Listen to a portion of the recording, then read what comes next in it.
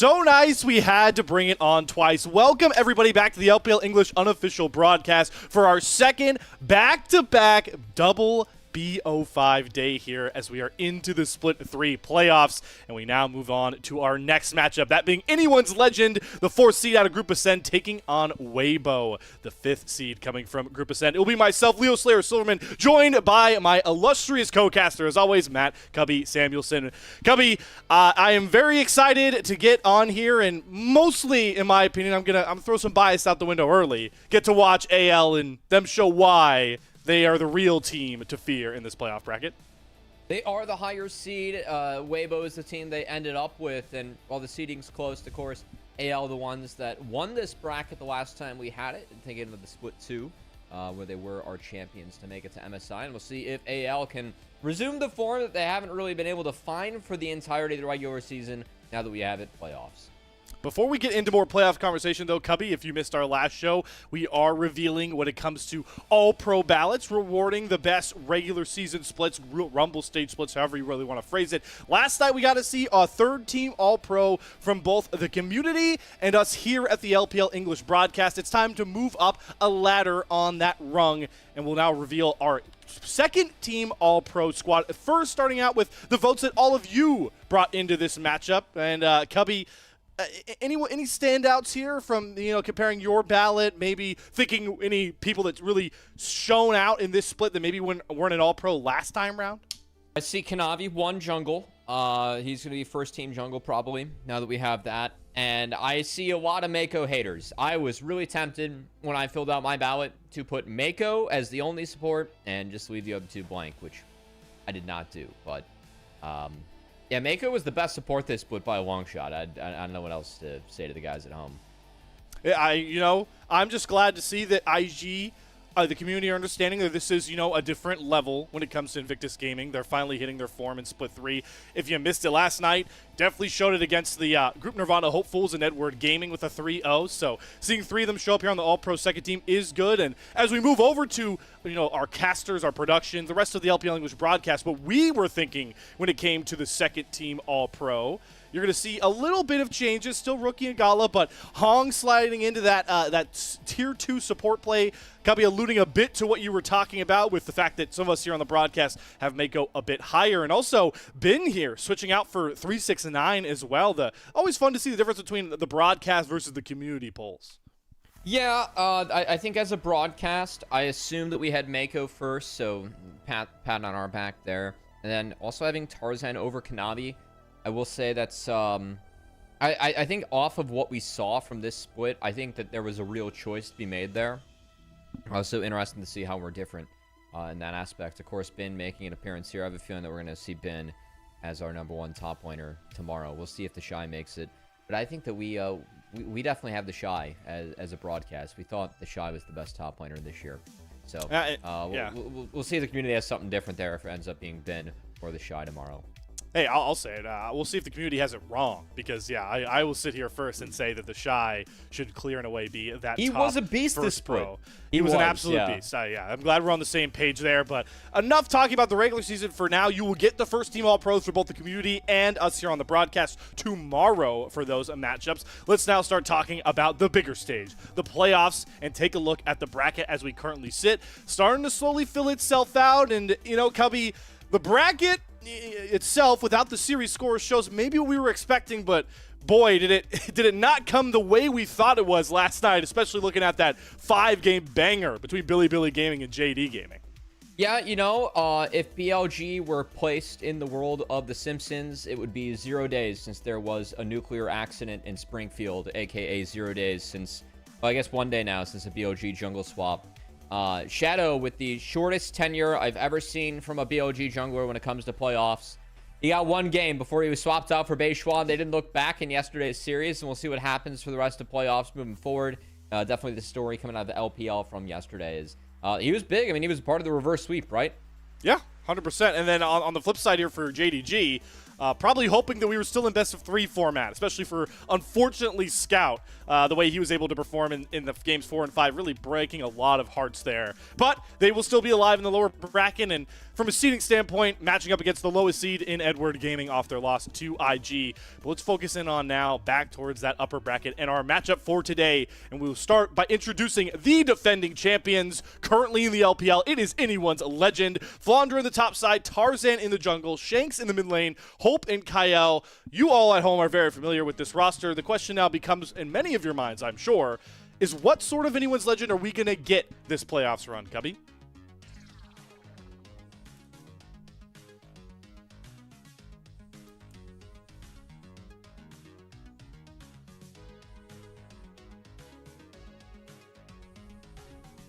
And like solid carry play, right? We haven't had the same stellar, consistent jungle support play. I think it's still been quite good. And then the carry play has just been a little bit shakier. So I think across the board for me, Flandre is the one that still is playing really well. I think him and Tarzan have been good on the top side still. Whereas I think that my struggles for AL have been more so Shanks and Hope in that consistency, and Kyle as well. This hasn't had as many hits on stage as what we were used to seeing from AL, who have proven themselves to be not just perennial contenders in the LPL, but also internationally too. Yeah, I'm with you on a lot of that, Cubby. I think part of the blame will kind of fall onto Tarzan and Kyle. I think in classic LPL fashion, we've coin flipped a couple too many early games. So, and that is, where I want to talk about some of these conversations, especially with Kyle. You're not really going to find many people that will glaze Kyle as heavily as me, still thinking he's a worldly level support, but it's just his ability to make these snap engages. He's such a mechanically gifted player, and his ability to set up picks is what I really think drives this AL engine, especially in those early to mid skirmishes. And you can also see it show up sometimes in these later game fights, but there's also problems with Kyle. I think he's been a little bit off on his engage timers, and in some series like the WE series against AL where they got 2-0, it really ended up costing them. Yeah, and look, I think that for me, Kyle is still a top 2 support in the LPL. I think that Mako, he is the LPL support GOAT, and he's been really good this split. But Kyle has been the best support throughout the year. And yeah, I'm with you. We haven't seen the same consistently. Everything coming up hits as it has been for Kyle really throughout this year. But I still don't think that my opinion of Kyle has changed at all. And I think that really is the question of AL coming into playoffs. Does, regular season, we've given a lot of passes to them coming off of MSI, coming off of the other tournament where they're going to be quite, busy, tired, full schedules, looking at the LPL and how chaotic that split is too. You got to perform when push comes to shove, right? And I think a lot of people still have faith that AL is going to be that team that can perform as the top performer, the team holding the most championship points coming into the playoffs for LPL this split. I'm with you, Cubby. They're definitely running out of get-out-of-jail-free cards. No more free parking available for anyone's legend when it comes to how we're feeling about them. But it's funny. This matchup is very, diametrically opposed for a clear reason. We've given a lot of passes to anyone's legend. Their matchup on the other side is a team that I think has been scrutinized the most because of their resume, and that is Weibo Gaming. Breathe in the top side, Tien in the jungle, Xiaohu in the mid lane, Light and Chris to round out this squad that, when we stack up those whole year resumes like you were talking about with anyone's legend, Cubby, Weibo's has just been pretty disappointing for a team of world contending players of past like this.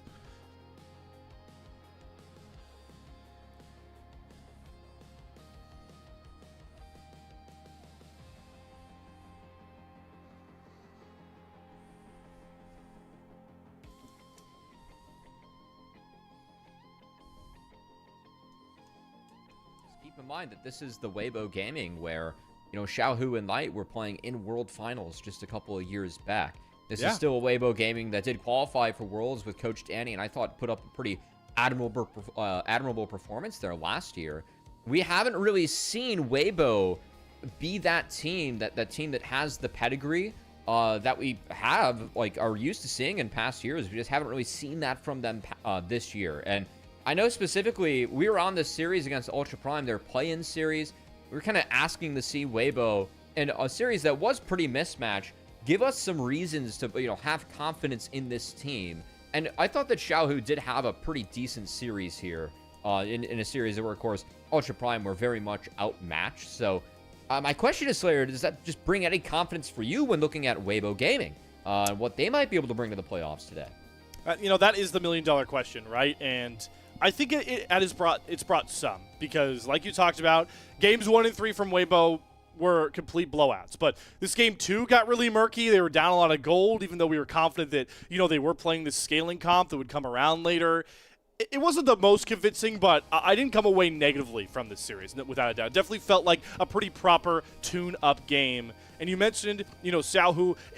Again, if we go back to the history of Weibo, this guy, even past Weibo, his time at Weibo, right? Xiaohu has always been a player when it comes to those regional qualifier tournaments, getting into Worlds. This guy just kicks it into another gear. And now with Weibo having so little championship points to their name and having to actually make a bit of a run here in playoffs to really set themselves up well for that regional qualifiers, it's why we really want to highlight him as having to be the real big gem to shine if Weibo are going to threaten anyone's legend, or looking even further forward, if we think they lose here, having themselves a decent lower bracket run.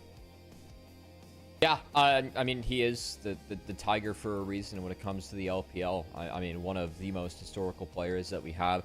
I still think when it comes to Weibo, it's not just Xiaohu that I'm looking at to perform. I need other members to step up there as well. I think a lot of the times, I mean, like you talked about hall passes with Weibo too. I think that we almost gave them too many, just given the pedigree on this team. Like, this was a difficult team to talk about at times, and I think it was because that top side was, like, I feel like Breathe and Tien were playing pretty well. Like, Tien didn't sniff any of the all-pro votes for me, but I still felt like Tien was a pretty decent jungler in the league. It's just that, like, for me, the bot lane wasn't playing as well. Weibo as a team just were disconnected, and there were just these pretty big things that were preventing them from competing with that top 4, as they are the team that's on the outside looking in. Without a doubt. And we talked a lot about history here between both of our teams, and I always like to talk history as the American history minor in college myself. So let's take a look at, a historical bar to clear if we are AL. I want to present this to all of the viewers at home here. Anyone's legend have the chance to become one of the few teams, well, I guess not really few looking across the board, one of the, groupings of teams that have made all of the regional finals when it's come to the LPL. And it's actually a pretty fun thing to look at, Cubby, across the board, because when it comes to internationals and even, MSI results, some of these teams have been pretty dominant domestically and on the world stage, but it doesn't always translate.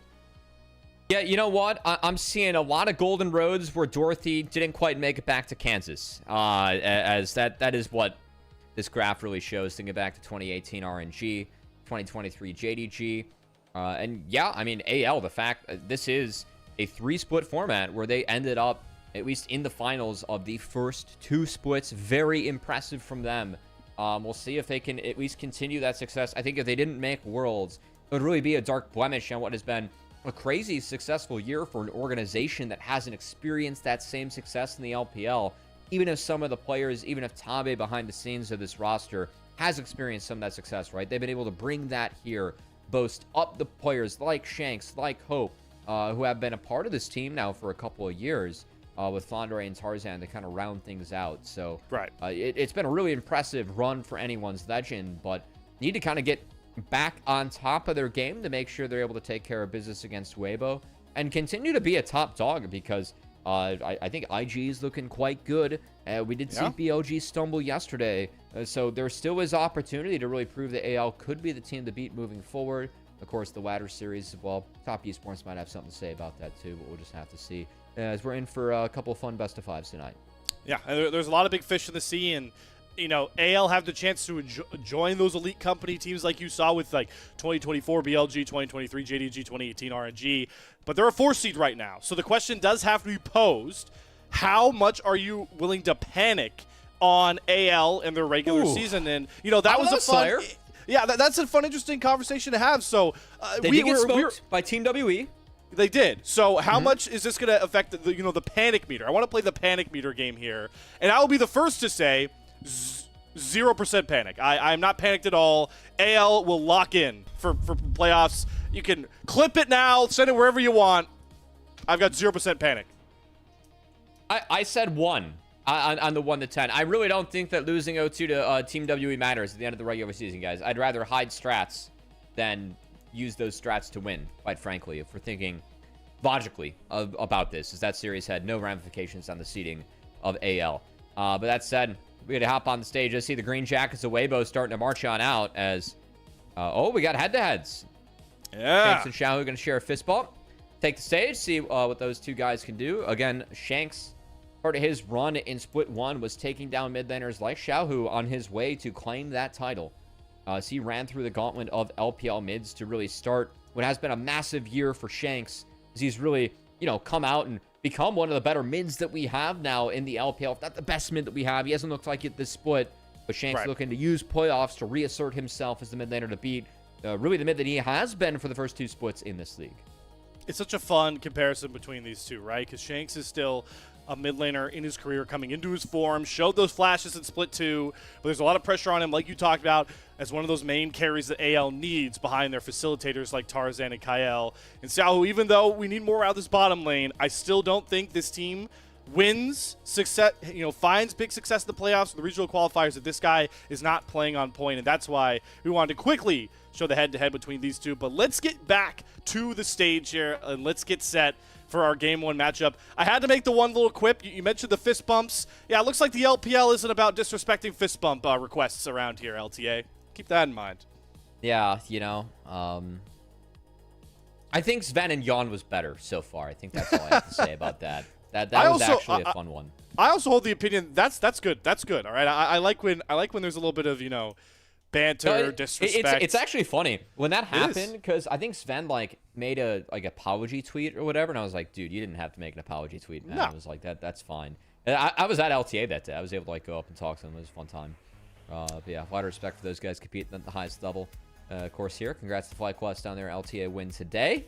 Gonna have to see as things get started. LTA North win today. They won the conference. Yeah, we still have LTA to go. We got a lot. There's a lot of other hoops to jump through with it. With the way those are new, those are different. Hey, you mentioned FlyQuest, a green team, got a big win today. We'll see if Weibo in there and their greens can also find themselves what would be our first upset of the playoffs in its very early stages, nonetheless. But the fans are packed in, and Weibo supporters are always going to be here, no matter how turbulent the split has been. And a lot of seats being sold there for the main man, Xiaohu. So get set for this draft. Are you saying that the 2 group Nirvana teams that made it to playoffs weren't upsets, or that play-ins aren't actually a part of playoffs here? Technically, they're not, right? They're technically segregated. They're not. You know what? For me, I do think that they are a part of playoffs. I will say one significant, very significant difference between the two, though, is that those games were played on 25-16, and these games are played on 25-17. So, new patch. I got it fired up, of course, across the world. We're playing this patch for a lot of playoffs, but for the LPL, it's the second day that we are on this patch. I think the biggest change that I recognized from yesterday was the presence of Wukong on the ban list was up a lot. Just earlier bans, first phases, I don't think that was just a matchup thing. I expect that to continue as Wukong has really emerged as that carry jungler that is so goddamn OP. On the table for this one, but going to be the Poppy early pick, huge pick for Tarzan, and definitely a deny from Tien and Weibo. All right, so Tarzan can take that one away. Let's see if Tien decides to just turn with that Wukong like you're talking about.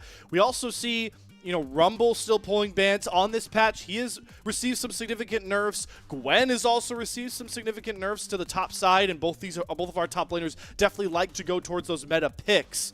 So we'll see if Gwen is still a viable option. Gotta think it will be, but this is something we were looking for when we were talking about this matchup earlier, Cubby, is Xiaohu getting him on his control-based mid laners, getting him on his comfortable champions, and none really feel more comfortable for him this split than that Taliyah. So that is big that we were able to grab that one up on the red side turn. I think Taliyah fits perfectly for Xiaohu and this team. Just provides push, pressure, and mobility on the map, the ability to make plays, which he has used very well from the mid lane. So that given over, I mean, the most played for Shanks is now Orianna, and that is a pretty common handshake. So wouldn't be surprised if we get a game of Orianna now coming out of Shanks, as that Wukong, so powerful on this patch, has been locked in for Tien. And yeah, the other pick I was going to talk about, going to be that Sion. This is Flandre's most played champion, and I think him in particular has just looked different when he's piloting the Sion. Flandre always been a player that takes advantage of his windows as a top laner to move or not move. I mean, sometimes he just moves for better or worse and cashes in because he's Flandre and sees the play and AL is able to make it. So him on the Sion, really big pickup. And Gwen is a tough matchup, but you did highlight some of those nerfs. In particular, early game nerfs to the R. Yes. As that slow duration now scales. Yes. And they also took down some of her base stats, like her base armor, which is pretty important in this matchup. Yeah, so we'll see. We'll get to see right now how much different Gwen looks on this new patch. Like you highlighted, feels like a safer matchup for those tanks, and we're going to see Flounder and Breathe go at it there. But as you can see, we've filled out our top sides on both sides. So we're going to have to start picking away at some of these AD carries. You talked about some of the comfort champions. AL definitely leaning on a lot of theirs. Hope not going to be able to have access to that Kai'Sa. And, well, Cubby, what champions do you want to see maybe banned or pair well with the comps as they've blossomed so far? I'd like to see... I mean, I like the Rakan ban, as that is very much targeted at the duos. I think that banning away Senna might be smart for AL. Recently buffed. Yeah, and also would really help empower the Gwen, the Wukong, would give them some of that range, it's like that backdoor win con, if they want to go for that, as Kai'Sa and Corki, too. Bursty, backline Bursty, Kai'Sa is the backline access out of AD. Two picks that you could play in this Senna, if you want to blow that up into the mid-game. Two comfort picks for Hope as well, right? Those are his Corki has been by far one of his most picked champions across the split. And like you talked about that Kai'Sa, it seems like anyone's legend. Yeah, they're just going to round out with just getting rid of some of those support pairings so they get Crisp off the Nautilus as well. Now we got to talk about, is there a Rel handshake that's going to come around? Leona's still floating around. Is there a spot for Braum, Alistair? A lot of picks still up there for those supports. Well, that's the thing. Like with Rel, Leona up, I kind of like what Weibo or AL has done here, because now you blind Gunara. You're waiting to see if the Poppy... we assumed it was going to be jungle, but you're still waiting to see if it's support, because if you blinded Leona or Rel, you could easily shift that to support, and then you have a very different game ahead of you, right? So I think they're kind of forced to pick AD here. And if they want to force the Leona or Rel, they can, but they have to play into Poppy. Even if it's a Poppy jungle, that steadfast presence can still make life very difficult for a champion like Rel. And yeah, I mean, I think it's what the Wukong Talia wants to play with and play off of. So I'm expecting Rel to come through for better or worse here for Weibo on 5, and I'm wondering if AL is ready for it. I think I like the Nautilus ban for them. I think Not has a little bit more power for Weibo with the Talia showing, and then not that good in the Wukong or Gwen. Whereas I think the champion like Rel could actually fit AL better if they want to go for that. But of course, could just go for something like a Lulu here. Is Chris willing to Blitzcrank? Oh, that's a good question. It's not good in the Sivir, but it's really good in the Orianna and Lulu. I don't think he is. I don't think it's a great game for it. I just don't think that Crisp has a lot of great champions to play. He's probably just going to default to Rel here. But I think Rel has some shortcomings in this game. You could also, Leona obviously brings that like non-committal engage threat with the solar flare that you can try and set TN up. So they're going to go for the Leona with the Rel. Yeah. That could be a good look. This is a very interesting spot we are in, though, for anyone's legend in their first game of the playoffs, right? Because we come into this matchup talking endlessly about how Kyle is a huge playmaking threat for this team, has always been, from really the early levels. And now he's on Lulu. So this completely morphs how we expect anyone's legend to approach a game. This is not a typical AL game we're going to get here with him going for an Enchanter on game 1, even if I do like it with the front line they've built with this Poppy and Sion. Yeah, look, all I can think about now is Polymorph against Wukong and Gwen. How much value is that Polymorph going to get later on? Because I expect Gwen, Wukong to scale really well, use their items really well, but if they're Polymorph for 2 seconds in a fight, and you have a Sivir or Orianna able to burst them down, DPS them down, that could be a big game changer. Because I think you see Gwen, Yunara, Wukong, you're like, wow, that's a lot of scaling, right? Like, we have to worry about that.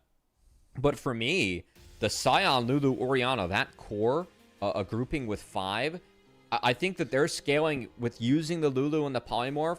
They don't have as many threats. There's a lot of support around the 2-threat comp that they have. But if they can support that 2-threat comp, I actually prefer them and the scaling they have going late. I just don't think you can overcome a Sion plus a Sivir. It's going to have to be through the side lane with this Gwen. So we'll see what they can do, how big that Gwen can get, and if those nerfs really do have an impact on a matchup where Sion versus Gwen is super free for Gwen historically.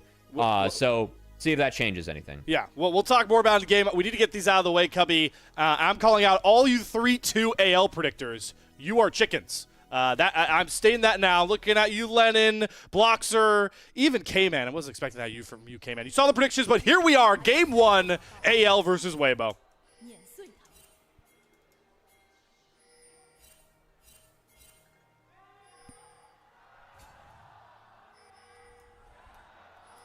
go Gyos. All right, we're gonna save them for later, maybe. You're not hearing them? I'm hearing them. No, I didn't really hear them. All right, that's fine. We had a few. Arena's pretty full. Gonna get only more packed throughout the day.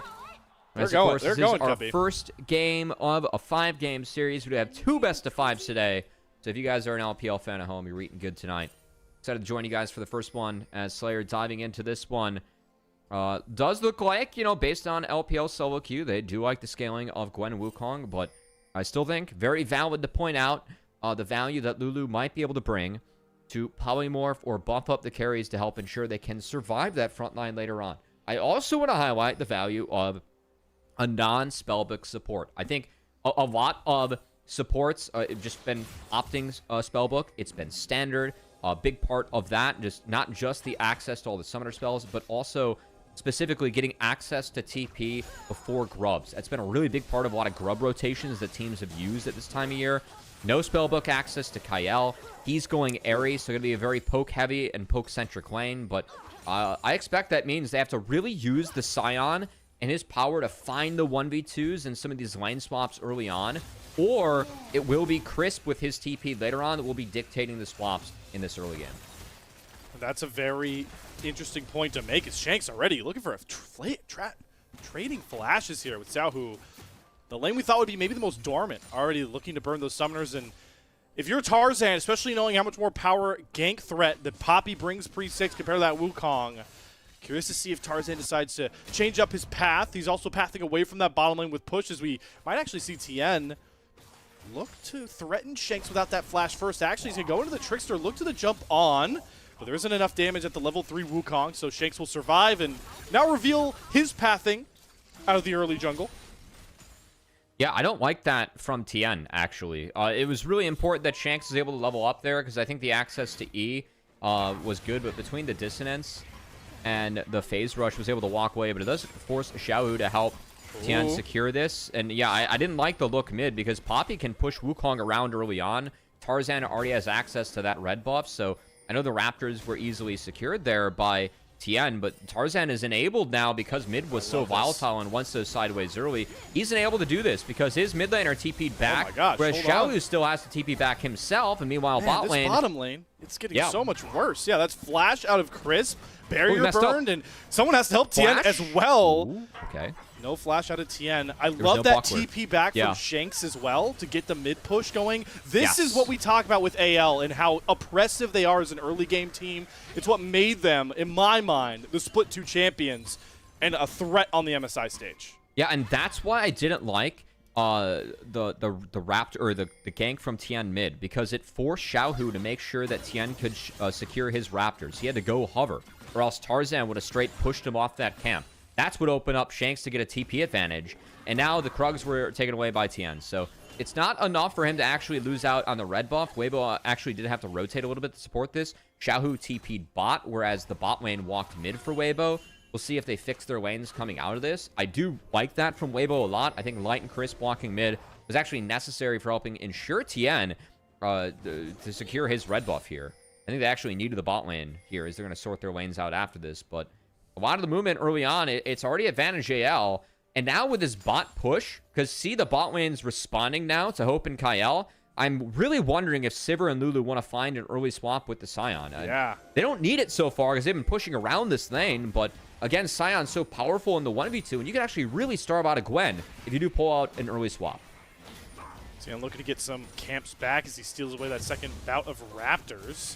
With the smite, will secure it, but like you talked about, had to have Chris usher him in. AL looking for the collapse, but they are just a bit late here. Maybe have a window to go after this dragon. Tarzan might be able to secure it. He has bottom lane push going for himself, but like you talked about, do they want to play for this early dragon, or do they want to try and set up for a swap, or maybe just overload towards this bot side? At the moment, the Scion-Gwen matchup, like Scion's still even.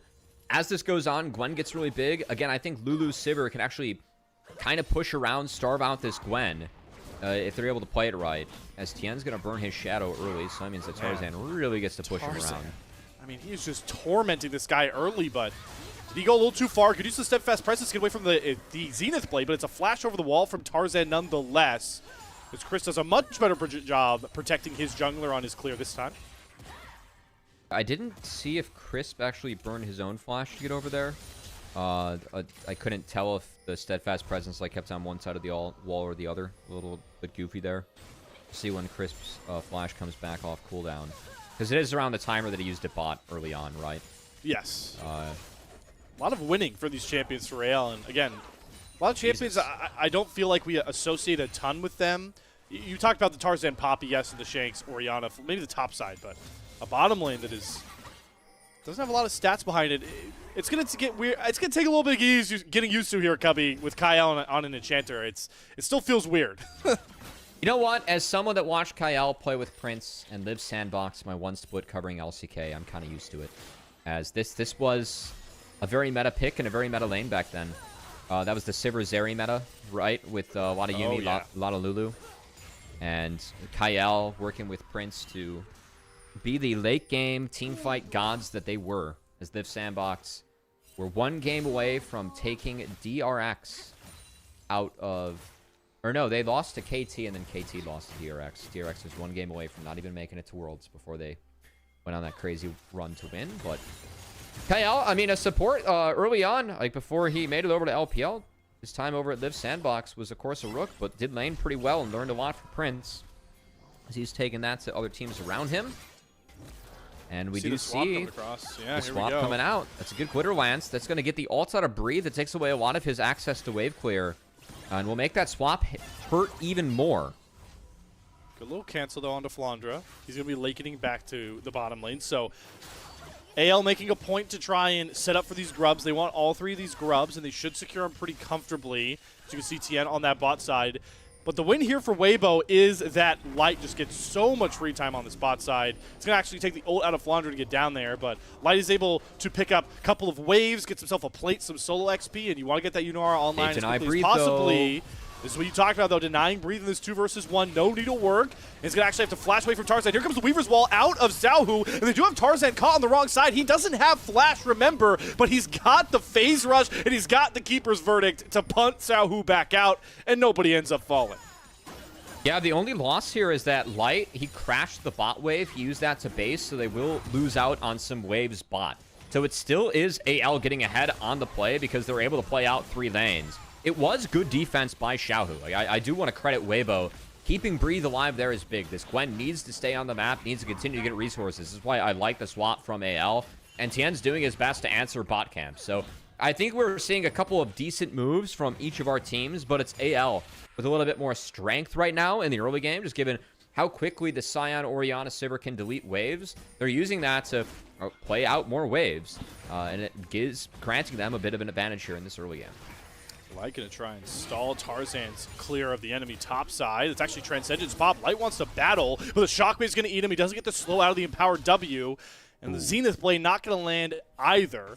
So Shanks trading his ult to protect his jungler. But like you talked about, zeros on the kill count, but it's AL that are accruing a significant gold lead as we continue to talk about them getting back to their champion form. This is the kind of way they were able to do so much damage against LPL teams. Well, absolutely. I mean, they were one of the earliest teams to be playing Sion and playing Sion at a very high level. As it's a champion that I think really fits with Flandre and a lot of the what he brings to the table as a player. Just really good vision when it comes to dropping waves, moving on the map. Skills that Sion can really take advantage of as a champion. Flandre has always gotten a lot out of this champ. He's most played this split for a reason with AL. So, see if I can continue. I do still want to credit Weibo. I think that the way they answered that last play from AL was to the best of their abilities. I mean, they got TN. Some camps back, right? This Wukong is even with the Poppy. He's pretty happy about that. Gwen's only a wave behind the Sion. Gwen's going to scale really hard into this game. The question that we're kind of waiting to see is, you know, how impactful is Lulu going to be at peeling this front line back? Or how big is the Moonstone going to be once that comes in? Because Polymorph for Breathe and TN to deal with could be tough. Light, I could definitely see him getting zoned or spaced out by an Orianna, by a Sion this game. So, some challenges that we'll have to see if Weibo can answer with not as straightforward of a front-to-back team comp showing. But like you talked about with Light getting phased out, as we look towards these build paths in just a second, We're seeing Light maybe stray a bit from the meta build that you're seeing on Yunara, is likely going to be going for this Blade of the Rune King, recognizing that, hey, yeah, I've got to deal with a tanky Poppy, a tanky Scion. That has to be priority one on this build path. So veering a bit away from the normal first item spike that we've seen on the limited reps we've gotten from Yunara. First item power spikes starting to come around for some of our members of this game, and Kanik Rookern, what a great pick here from Flandre into the double AP, and knowing especially the Light that Yunara, the power of her passive is bringing some magic damage to that 80 carry kit. So this item is going to get a ton of value for Flandre going forward. Yeah, also Light actually opting for the Bork build this game on Yunara. We have seen a lot of the Kraken Hurricane. Expecting to see Bork Hurricane here. And then we'll see what Light goes from there, but going to be valuable in the Scion for sure, as Shanks has no flash, going to have to use it. Xiaohu cannot connect the flip afterwards. Oh, Shanks, he gets around all the stuns and sends a two-man shockwave right back towards Weibo. The mid laner we were looking to return to that split 2 form is already showing he's got the clicks early on in this series. That did lose out on the flash, but well played by Shanks, as he's able to answer that wave in full. Doesn't have the TP, so Xiaohu should be able to get that wave in, get a reset from there, so not all bad for Weibo, but good defense played by Shanks to make sure it's nothing more. Definitely could have been our first kill of the game, but we are steadily approaching plates dropping with zeros in the kill count. And in a game where it feels like both teams scale in a pretty similar fashion. Maybe you give slight edges over to Orianna versus Talia. Maybe if you like the Yunara more into the Sivir, the Gwen more into the Scion, you know, we can start nitpicking. But that kind of turns our focus a bit more towards Dragon stacking as a win con. You got Herald in about 2.5 minutes, but if you're Weibo, after giving up 3 grubs, you would definitely like to grab this Mountain Drake if you can. Oh, for sure. I think a lot of it, again, when it comes to scaling, I think my focus this game, it's just going to be on the 2 threats. And then also, can you remove Lulu early on? Because Lulu provides a lot of power just throughout a long fight, especially if she ends up going for the Moonstone. There's just a lot of soft power that item provides that people can't see at home, but, you know, fills up those health bars throughout a fight. So, Weibo, I mean, they do have tools, right? With the Leona, with the Wukong Talia. They can set up and try and take down and find big chunks in these team fights. I think it just is going to be really important that those chunks go on to the right members. Because it is ultimately a 2-threat comp against, I'd say, a 3.5, 4-threat comp here, right? Yeah. It's going to make fight execution such a big factor in this one. Longer fights, you're going to feel a bit more comfortable with AL, maybe, if their tanks can stand up longer, but you've also got the burst of Shanks. It's going to make for some very fun fights to watch once we reach that point, but still want to applaud AL returning to this style that they've been so good at all year long, of really slowing the game down until they feel, from a draft standpoint, they are most comfortable to fight. So in this game, right, it's getting Flandre onto a tank item early. It's getting Shanks to get the Seraph stun, get that skilled up nice. When we talk about Sivir, you always start having conversations about carrying at 3 items. They are buying time for the 2 damage dealing threat like you talked about to accrue those big items to warp this game, because they don't really need to rely on these picks as much. As you do see Tarzan showing towards that bot side, get Xiaohu to flash away from a shockwave. But AL, they don't need to speed things up yet. They've got time on their side. That's what we think. I think Lulu is the one that really warps that, as it's going to be a redemption first for Lulu. Redemption first for all of our supports at the moment.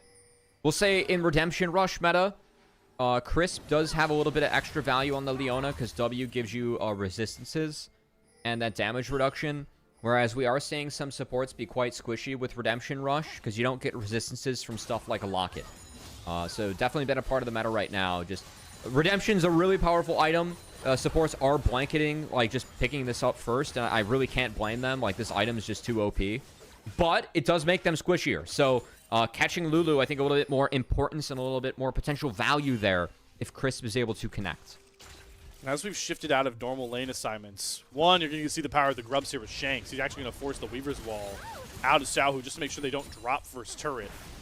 I want to revisit those Sivir conversations because we always talk about AL as a team that are really good playing at their tempo and recognizing when they can make aggressive stances in the enemy jungle, set up around neutral objectives on those correct timers, and Sivir plays really well into that. So I'm looking at mid lane to see when does Hope get that wave shoved in that Light can't answer just as quick, and how can AL use that to set up around a Rift Herald right now, maybe an Otacon in 4 minutes, or this next Cloud Soul Drake that we're getting.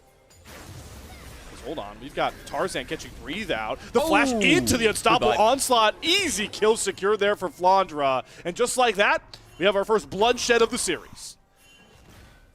Yeah, I think it's a little bit too slow of a pace for most of our long-term LPL fans, but that's okay. It's been a good pace for AL. We're speeding up now, Gubby. I mean, Xiaohu is taking a huge chunk into Shanks off the shockwave. He's got no port, no flash. He's now got him cornered. Just needs to make sure to land the damage here, and he's going to get it done easily. Our mid lane head-to-head, and a solo kill over to Shanks. Oh, TP behind TP here as coming well. in. AL, they're just making plays all across the map. This is classic anyone's legend, not giving anything as the polymorph shuts down Tien. He still gets the second Cyclone knockup, but he's got the wild growth on top of Kyle, and Hope is able to free hit, and this is just completely cut down for anyone's legend. They pick up kills all across the map and pick up a delayed ace as well. I mean, okay, it was a quiet early game, but what do AL now take when they fight? I mean, first off, just beautiful connection on the Breathe. They had a numbers advantage. What else, though? We saw the flash milked out by Shanks against Xiaohu because Tarzan was showing bot 2. He flashed away from the first shockwave. Insta-punish in the solo kill. And then the TP back from Flandre just continue to play up numbers as they remove both the solo laners from Weibo early on. Now they removed the Rift, they removed the 2 outer turrets, and just like that, in the span of 90 seconds, AL have cracked this game wide open. It's a 5k gold lead, Slayer, and this is looking like the AL that we know and love from the LPL, the one that did win Split 2, and have given the LPL the best chances at international tournaments so far this year.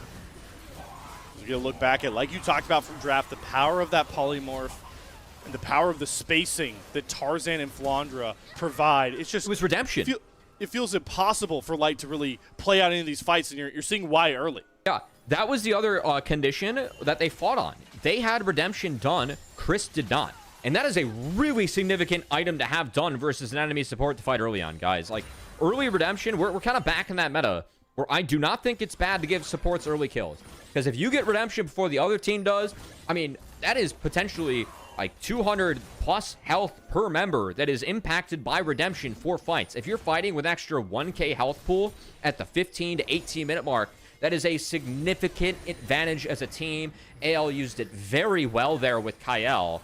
And now, when you give a gold lead like this to a comp that has Sivir, has Orianna, has Sion, Sion's so tough to move, and all these champions just delete waves. So really tough for Weibo now to get control back over this game to look for any plays, really. You saw there the gold disparagement between these two teams. Hold on, Tarzan is looking for the shockwave combo with his patented Poppy. Crisp gets 1Z the blade down, but he is dead. The Weaver's Wall comes across, try to cut off the escapes, but look at the polymorph from Kyle. It catches Tien before he can even use the Cyclone. Enchanter Kyle still finding ways to make plays for anyone's legend, and they are starting to run away like a freight train with this game one. Yeah, that was that game-breaking scaling tool. That polymorph from Lulu, I mean, again, doesn't matter what items you have, you get turned into a little sheep, or I don't know what it is with this skin, to be honest, but Kyle, something fluffy. He made Tien quite useless there. That wasn't a terrifying monkey we're used to see. Spin it around in our backlines. That was something fluffy, as you put it. As Fluffy the Dragon going to be taken down here by AL, and that lead continues to build, Slayer. It's just so awe-inspiring to watch how AL can kind of play games against the way we think LPL likes to approach, these bloodbaths from the start, a lot of team fighting. The patience to be able to recognize when they are strong and can go for these skirmishes, it's what made them such a threat, not just in Split 2, but such a big threat I feel like at the mid-season invitational. I mean, I didn't realize how much Weibo actually invested for that play. Xiaohu burned flash. They had a TP come in from Breathe, and that was just not even close to connecting for Weibo. And I'm with you. When AL's at their best, it really does feel like they, brought that next level macro that LCK has, really has that edge over our LPL teams, and they brought that over here. Definitely had some advantage between that. Oh, Draft, Shanks. Tien can't even get in. Tien is way too low. He doesn't even get the redemption healing. That means Atakan is off the table here for Weibo. Breathe is posturing towards it, but he's going to watch that big, powerful XP buff run blue in the name of AL here, as they're just picking up everything on the map and running away with this game at light speed. It's up to a 6.5K gold lead at just the 21-minute mark. We were a couple hundred gold apart just about 5 minutes ago. Yeah, and I mean, the inventories are just blowing up. Doing a highlight, Horizon Focus did see some buffs on this patch. Notably, a little bit cheaper. Picked up 10 AP, though, with the cheaper price tag. That makes it, I think it's like 250 more gold efficient. I know that LS was talking to Samikin about it. Is Samikin, player we have an NACL that is an artillery mage enjoyer. Definitely. Samikin. Yeah, Horizon Focus, definitely the item made for artillery mages, because you need that passive to proc with a certain range to get that damage amp and true sight. Curious to see it on the Orianna this game. I don't think that LS is going to be the happiest camper seeing that, as he was still arguing that other items are more efficient. But Horizon Focus definitely got a little bit of love on this patch, so if we see any artillery mages, which Ghost tends to give us, artillery mages a little bit more often, expect to see Horizon Focus coming in second for the inventory. A little bit surprised to see it this game on the Orianna, quite frankly, with Shanks piloting it well. Nice Shanks sidestep. He hasn't got hit by any of these solar flares just yet. Good steadfast presence to cancel Tien out of his Trickster dash, and there's the shockwave coming across. Shanks is locked in for the playoffs, and AL are right behind him with their laser focus as they find 2 kills with ease. And there's nothing for Weibo to really do right now. I mean, Light's even trying to figure out which escape angle he can really take as Tarzan is hunting him down. Still a fat 0 on the kill board for Weibo, and there is no indication that will change anytime soon. This game does not feel competitive, Slayer, as AL, I mean, once they got control, they have not looked back. And the speed at which they've taken the map away from Weibo definitely helped. They got the 3 grubs when they blew things up this quickly, as Breathe now loses his flash off of a poorly placed redemption from Crisp. That was placed better. Maybe they can save Breathe's flash. But it's going to be mid-inner falling throughout the chaos. And it really, like, again, Weibo can't even get a wave past River. Because any wave that you throw out to the middle of the map, it just gets instantly absorbed by Sion, Sivir, or Orianna, right? I'm glad you pointed that out, because, again, wave control is like the first step into playing not just the AL way. That's what we say in the LPL, but the macro-intensive way is controlling these waves. It's allowing for all these setups where it feels like Weibo are playing 6-on-5 on the map, or Weibo can never really set up as 5. And that's what we've seen in this game, is AL been able to kind of stifle them and take away the real key playmaking that we saw in draft, which was, at least in the early phase, right? This Taliyah Wukong, this has been such a hot commodity in Split 3. We have yet to see really any playmaking. We've seen defensive Weaver's Walls. We've seen stifled Cyclones thanks to the polymorph of Kael. It's not like it was a draft gap, Cubby. It really feels like the execution is such a big difference. Nope, not wrong. And that has been, I think, in a way, a bit of a surprise, but also that's kind of been what's been hampering Weibo. Like, we haven't really felt the Weebs come together as a team this year. And it kind of has left us scratching our heads. Like, we don't know what the real strengths or weaknesses of this team are outside of Breathe and Tien being okay. This is a nice okay, here we go. Maybe. Yeah, they're looking for Kael. He does use the Wild Growth, but he's getting burned down. The Redemption buying some time. Hope's having to deal with Tien on the backside. Light gets through the Transcendence, and they pick up a double kill very quickly before the TP flank can really manifest. Shanks, though, will be able to kill off Breathe thanks to his full combo. But there's some fire behind the butts of Weibo.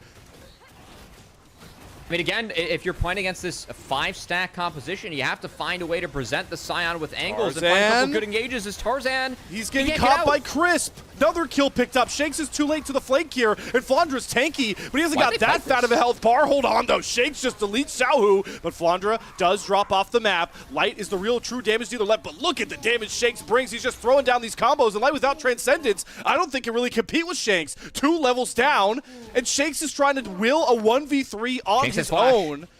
He's going to look You for can- a you can flash flash on angle here to TN or let go Light. of TN. He's Yep. actually going after Light first, gets the slow across. Light uses the barrier. barrier to buy himself some time, but Shanks picks up the first kill. TN's far too low to step up. They have to TP got in, breathe, but it doesn't matter. Shanks has himself a double kill. We may have just seen the return to elite Shanks already in game 1 of the playoffs. Yeah, he picked that Orianna, and he's turning back the clocks to where he was at in Split 2 as Shanks. It's his most played this split. He is fed as hell on this Orianna. 7-0-2, 23 pages in the book, too. That's a full book. Yeah, he takes away any hope for Weibo to win out on that Dragon, and it is instead going to be AL starting the Baron. Thanks to the delayed kills, the Shanks was able to pick up down numbers. I was surprised that AL ended up fighting that in the long haul, being down numbers, but Shanks being so damn fed early on was able to rip through Weibo, and I gotta say that Horizon focus, big difference between that and the Leandres with the targets that he found in the fight, because he was finding Xiaohu and Light, compared to Leandres that has like 80 more AP behind it for the Horizon focus, not to mention the damage amp on the passive. So I think it really helped him get through the squishies in that backline and in this game. Take us back through this sequence, though, Cubby, because a lot happened in this 30-second frame. They found Kyle, right? Like, he's on a control ward, but really good scouting from Weibo. Everything connects on the Lulu. They removed Lulu early. Also, that Weaver's Wall was beautiful from Xiaohu. He split the fight. I know Breathe goes down to Shanks, but they won out on the top side. They split up the Lulu and the Sivir from everyone else. I mean, that's exactly what you're hoping for is Weibo. It's just that Shanks owned them in the long haul with the Orianna. And now, I mean, Weibo, that was really their one last breath to kind of make their mark in this game. Baron's down. It's going to be 2 inhibitors to fall. they're going Shanks after Shanks. flashless. He's the They first see the focus. Medjais. They see the bounty. They want it. Shanks, he he's been juked doing him. really good sidestepping damage all game long, and he Polymorph. does it again. Breathe just has no juice left in his smoothie to contend with Shanks, and he's going to make it Weibo's problem as he throws a double shockwave right towards their forehead, and Shanks calls game. A triple kill to lock in a 10-0 performance, and AL look like they're right back where they left off in Split 2, dominating LPL teams. The most played champs for each mid are now off the table, and it is Shanks getting the best of the legendary Xiaohu as he goes legendary in game 1. Tien falls, Light bound to follow, and anyone's legend. They make game 1 look pretty easier. Just Light left to contend with, looking for his 1v5 marksman moment that he will not get. Anyone's legend showing they're much buffer than their seeding in game 1. Yeah, I think the panic meter is a little bit higher on the Weibo side after that one, as AL dominant from Shanks, man. He got a haircut. He's looking sharp there and making sure that he's trimming everyone over there on Weibo down to size. As and that would have supposed to be the job of Breathe, but it was kind of the one that Orianna took care of. Is my God, easy pog vote for that one, Slayer. I think that's a pretty easy call. Really? I don't know. I mean, what would indicate? Yeah, I mean, we'll see what indicates that later. But I do want to refocus on not just the panic meter, but back to these convos we've had about what sort of anyone's legends we're gonna get. It's a really small sample size, but we may have said it endless times during the actual game there, Cubby. That is AL's brand of league that they were struggling to find during the Rumble stage, but 1-0 with that style once again in the playoffs where it matters more. Yeah, I think that for AL, that is their style in a way. I think that they are a team that plays Sion really well. And we did see just the wave clear they had that they drafted, how they were able to use those windows to do more against Weibo. Because whenever Weibo wanted to make a play, we saw them make that nice play around the Dragon at least. It got to the point really early on in that game where you're dropping so many waves to actually pull stuff off. And that gets concerning later on. Because then you're losing resources every fight you try to take against an Orianna, a Sivir, and a Sion. The champions do incredibly well with resources. Their ability to pick them up so quick and so early in the map was tough. And yeah, things got out of control after. I mean, look, it was quiet for like 15, 16 minutes. And then in that 2-minute span, AL blew up a 5k gold lead. That's a way to do it. As things kind of fell apart for Weibo there and they could never really recover. Yeah, that's going to be the funny part, right? Watching back these highlights is I'm sure we're just going to jump right towards that Rift Herald top river fight, but it doesn't really do justice to the sort of setup that AL did to broach that sort of fight on their terms, because it was, you know, the early jungle pathing from Tarzan. He's back to just being a maniacal monster, hunting down these jungle timers, punishing even the slightest missteps, right? It really felt like it was one thing, Matt. It was Tien trying to cover for that mid lane gank. It was the one mistake, and Tarzan just kind of ran away with it. Yeah, and that also got Shanks kind of going from there too, because Xiaohu had to drop a couple waves from there, and then once Orianna gets a foothold in that matchup, it is kind of tough for Taliyah to bounce back. You really need jungle help as Taliyah going into the Orianna, or else that matchup can look the way that Shanks made it look, as he did a lot. A surprising amount of damage that Light was actually able to sneak in there, as I felt like for a lot of the game, he was being peppered and pressured by AL too, but... yeah, pretty dominant game one from AL, and from Poppy first pick, man, they took it away. It's funny. I mean, obviously there's a lot of history between Tien and Tarzan now. It's fun. Right? Yeah. It is kind of funny how inferior, because Poppy's always been a champion. I think both these people play really well. It's funny how inferior that was B1 in game one between these two was the Poppy, making sure that Tarzan got his hands on it and he picks up the win. Yeah, I wonder if he was, how much he was expecting the Wukong answer, right? Because we were screaming out, you were talking about how much of a priority Wukong has become on 15-17, 25-17, whatever you want to call it, and he gives that one over. We really saw, again, I don't want to call this a draft gap. I think both drafts were pretty closely mirrored and understood what they wanted to do. Ooh. It's just the few things that AL brought to the table to punish this, you know, skirmish-heavy comp, this skirmish-heavy champion from Tien. You're going to see it right here. They used every time properly. It was that polymorph from Kael. We never saw a good Weibo fight, mainly because Tien was always having to deal with turning into, you know, a cute, cuddly nightmare in his own mind. Yeah, the only good fight was the next one where Xiaohu was able to connect that. Yeah, this one. They found this is the only time they connected it, right? The only time. And they removed the polymorph early, right? They removed Hope early. As Tien was able to melt that Saber in the back line, making Wukong, or Saber feel the pain of Wukong. Wukong versus AD is always fun, but yeah, I will say a couple things to look out for. I know that this is very early data for LPL 25-17, but Poppy moves to 4-1 after that one. Yunara moves to 3-2 with the loss there. And something else to look out for as we move throughout this. Rakan and Alistar are both undefeated, 5-0 and 6-0 respectively. Wow. What we've seen in Fearless so far. So we'll have to see if that can continue today. See if any trends emerge. The one downside of this game and how lopsided it was is I don't know that we really got to fully test out our top lane theory, right, Cubby? Because I know when we were setting up for this matchup. Polymorph throws a hell of a wrench. I didn't even realize that from Xiaohu. He was on the wrong side of the wall for this one, and then that W was just a bit outside. I mean, Shanks was just gliding. I mean, even though the level 1 top play, right, that he flashes and steps around from, this guy, it was like he saw the moves coming before. He's like Neo in the Matrix, just gliding around all these CC skill shots. Part of the reason why he goes deathless in this game, and like you mentioned earlier, should be the unanimous player of the game here for anyone's legend. Yeah, that Weaver, or that flick from Xiaohu was just a bit outside, and he was only throwing strikes with those balls over there for Shanks, so, you know. Nice. I was curious how long it would take. I don't know if we've ever gone a full game without making some sort of sports reference, but that's why I enjoyed that was actually a movie reference. It's Major League. Bob Uecker in the booth, just a bit outside, you know? Movie in sports. You know, I'll give you that one. That was more entertainment it's leading, pop culture adjacent, you know. Pop culture adjacent. That's what we'll go with. That's a good little marker to bring into this one.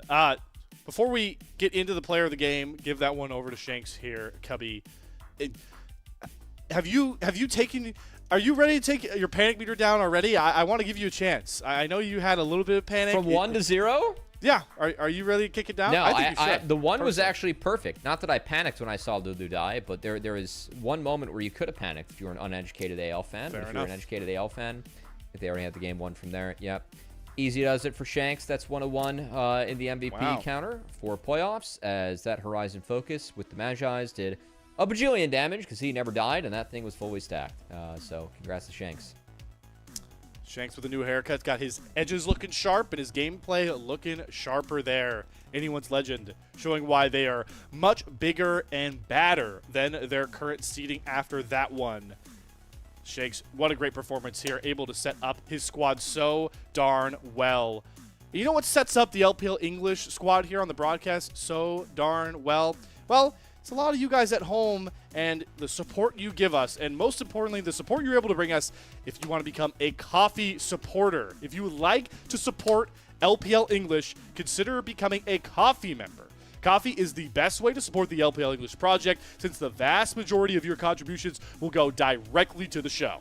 A lot of the initial payments go into upgrading the broadcast, but a huge bulk of it pays on-air talent and content creators. Subscribe to our Coffee. It is linked to the chat below to unlock perks like early access to content and the ability to ask interview questions for our unique on-site interviews. Cubby, Coffee, I'll put it in layman's League of Legends terms, they are the fully stacked Magi's for our broadcast. True, not wrong. You can even like add pages to our Magi's if you become a week coffee subscriber. You can scale us. You could scale us. We have to read off more words or more names at the end of our broadcast. We always shout out our elite subscribers. So thanks to everyone that's supporting the LPL English broadcast, whether that is a watch, a comment, a like, a follow, a subscription, whatever it is. Whether it's a coffee subscriber or just tuning in, guys. We really appreciate all the support you've given us throughout the year. It's our last leg here with playoffs. Looking to finish strong with the rest of you, as we're going to be in for a treat as always with LPL. It's the best time of the year for LPL fans here with the playoffs and regional qualifiers. The stakes, across the world too. The stakes could not be higher, and so far ALF have met that bar in their first game, but it is a long road, not just in the bracket, but in this series as well. Weibo have tons of chances to answer back, and they're going to have to scramble to find some way to answer Shanks and Anyone's Legend. We'll see if they can do it in Game 2 after a short break. See you guys on the other side.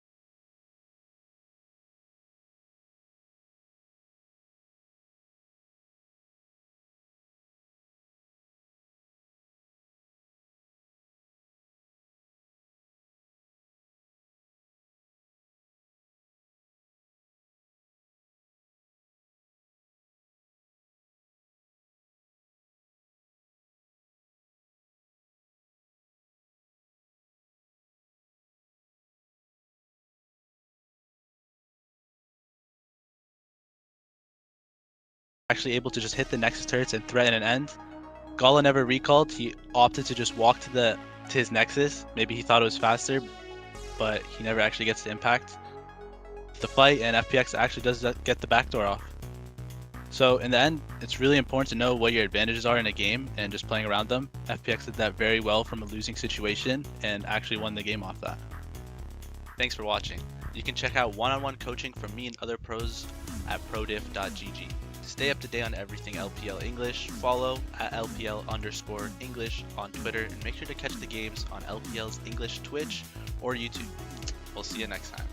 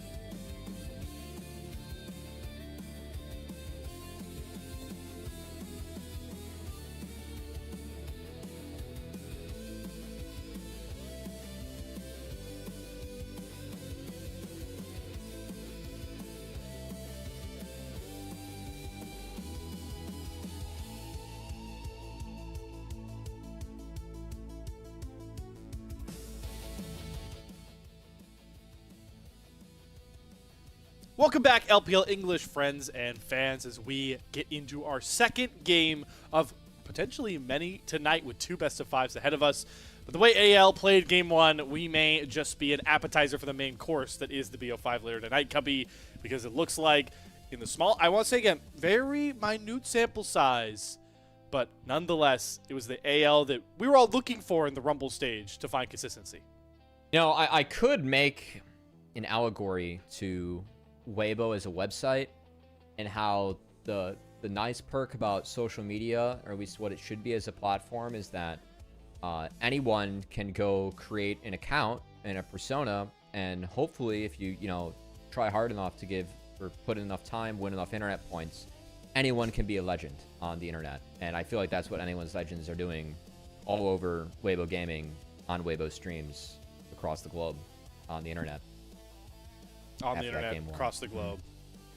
On the globe of social media's internet. One might even say around the world, around the world. Like where your head's at there, Cubby. I like where your head's is there. Hopefully, this won't be the only draft. If AL do win this game, we will do a Game 3 draft one more time. So we'll see if we'll get there the way they have been going across this series so far. Weibo, though, going to end up on this blue side. And you talked about it towards the end of game 1. I want to return to that sort of that back and forth, right? A lot of comfort champions were taken in that game 1 draft, especially in the mid lane. So I'm very curious to see where these two go, because I do think Shanks, from a champion pool standpoint, definitely brings a better edge compared to Sahu in his current form. Yeah, side swap coming in. No surprise there, as our LPL team still very much preferring the blue side. Pretty much blanket assumption. We'll say that we did see a Rumble banned on 3 in the last game. Now, my theory with Rumble coming in is that he saw some pretty significant changes on this patch. He lost 1% max HP damage for the overheat autos, and then he lost 20 base damage on his rank 5 Q. I think that really changes up some of his tank matchups and is going to allow for champions, like Ornn, like Ambessa, to win those matchups sooner. I'm wondering, as we dive into a draft that is being remade, as Tabe is just chomping away on his gum, what ends up happening with Rumble? Because Weibo did ban of the way on 3, but 2 of Rumble's good answers are gone in Sion and Gwen. Ambessa's still up, Casante's still up, Ornn is still up. That's been a big one. I'm curious if AL is willing to leave up Rumble to get one of those matchups, because I feel like that would just say a lot about the power of the champion, and I'm curious to see how far down it falls, because you're still kind of the same in team fights, but at least your lane phase to get there and how you deal with tanks specifically, it's going to be more difficult for Rumble on this patch. So what are the other answers that you could look to, right, to deal with those tanks? I would like to talk about Yorick, because maybe not in Split 3, maybe for Flandra, but maybe not in Split 3 for our 2 top laners, but I'd say across the whole year, looking at the top lane pool and who's been best at Yorick, I would say, in my opinion, that Breathe and Flandra have had some of the best classic Yorick performances, where it's just an enigma to deal with in the side lane, and he's strong enough levels-wise to even look good in the team fights. So you talk about how Rumble might not be the best answer into tanks anymore, maybe trying to pull those tanks in the side lanes with the Yorick. I think that will be a hotly contested champion. Maybe not in Game 2, but if the series gets extended in that fearless best-of-5 format, I think Yorick is going to become a pretty high priority between Flandra and Breathe. Yeah, that could be the case. As, I mean, especially, I do think that there are some good matchups that are left against Yorick as games go on. I think that Renekton in later games is actually a champ that we really have to keep tabs on. I think that he's been pretty dominant. I mean, I could go back and look at champ win rates on the last patch. That's kind of the fun part, though, about this patch, is that we're still doing some learning. Because, of course, I mean, globally, the play on 17, I think that this was a patch that did have some pretty solid changes on it. We haven't really seen Profane Hydra junglers sneaking in yet, but I do think that that has like a backdoor effect maybe later on. Those Stouty items being changed to, yeah, Kiana maybe being a champ is. Oh boy, look at that. Yorick banned away on your screen, Slayer, so we might be onto something here. We might just be figuring out this patch as we continue to learn the never-ending hobby. That makes me sad, too. Because Flandra uses the panda skin, and then it's like team mascot Yorick. Yeah. Yeah. It can still happen, Cubby. All right, there could be a lot of games in front of us, especially if Weibo can even up this series. Rumble Band's still going to come across nonetheless, even with the nerfs. So a lot of top-side focus to these bans as normal. Love that Aurora ban. So Weibo are coming into this game too saying one statement loudly. We want to make Flandra a bit uncomfortable with the champions he's relied on so much across this year. Especially the Aurora in Split 3, by the way. Maybe an early Annie coming out here for Weibo, something to look out for, as there have been no Yone plays for Xiaohu this split, as Ferris taken away, banned away, or say a champion that was being D1'd a couple patches ago, but since he got nerfed with the poke build, I do think the Varus has looked a lot weaker, actually. A lot weaker. As it's a that weird is the time Annie to be first in. pick. Yeah. Varus being weak? I haven't. When have you said that in the last year and a half? That's good. No, it's new territory. I mean, we tried to make Rumble weak too, but we're still banning it. I really think you could play Orin to the Rumble and it's fine. It was already fine kind of before. A Rumble is still very strong as a champion, but I want to see teams create game plans into him. I think he's very punishable in side lanes too. Not given the case this game. Might see if that's the case next game. AL on the red side going to take one of Hope's best champions in the Kaisa Slayer, and definitely going to kind of force a decision on a Weibo here. Do you want to secure something like a Xayah Rakan or that sort of lane now into a Kaisa? Or do you want to pick your jungle and, you know, find that Annie pairing, which is a little bit more common now? Speaking of which, Poppy off the table. Trundle is still up. Annie Trundle isn't the best pairing on the planet, but maybe something that AL should be wary of here because, again, Weibo have a real choice. Do you want to take an AD or take a jungler here? I think you have to lock down a pairing for Annie, or else that Annie pick goes down a lot in value for me. I think Xin might just be the obvious one that screams out here. I think on the AL side... If you go Xin, you get trundled. That's bad. So they can't do that one, yeah. I do think Vi value is screaming out here for Tarzan with the Galio and the Kaisa, right? So if you want some composition composure coming across, the Vi, I think, is a huge pick here. We'll see if Tarzan goes for it now, because I definitely expect it to be banned if they get into the second phase. That Lover's Duel, like you talked about, does come across. But it is harder to pick Vi into the Xayah now. I really don't like how they didn't find an Annie pairing. Again, I think a lot of the power of Annie is Annie Wukong, because if you use the Annie to get the Wukong accelerated on a Trinity Force, he could just ruin the game from there. Annie is about, you know, getting other picks set up out of the jungle. Annie is about providing the stuns to make sure that, you know, your carry can carry, which Xayah can do. I mean, this isn't a bad game for Xayah, how it looks right now, but you're about to eat 2 more jungle bans, and a third when Tarzan likely blinds his jungle on 3 too. So he's going to take Trundle out of the pool. That starts to open up a lot more picks. I will say with the Galio and Alistar showing, probably don't want to give away Trundle to Weibo. So that's understandable. Also don't want to blind it, as there are some really punishing counters you can answer. So I'm curious if he's setting up for a Xin now, because now that Trundle's out of the pool, Xin skyrockets in priority for me, with Poppy already being off the table and Wukong too. So we're going to take away at least Jarvan with Xayah showing. I think that's a really smart ban, but if I'm AL, I don't touch Xin here. I probably just ban out another jungler that I'm not too interested in, and then just ask them to ban Xin. Could also ban Xin, force them to ban Vi if you don't want to deal with the super dive threat this comp has already put together. Xiaohu also has loved to pull out the Sylas as one of his melee options. There's an Alistar on the board. I know that isn't like the end-all be-all to pick Alistar into Sylas, but I like that Neferi ban a lot. That's one of the better combos with the Annie now too. I mean, Tien's I think the best option now for Weibo is to legitimately leave up the Vi Xin handshake, or Tien's gonna be looking for something like a Kiana. But Kiana in the game with Alistar Galio showing is not it. Terrible.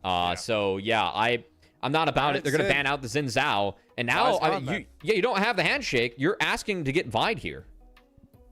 Let's see if Tarzan wants to go for it. Has an endless champion pool and already showed in this series that he's willing to give away a meta jungler to play something he likes more. I'd like Nocturne. I think Zed. I actually think Zed's very playable this game. That would be so fun. Oh, wow. Let's go. Tarzan Zed. We saw Tien play this against Ultra Prime. It was one of the things we saw from that series is Tien was leaning more into those carry junglers against a weaker opponent. I think he has to Kiana. I really think he kind of has to Kiana here. There's I don't know. Yeah, oh, there's the Kiana. What a jungle matchup. It's the best pairing left. A little bit of CC. The Renekton and Kiana will try to lock down the Zed. I think Renekton's pretty happy in this game. He will get counterpicked now, though, by Flandre, who, if he wants to use a Gnar game, it's not the best against Annie, but that's an option. Could also get creative and take a Sejuani here if you want. Instead, going to be the Ornn into the Renekton. So that's another tool where you can use to take away that Xayah ultimate. Really tough to kill Ornn as Qiyana Annie. So I like the scaling of AL. I feel like AL just kind of scales into this game again. The Zed, Kai'Sa take care of business later on.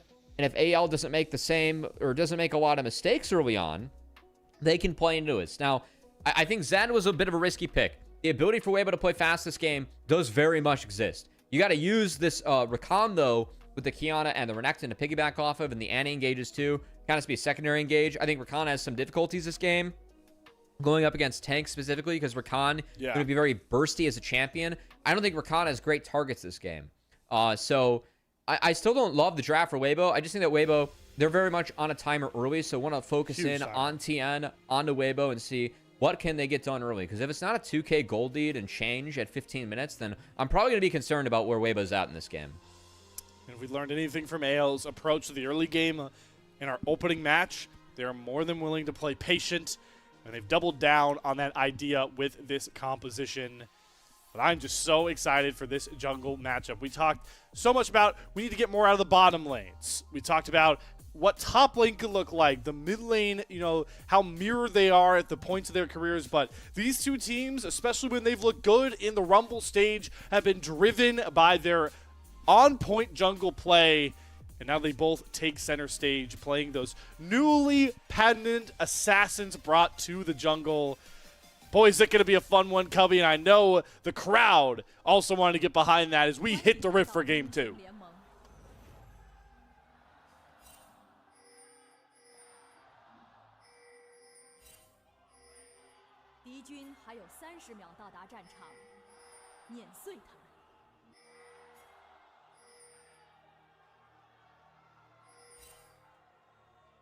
Loving the energy out of the crowd.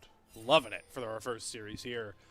It's really hard to tell which fans you want to give the win to.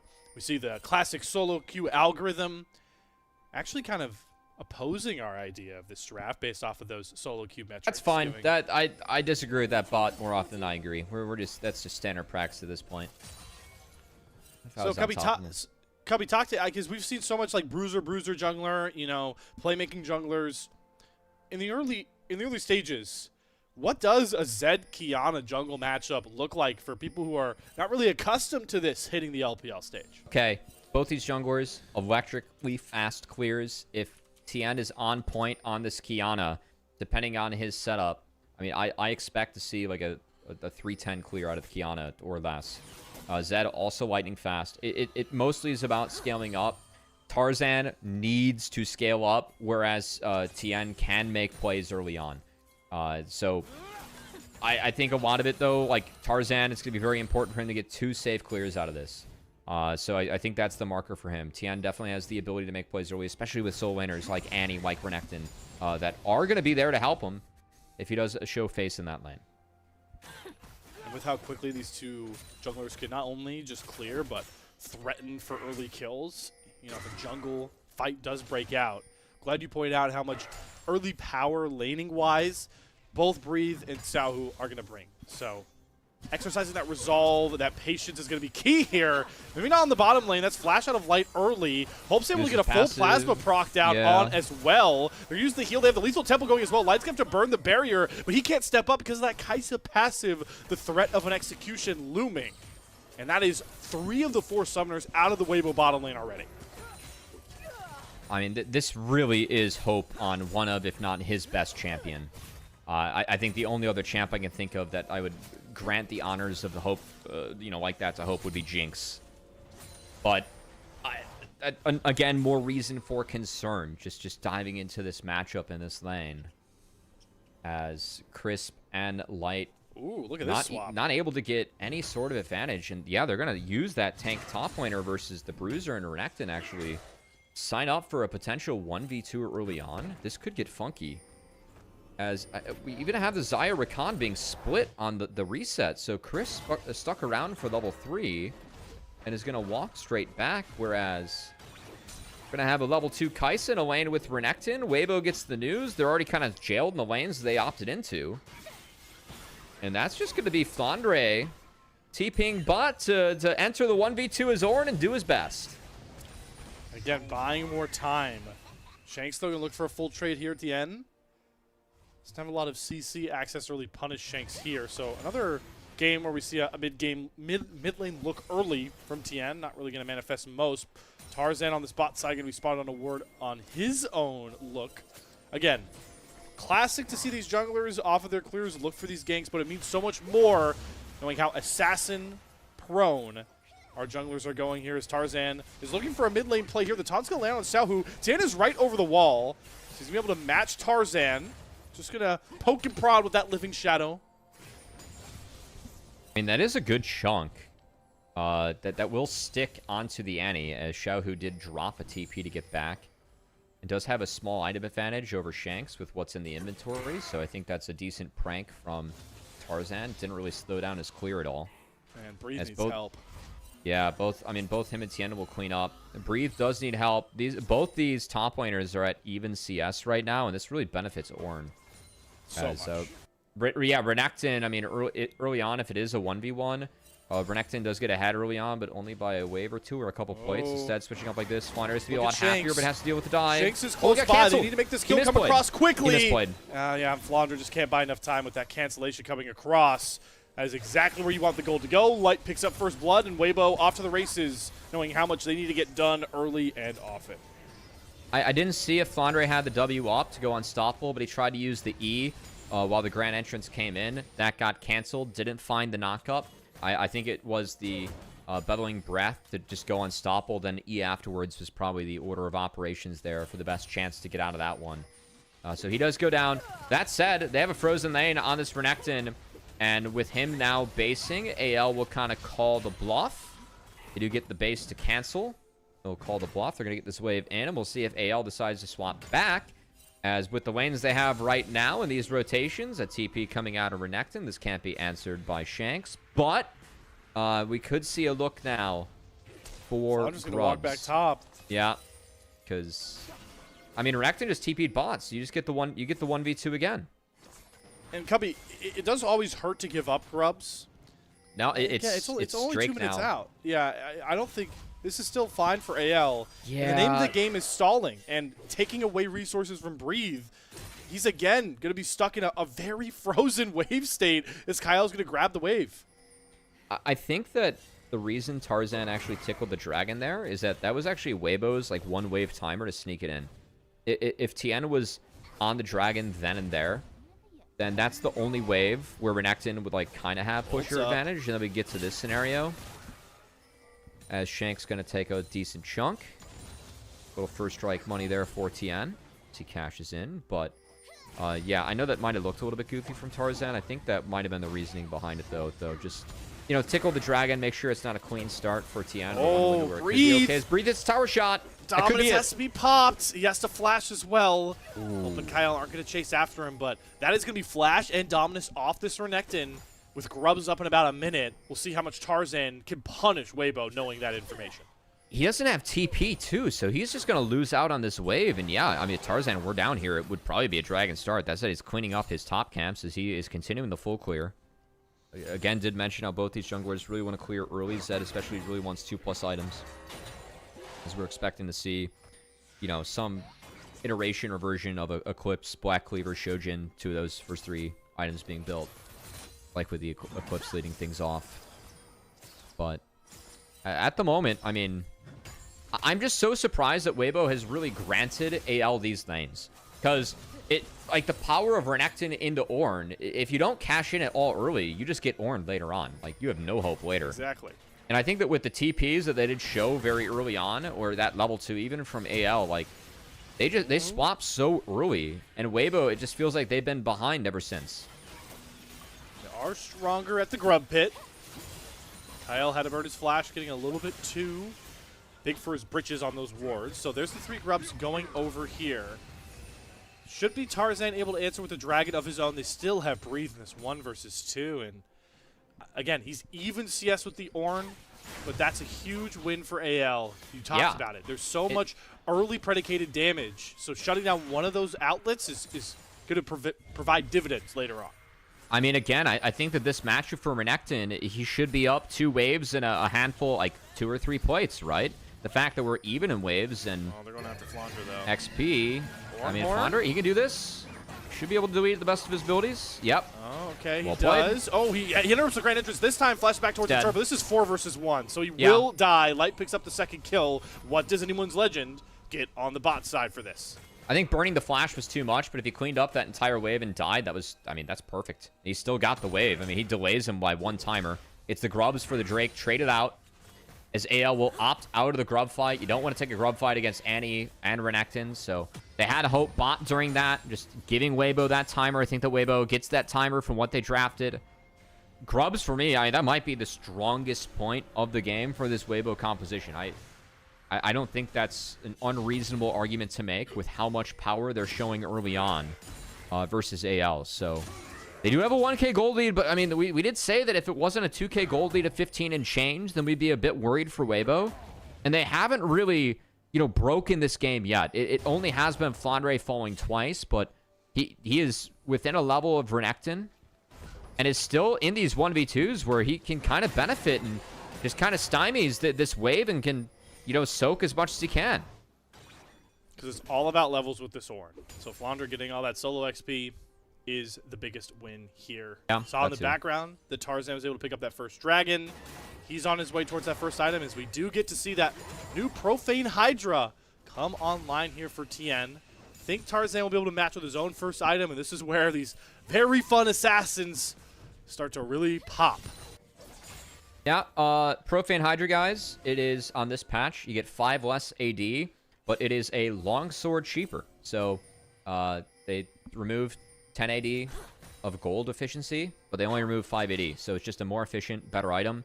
Definitely a rush option for a champion like Qiyana. She already deletes camps.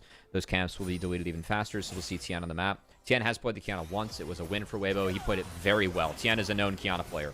Oh, Kyle gets baited into an engage. Good charm comes across. Unbreakable will has to be used. Tarzan off towards the side. Looking to see Shanks. if he can use that shadow to get himself back in. There's display of talent juked out by Tarzan, but he gets caught by the Blade Caller. And Feats of Warfare go over towards Tien. Shanks is too late to the party.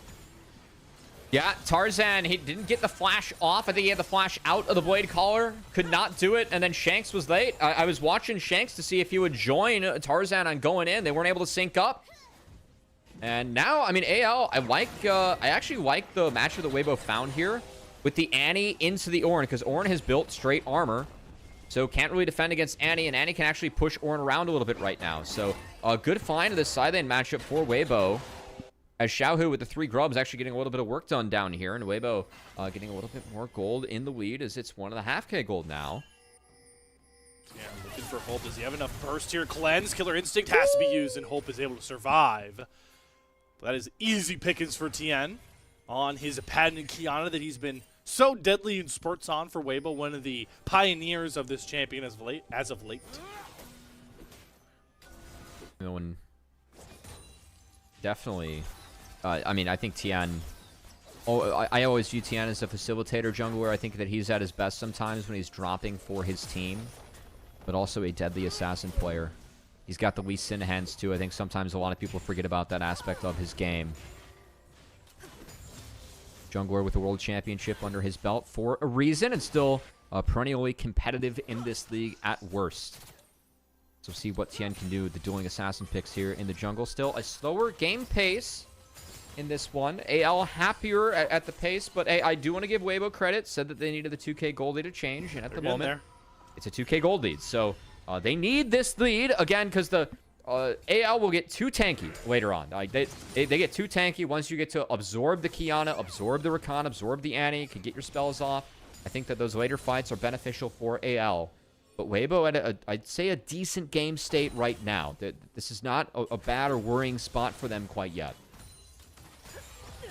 How do we increase the pressure for Weibo here? Got to look at that Rift Herald in about 2 minutes, right? They've gotten the grubs.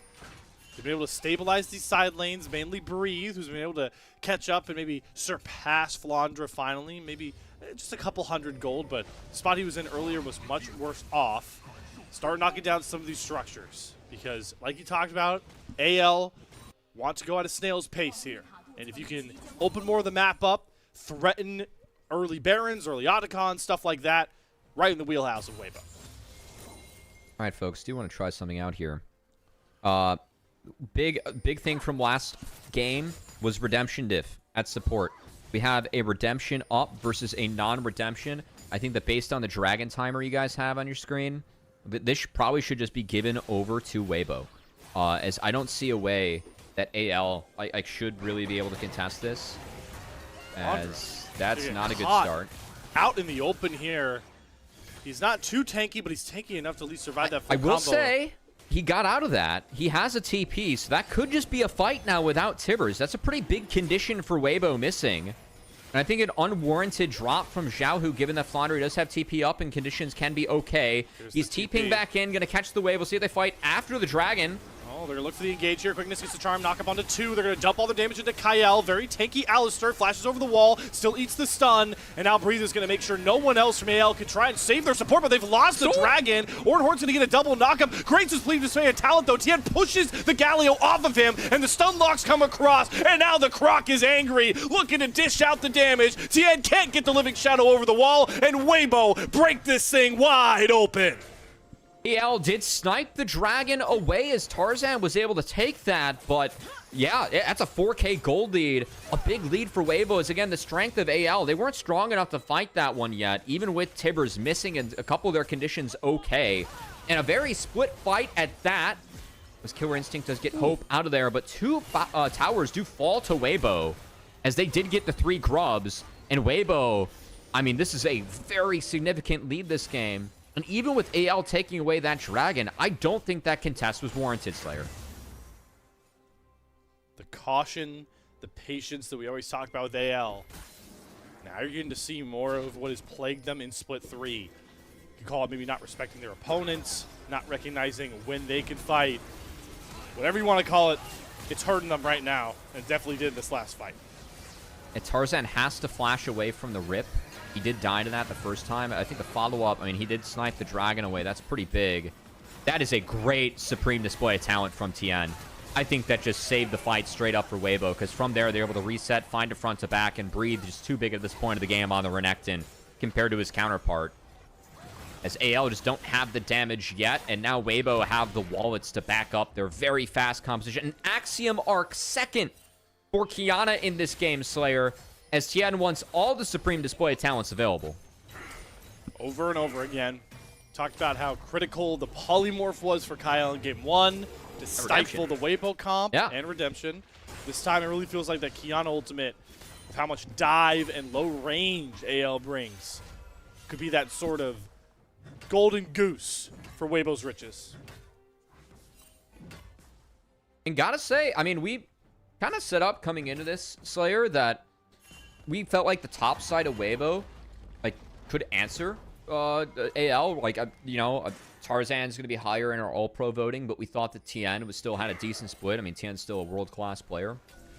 I do think that taking the Zed, when AL did, I mean, can understanding Galio in the backline. You have some decent interactions with Xayah, I think, in particular, but playing Zed into Renekton, Kiana, and Rakan, I don't think this is as easy of an axe for Tarzan.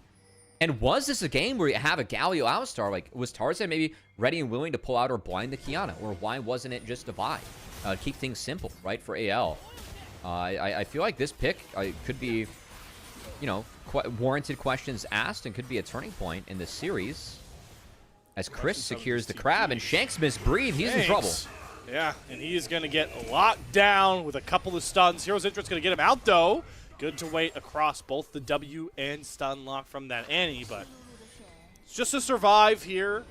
AL really have to commit to this stall game. I do think one thing that's going to buy them a lot of time here, you called it out, sniping that Dragon early. The fact they've been able to pick up 2 Drakes is going to be big, and they're going to try and look for overload picks here on to Breathe, who is just getting a little bit too nosy with these wave states, and Shanks is going to grab that kill, so AL is finally on the board, but look at the quick response here from Weibo. They've got Grubs, they've got Herald, and they're looking to grab more turrets to knock down. They need to be wary. They're down a man without one of their big team fight threats here. They're going to be able to exercise caution until the switch is pulled, and man, look at the damage that Tien and Xiaohu bring. Just like that, a 3-piece for Weibo, and they're not exercising any caution anymore. The fisticuffs are off for WBG. Yeah, caution should not be a word in the vocabulary of Weibo if they're trying to play this comp into what AL has, and it's good they've thrown that one out because Tien on this Kiana is stepping up. He's been huge this game.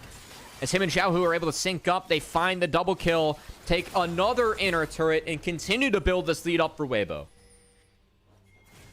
Just when you thought AL were starting to creep their way back in, it's the damage of this Weibo comp that really even that play flourishes. for Renekton, right? Like, I think that if you're going to trade out Renekton to get that bounty and only lose an inner turret to the Herald, it's okay. But to try and continue that fight, that's a mistake from AL. They lose a second inner turret for that, and that's another expensive mistake. As, again, AL, like, they have scaling options in this game. They can bounce back in, but this is a pretty short-range composition where they took a lot of tankiness and not a lot of damage, and if you are this far behind, you're going to have no damage to your name, even with where Hope's at in this game. So, going to be on Hope to find that miracle carry. Definitely a lot of tools and utility to get AL back in. Good news for them, they did take 2 dragons, so did buy themselves 10 minutes of scaling there, but I don't think Soul is going to be a win condition here for Weibo. They might have the gold to end this one early, as I just think that they force Otacon once they get lanes decent. Their lanes could be decent on this wave if Breathe catches this one high, which he Got will. 2 items on the Kaisa. For the Ornn, the tanks is the main thing, right? Ornn is not tanky enough by this point. Galio for Shanks, nowhere near that mark. You don't have ornaments coming across to start fighting back at that gold deficit. I mean, as rough as it sounds, do you have to give Otacon? Because I feel like losing Otacon and a fight behind it gets rid of any morsel of hope you have for this scaling comp. See, Slayer, as someone that has been a big connoisseur of global League of Legends this time of year, 'cause this is the best time to be a League of Legends fan all year, guys. Let's make that straight. I know Worlds is a blast. Personally, I like seeing the race to Worlds as the teams globally compete to try and make it there. We get a lot more gameplay going on at this time of year. I've been watching a lot of Otacon decide games. As sometimes teams are starting it, don't have the damage to get through. Sometimes Otacon damage, yes, it's still a lot. It's still very significant. It's been tough for teams to figure out and manage at times. If I'm AL, I'm letting Weibo start this thing, and I go from there afterwards. But at least let them hit the Otacon first. See if that resistance shred can maybe bend the tides in your favor just for one fight to get back in. Ooh. That is Still going to be tough, though. Some pretty big damage. Did they find Being Xiaohu? in Flandra. Xiaohu going to drop the hammer onto Kael. Unbreakable Will barely keeping him alive. He's going to flash away, but he is good, done and dusted. There goes Crisp into the back line. Fortunately, the hero's entrance out of Shakes to protect his carries. Otacon, still the big-time attention here for Weibo, but their health bars are starting to hurt. There's one tank down for AL, so how do they get themselves back in here? They're trying to play the poke method can't here. get in. Using They some don't have Living tools. Shadow. Yeah, I don't know how Hope gets in. I don't know how he does either. Tarzan after Living Shadow out. Supreme Designated Talent only hits Flandra, though, and Crisp is very low. ALC an angle to go in, but the Galio taunt isn't enough. They steal the Octagon away, though. Tarzan gets that big buff out, goes for the death mark, will go down. It's only Flandra to survive and try and thrive as he runs away. But have AL bop themselves more time, stealing away another precious objective. I mean, they'll take it. It's still a lost fight. The gold deficit doesn't look great, but that's a lot of experience you're able to pick up. I will say, flowers-wise, not great. It's only 15 flowers total. That's not a lot of gold value. You're still at a deficit versus Weibo. Both teams did sack a lot of waves to try and get to that state. So, I mean, the permanent buff you're asking for now is that buff if you are able to somehow get any takedowns in this game as AL. Yeah, I mean, Kael dies very soon. I think the oopsie from this, from the Weibo perspective, is that Otacon did reset. I think it's the chase up here. When they chased up in the Shanks and Hope, like they're asking for a split fight. I just think they took a little bit too much damage from the Otacon, then they let AL link up again. Because this flash from Light's necessary. I mean, it's good, but he's kind of out of the fight from here. And it did buy enough space for Tarzan to actually link back up and have a position to steal the Otacon. Trying to attack Shanks and Tarzan to make sure the Zed can't get in, but I think that mistake actually bought too much time to actually relink back up with AL. But still a winning fight for Weibo, still a really big gold lead. The side is very far ahead, but Breathe is being hunted. Tarzan Ult in 2, 1. There he goes. Deathmark down. DP's down. Dominus out. They've got the redemption as well. TP coming across. Deathmark doesn't do enough damage to exhaust, but no. Breathe survives. Sahu TP's in, but so does Shanks. Gonna look for one of those big taunts. Killer Instinct forward. They do get Breathe, but can they get out? Because the flank is in. Hope no Crisp sums. is coming Hope after no Kyle, sums. and they stun up Hope. The Kai'Sa's locked up and shut down. Heroes Entrance gonna get one member out, but there's a no fight left in AL. They've been routed by their own flank. They can pick up most of the waves. It's still okay. They can drop this dragon, and Weibo is playing away from the Baron. So I think Flandre is going to get mid in. I mean, it's kind of a... We're going to see like how many waves get picked up and deleted here. I think Weibo are going to win out a little bit on this play, but honestly, in the end, it's going to be a bit of a nothing burger because it's objective bounties being traded at this point for AL. Oh, actually, bounties fell off. Wow, they're down 8k gold, and bounties fell off. That's a rough life. That's rough. Don't know how they make this fight work with just Tarzan. There's just not enough they don't. damage without this Kai'Sa around. And, well, Weibo know it. Oh, no. TPing right on top of Shanks' head. Stuns land. See you later, Shanks. Pack your bags back towards the Death Realm. Yeah, I don't know what the game plan was for AL there either. I kind of ended up being, I guess, a TP used for only 1 kill. And then they drop bot wave to make sure they can contest a Baron if that's the case, but it was a Weibo reset, so just more resources lost for AL. But AK gold deficit still at the end of all of it, so I guess no real progress made besides maybe a little bit of time burned and saved for AL. Kind of a big nothing burger in the end. The one thing is with this stall, Flandra's at level 14, so the gold lead is going to start becoming a bit more fake in the sense that Kraken Slayer has been upgraded here for Hope, who again is, pun intended, the last hope for AL's comp to really survive and thrive. Is getting this Kai'Sa to those big item breakpoints. Third item, I believe that's going to likely be a Terminus coming across here, just to get more of those resistances off the Renekton and try and play to get as many autos down, which I do like this sort of Kai'Sa in this composition. I think if you have enough protections for the Kiana, you want to get as many autos down as quickly as possible. Yeah, I think the big thing for me, Tien's almost level 16. Like, he's a camp away from that, and Tarzan doesn't have access to 14 yet. This could be a really big advantage for Weibo if this fight breaks out. Renekton holding the line. They know they're starting this. Shanks will be the one to get vision, but yeah, they saw him back off, and as long as AL can kind of play this back and forth game and soak waves, that's, again, time bought for them, and this lead not growing. I think the lead might be too big for AL to overcome or surmount at the moment. They need to buy a lot of time around this Baron. 2 Mountain Dragons also going to make it even harder for a comp that's already somewhat low damage to get through. He's going to look for Shanks here. Shanks gets spotty senses to sniff that one out as full control for Weibo, but... they're hitting it. Yeah. Oh, this is like the guessing game. One door is your demise. The other one is all the spoils and riches you desire, AL. Can't pick the wrong one, though. They are stalling. They are collecting more waves. What does it manifest into? Tarzan still desperately needs these levels. Like you called out, Tien nearly has that level 3 supreme display of talent.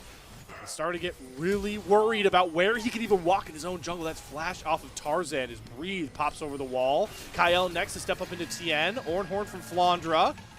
All disengaged here. They're just trying to distract Weibo. Okay. Interesting.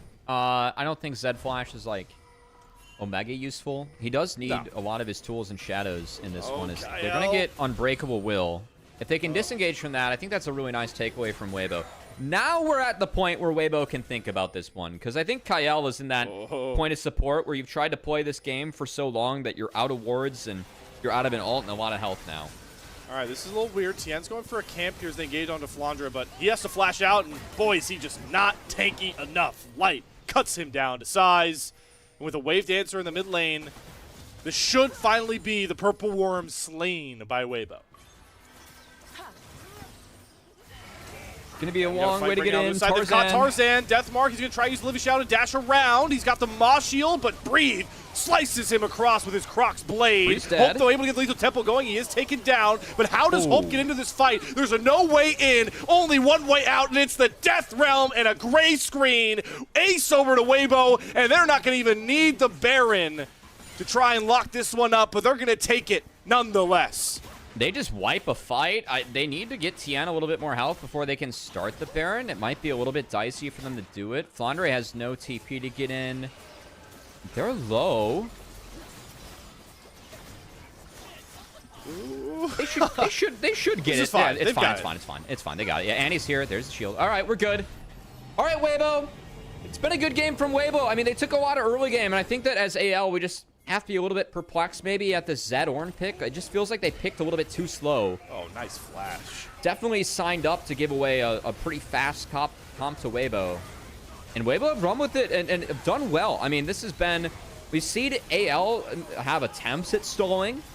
Like, they've tried to do a few things from behind, but we haven't seen them be close to successful yet. Off a good play from Weibo, just... I think using a lot of their strengths, it's been a much better game from Xiaohu on the Annie this time around, Slayer. I think that some of the Talia combos or entrances he had in game 1, a couple of whiffs in there. The Annie has been on point in this game. 19 of 21 KP. What we wanted, what we prescribed as the doctors to treat the Weibo ailments. Get Xiaohu on his comfortable enabling control mages and let the guy cook.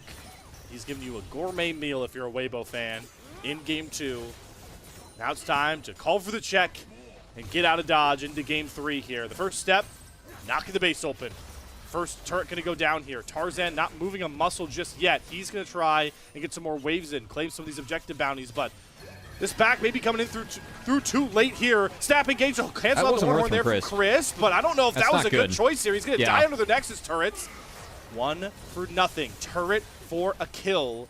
AL, they've been in this space before. 5 versus 4. Hope's going to go for the killer instinct. Breathe is going to go for the dominance, gets the stun layered, and the supreme display of talent is exactly as the name marks it. Tien has been the supreme player on the map here for Weibo, and he's going to look to dust off this game himself with a massive triple kill.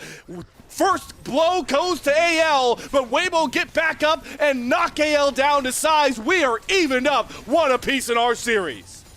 Big game across the board for the Weebs as they take the early game comp and smash the game. Man, that was a really one-sided game looking back kind of for Weibo there, Slayer. Yeah, AL were as stunned as you are right now. It froze me, quite literally. Friend. Yeah, completely froze you up.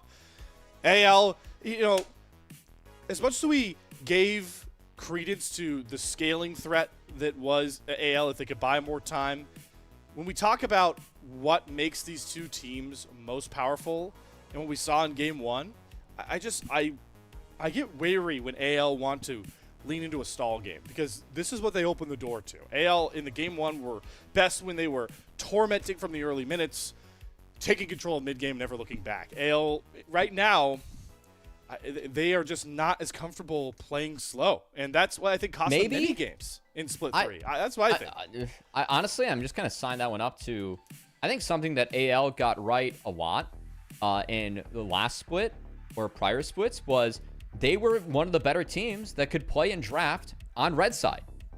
That wasn't a good red side player draft. I think the Zed Ornn ended up just being too slow. We went into that game being like, hey, Annie Renekton with Kiana, are we arguing maybe for 3 winning lanes for Weibo? It definitely felt that way. I think some of the swaps they had were good.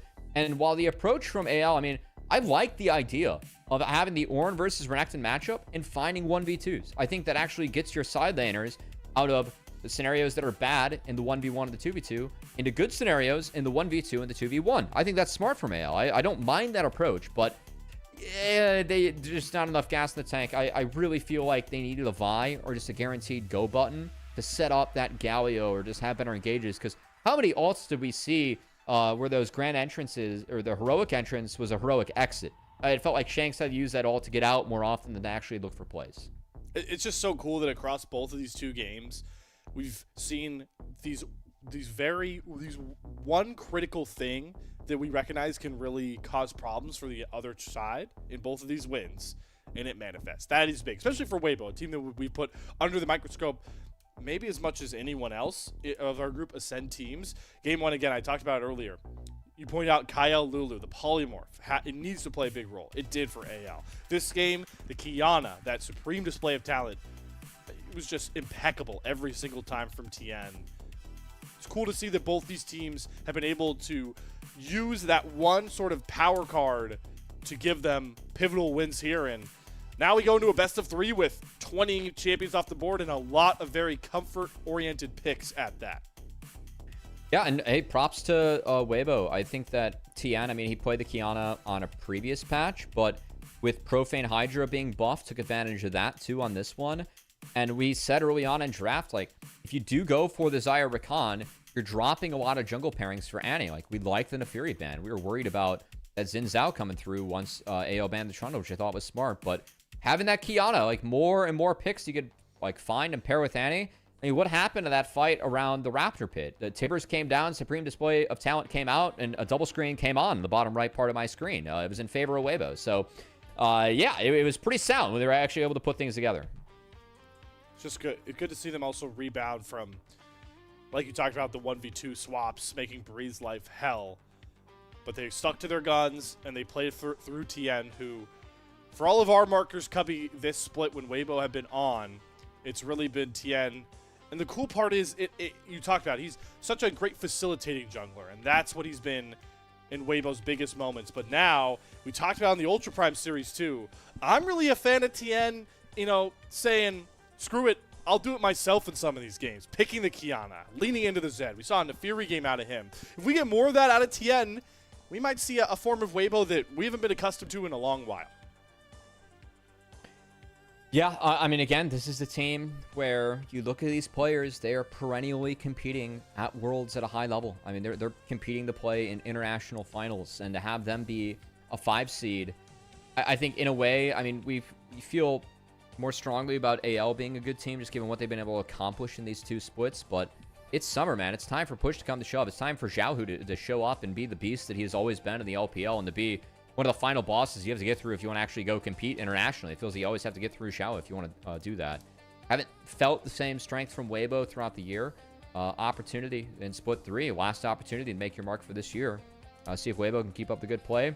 They had the Blitz game plan for this one, and went pretty well, even in spite of a couple of objective yoinks from Tarzan. So, at least for Weibo, we'll see if they can continue to stick with this aggression, or if they just have another good cohesive plan, because I know that this was a different game plan for Game 1 versus Game 2, but Game 1 was just not cohesive. This game was very cohesive.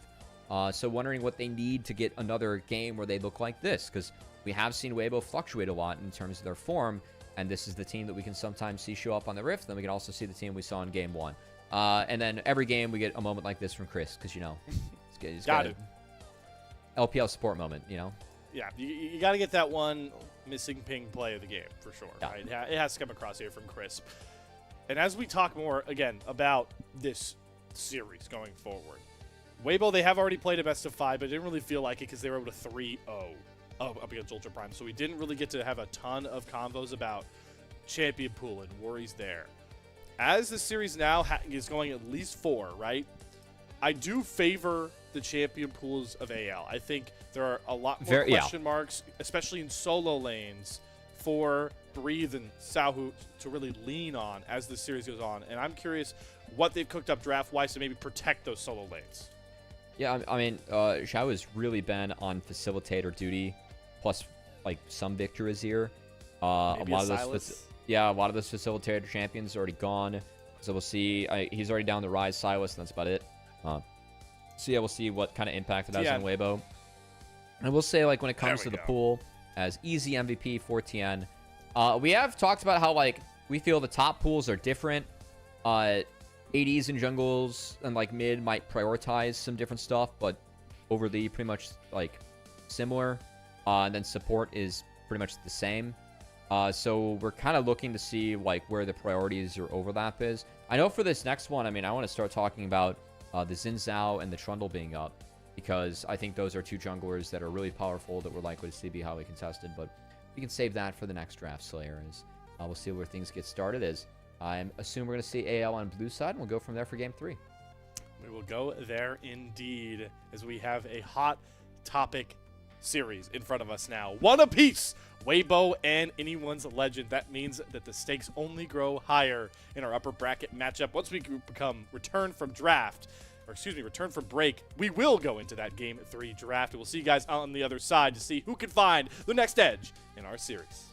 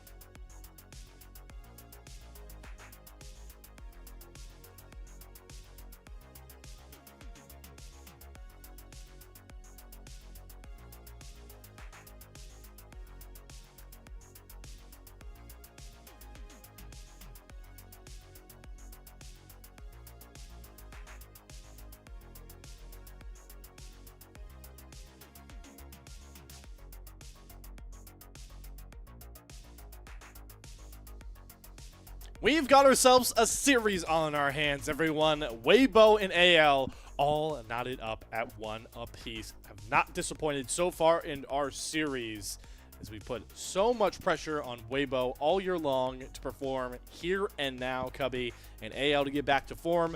I think we've gotten a little bit of both so far in this series, and that just makes it even more exciting as we go down the stretch. Yeah, I mean, Weibo pulled off a good early game team composition in the last game. Made plays to get themselves going early, did not look back, even if AL attempted to try and slow the game down. I think some okay attempts, just nothing that could pan out in victory for them. They got too far behind too early. And then, of course, game 1, AL played a slow one and handled business. Really took care of things there. So I think we've had 2 pretty one-sided games going into game 3. We'll see if we get something a little bit different here. A little bit less one-sided for this one, Slayer, as we get into weirder and weirder picks as Fearless continues.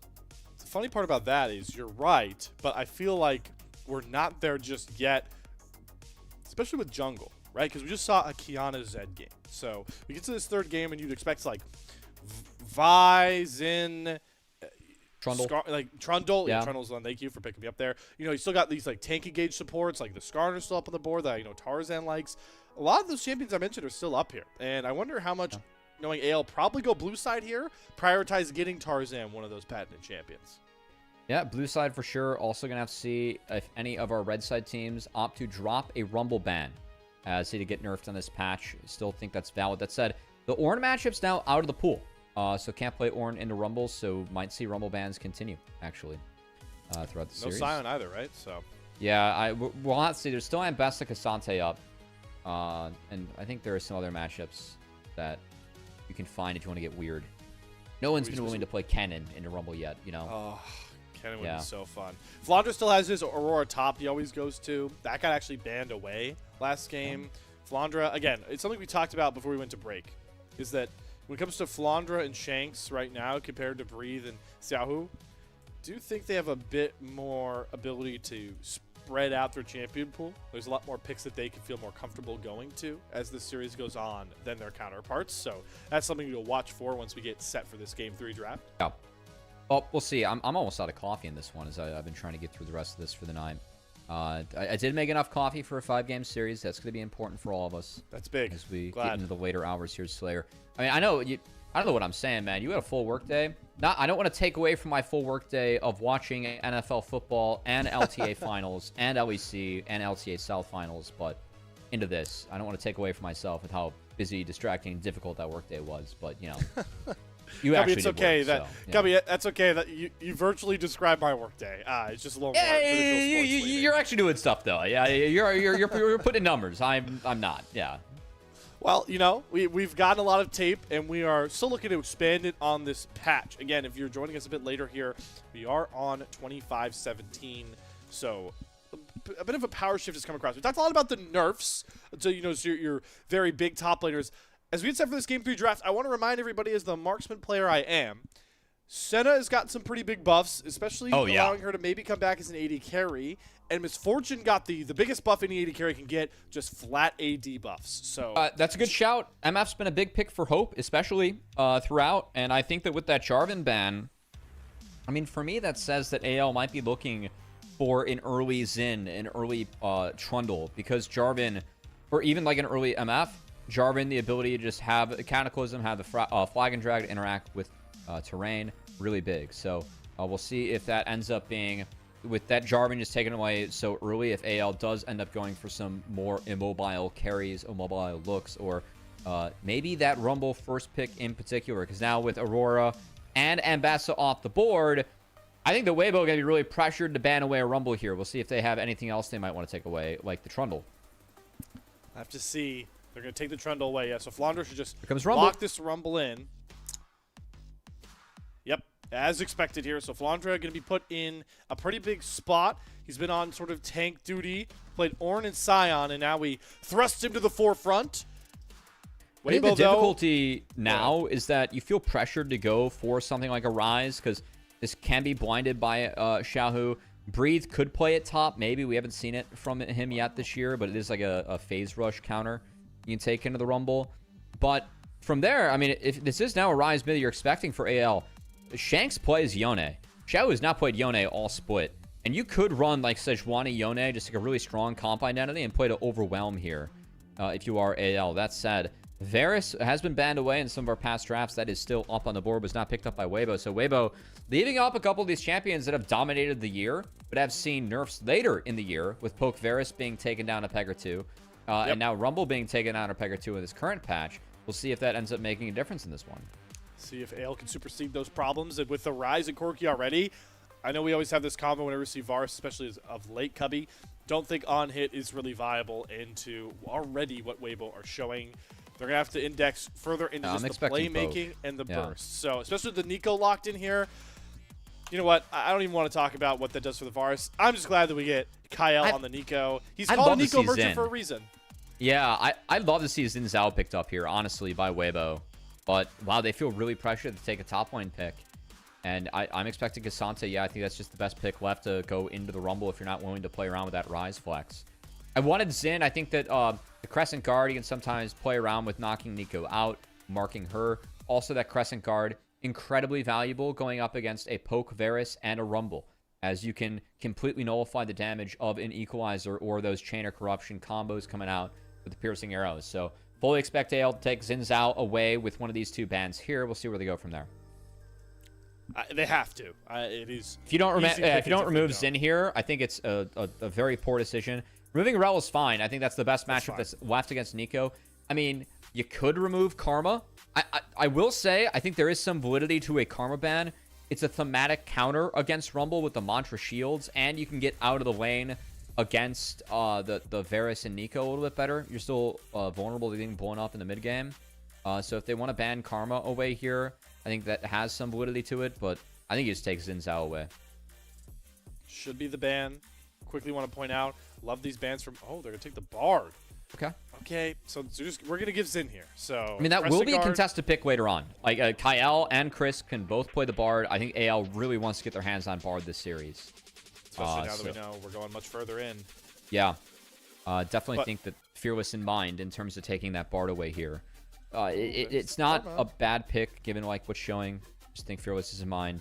Did mention the Karma. Karma going to come out. Thematic counter now going up against AL. And let's see how AL rounds this one out. As very curious. Yeah. But again, like the Rise damage or the Corki damage initially. It does, but playing Xin or the Karma can feel kind of bad. Again, like the slows and the Mantra Shield can sometimes just be enough to get away from that initial onslaught from Xin and try and reset fights from there. I wonder if I's better here. Like picking out the Corki, picking out the Rise early and punishing them. But the Xin's going to come across as too valuable of a champion. I think if you give away Xin with a Karma, you're incredibly trolling. So I think you almost have to take Xin now to like not play into it too. Some of that logic as well. What does Shanks want here, though? He's lost just Cass Victor. and Yone. Yeah, okay, so Victor. So we're playing the space game, right? If we're AL here. Yeah, I think it's a Victor pick here. You have late game insurance now with scaling, a little bit of stability, and the slows can help connect with Rumble and Varus combos. But AL took definitely a much faster comp this time around, and Weibo are going to have to put the pieces together. They're going to be scaling into this game a little bit. Need to get that Rise to the double scaling, evolved items.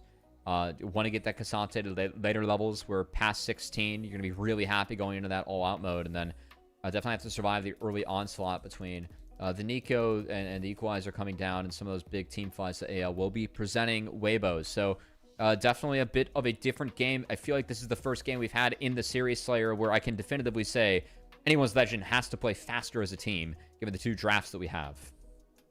This is such a monster Neferi angle for TN. Just no real big tanks to worry about. Like, you can feast on this comp. So TN, our MVP of Game 2. Again, I'm so excited to see him lean into these damage dealers. You know that Xiaohu is playing these facilitators mostly. Breathe has some tanks that he can lean into, playmaking with the Cassante, maybe the Gnar later. So why not go for this if you're TN? Why not capitalize on how the jungle meta has shifted in that aspect? Can he out-jungle Tarzan? A tall task that nobody has consistently been able to do here. But Weibo looking to go up in a series where I didn't have them winning a game. Many didn't have them coming out on top to get themselves to match point.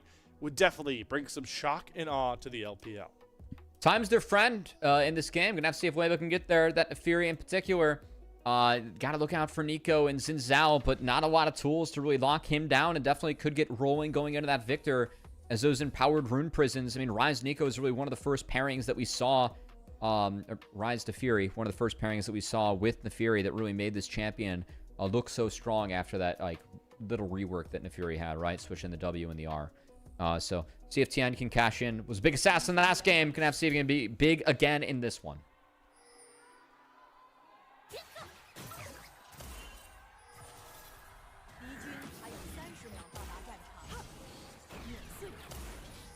Man, our teams are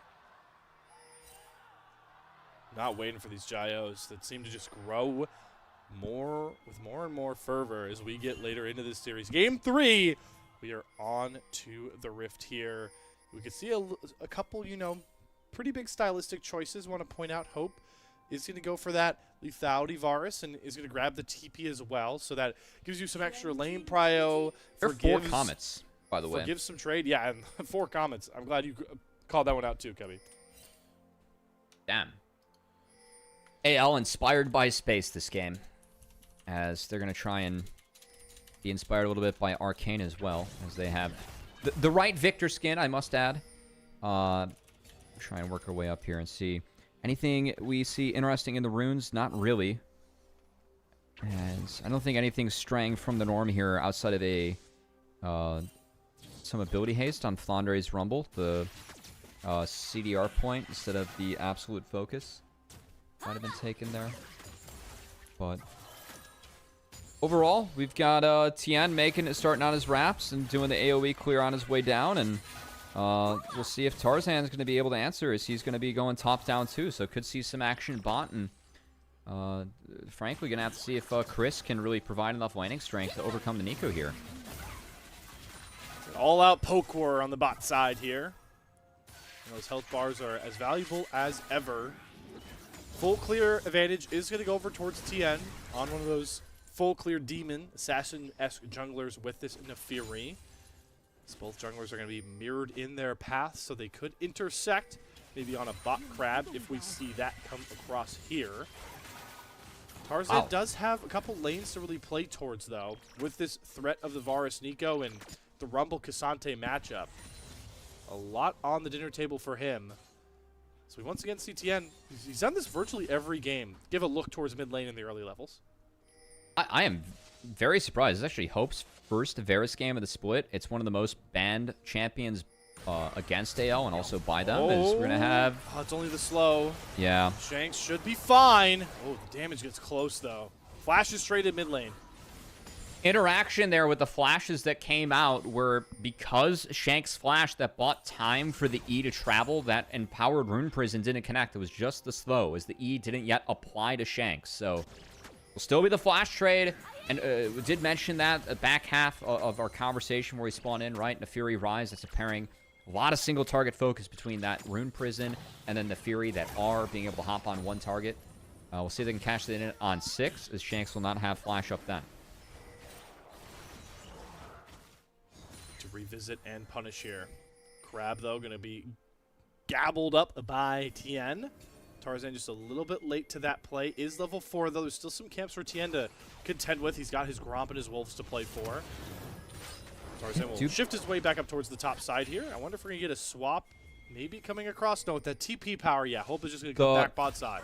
The best play Tarzan could look for right now is to take away the respawn Raptors of Tien. I think that he's going to do it. I don't know if that's why he was staying on the crab to give away vision, but Tien went, he skipped the Gromp and the Wolves to do the crab. So he did the Gromp, skipping the Wolves, and he's not going to be here in time. So losing out in the respawn Raptors does mean that Tarzan, for me, wins out on this first clear. Oh, actually, doesn't have Smite up for this one. We'll see if Tien wants to get frisky. Flandre has Prio topside, so he's going to walk his way down river first, and I think that's enough to assuage Tien from going for that Smite fight. This game is definitely one where you talked about in draft, right? AL need to play fast. They're just waiting for old timers. This comp is so ultimate dependent in grub fight, baby. every lane. Really want that grub fight. If I'm Weibo, I'm avoiding the grub fight at all costs. I think a 1-for-2 grub situation is quite literally the best that Weibo can do. I just do not see a world where they are going to be even close to being able strong enough to fight for the grubs. And if AL pull off all the rotations possible for it, which would include sending Hope and Kael either mid or top for it, I just think that it has to be a straight-up give. Because, yeah, you're right, Slayer. AL is waiting for 6. But once they get access to 6 across the board, things can get quite explosive. And the stark difference, stylistically, from game 1 to 2, we saw was agency in the mid game for AL. We feel like that is always their sweet spot.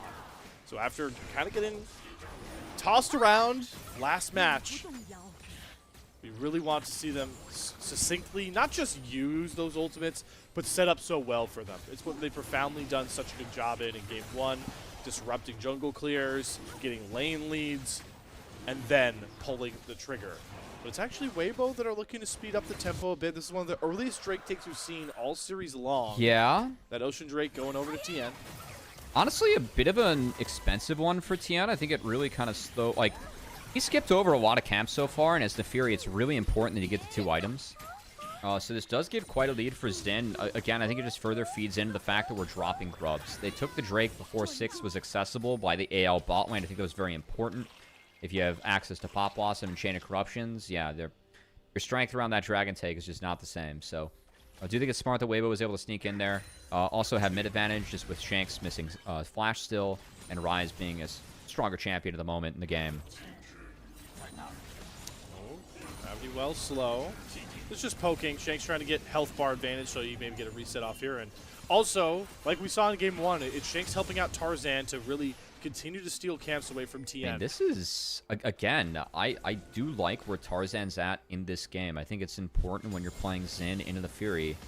You got to get a lead, whether it's for yourself or for your laners. The fact that Tarzan is up a level and change right now, it again just makes this grub fight like, even more and more of just a done and dusted, we're going to give.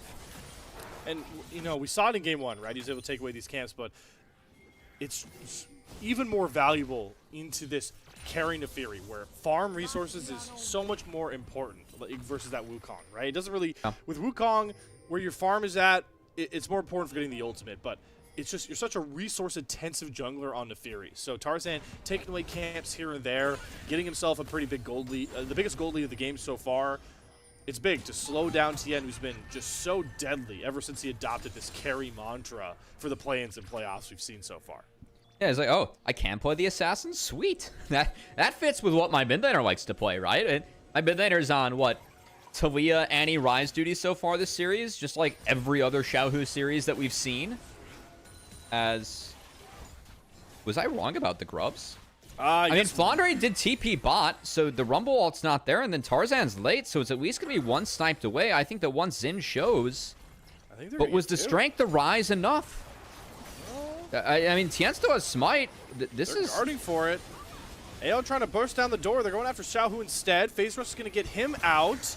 Smite fight for the second grub is what we're going to get here, and it's going to be Tarzan to win it. So, despite all the dramatic setups, it's going to be that 2-for-1 like you were talking about, Kebby. Yeah, I think that it was an honorable attempt by Weibo. They used the most strength they could use, which was Xiaohu, to walk down and at least get one. But yeah, once Tarzan showed his face with the rest of AL, you got to respect the power of the Pop Blossom and the Chains of Corruption at this point of the game. So we'll give that one over, and it's no answer on the bot camps for TN. So it is just going to be Tarzan feasting. Will be important to keep track of throughout this one, Slayer. As the Xin has a pretty significant lead right now. Tarzan just trying to warp the game on his own here. Definitely disappointed in how flat that Zed had to have felt. As such an elite player the LPL brings. There is no AL without Tarzan. I heard Tabe talk about it all of the time. The spirit of anyone's legend. That is what Tarzan embodies for this team. Even with their long-standing members, like you talked about, Shanks and Hope being a part of this organization for so long. But Tarzan comes and he brings them what they've never had. Split 2 champion, success at the international level. But domestically, Split 3 playoffs, summer playoffs is where you make your money no matter how big of a player you've been all year long. Yeah. And that's what Tarzan is trying to set himself up to do in this rubber match in AO's first playoff series. Oh, I mean, I think that's a great shout, right? Because him coming into Weibo for summer was the game changer for this team last year. Is Chris was, I was curious if we're going to get to one of those crisp oopsie plays, but he doesn't get bursted down too quickly. Heal. Like, it's a huge chunk back over towards Hope. But the Poke Wars still kind of won here by AL. The problem is, over the wall, Tien goes. Oh, that's a really good untargetable to use to get away from the Pop Blossom. That felt like a one-way trip that Tien barely escaped from. I mean, it's a trade. I think you trade up in cooldowns by trading your ult as Nefiri for Nico ult, for sure. So, honestly, not bad by Weibo in the back half. I was kind of questioning why Crisp was fighting over that ward so hard, but at least they had Tien here. That said, it still was an ult used by Tien, and he gets nothing real for it. While that was going on, Tarzan's on a reset, so he's already going to be out onto the map with a Sundered Sky complete, maintaining that lead over Tien. Going to look to keep on cleaning up his camps and be strong enough to maybe look for this dragon, which I know there's a Roa complete on the rise. We'll see if it's answered by Shankster, who did TP back and does not have that Roa completed yet. But I have to imagine it has to be Xiaohu on the rise. He's the only one that has access to priority here for Weibo. And any look at the dragon, they're going to have to build off of him first. See some heavy trading in the top side here. The Flandre going to be able to stay safe. Low mana bar there for Breathe. A lot of dancing around this dragon, but Tarzan and Shanks have control for now. Tien's a bit late coming out of base just at this current moment. Light's fine with both his summoners up. And Weibo will take back control of this dragon. I will say, we have not talked about the Rumble Cassante matchup, and Cassante being up CS is definitely a perk for Breathe. And Breathe is a good Cassante player, too. I think when Cassante first came out, Breathe was very good at this champion early on. So, yeah, I mean, again, Rumble got nerfed. I think, in particular, the overheat nerfs and the Q nerfs really hurt the tank matchups, and that being even right there is big. This dragon is already claimed by Weibo. Flandre is no TP yet. Doesn't even get a steal angle, and Weibo's just going to walk on out with 2 Drakes, but Kyle, I mean, trying to cut off an escape angle. He has to be very careful. Kyle has been too hastily with his engages here. He's going to go for the Pop Blossom now. Crescent Guard pop. Kyle is getting hunted down by Tien, who's going to get an easy reset. First blood comes across with the Equalizer on the backside. Crisp is caught. Flandre finds that trade kill. Realm Warp into the backside of the fight. It's only going to be Xiaohu trying to zone out Hope. Shanks is just not strong enough on this Victor just yet, and Breathe is trying to contend with him on the front line of the gravity well. Provides subspace, and Shanks flashes right into a wall, but he's still up. Xiaohu's going to execute it. Breathe goes all out after Tarzan, who doesn't have enough damage. He's going to desperately dash back in, but there's no kills to be found. Hope on the backside. Can't even find a piercing arrow. Good flash from Xiaohu to get away from that one. And now Flandre can't overheat. He's getting set packing back to base. It's another huge skirmish win for Weibo to kick off a game. this is massive from Weibo. It's a red side game. They're up, and Weibo's playing with their timers so well. Breathe had his TP first. You can see Flandre, his TP is available. It wasn't up when this dragon was started, so he had to walk to the objective, whereas Breathe TP'd there, and it was a better start for Weibo. I mean, they take the objective, but that fight, Kael's Pop Blossom got zero value as Nefiri and Cassante used their W's to nullify it. We're going to start there. Breathe goes unstoppable. We have Tien go up in the air. That Pop Blossom whiffs. Equalizer gets nothing on top of it, so the combo is useless. Flandre only takes down Crisp, and this fight in the long run ends up being so good for Weibo because Xiaohu and Breathe are just too damn big right now. Shanks gets one shot, fails his flash over the wall as he can't get out, and Hope can't really get involved because Xiaohu pushed him out in the first place. So his damage, I mean, it exists, but he can't take anyone down in the back half of this play. Xiaohu burned his flash and actually navigated the fight really well outside of that. Yeah, that is a massive win for Weibo. And you just start the snowball of Tien on this Nefiri. The Weibo fans loving how their team is positioned in this rubber match of a Game 3. And for all the intricacies of that last team fight, it was the macro setup for Weibo, that TP through for Breathe, that I think allowed them to get the ball rolling on that last play. Yes. And even, you know, pro play, TPs are such a big priority a lot of these fights, but TP timers are something even you can really rely on in your solo queue games. And, well, if you want to play like the pros we all watch and idolize, there's no one better to learn from than the pros themselves, and that's why we want to shout out our sponsor, prodiff.gg. We're able to bring on some awesome guests like Rhino. We had music come on as well, talk about what they think of the LPL. So make sure that we get coaching classes from them as well as many others across the NACL, ERLs, and even the LTA. Use our code LPL10. Get yourself 10% off one of those critical coaching sessions. Oh, see if Weibo can coach themselves through this Rift Herald well. I will say, as this is being done, we'll see if AL goes for the attempt. They're so late on the play. It's going to be an attempted steal, but that's no hit. Man, I gotta say, this K'Sante pick, this game, especially with the Rumble changes, Rumble's behind in this matchup.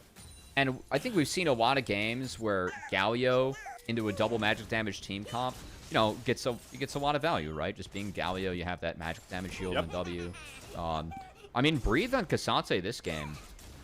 Look at the items that he has so far, as we're gonna see a Merc Treads and the Canic Rookern already being completed.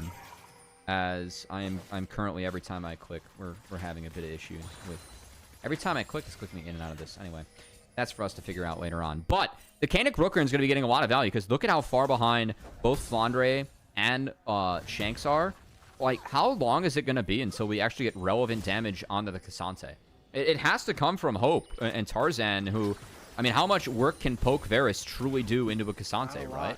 Yeah. So I think it's a really grim game state here for AL right now, and this was the game where we said they really had to get things moving. I think we've seen these Varus picks run out of steam pretty fast, and then Rumble got a similar change where Q base damage down, overheat, auto attack damage, that max HP is down. We'll see if he runs out of steam here too, because I'm worried about AL moving forward in this game. I don't know if they have enough damage to get through a Karma comp in particular. They're going to need a Serpent's Fang on the Hope for sure. 100%, yeah. Has to and be even after that, I mean, K'Sante getting in the backline later on could be really tough for this AL comp to deal with too. I don't think they have the CC to deal with K'Sante. His two Unstoppables can deal with most of the CC. We saw him deal with the Pop Blossom really well in that first fight. So I think this is a tough one for AL, just given that they're down a K plus, and now they're fighting over a soul point for Weibo. And they have to answer it. They're going to TP in. Look at Xiaohu. He's going to be able to walk back on this flank. Chris is going to flash away from this first engage from Tarzan. Xiaohu is out of this fight. Shanks is zoning him out. Chain Scrubs comes across. Pop Blossom over the wall. Is going to tag Light. They layer the equalizer. Light gets over the wall, though. Still going to come across. No. Tien is able to secure Soul Point. Breeze is going to flash right on top of Hope, who's completely caught out. And Xiaohu is able to pick up that first kill. Tien waiting in the wings on the flank. 5v4 advantage for Weibo. They're going to drop the Herald here and slow things back down. No need to over-aggress. Look to knock down the turret, and maybe a fight will break out off of this one. Herald doesn't get the mid-tier one just yet, but the might of the Grubs will. Weibo taking everything and leaving no crumbs. The first two Pop Blossom Equalizer combos that we've seen have gotten nothing. Light flashed out of it, but it was a poorly placed Equalizer from Flandre that was late compared to the Pop Blossom of Kael. And a Jungle Steal from Tien as his smite rang true, getting a little bit of revenge from the last game. Zed smite's better than Kiana in the last game with his passive. This time around, the Fury smites are pretty damn good against Xin. He secures this one, but a very convoluted fight by AL here. And I think that Xiaohu, again, he's zoned out, but he has a big play. As we see, I mean, Flandre just late on this combo. That's a very poorly placed Equalizer. And Tien, I mean, he got the Chain of Corruptions on him, but there was no follow-up. Breathe flashing on the Hope just instantly deletes him, and AL running for the hills early on because those big R's missed, and their Poke Varus fell early. So another bad fight for AL, and Weibo have full control of this game 3 now, Slayer. What a case study this game has been, not just for AL's shortcomings that we've seen all across this Rumble stage, where other people besides myself aptly pointed out their panic over it, but also, again, I want to go back to what we've talked about 25-17. We have this Rumble that's been nerfed in this game. Even patches prior, this Varus has lost more and more prio. The power of these tanks with, Canic Rookern itemization. We even saw it from Flandre in Game 1 on the Scion that really shut down the other nerf top laner in the Gwen. You're starting to see how these patches are starting to affect the LPL region as a whole.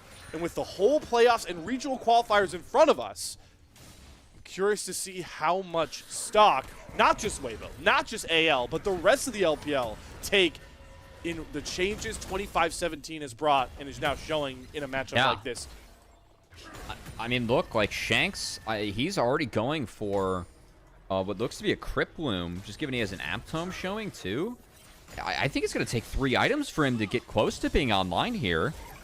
Varus is still behind. I mean, Hope's going for an Edge and Knight, looks like, before he actually goes for the Miramana. Like, yeah, he's playing catch up. It's Tarzan who, as a bit of an eclectic build himself, has his giant spell at the Thunder. Oh, Equalizer. Is it going to be enough? Tien's got the burst, and he's got the pack. Ow! Tien gets himself another easy kill. Otacon started for AL. Insta-TP from Xiaohu as he joins. It's at 5K. Oh, this should just go over to AL, but it looks like the fight's going to come out. Breathe just picks out and shuts down Kyle. Crescent Guard comes across, so Tarzan does get the Otacon, but he is going to pay the toll for it. Kills the Weibo, Otacon to AL. But look who's on the flank again. It's Tien. He smells blood in the water, and no turret can stop you from the might of Breathe. Flies under the tier 1. Hope's down. Shanks falls next. It's an ace, and Weibo are wiping the floor with your Split 2 champions. Where do you place your panic meters now if you're AL? Because Weibo, it's summer, it's playoffs, and it's time for Weibo to see if they can make the run to make it to Worlds. And Weibo are looking to answer the call like they have done in years past, as it is a second game in a row where they are dominating our Split 2 champions in the early and mid game, just playing off their timers better. I think their draft is more cohesive in AL. I mean, they're taking a couple champs. Again, like Varus Rumble, we've seen these champs run out of steam. They never got going in this game. And Breathe on this Cassante has just been owning every fight he's joined. He's just dictated the entirety of the terrain, how the fight's played in AL. I mean, it was a really a heroic attempt to try and take the Otacon. They're already down numbers. Hope trying to TP out. He gets flicked back. There's just nothing that AL can do, and we were concerned about the timers they had to play on once they got behind. Seeing those timers come to fruition as, oh, the coaching staff for Weibo starting to get excited now too. Different staff behind them for this split. Different head coach. It was Danny at this time last year. But this staff going to try and help them overcome AL as we have a soul to fight for and a TP coming in. Tarzan might be in trouble. Getting slowed up. Xiaohu is 2 scaling items deep, and he's feeling powerful. Flashing after Tarzan. Crescent Guard's out, but Breathe is going to go all out and pull him in. Yeah. But he does lose a lot of his resistances, and he does drop. So jungler for top laner here as the dragon does spawn. But Tien being up, Cloud Soul feels like a given. The only way AL can shut this one down is fighting it their way through. They have poke. They do have poke. This is decent for AL. I think Breathe went way too early with the all-out. I don't even think he needed to pop the all-out to actually pick up the kill. Big mistake there. Rise on the flank. Walking down. Hope. Shanks has to flash out. His HP bar is gone. Flaudra's going to TP back in. Xiaohu, though, look at how well he's just spacing. AL can't get close enough to him to really threaten that really juicy health bar.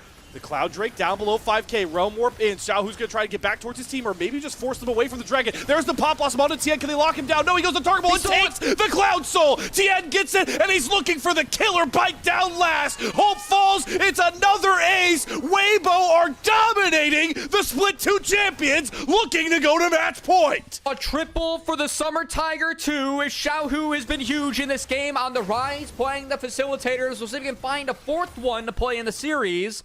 But Weibo continue to run away with this game. The poke for AL, just not enough damage behind it. As we saw the Varus, the Victor, firing off what poke they could. But it's a second item Crypt Bloom, a second item Edge of Night, and that doesn't exactly spell damage for the AL carries as Weibo survive, steal it off of a good smite from Tien, and advance. It's just such great timing. Tien has been able to answer all these plays. Knows exactly when to go untargetable and smites in that form. I mean, these are just split-second decisions you have to make, and Tien consistently in the series, always making the right ones. They had to try and kill the Neferi. It was their only play for the Dragon as long as Weibo continued to hit it. Smite secure did ring true from Tien. No spellbook support shenanigans in this game to get away from that smite hitting. as TN, he didn't find the smite secures in the last game. Didn't matter this time. The smite secures were imperative for Weibo to keep pushing this game forward as TN's big. He's up a level and starting to push this Xin Zhao around as he is at that 2-item mark in the Fury. And Breathe is immobile. I mean, he's just so tanky. It's all this magic damage that Breathe can just tank. Oh my god, but there's the AD damage. There's the Varus. What a big arrow. Breathe is That down, time. and Weibo have to be walking a bit more on eggshells, but I mean, Xiaohu gets so much value in the mid lane. Drops to tier 2. They've got the Cloud Soul to provide more space. AL, they're going to start getting desperate, and I smell a Baron take that Weibo cannot let go unanswered. I mean, Flandre doesn't have TP, is already disconnected, so I think this is already a tough scenario for AL. Weibo's goal is to push them off the top side here. They can return to play the map. They're dropping big middle waves, but Engage comes in. They're going after Xiaohu. They get some snares down. Kyle gets on out. Flandre, does he have enough damage to the Flame Spinner? Yes, he does. Shut down. Flandre finds the answer. It gets AL off the Baron, but more valuable gold back to anyone's Legends. Still not, I mean, it's something, but it's not the Baron. They have to fix waves. They get some time to do that. It's not going to be a game-changing kill, Slayer. The game-changing kill was the one that went down on the Cloud Soul. Because now, I mean, we get an early Elder. I think that there is a world where AL can be alive to fight for that, but look at the items. Even with Xiaohu just dropping, he is up a full item, pretty much, on Shanks. Corki's build is more expensive. He is ahead in items on Hope. Cassante is down in items thanks to Flandre, who just picked up a 1k gold shutdown. And we're going to have to keep our eyes now onto Flandre because he is the only member that is at 3 items. He is a full item ahead of the rest of his team thanks to that shutdown. And this Rumble has to connect in the next fight if anyone's Legend wants to have a chance. Weibo's turn to dance with the purple worm, and they've got more than enough damage to cut this thing in half. AL, you can see how dark it is. They barely know what the HBR is. Finally, Tarzan gets a look. Do we have a steal coming across here? Yes, Tarzan does it! Baron easily secured by the best jungler the LPL has to offer, but can he get the rest of his team out? Because Breathe wants to make it a problem. Weibo angry that they lost that Baron, and they know they are much stronger to deal with. Tarzan finds one trade back on to Xiaohu, but Breathe is just running wild, running free.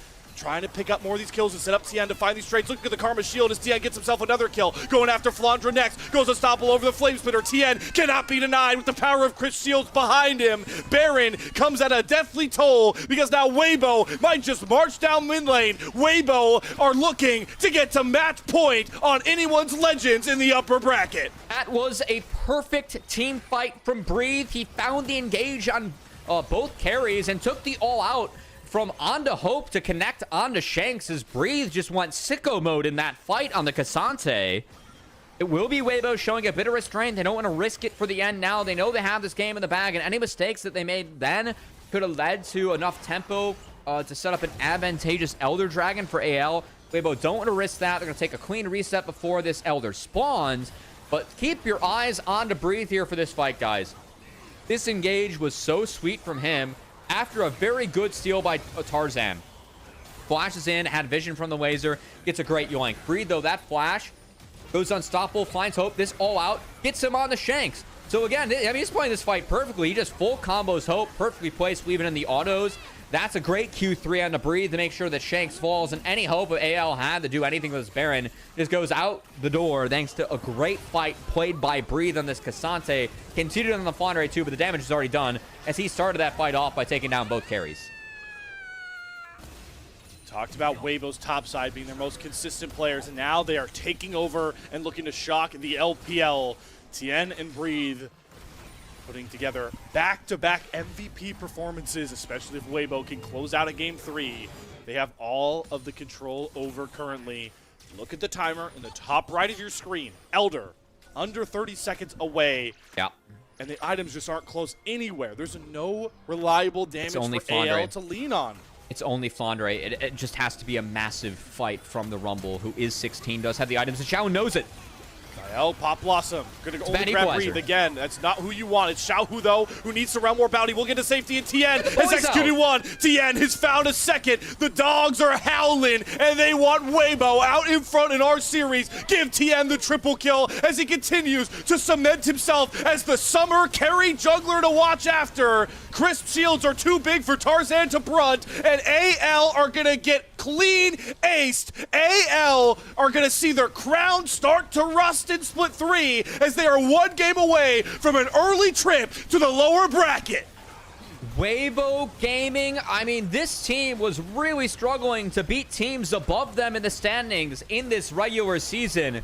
They're up on 2-1 on AL now, have a chance to win this one as Slayer. This was not what we were expecting coming into the day. I mean, what a shock. It may hurt my heart as much as I love this AL team, but this is not the AL squad that I really fell in love with. Weibo just look like they are bred for these playoffs, and leaning into the history of this team and its players, it is so awesome to see that we've been howling for it. Can Xiaohu get back into that form that we've seen him dominate regional qualifiers in? We've seen him take over in the summer. So far through this series, Xiaohu is back and bred for danger. I'm going through the last time that Weibo beat a team that ended up above them in the standings. That was week 2 versus AL when they just got back from MSI. Weibo beat them 2-0. And when it comes to Weibo wins they had in the regular season against teams above them in the standings, that was the only series win they had against a team above them in the standings for the entire regular season. They did not beat BLG. They did not beat IG. They only beat AL once. And now Weibo have a chance to really put our bracket into turmoil if they take away one of AL's lives here.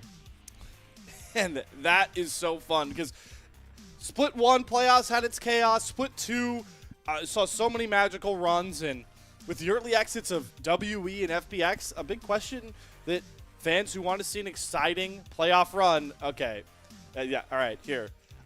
Don't worry, producers, I prepared for this. Yeah. I am ready. I'm ready to wear this. It trolled me.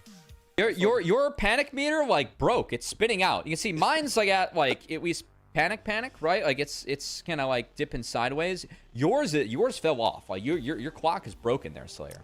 Yeah, my clock is completely broken.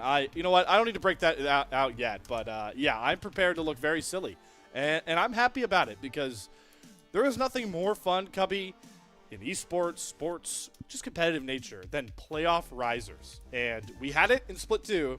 It was WE. It was almost FPX as well. Weibo being that team with the names on their roster. What exciting conversations we have ahead of us if they can close this out. We've already had a back-end collapse of a best-of-5 once in the playoffs, and we are very early on into it. I really want to keep our eyes moving forward just on Xiaohu's champion pool. Because when it comes to this matchup, I think that facilitators are so big for Xiaohu and for Weibo. Pretty much all of his most played champions outside of Aurora are gone. It's really the Silas that's left if he wants to make a big game impact. Because that game, I really felt Xiaohu's impact. I think starting off just trading flash for flash from Shanks, it had to be mid-prio that they built any sort of lead for Tian off of. And Tian was behind against Xin Zhao for that majority of the early game. It was that first initial dragon fight that really sprung things in favor of Weibo. But from there, I think Xiaohu really ran with that game well. Even that last fight, the flash on the Flandre, it forced out a bad equalizer because Flandre thought he might die. And if he dies with equalizer up, like that's the worst mistake you can make, right? So that's like some of the small things I just love from Xiaohu that we see when he's on his game. Like that flash engage from the Rise, understand that he could live that, tank that, and then give Rumble bad conditions in a fight where Rumble was the person that we were like, okay, it's the only person that has items even close to the rest of the game. Has to be a big Rumble carry for them to have a chance to win this one. Joe eliminates that. And that's on top of like the already very good mid-game plays that he had that really got his team ahead. And even just behind a supporting Pog performance from Breathe, who is probably the Pog for this game and should be. We'll see. You know, stats junkies aren't going to see him scream out in this game. So we'll see if Breathe, because I'm with you, does get robbed. And this next topic I don't want to take away from Weibo because I think they played a fantastic game, an even more dominating game than we saw in Game 2, right?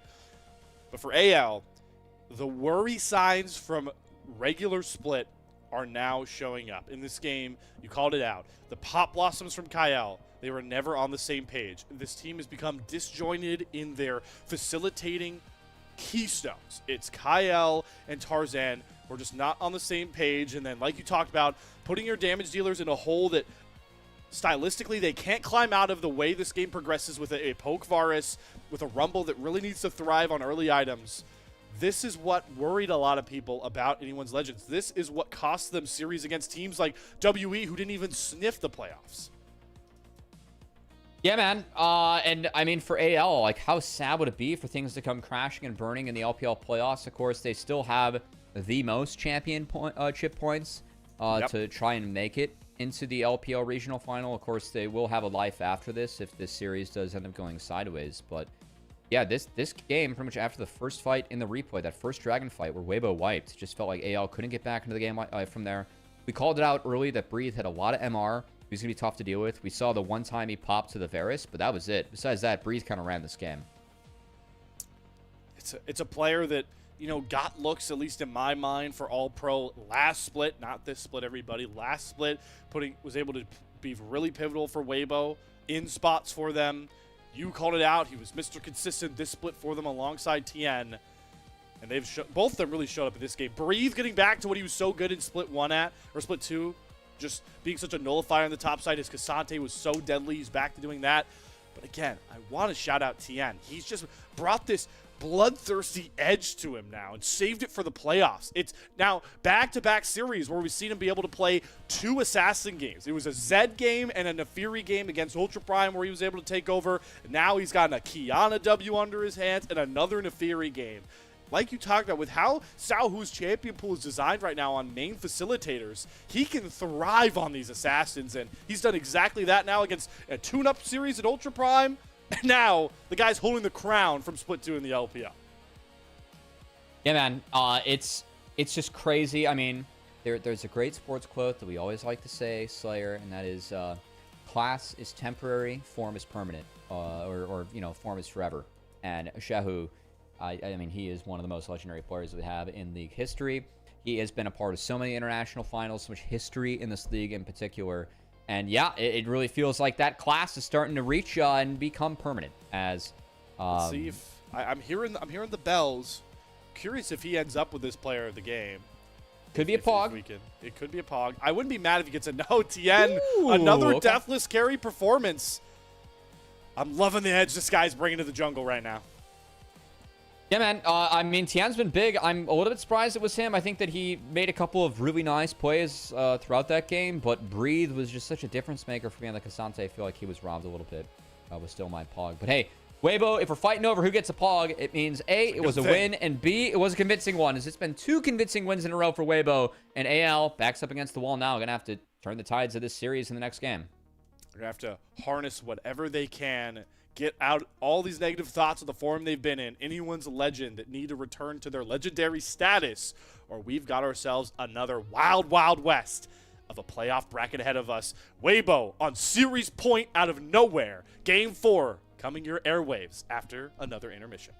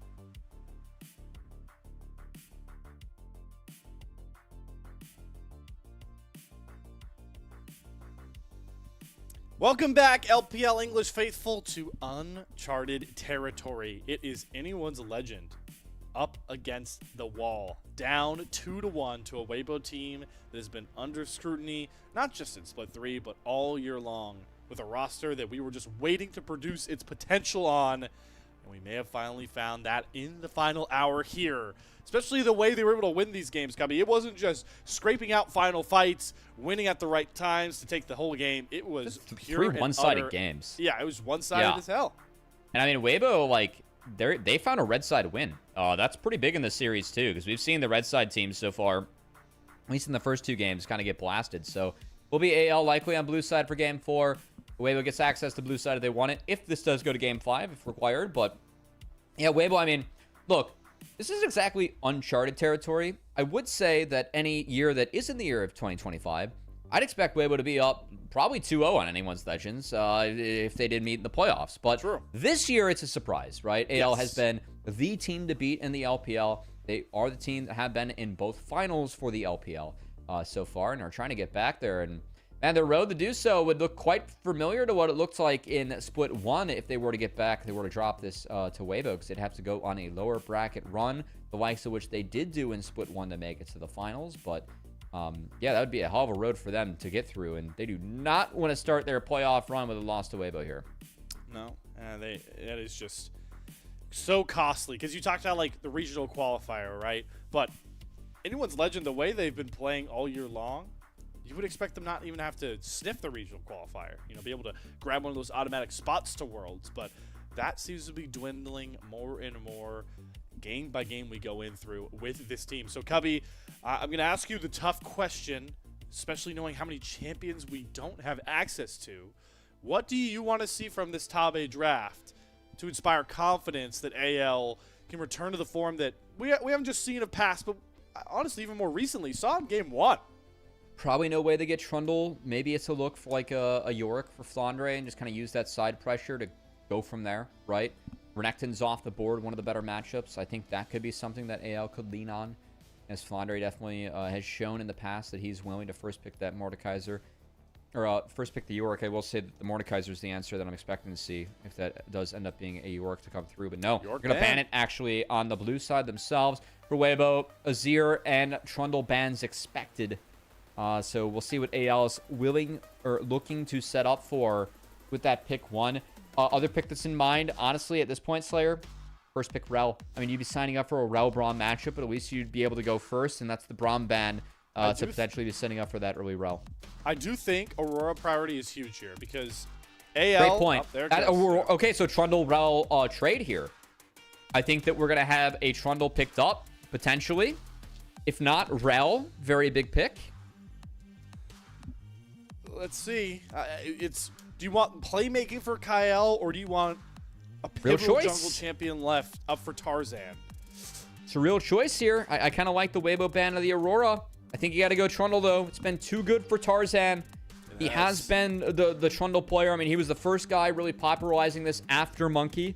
And I think he has been the most successful the most successful Trundle player that we've had in the LPL has been in the hands of Tarzan. So, what's the response for Weibo? Do we see a TN Lee Sin special? Also, that Jarvan still up for TN if he wants it. Rel and Jarvan can pair so well together to create a little magnetized death ball.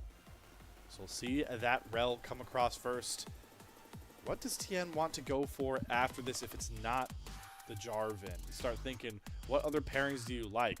Wow. Yeah, so you got Maokai, Sejuani. These are good hovers. Like Skarner's still around there, floating around. Dara. Oh. We're getting weird. Morgana Jungle. This is the new age of League of Legends, everybody. You saw it yesterday, and you're getting it from TN now. W pool buffs did help Morg's clear. It's very quick. It's very fast, as we did see more buffs go over to MF. Has been a really big champ for Hope and AL throughout the calendar year, so that extra bonus 3 AD at the base There's the MF. will be coming on in, and we'll see what kind of pairing that they can find with MF, because you can't exactly go for any engaged support. You're kind of stuck with an Enchantress of sorts now. It's got to be Bard. I can't think of anything else. Black Shield can get you out of the Tempered Fate. That's it. So, Cubby, if you wanted to go MF for Hope, right? Why didn't you take the Rel side of this trade? Rel MF was dominating as a champion pairing before. They're not wrong. Bard and Trundle already, I don't like these setups for MF ultimates. As MF comes you back asked to the get Jarvan. You did ask to get Jarvan, too. So it's now Morgana mid. Carry. It's now Morgana mid or Morgana 80 carry. Oh, that would be wild. I think this is, again, what has Xiaohu been best on in this split? Facilitators. That is Morgana to a T. Morg mid, like, you don't care about Trundle. That champion does not matter to you. You do not, like, you see the Trundle walk into the lane, you just fucking Black Shield and walk away. Sorry the F-bomb there. It's getting late. Anyway, moving forward. All right, MF's gonna struggle against the Jarvan. Definitely a pretty easy wombo combo already showing for Weibo. I do not like this opener for AL at all. I feel like you're really signing up for a low damage comp, and the two fastest mids you can play into Morgana are now taken off the board.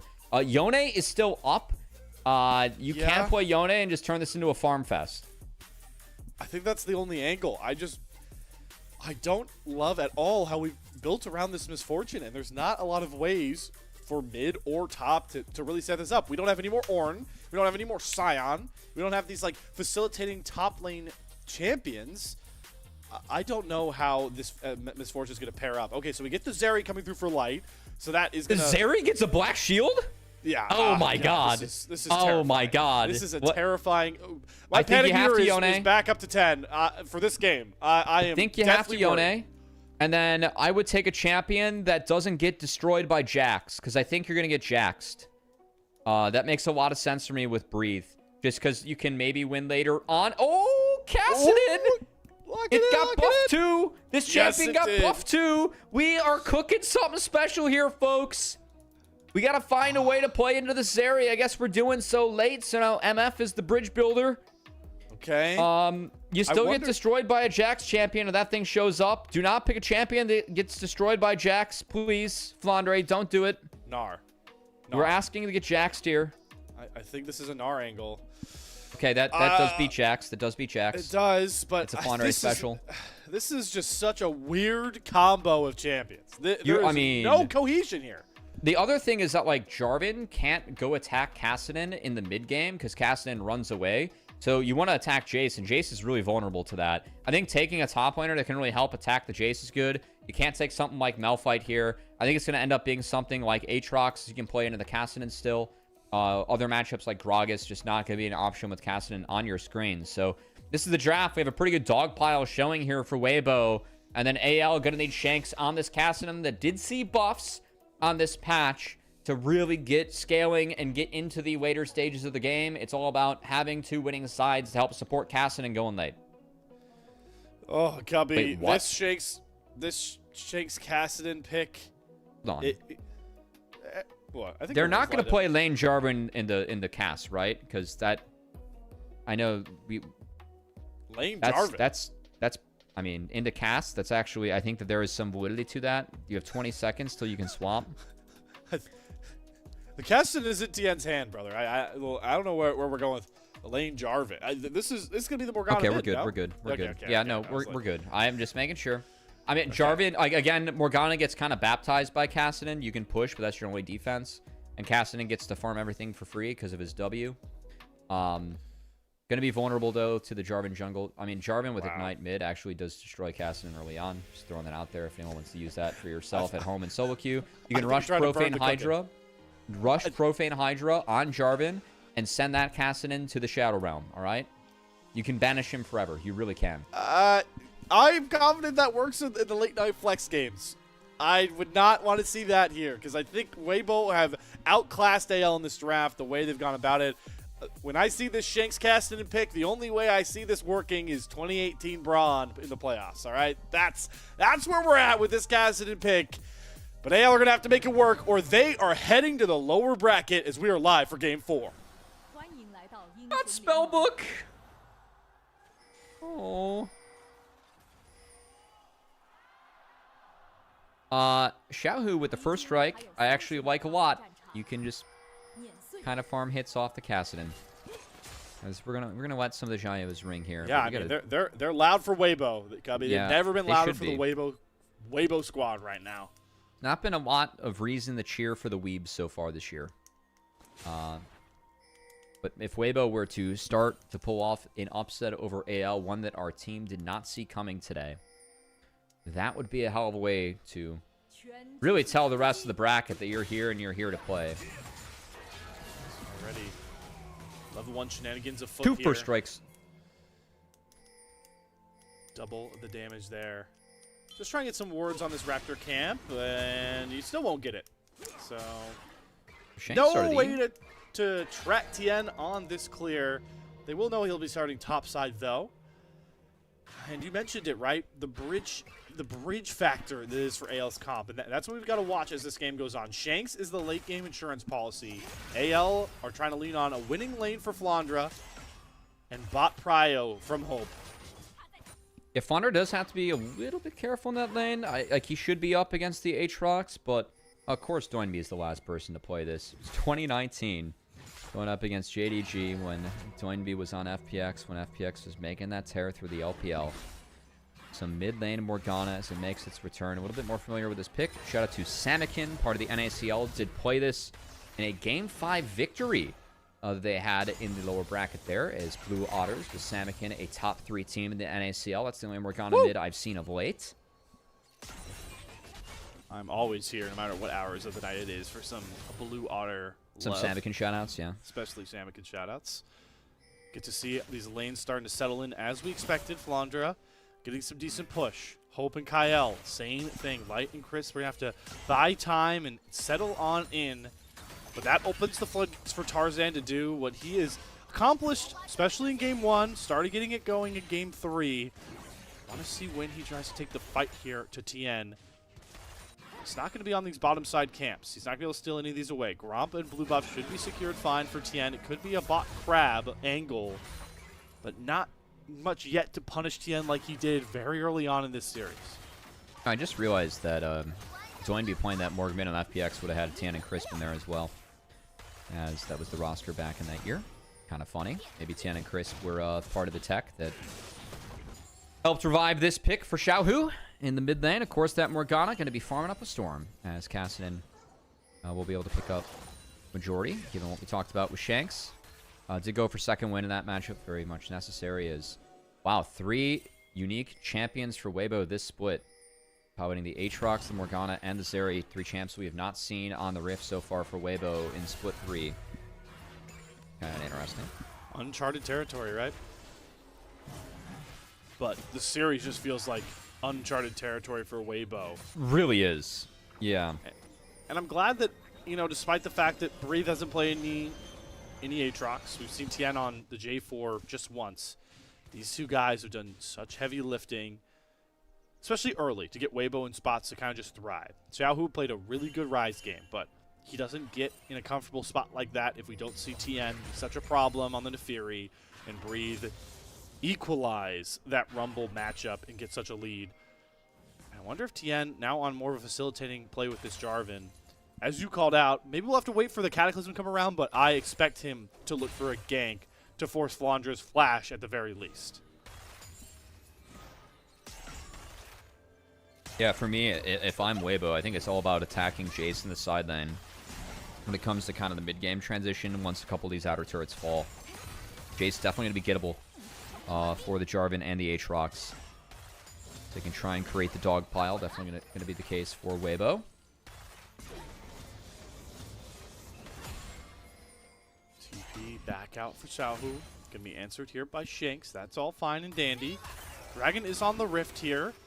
Advantage I'd give to Tarzan. Trundle, one of the power points of this champion is that he can kind of just solo out these dragons with ease. But his he needs lanes the prio are of not his bottom winning. lane. Yeah, that's yeah. that. That's the tricky one. Also, Morgana W, the ability to just kind of, you know, drop a pull or 2 on Dragon and actually make a big difference for your jungler are very real. So I think with the Zeri Morgana prio, I'm expecting a very early Dragon to be started by Weibo here, as yep, we do see Tien making his way down, and Chris making sure the pit is clear. It is the morning hours of this game, but already, I again have to commend how Breathe has been able to control a top lane matchup. We expect him to fall behind in. He's going to be pretty even on CS, and he's gotten over towards that World Ender state. That's where he can fight back a lot versus this Jace.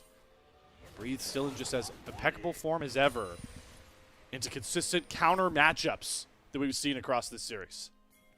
This is good so far that AL has actually been able to slow this one down.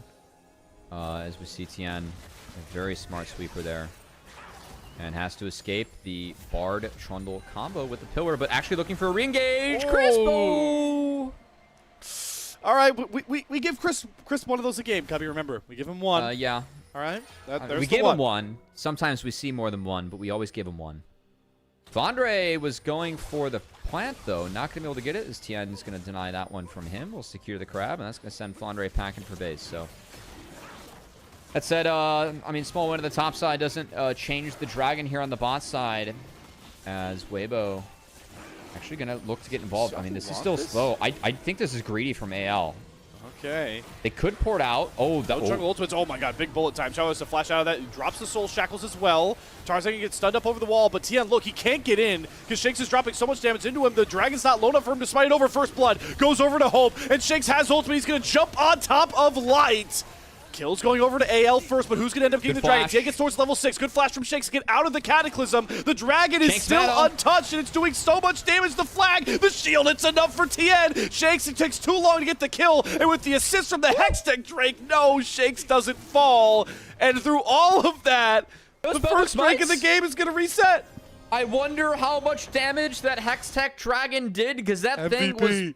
It was breathing whatever gems it spits for the entirety of that duration. As we have an LPL moment here, Slayer, it's been 3 pretty one-sided affairs, but A little bit of chaos, a little bit of back and forth. Might just be what the doctor ordered for AL as Xiaohu takes a lot of his health early thanks to a good Q from Kyle. Catches him on the Drake, does his best to get Tarzan out of the fight, but the damage was done. On the flip side, yeah, Light didn't have ult, and Shanks had a charged up ultimate himself. He forced out both Tien, kills Light, has a great flash there to survive the Cataclysm damage, and that ends up becoming necessary in the back half of this because he survived like 50 HP, so well played by Shanks to get out of that one. All right, picture in picture, we go back live towards the Grubs. 2 Grubs secured.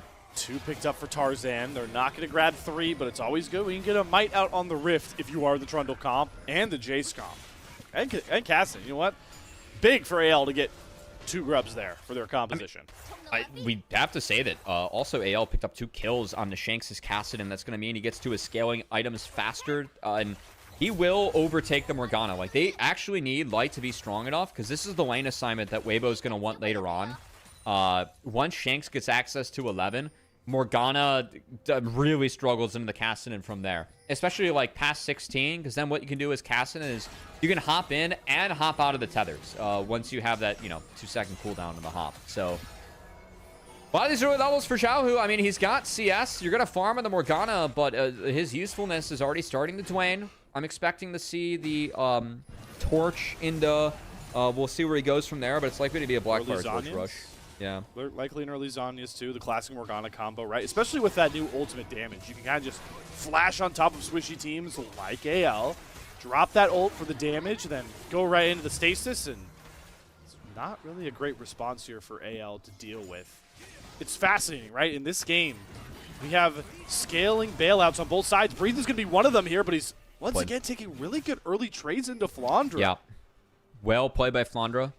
Did hammer swing the Q3 of Aatrox, so the knockback didn't connect onto, or the knock up didn't connect because the knockback did connect on the golf swing. So well played by Flandra. That's definitely the big interaction you're looking for in this matchup between that and the phase rush being used to get out of the tethers and some of the other sweet spots that Aatrox is looking at. So Flandra, he's been a long time Jace player. There was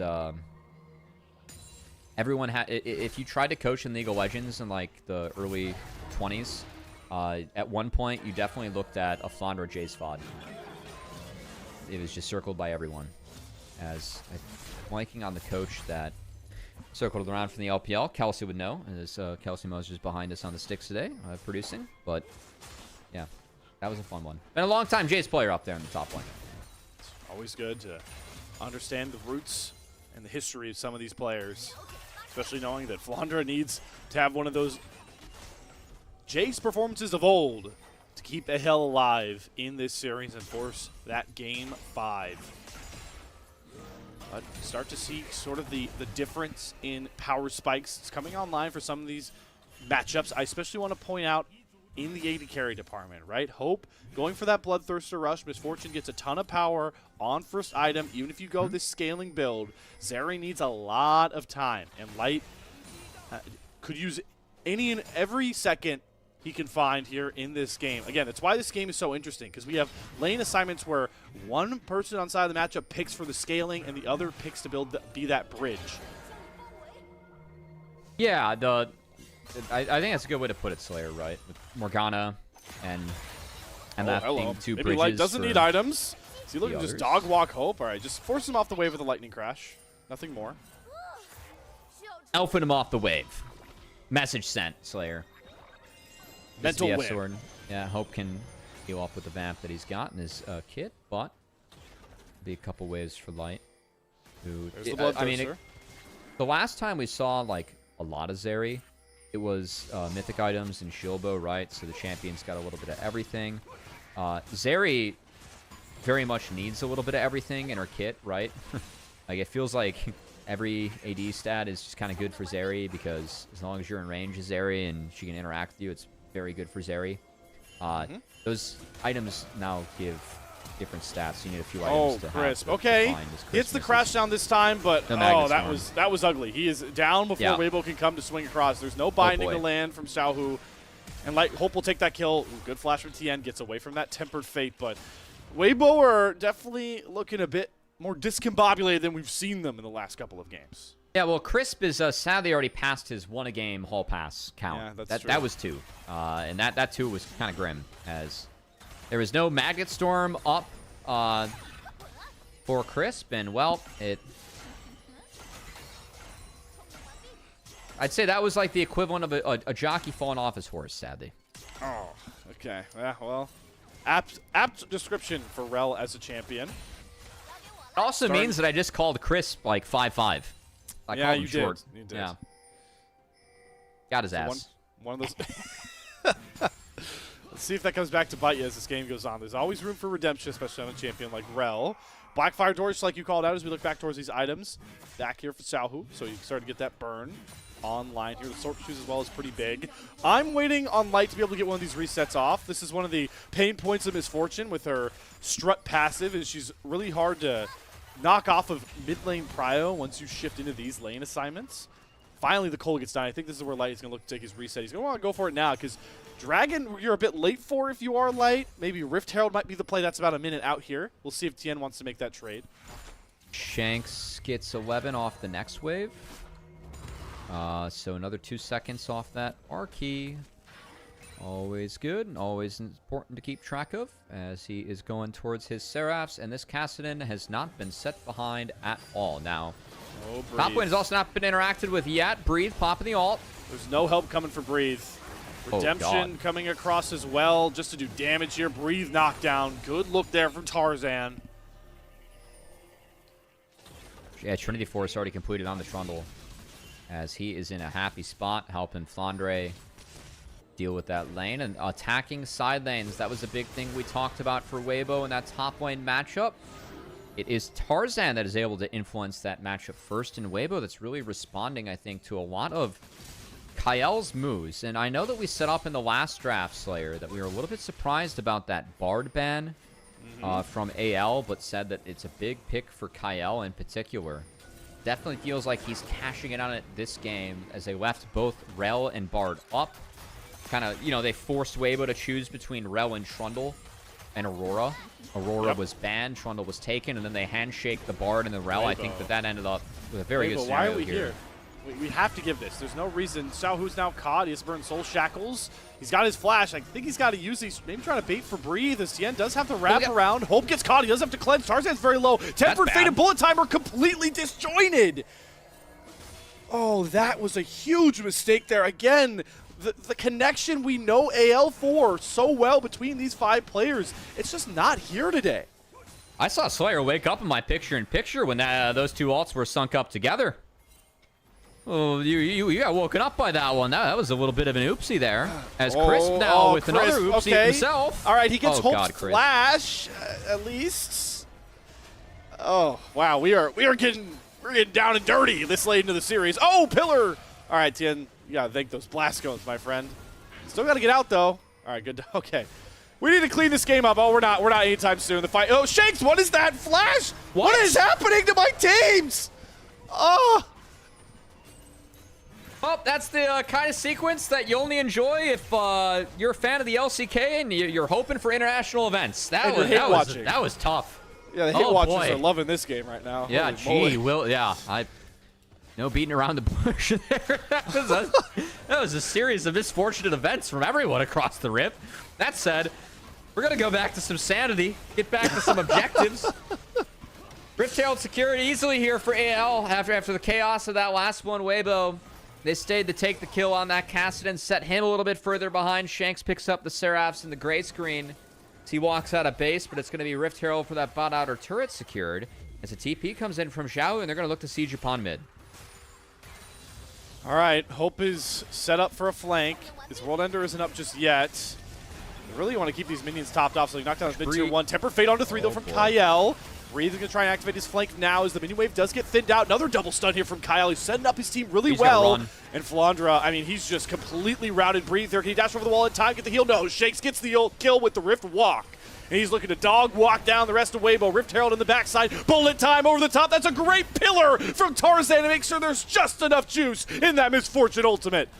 I think this Kassadin's going to hit level 16, and I think AL's going to see a game 5 as this is a 3K gold lead. 2 Heralds crashes to boot. And this Morgana pick is not working out as... Man, it really is Tarzan on the Trundle, been such a big pick for him in AL all year. Tarzan and Kyle, their ability to dictate the map this game. This has been the first game I think we've really seen that jungle support duo take over. What is happening? hero Do play. we know what our health bar is? Oh, the dunk down too. It's not enough. Oh, we did this for a breathe flank. Okay, and breathe just says, "See you guys." Never mind. I was kidding. Haha. Oh. I think we're going to see more goofy attempts from Weibo this game, Slayer, because I think we're starting to reach that desperation hour.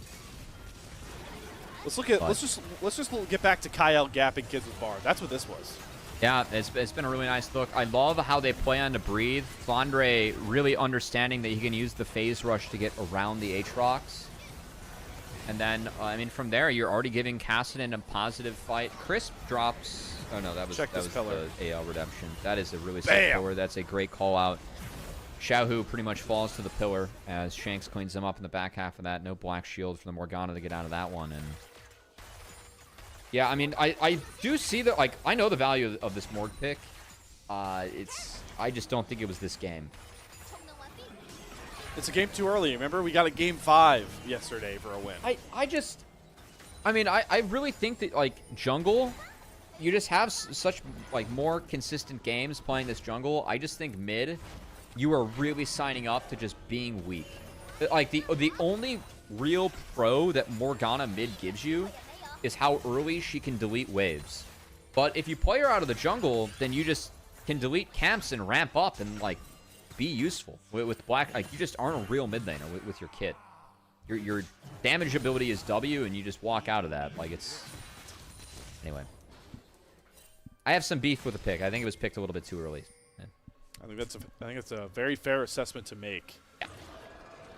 Yeah, but yeah, I understand it. I think it could be so valuable into this Trundle, but it's fallen flat here as Xiaohu and Weibo have seemingly returned to Earth and have seemed a bit more distraught on the Rift than the two just such well-placed games they had. Well-executed games. Oh, boy. Yep. Turn the turret off. Tempered Fate. Easy peasy. Soul Shackles means squat. Good flash over Shanks the pillar. is up 2 levels. Exhaust and Shanks. Oh, boy. The Rift Walk is so low on cooldown. And he's got Xiaohu done and dusted once more. 14 out of 16. Scary face, timer, pointer, Monka S, Monka W, all that for the Cassidy timer. As Shanks is looking like he's hitting that. Bot outer turret cleaned up. Otacon being started. Weibo being forced out. And our hope for a closer game 3. We've had 4 one-sided games so far this series, Slayer. And the only difference that we can really point to in the back half of this is that Weibo did win one on red side. Is they're going to continue to chase AL? Yep. Shanks just zoning them out with the threat of this Kassadin. And that will be the Drake secured. It'll be Shanks to do it. Weibo once again posturing to get a little goofy with one of these fights. Maybe trying to pick people off around this blast cone, but no dark binding. Goofy. Finds its mark. Yeah, I mean, they've got to get real crafty and sneaky with some of these plays, but ooh, that's a good Scryer's plant to spot out the shenanigans of Weibo. Tarzan, we can give our red buff. It's not that big of a deal, or we can look to try and kill off some of these members advancing towards it, and he will end up getting the red buff. I thought we were about to have another classic LPL moment where we throw everything at a red buff. No, I'm just watching these dark bindings being moving with the missile speed, being hampered by like molasses from season 1. And then you have Cassidy that has a blink from season 1, so that's nice, you know. Regional champion. Remember when this guy used to silence before he could throw his combo down? Yes. Some dark days. the Q point and click silences from LeBlanc and Cassidy was a mechanic So that needed to be removed. It was removed. Now we just have the AoE silence from Cho'Gath. And other AoE silences. Don't forget Garen. That was a hard. Garen's is OP. Yeah. Garen's is so OP. It's the same exact Those champions logic. are gated. I have discovered recently though my love for Garen. That champion is not okay once you get past like level 13. Jesus Christ. It's just a brain off champion. It's really good. And Hey, maybe we'll see a Garen Game 5, because, boy, are we running thin on champions. I'll tell you that.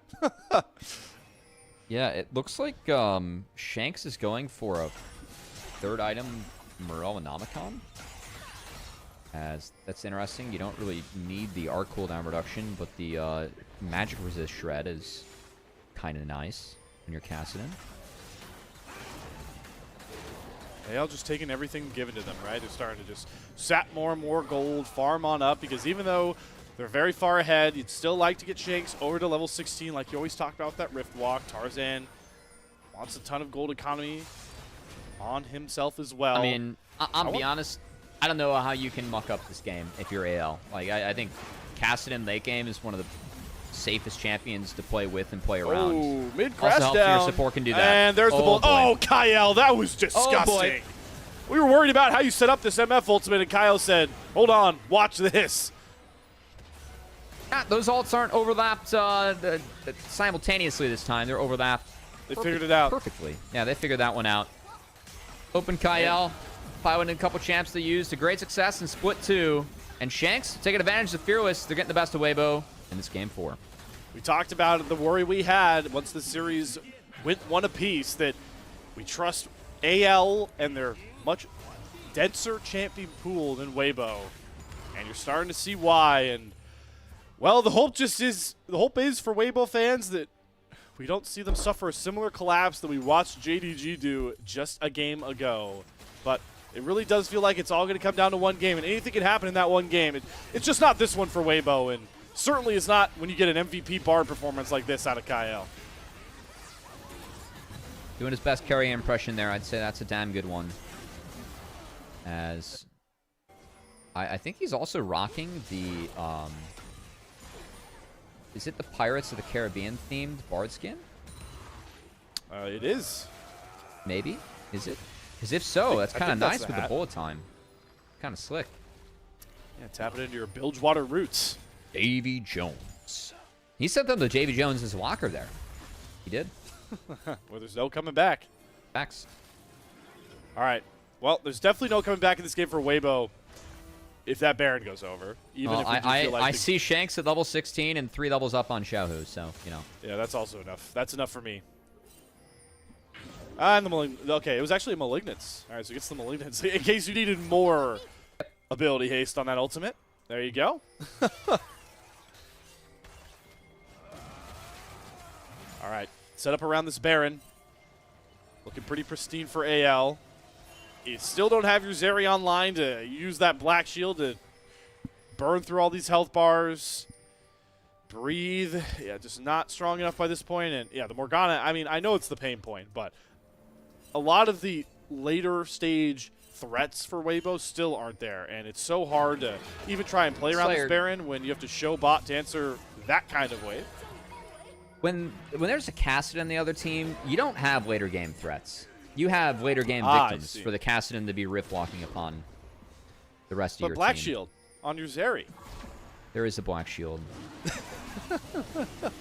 We'll see if that lasts throughout one rift walk duration. As if he has the mana charged up behind that, those 640 rift walks do hit quite hard. But Chemtech Dragon secured and Slayer, I think that we're just getting ready to time travel ourselves to whatever's next in this game 5. Is this you calling this a game 5 waiting room? Is that where we're at? Yeah, we've been here for a while. Well, as we watch, you know, AL kind of just succinctly go through the motions and try not to make any mistakes. How much? Okay, hold on. Tarzan's gonna just run down Weibo right here. It doesn't matter. matter. Here we go. Yeah. All right. Oh, Zeri's caught in an ultimate. That's pretty bad. Do? Bullet time does actually get canceled though. Lightning crash out from Light. It just doesn't matter. Wallet diff for AL. Yep. Hope is zoning Xiaohu, and they'll take their 1 kill on to Crisp and say, hello, Baron. Hello, Purple Banner.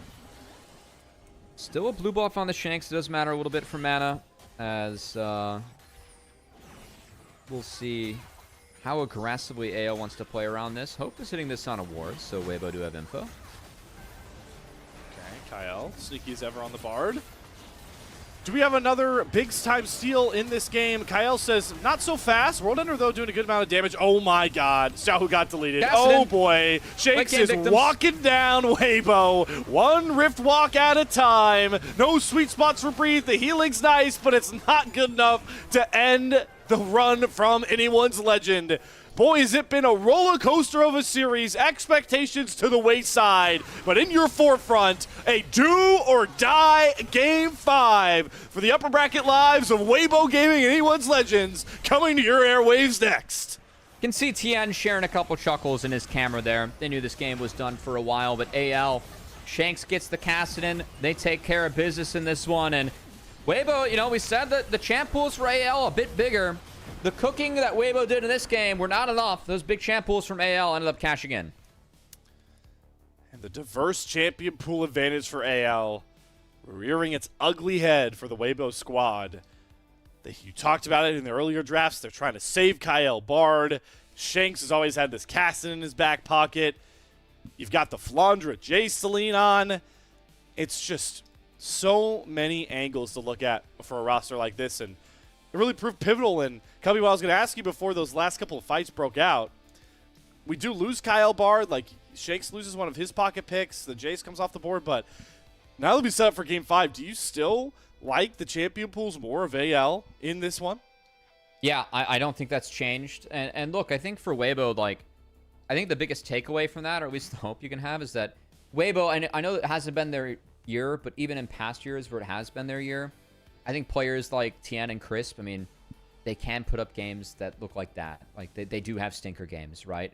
That is part of what makes them good players. They'll go for plays, and they'll hit them a lot of the times. Like, that just happens. So, right. If you're Weibo, I think hopefully, you know, hey, we got our stinker game out of the way. And that red side win in the middle of the series does mean that you get side select for Game 5 and a likely blue side, which is big. So we'll see if Weibo can use that to then beat what we expect to be the bigger champion pools of AL. But I think we also have to start talking about mid picks. Like, are there enough mid picks for Xiaohu? Do we see him forced upon a Silas here? Do we see maybe a pocket Syndra come out, a champion that we know that he historically is really good at, but haven't seen a high priority on? So yeah, I'm curious because Morgana, you can play fast, but you can't facilitate a map as well, and we definitely saw Weibo not be able to put things together as well in the back half of that game, and saw Kassadin took over. Other champions that'll be notable to talk about too.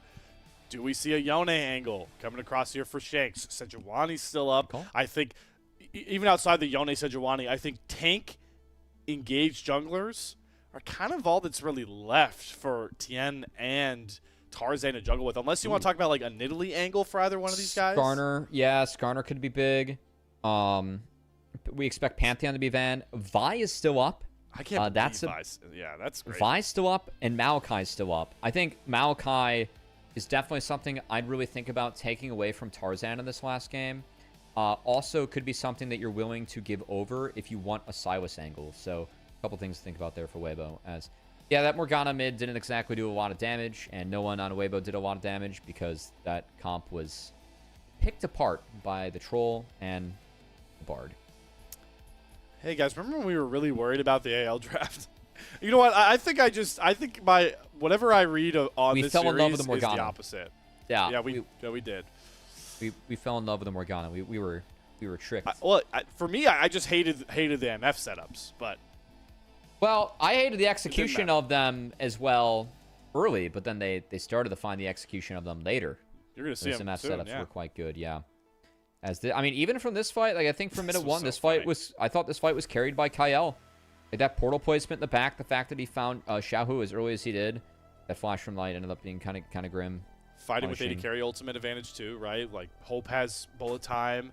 I mean, I think Light dog walks this fight if he gets to pop lightning crash first. Like it's such a he didn't have a lightning crash yet for this one, so that's a big deal.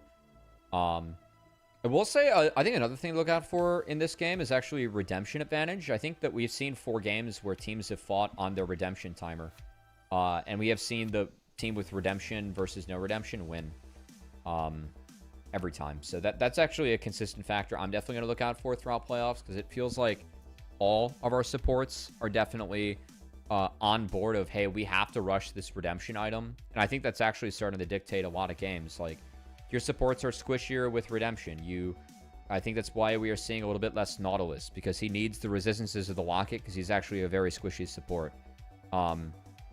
Yeah, so I think that's going to add just a different flavor or a different look in a lot of our playoff games here.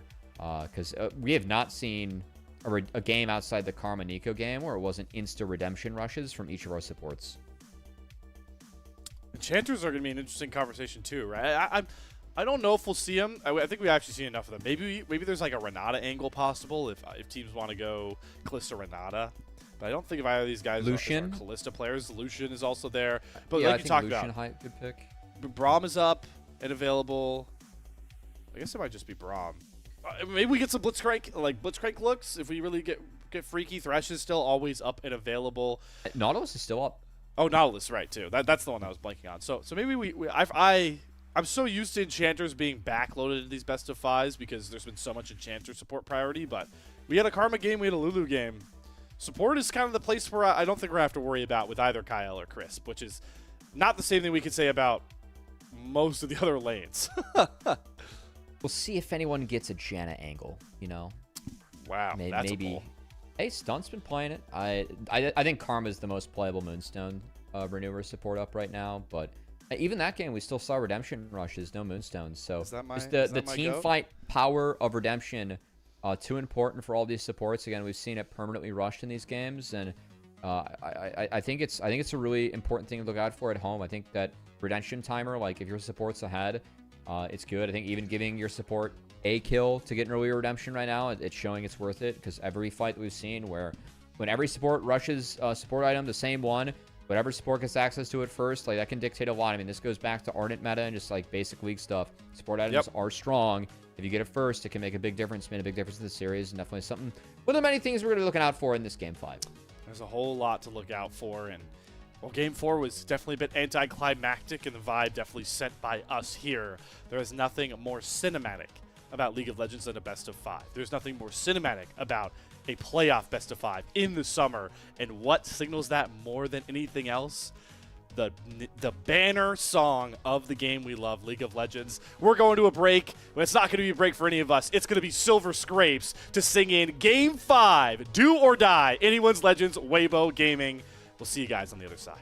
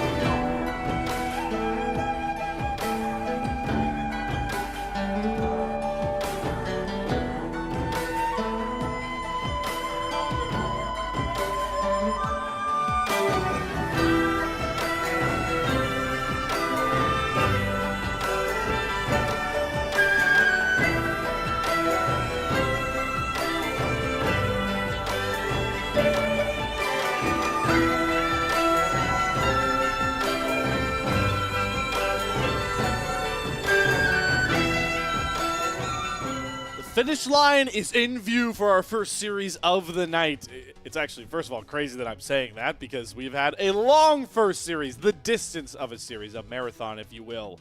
Anyone's legend. Probably not happy to be 5 games deep, but certainly happy to have gotten to this 5th game, Cubby, because Weibo were in prime position to end this series and shock a lot of those LPL brackets, but they still got one more chance to do it. This whole series relies on one final match on Summoner's Rift, and we're getting set for that draft prior.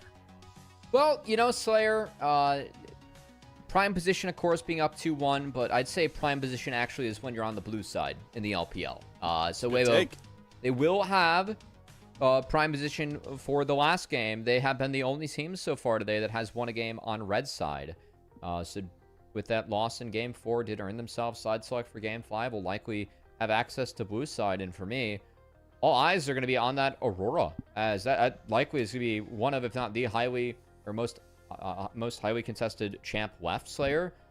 We have seen that ban frequently, and Pantheon Azir seem to be the stagnant bans on red side so far, with Aurora likely to be added in this one. So I'm just curious to see what kind of starting point we have for Weibo and both of our teams going into this game 5, as of course many champions are now off the board. So going to get even more interesting. It's, you know, even talking about Aurora, it's such a fun combo to have because it's not, it's for Xiaohu, obviously, on the Weibo side, but if AL can, like, somehow find a way to get this Aurora, it's actually normally for Flandra. So you might get a different look of an Aurora if it comes across, but like you're talking about, I don't think we're going to see it. Before we went to break, we talked about some of the champions. I think melee mids is what we're going to start seeing from Xiaohu and Shanks, which I think is, right now at least, a huge advantage to Shanks. Yeah, I think Silas is the big pick that we're looking out for when it comes to Xiaohu. Also, another interesting starting point we teased, jungle. A lot of junglers taken off the board, kind of need more of those supportive picks now. Maokai been big for Tarzan, not really a pick for TN. So I think that could be another interesting point to look, but just have to dive into this draft and see what kind of choices are being made. I think there's still a lot of handshakes up on the board, but besides that, a lot of interesting triangles to look at too. Like, you know, bot lane, we have Nautilus, Braum, Renata up as the big champs that are left. That's could be a really interesting circle that you could draw there. Or, you know, if Nautilus ends up being blinded, have a couple different answers available in Renata, Braum, where you could take one away, leave up the other, take both away, or we're just gonna have to see. Because I think bans is the big adaptation I've noticed with Fearless as we've gotten into the ladder splits, is that a lot of people try and set up for their draft the first few bans, so we've been able to call out some of the first picks just based on what blue team is banning. We'll have to see if we can do that again for the last game. And what goes hand in hand with supports, right, is AD carries, which is a fun discussion as well, because we've lost Renata, Kalista Renata is one, Lucian, but again, like a lot of these those lane dominant ADs, Hope and Light aren't really the guys that like to go for them, right? Like Kalista lanes, you think of like Pays, you know, Gala likes a lane on those lanes. Draven is a champion that won't really be a part of this. You mentioned the Lucian. I think that's the one that stands out. Ezreal, I think, is another champion that has a lot of priority because he can fit in a lot of comps seamlessly with how much self-protection he allots. How do those fit into some of those support pairings? We'll have to see. I think the main one that does stick out to me is we'll see if either one of these bottom lanes wants to prio a Lucian Braum turn. Yeah, we'll see that. See if, like, Lucian Milio or Lucian Nami come out too. More enchanted flavor. Yeah, I think that some of those bans, like, definitely some of the power of blue side, right, with Weibo. I mean, we talked about the Pantheon Azir bans on red side being pretty stagnant. We expect that for the majority of the tournament. So on blue side, you know, you don't have to ban those 2 champions. Get a few choices. I mean, if you don't want to deal with Lucian duo lanes, you can just take that away, right, if you don't want to pick it yourself. And some of those pairings too, like denying pairings, I think pretty big. The first 3 bans on blue, but we're talking a lot to just buy time for when we can at least hopefully see our draft coming up. I will say for game 5, I have mixed my French press hot coffee with a cold brew that I have in the fridge, and so this might get a little bit interesting in that category too, as we gotta make sure we stay away from this last game. Mixing coffee types, yeah, that's that's how deep we are. Nonetheless, we can talk more about mixing game IP too. You know, it's getting crazy over here. Getting wacky over here. That's what you gotta do when you go this deep into a series with us. Talking more overarching themes, right? I want to make sure to present this to the masses before we get into this game 5, right? this is big for Weibo, because not only have they been a team where we feel like, as you mentioned, against opponents above them in the standings, they've not been able to beat except AL all the way back in week 2 of the Rumble stage. So to come away with a win in a series like this really inspires so much confidence for more of those classic Xiaohu regional qualifier talks. Man, I mean, I think it really speaks to form versus class, right? Class is permanent. Xiaohu has one of the best resumes of all time in League of Legends. I mean, it really only a handful of players you can even argue or rival the resume of Xiaohu. And the fact that it just feels like every year, this time of year, he wakes up, he knows there are big tournaments to be played elsewhere, and he wants to make sure that he books his ticket there so he can be a contender. We've seen him on the facilitator so far, dictating maps and playing well. He's going to need to find one more really strong game out of Xiaohu and Weibo. And curious to see what they put him on, because that Morgana, that attempt to facilitate wasn't there. And keep in mind, like, the Talia, the Annie, the Rise, these are very meta champions we've been seeing for the entirety of the year in mid lane. Really dwindling now in the options that Xiaohu has if he wants to have that big impact that we expect out of him, and that has been so important for Weibo in the past. Crowd filling up the arena. You could just see the excitement as these two teams get set for the draft. There is nothing like Game 5 in the summer for fans across the world. Doesn't matter what region you're a fan of, everywhere on this big blue rock. We understand what Game 5s mean. Like you said, Cubby, at arguably the best time to watch League of Legends. And I would keep it attuned to kind of what we talk about. We do walkout together for Game 5. All right. That's sick. All right, we're pulling out all the stops. I love it. Get the crowd into it.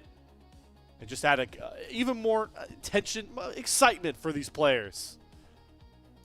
A little excitement for us at home. Tarzan's got a smile on as he takes off the quarter zip and is ready to hop on.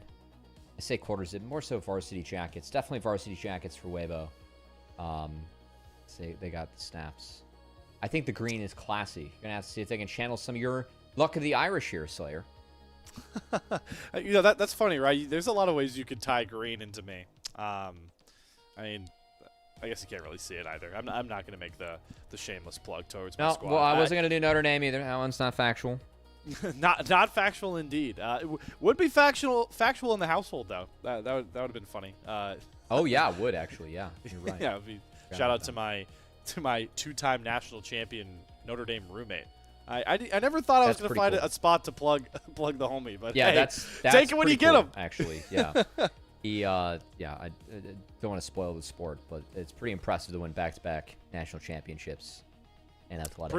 Pretty impressive to win back-to-back LPL splits. AL very far away, ways away from doing it, but staying in the upper bracket really boosts your odds in that one, Cubby. Yeah, I mean, gonna have to see it. This isn't a do-or-die match for either of these teams necessarily, but the loser of this next map does lose out on a life. We'll drop into the lower bracket. And, of course, we are fighting for those Worlds qualification points on the line in terms of the LPL. The Grand Finals, right? That gauntlet to determine who gets to Worlds. Of course, whoever wins this split has an auto bid. And whoever has the most points outside of that also has an auto bid to Worlds. And we use the gauntlet to determine the last two teams over here in the LPL. So, going to be keeping track of all that. I'm not going to fly the points after today because we aren't eliminating a team afterwards. Yeah. So both teams will still be able to, of course, net more points potentially. But AL are leading in the point total so far. The likelihood we see them in the regional gauntlet, I mean, it's honestly not that likely because they might auto-qualify with a win or off points itself. So we'll see. I think AL, I mean, they need to keep on winning, though, to try and guarantee themselves that slot for Worlds. Definitely don't want to be fighting in that gauntlet where history shows in the LPL anything can happen. Anything can happen with this Game 5 draft, too. You can see, look at all the champions off the board below this draft. 40 of them. It's mind-boggling to think about, but there's that Aurora red side ban we were expecting with the Pantheon. Are they thinking Azir's going to be up? Because the Ziggs ban tells me they either want an immobile AD, they could go for like Jinx or Caitlyn. I think Jinx is a big takeaway from Hope, by the way, in Game 5. Yeah. Or they're saying it might be Azir up. I think you got to ban Azir out here, though. No Yone for Shanks either. There's the Azir ban. Aurora also taken away. Where do Weibo want to go? Where's Nautilus? Where's Maokai? Vi's up. That's a good shout. Ambessa. Okay. Oh, yeah. All right. Game 5. That's a big first pick.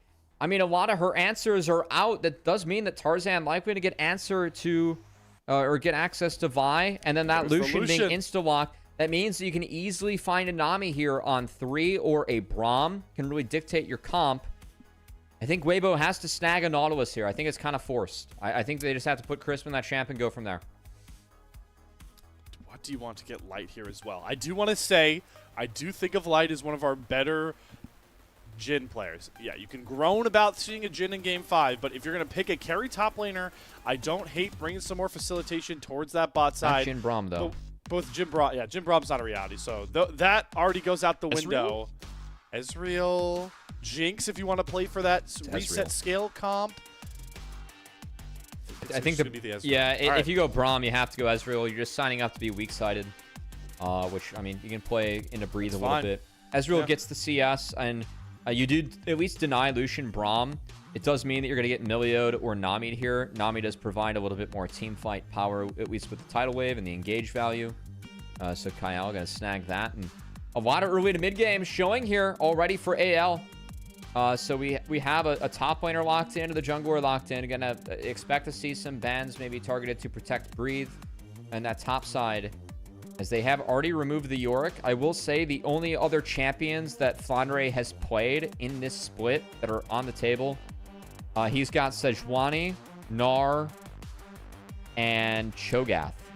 Oh, Cho'Gath. Everything else that he has played this split is Smolder. Those 4. Everything else is off the board. Probably not playing Smolder into an Ambessa, though. I'm pretty confident I can write that one off. That's a pretty hellish lane. I'm looking to see... We need to get a good vibe pairing here with Shanks. And the options are really slim, Cubby. How do you want to link this Vi up with the rest of AL's comp, knowing Shanks is champion pool after you just talked about Flandres? Let's ban Maokai and go from there real quick. I know Tien's not a Maokai player, but I think Maokai is a great champ. Still showing. Braum would love main engage on his team. Maokai brings a lot of that. I think it's a Kali, which isn't great right now. You could go Silas, which also isn't great right now, but I think you just respond the top. And you only pick Silas if you're really scared of giving away a Silas. Ari's the ban. Okay, yeah. I think Ari was the one I was thinking of, right? Okay, Ari would have been a good pick there. Yeah, has been played by Xiaohu. All split Kled. Do it. Oh, if they played Kled, I'd get pretty excited, actually. I think it's, I was going to say, I think it's going to be the Flandre Cho'Gath or the Shen. I think Shen. Ooh, delivering the Shen with the Vi. That's a sneaky combo that we don't talk about a lot with that Stand United. Oh, the Rek'Sai top. Wow, we're going back in the past. Oh! Flandre Rek'Sai. What is the LPL becoming? We've seen some Rek'Sai top over in EU. Broken Blade's been playing it. It isn't what it was at this time last year, where it was disgusting in the top lane, but it's still playable. Flandre is going to bust it out in Game 5, use that to try and remain strong on the map. They have a counter pick that can use mid for Shanks, but Xiaohu, we've seen Twisted Fate. We've seen it miss a lot, but we can see if Xiaohu could make sure it hits on a legacy champ for him. And now Shanks gets his chance to answer. I don't think it's a great Silas game. We do see Silas in the TF quite a bit. If Shanks wants to go for that. Other champs, I mean, everything else that he's played this split is off the board. It's going to be a unique champ for Shanks, played mid lane. It's a specialty pick for him if it is the Blanc. Oh. Not a lot can stop at this game outside of a gold card. Oh, and that's going to be locked in for Shanks. Oh, boy. What a lane that is for Shanks. Completely gapped Xiaohu in Game 1. It's hard to remember that far back. Oh, this is what Fearless breathes into the game of League of Legends. What a fun draft. Tien gets on the Lee Sin. LeBlanc mid lane. The Rek'Sai top. It's so fun when we get here, Cubby, because there's such little statistical value to try and set us up for this matchup. Well, TF's been bad. I mean, we've got to rely on for a while. The TF has really been struggling. But it plays into what Xiaohu wants to do, right? We keep saying facilitator, facilitator, facilitator. It may be slim pickings, but TF does fit that bill. We have not seen a lot of success with TF, but we'll see if he can have it this game. I think the one determining factor for this, AL picked a lot of early game in this draft, and we have seen 4 one-sided games in this series. I mean, that really has been the trend, right? So we'll see if, from the red side, AL can find their own red side win and win the series here going up against Weibo. If they want to win this game, they're gonna have to do it through the early game, because if things go late, the control that TF can bring with the gold cards, the stability that Ezreal brings, the damage that Ambessa can do later on. Rek'Sai falls off. Vine, Nami, that's going to fall off too. So we'll see if Shanks AL didn't get things going here early on. Here we go. Let's hear it. The energy live one more time for our LPL faithful. I hope you're doing it all at home. On to the Rift for a final time. Bring me some Game 5, Jaios. 欢迎来到英雄联盟。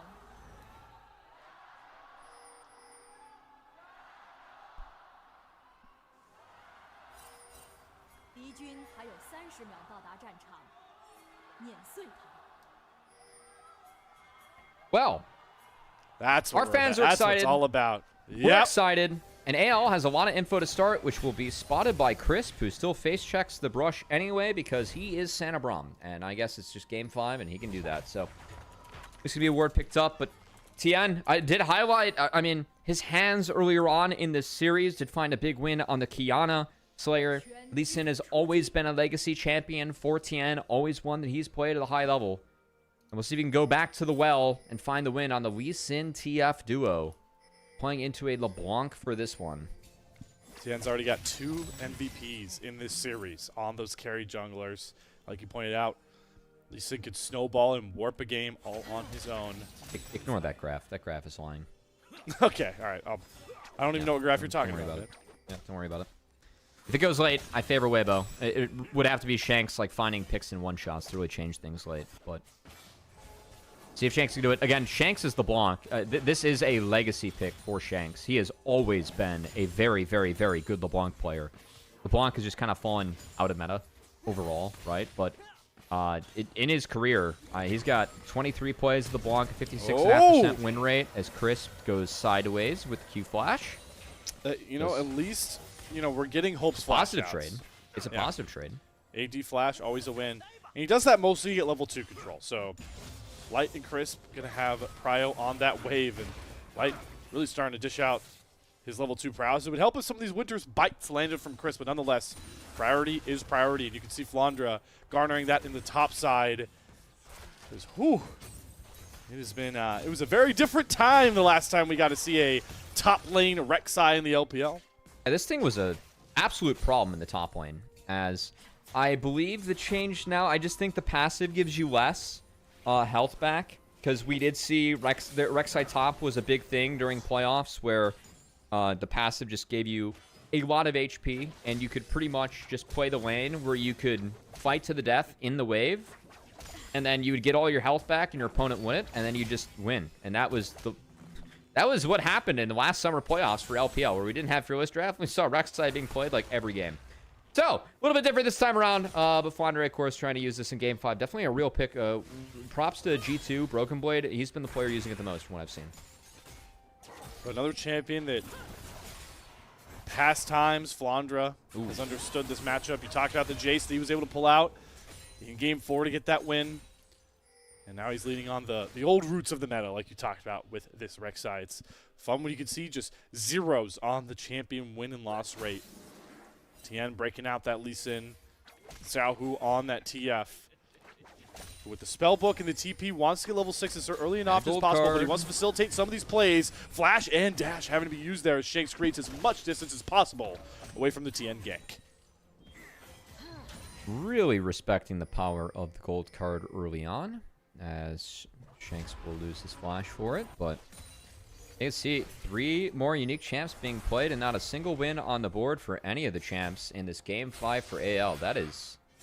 Man, we're going to have to see if Coach Tabe cooked up the right strat for these guys, because if I'm in Game 5 and I'm playing a champ where we haven't won a single stage game between all 5 champs, that's not a Game 5 I exactly want to be in as a coach. Especially coming from a region like NA, where results-based analysis kind of dictates everything, you know? It's such a weird spot to be in, because I want to herald back to Game 1. It's where the early game was fantastic from AL, and it's just the whole series, like with how important early game has been for the entire series, by the way. And it's what we thought AL would dominate in the series to win it convincingly.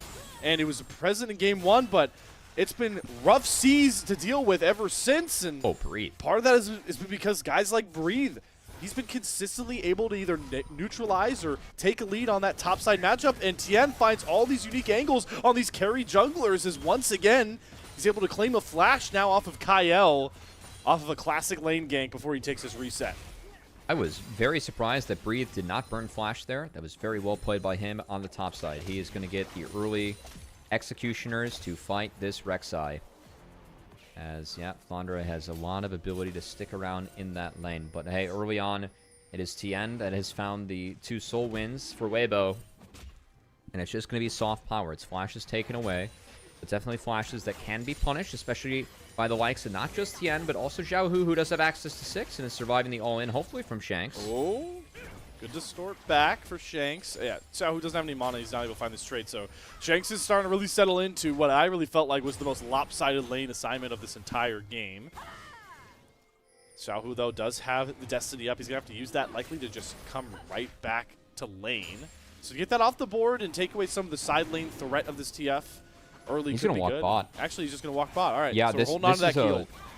That's a good team rotation, though, that you're kind of pointing out here, Slayer, because if you did have to port back mid to contest this dragon, would have been a big cooldown down, because that's over a 2-minute cooldown, the first cast that you use of the port. So going to be able to save that one, picks up the bot wave, and of course that dragon that was being played around with by AL, not going to be a real look.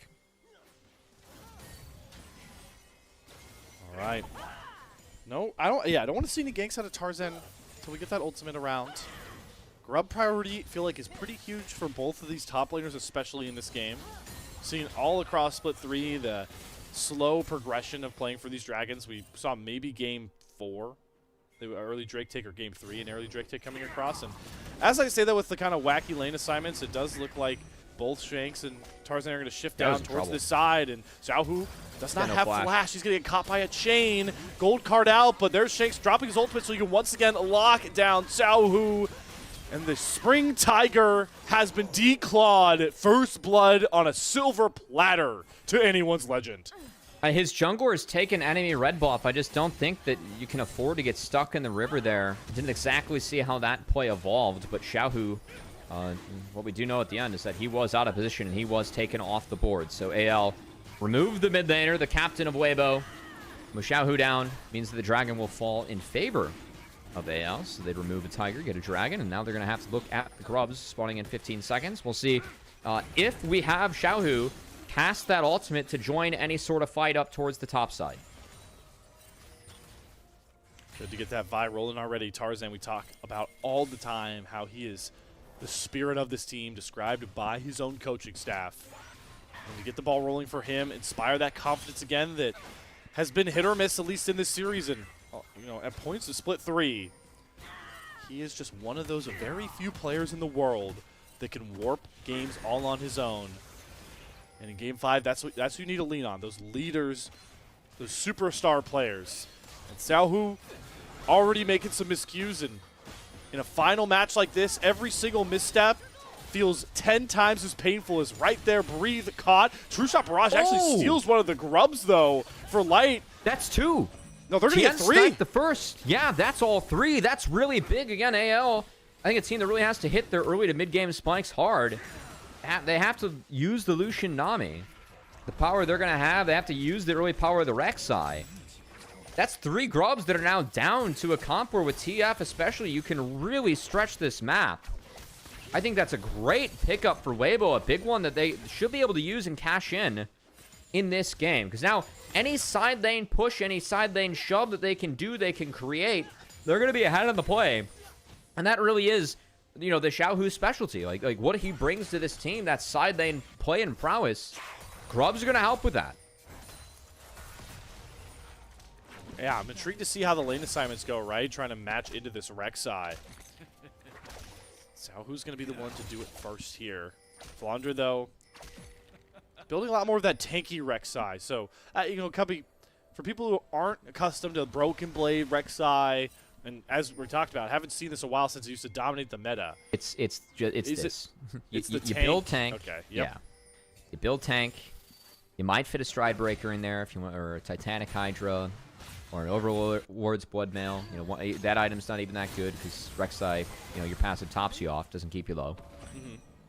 Yeah, you might fit in one damage item, but no, you're trying to get as tanky as possible. You trade in the wave, then you heal it back up, and then you do it again. Welcome to Rek'Sai. At least Rek'Sai top. Rek'Sai jungle, you just are poor and die because you're weak and you get stuck. So it's all about survive and thrive for this one for Flandre. And also, as we see Tarzan stealing away this red buff, I think he's going to be spotted, though. There's a lot of good deep wards. Oh, yeah, Destiny's pop. They saw him trying to go for this red buff. Here's the collapse power of this TF. Xiao does not have yellow card. All right, now he's going to throw down the got stun. the cancel, though. Mid Vault Breaker Chris? dash. Tarzan does have to flash instead. Tidal Wave also coming out. On top of that, Breathe has now gone behind Flandre, who's not tanky enough to really survive a full Mbessa combo, but Mbessa doesn't have that damage yet either. That's Good fine, punish, though. If Breathe is keeping things close, I mean, he outscales, right? And Mbessa, that public execution will be big. So, kind of a little funky there. I mean, I think if Crisp actually connected with his Winter's Bite, maybe it was something. Maybe they get Summoner spells off, but Crisp kind of whiffed his stuff too, which was not great. So, that look from Weibo comes up empty and just back on the map as it is. Weibo up a wee bit of gold and AL up a Drake. Already seeing Weibo showing the power they have to kind of answer this side lane threat or just the kind of overall dive threat that a Rek'Sai, LeBlanc, and Vicomp bring. I want to see them look to use that TF ultimate constantly. Oh my god, Breathe, he tanks up turret. That was nearly disastrous. But almost took two, yeah. That's how I think Weibo can slow down AL, right? Is whenever they look for these Vi combos, whenever they look to try and pick off the Mbessa or Xiaohu on a side lane, they look to try and collapse. And, well, that's why Xiaohu has to be particularly most careful because he's the one that can kind of allow to even up the numbers on any of these plays that come across from Tarzan or the Rek'Sai out of Flandre. 100%. And you can see the AL, I mean, with Lucian Nami right now, they will get mid-prio. Ezreal can do his best to kind of chip away at the wave, but it will be Lucian that's still leading these waves first. I do like what Weibo's doing right now. They're trying to play all three lanes. You're just hovering the TF lane because you can set up with Lee. Yeah, and also can use some of the grubs here. So it's just going to be 2 plates instantly melting over to the TF, and he might even get more. Weibo trying to set up around him. Good vision from Chris.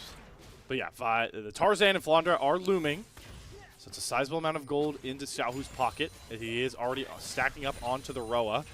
Twisted Fate, another champion where you can open up a lot of interesting build paths. I do want to point out as well with the Ezreal for Light. We've seen recently, and I believe it was in the LTA it came across. We've seen some new adaptations to Ezreal build paths. You always obviously go the Trinity Force and the Moramana, but keep an eye out to see if the Voltanic comes across, as some Ezreal players have tried to lean back into the old Duskblade legendary items of paths they used to bring towards this Ezreal.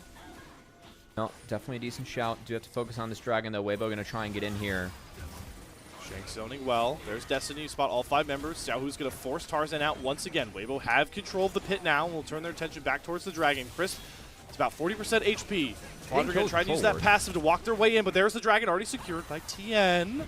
AL, there's nothing really left to fight over, and Flandre's going to have to burn his flash forward gold card. They're going to try and chain link the stuns with the Braum passive. The autos are going to try and come down. No Void Rush, but the Tidal Wave hits on multiple members. There's the snap re-engage from Tarzan. Cease and desist down. TN's trying to fly into the back line as well, but doesn't have enough damage to find any of these kills, and Light can't get in position. There's no damage dealers left to capitalize on multiple blinking health bars. AL get away with robbery there to the tune of 4 kills. Every tool that was used by Weibo was used onto the tank Rek'Sai. They don't take down Flandre, they take down no one else, and they get wiped on the map as an overextension unwarranted by Weibo. In the back half of this, you have the objective, you can drop a mid-wave, it's okay, just go play your lanes, they're all even. But they overextend reach so far, and the Flandre opens up for a great culling, and this tidal wave by Kyle waited for the shield of the Braum to dissipate. That means that the tidal wave hit in full. Light was pumping in the back half of that, wasn't even close to mattering as AL wiped the fight. All the tools burned into the tank early on, unwarranted by Weibo. Big mistake from them. These small mistakes, well, not even small mistakes, this one big mistake against AL And into Game 5, I mean, it can mean everything. No matter how murky this series has looked for anyone's Legends, they are a team that can take a lead early and never look back. Grub power, though, still here for Weibo as they're trying to knock down this first brick and even up the feats of strength conversations. No collapse really in a minute. That's another tidal wave, though, out of Kyle. Trying to set up the bubble, doesn't land. They're just trying to protect the turret right now, make sure it can't fall in. With Tarzan here, they should be able to. Tarzan, though, bit of an awkward vault breaker. He's going to eat the Glacial Fissure now, and he has to flash again as the vault breaker cancel comes across. Another Shane comes in. Shanks has been on point so far with the tethers. As a heal popped, Weibo get out. They don't get the turret.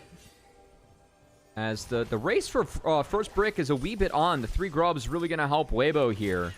As they're really trying to ensure they're a tower away and an objective secure away from making sure that feats do go their way.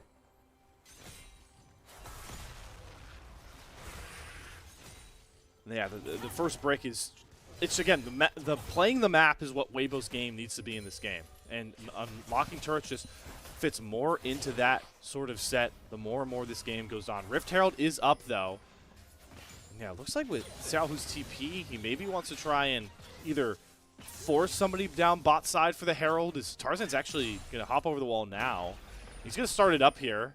Shanks is taking a reset. He should be able to cover this bot tier 1 turret if he wants to. But Tarzan isn't comfortable enough just playing for the Herald alone.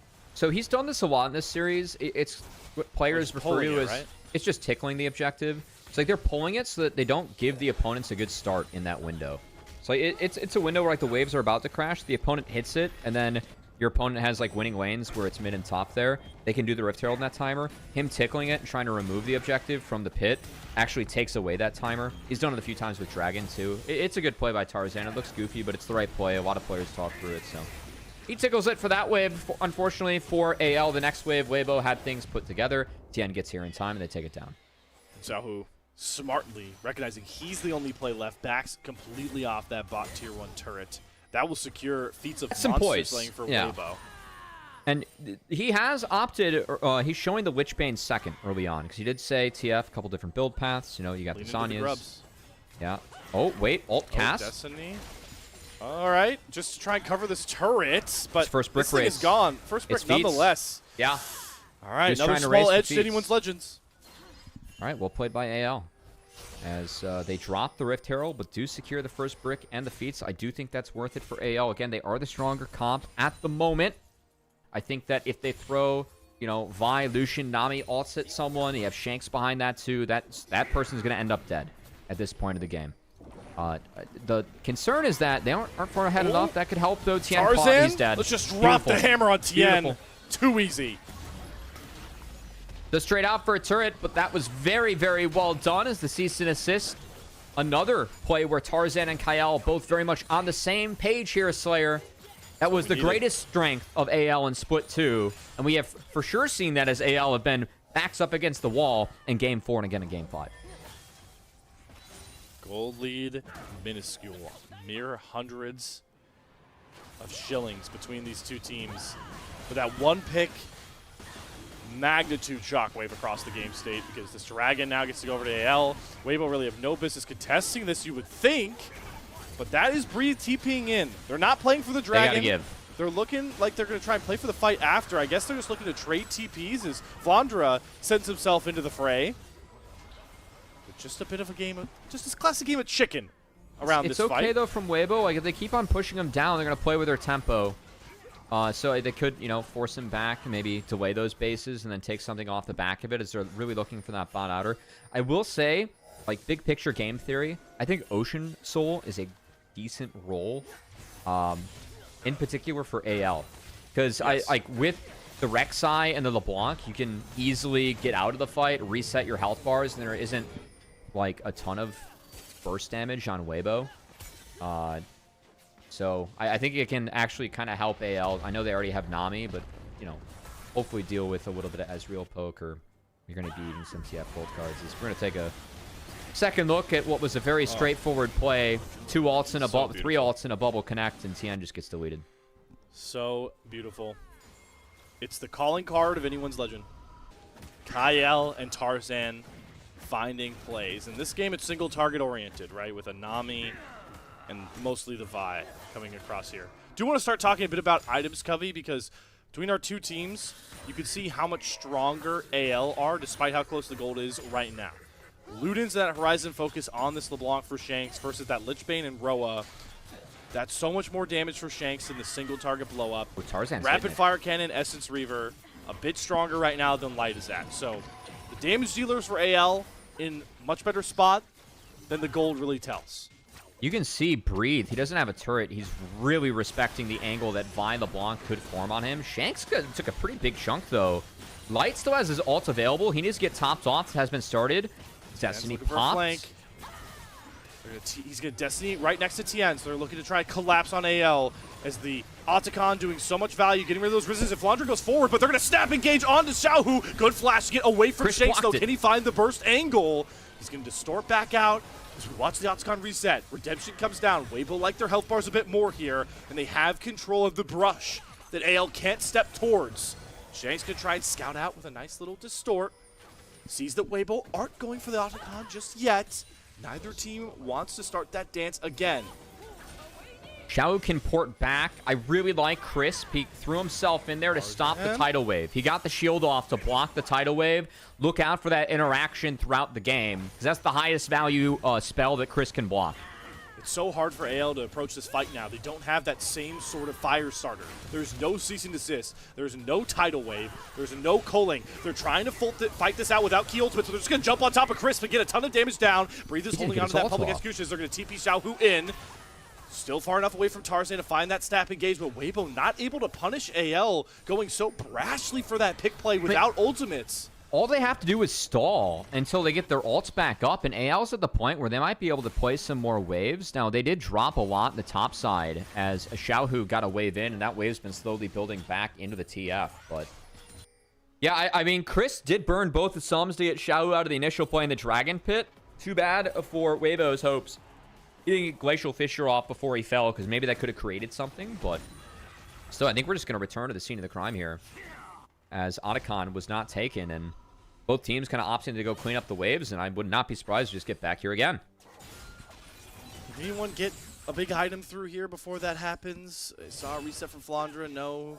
Still just going to get components. Get back out on the map. BF Sword is pretty big for Hope to grab. More mana is done for Light, so this Ezreal is going to start really hitting like a truck. But yeah, like we talked about, we're just waiting for ultimates. Stacking. Yeah, Weibo's going to stack Cleavers in their top side. I do think that Breathe needs one regardless for the lane, but a little bit inefficient there on the top side. Like maybe an opportunity for Tien to go to Eclipse under Sky instead of a Cleaver, as Cleaver stacks just a wee bit inefficient, but still going to get value out of it with the Ezreal, so... Yeah, I mean, that's kind of what we're left talking about here, Slayer, because finally, after 4 very one-sided occasions, we have ourselves a close game. It's 23 minutes in. It's Game 5. Everything on the line. It's even gold as we look at not just the Otacon being up on the Rift, but the Dragon spawning as well. Soul Point coming up on the map here for AL. All the goodies towards the bot side, but can't forget about the mid lane priority that Weibo has control of. They're trying to set up a line across this brush. Flounder is getting a lot of info here. They should see all 5 circles, and Crisp is going to spot the Rek'Sai Breathe. Exactly what you want to do. You want to let Shanks weave in and out, dipping, dodging around these combos to get poked down. Yeah, Breathe has the TP back here. We'll see if they end up giving it, but the stab engage from Tarzan comes across onto Xiaohu again. Public execution missed there for Breathe, so he can't get into this fight. Crisp is going to go down first, and there's the Void Rush out of Flandra. Tarzan the next to fall. Flandra's trying to delay time, but there's just not enough there. AL are kicked out of the fight, and there's the big-time kick coming across from Tien, but he drops to Shanks. Kael sectioned off by Weibo. They're going to look to knock down the Nami. Trade 2 apiece. No, 3-2 for Weibo. They somehow find a way to make that fight work. That numbers advantage is going to be enough for them to at least look at the Dragon. Shanks is here. He might be able to take one down with him. No. Oh, he spotted. First to Stork, get some info. But now they know that he's waiting over that wall and is not going to risk it. We are dead even on Drakes, but I don't think Weibo can look for this Otacon. Have to reset. Yep. That's still a nice pickup, though. They prevent the Soul Point. Don't think you want to give away Ocean Soul. I mean, it's not always the highest value soul, but I think giving AL always good conditions is definitely something that can be tough against the LeBlanc. So then Shanks can just permanently stay on the map, use Fog, and threaten to one-shot just as he's doing now, because after that Dragon, Weibo for sure had to reset. That's a big chunk on the Shanks. Well played by Light to connect there through the W. As he blinked back, and Weibo's going to get back on even keel terms. And we do it all again. Everybody heralding around this Otacon. I mean, Shanks is kind of low. The big golden ticket. He's going to TP back. This isn't for an item, though. It's just for conditions. So this is a good takeaway here from Weibo. If they can get Shanks to burn the TP, which he does burn mid. Oh, we got Magi's. Okay. That's a big one. That's a big call. He's got his fully stacked Dark Seal. Maybe looks to try and take this tier 1 turret. Yeah, he's going to double back here. I think he's safe enough that he can. That last auto should do it. All right, mid-tier 1 knockdown. Good little edge to AL. They can get back to neutral wave states in this mid lane. Okay, gonna take a second look here. As I mean, it's a really big chunk to start on to breathe. I just think that Flandre, or like when they make the play, so Crisp actually, he catches everything. He's got to step up a little bit further if possible, because he also catches a bubble, which I think caught 3. But again, catching the tidal wave, yeah, the bubble caught 3. This wave already hit it. It was a decent Glacial Fissure.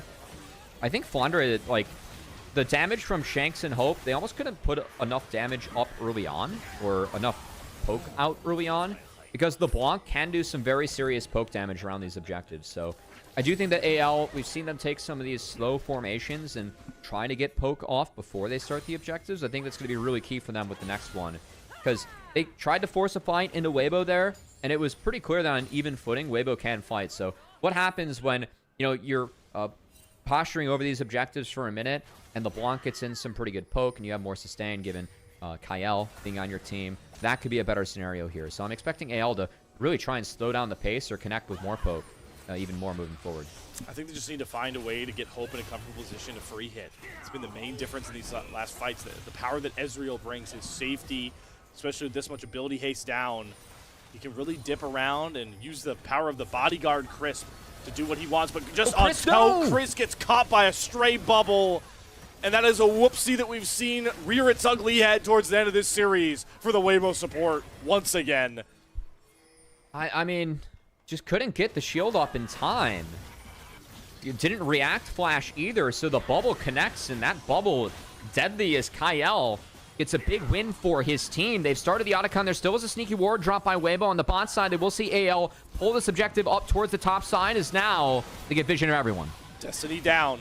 We've seen steals from Tarzan. Does Tien have one in him? Xiao's going to TP into the Drink Pit. Sets up the public execution. Trying to put Breathe on the pedestal to do a ton of damage. He's going to get Shakes and get out. Breathe is safe, but Xiao, who should be able to cost his life. It's Light over the wall, though, trying to find the trade. Steps around a good bubble. What a kick from Tien to get Hope out of the fight as well. Light once again untouched. It's the Void Rush forwards for Flandra, but he's a tanky Rek'Sai. Does he have enough damage to really deal with this Ezreal? Because Light is gliding around him. The knockup lands from the Unburrow, and he does get the job done. And now Hope can start seeing the damage. It's Tien that has to flash over the wall to get out, as Chris joins the fight way too late, and we even out at 3 apiece. A couple of crazy moments from our ADs as Light dives into the pit to play cleanup, and then Hope with the relentless pursuit out of the Sonic Wave at Tien to save his life in the back half, as it's blood for blood and the Otacon still stands. That Otacon has been up forever. We are at 23.5 minutes. Now does the bigger bride to be become the Baron? I don't know, but let's go back through that I will say, narrow margin fight. Yeah, big part about this in the back half, Light is going to be still level 12, whereas at the end of this fight, Hope is 14. So got to look out for that moving forward. But Xiao ports on a ward. He didn't see that one, as the port doesn't give you the ward vision. Breathe helps clean up Shanks. Xiao is dead here. This is where Light gets in. Almost gets Hope with the help of Tien. That kick gets him out of the pit. Light went for the Q flash, but didn't angle it correctly, as Hope was able to dash over the wall too. And then Hope has another big dash in the back half of this fight to dodge out on the Sonic Wave, as Flandre put a really nice C in there, just get himself in the middle of the pit. Good knock up. Hope with that dash to make sure that he stayed safe. So good play coming out of Hope there. Kind of outplayed Light. He tried to dive in to clean him up there with Tien. And really necessary for AL that Hope stepped up like that, because if he goes down, that could have been Otacon and a lot of control over to Weibo. But still, nobody has a foothold on this game. I gotta say, though, as it can come. RFC for Xiaohu's big, because you can actually fish now with the gold cards. As the culling used to back them off, and Flandre would have eaten a gold card, but it wasn't available. Xiaohu has the ult. Otacon's being used. Yeah, Otacon's being used. Destiny's They going see to it now. show it. Yeah. They are going to back off, or maybe not. Tarzan still wants to pour damage into this. Xiaohu barely treachered anyway with that Destiny. He's just trying to set up the flank here.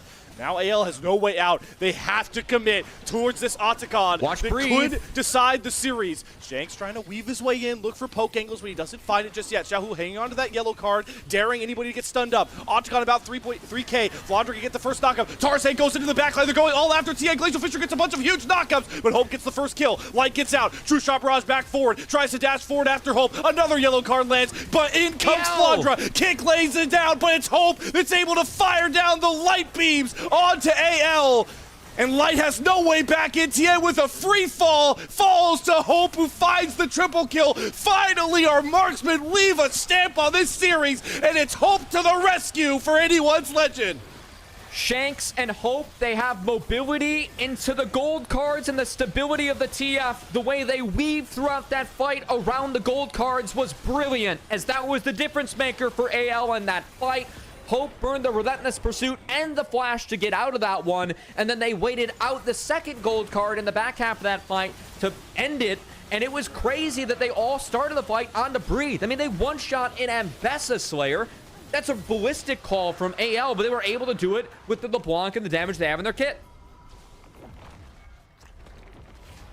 That one fight means so much as we've been. Yeah, take us back through it. So they open up on the breathe, and this is from Flandre. Flandre is going to build like this wall where he can kind of bounce back and forth and actually control the fight with the terrain. Watch this. He bounces, uses the second E then to go lock down breathe. They one-shot Ambessa in this. Now watch how Hope plays this in the back half. He gets out of public execution, gets out of that from Light, dashes to put pressure, gets him to dash away, then flashes away from the gold card. That's enough space to make sure that he lives.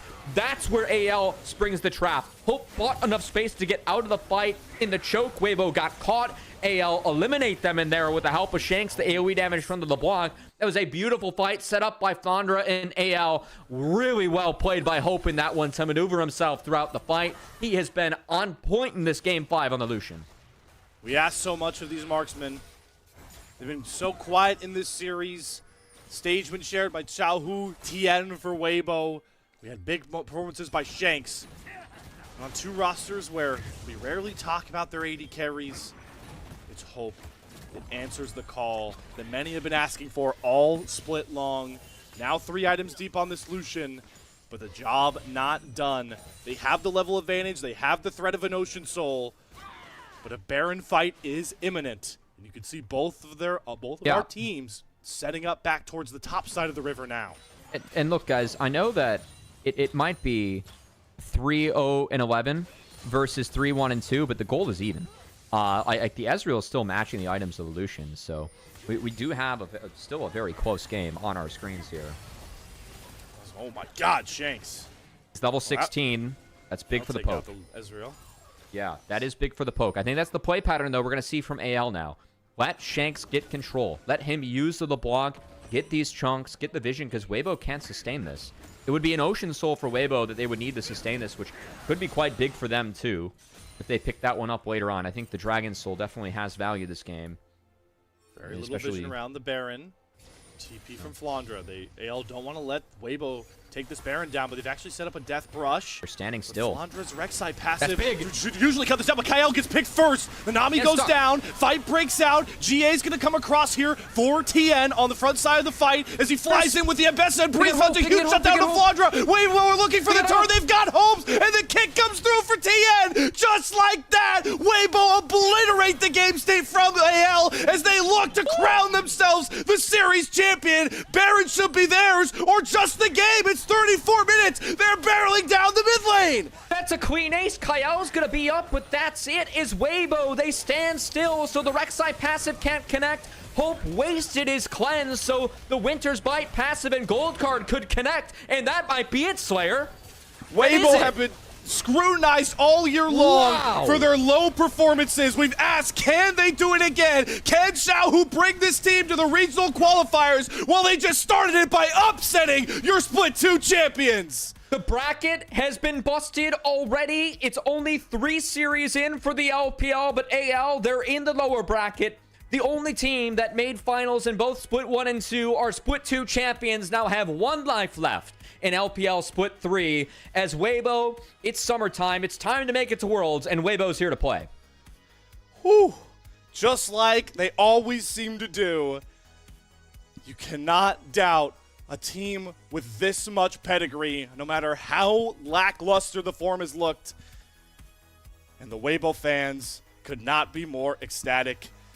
The luck of the green brings it home for Weibo, and we've got another chaotic Split 3, another chaotic playoffs of the LPL ahead of us, Cubby. Wow. Wow. I mean, that last fight, we'll get a replay of it when we get the highlights, but I just want you guys to watch Hope. He was so on point for that game until that last fight. It was a botch. He didn't have the Nami to help peel and empower him. And just one bad cleanse. And that's all it took for Weibo to clean up. And I mean, a 5-for-0 fight to go like that after you just lost out on the last sequence is crazy. A crazy way to end this series in what was a very close game 5. But is decided off of one play, ends up looking like a shorter one-sided game on paper. But that thing was a nail-biter for the pretty much entire duration of the game. So it's so wild to think that the Death Brush works against a Rek'Sai comp where that passive should provide so much value with those sonic bursts. But it's, you know what? It's awesome that Game 5, it was that thin of margins, right? We talked about how all through games 1 through 4, they were one-sided. It was a clear winner for each of these games, but we got a Game 5 where both sides had a grasp on this one. You called it. AL had all the momentum, but with how much stalling we did, one fight, that one-sided, decides it. Wow. And I mean, it's summer. I think this is a time where a lot of players with pedigree, they step up. They know it's time to make it to Worlds. The fact that Xiaohu, again, the only team that Weibo had beaten above them in the standings, they were seed 5. It was AL week 2. It was really the week that AL came back from MSI. I think Weibo was one of, if not their first series they played where Weibo got the best of them. We're like, all right, it's fine. It's post-MSI. It's whatever, right, Slayer? No, we're diving into this now. It's playoffs, man. This is everything. And Weibo has done something they have not done since week 2 in the regular season. That is beat a team above them in the standings, guys. And they do so today in 5 games against AL, where 3 of those games, or 2 out of the 5, were pretty one-sided in Weibo's favor. They got stomped the other 2. It'd be what it do, but, you know. What a confidence builder for Weibo moving forward, man. This is the last result that I was expecting coming into the day. It was, and in this matchup, a team that, I mean, here, like, let's, if we have time, Kelsey, we can throw up the predictions, right? Like, this is a team that nobody, very few, had any sort of faith in whatsoever to come away with this series. And hold on, as we do this, I have to. No one's right. I have to wear this. I have to wear there this. it is. Sorry. That's very nice of you, Chad. I'll continue here. Nobody thought Weibo would win in this one. Even into Game 5, we were really worried about the champion pools of Xiaohu, you know, Breathe, even, like, where can Light go at this point? All of that doesn't matter. Wow. They find a way to win and put themselves in such pristine spot. Even if the rest of these playoffs look bleak, Cubby, this is such a monumental win for Weibo as the year rounds out. Look at that gold graph, man. Look at that gold graph, guys. Our champions from Split 1, or Split 2, our finalists from Split 1, the team that we felt like had the best strategy and macro coming out of the LPL, they got a foothold in the game, threw it like that against Weibo, and that's all they needed to wrap that one up. Just a clean 5-row ace and the base from there. That is crazy. Again, I mean, I have to look at that last replay again just to see what happened. What started off with a very cute play by Weibo to stand still in the brush so that Rek'Sai passive doesn't spoil him. They found Nami, not even Rek'Sai. I mean, the highest value target you could. And I mean, that's big. For Crisp had some errors in the series overall, but it was Kael's error in the end that ends up being the series decider for the final play. These fights were just all so close. And it's everything you want out of Game 5. We saw early on the power of Tarzan and Kael. combining to make these pick plays. That's what had us feeling like AL were back. It's what they did in Game 1. It's what brought them so much success in Split 2 to become champions. There were miscues all over the place, like what does that fight look like if public execution lands? There are so many points in this game that would be so fun Next to fight. go back and break down. Next one. Oh, hold on. Where's the... Oh, no, we got one more after this. Then the next one. I got to lock back in Slayer. I mean, yeah. I just thought the Otacon, like, how tense that was. We had 3 gatherings, 3 bouts around that objective. I mean, this is the 3rd look that we had around Otacon that, like, ended up in it actually deciding the fight. This is where we started the whole heroics. Oh, wait, no, this is the first one. I lied. This is the first one. There was another one in there. Yeah, this is the there was first another one one. heroics. This is where our marksman took out all the power Look at dampeners. this. Look at this. Oh, yeah, that dash afterwards was so sweet. As this is where Hope, I mean, he's got 2 levels. I really thought that he was going to take over the game. Even that E placement from Flandre was really nice, by the way. As Light didn't have his E back up, so just put it in the middle of the pit. Make sure you can find him quickly afterwards. That dash was beautiful from Hope, too. Call that one out.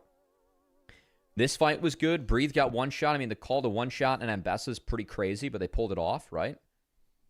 Yeah. Hope went sicko mode in this fight again. Like, look at him forcing Light out. That's a perfect flash. Baited them all the way in. And then, okay, this one. Chris, Hope burns cleanse early. I want you guys, I'm proud I caught that one live, but I want you guys to look out for that one because that could have been the series decider. Again, everyone still can't spot Rek'Sai passive. Tien having GA was clutch. Doesn't get over the wall. Yep. Light got out of Flandre, who kind of threw his life away in there. And then watch Hope. He's going to cleanse early. So that catches him. He cleanses the slow there to try and walk out, but he's still stuck in the Glacial Fissure slow field. So it doesn't... It's for naught. He catches a gold card. Winter's Bite comes through, and that's your upper bracket life. Gonzo now, if you're AL. 5-for-0 wipe. That's it, man. That's crazy. I'd freak out like that, too. I feel that's justified. That's the game. He knew it. He's like, that's 5. We're good. I needed to wait until they hit a Nexus turret. The coach knew right away. That was it. It was so awesome. The first time we took his cam was after the Game 3 win, right? And he was pumped, but you could tell he was holding back, measured, knowing that this is a gauntlet. It's a best of 5, but when you win that final game, you just let all the emotion out and the passion. It's just awesome to see. And we've got our new playoff riser. I said it earlier. Split 2 was awesome because we got to see WE's run. It's got to see FPX kind of start throwing fists against NiP, threaten squads like that. And both those 2 Gorgs out with a whimper, right, in the play-in stage. So now we're asking who can really upset the order. Looks like it's Weibo for now, and things can only get spicier from here. But let's talk really quickly, Cubby, player of the game, because I think it's impossible to try and figure out for Weibo. I don't even know where to go. Oh, it's just Tien. Tien? All right. Yeah, he carried the Kiana game. He carried in the Fury game. Oh, for Game 5, though. Like, we got for Game 5? The game. Yeah, Tien's my series MVP for sure. It's not crisp. That's for sure. No. I don't think it's Xiaohu either. So, I mean, I might give the Xiaohu. He got picked early, man. He was focused a lot, all right? He was focused a lot. It was his play in the end that won the game. I don't know. Maybe we just have to give it to him because the TF actually won. TF is 2-1 on this patch, by the way, in the LPL. It's also now 4-1 this split, actually. Shout out to our own Alk Battery that pointed that one out. So it's 4-1. Is it good enough to get a player of the game for Xiaohu? The General? Yes, it is. His first playoff player of the game could not come in a bigger spot.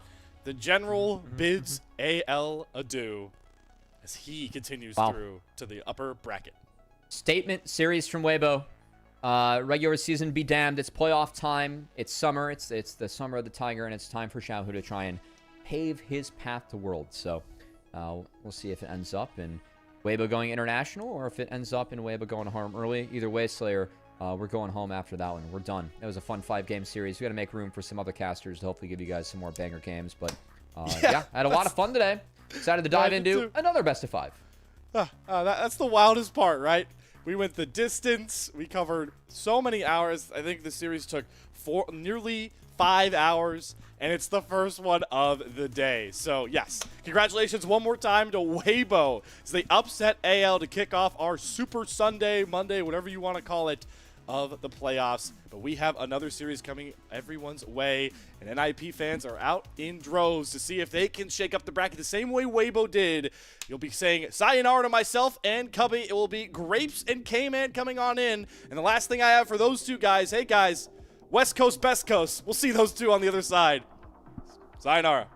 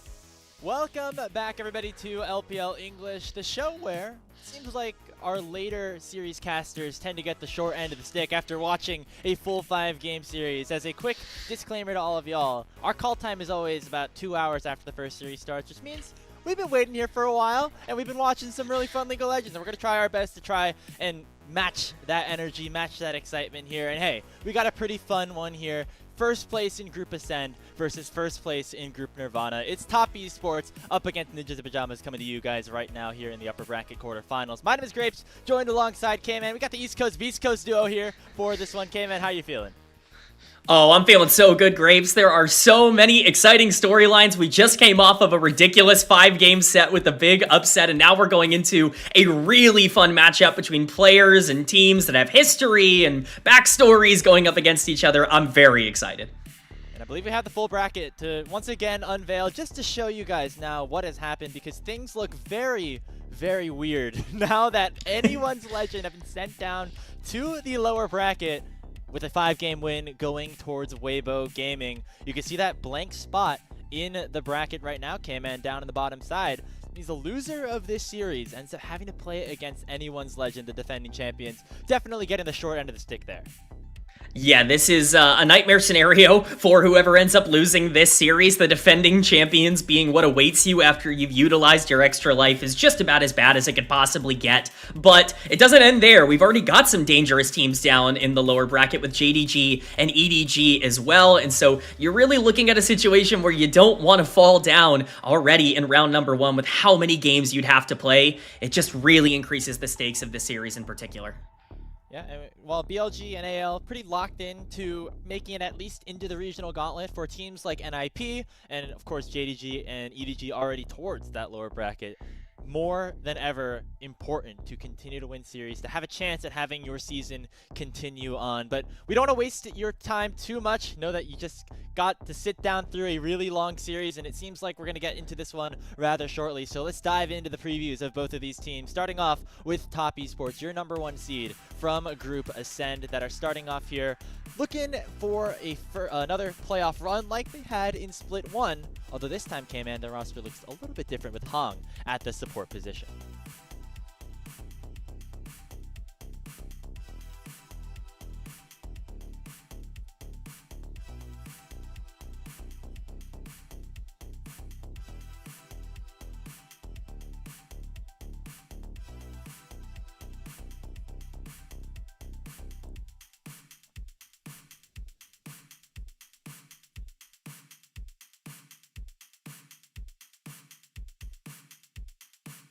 And when you take a look at this Top Esports roster as a whole, from year to year, one name specifically stands out every single time, and that's JackieLove, who's been a part of this organization basically for the last 6 seasons at this point. However, it has come out recently that even though JackieLove seems like he's playing some of his best League of Legends as of late, going into split number 3, definitely has had his hardships, and he actually made it public that he's been dealing with some health issues a little bit recently. We actually have a clip to show you about just some words from JackieLove, so we're going to pull that up right now. 明年干不干不知道，但身上的病一定要去养。我现在都戴的是这种，就是不是头，我现在都没戴这种头戴式了，而且都现在戴这种，但耳朵还是有会痛。肯定是现在还剩下也就2、3个月了，今年打完了一定要去把这身体之类的去看一下养一下。打的时候养不了啊，你要只能等那种放假的时候才能去看啊。那我就是去看的时候，每次就医生告诉我让我不要熬夜，不要久坐，少戴耳机。我跟他说我做不到，那我能怎么办？我说这真没办法。主要是耳鸣这个东西，我看着说很多人10几年都没好。那只能看运气了。我感觉医生跟我说，我唯一能做的就是我打1、2盘，起来活动一下，起来走2步了，只能。身上的伤病太多。Really puts into perspective what a player like JackieLove has to go through being a professional League of Legends player, the grind and determination that it takes for somebody to be a top-level player in a league like the LPL for so many years. I mean, JackieLove's only 24 years old, not too much older than myself personally, but this guy's been a part of the scene ever since he was 16, 17 years old, and you can see that things are starting to take a little bit of a tear on him, and doesn't seem like people were really expecting this K-Man, mostly because he's been playing some of the best League of Legends we've ever seen from JackieLove, especially here over these last couple of seasons. I think that's an understatement. He's really been incredible across this split. It feels like everything has started to click for him in and out of lane again. That aggressive tendency that he's had over the course of his career has sometimes been both a blessing and a curse. But right now, it really is just kind of culminating in this very well-rounded game where he can excel in multiple different roles, which becomes more and more important as you get into these best of fives, as you get into Fearless. And, with him being such a leader on this team, being, kind of a foundational player for this organization, if this is going to be something where, he's going through some problems, we don't know how much longer maybe he's got left to play. This is potentially, one of the last times we could see him. He's in as good a form as ever to really make the most of that. And he's got a really good roster to back him up as well. Obviously, we've seen the highs that this team has been able to accomplish this season, right? Even though Hong is, kind of added in, I feel like actually him being moved onto this roster has caused JackieLove to look better than ever here in split number 3. It seemed like the bot lane was always kind of the downside of this TS roster in the first couple of splits, with the top side really being able to carry, specifically Kanavi in the jungle. But if JackieLove's able to play on his A game, this is a top esports squad that can be very dangerous. The problem, of course, is always the fact that, we've seen some inconsistencies from this TS squad, specifically in the Split 2 playoffs, even over these past couple of seasons, or these past couple of weeks, where the last 2 series that Top Esports played ended up dropping games to both W and FPX2 teams that are, of course, no longer in our playoff contention going into the end of 2025. So eyes on consistency, specifically in the bottom lane and their superstar in JackieLove on Top Esports' side. But let's talk about now their opponents for the day. The definition of consistency, at least in Group Nirvana, it's Ninjas in Pajamas, who are at 9-1 here in Group Nirvana. They, of course, had a pretty tough series against FunPlus Phoenix, but they were able to eventually make it there, and in a pretty unconvincing fashion, but we're still pretty hopeful about what this team can provide in a playoff bracket.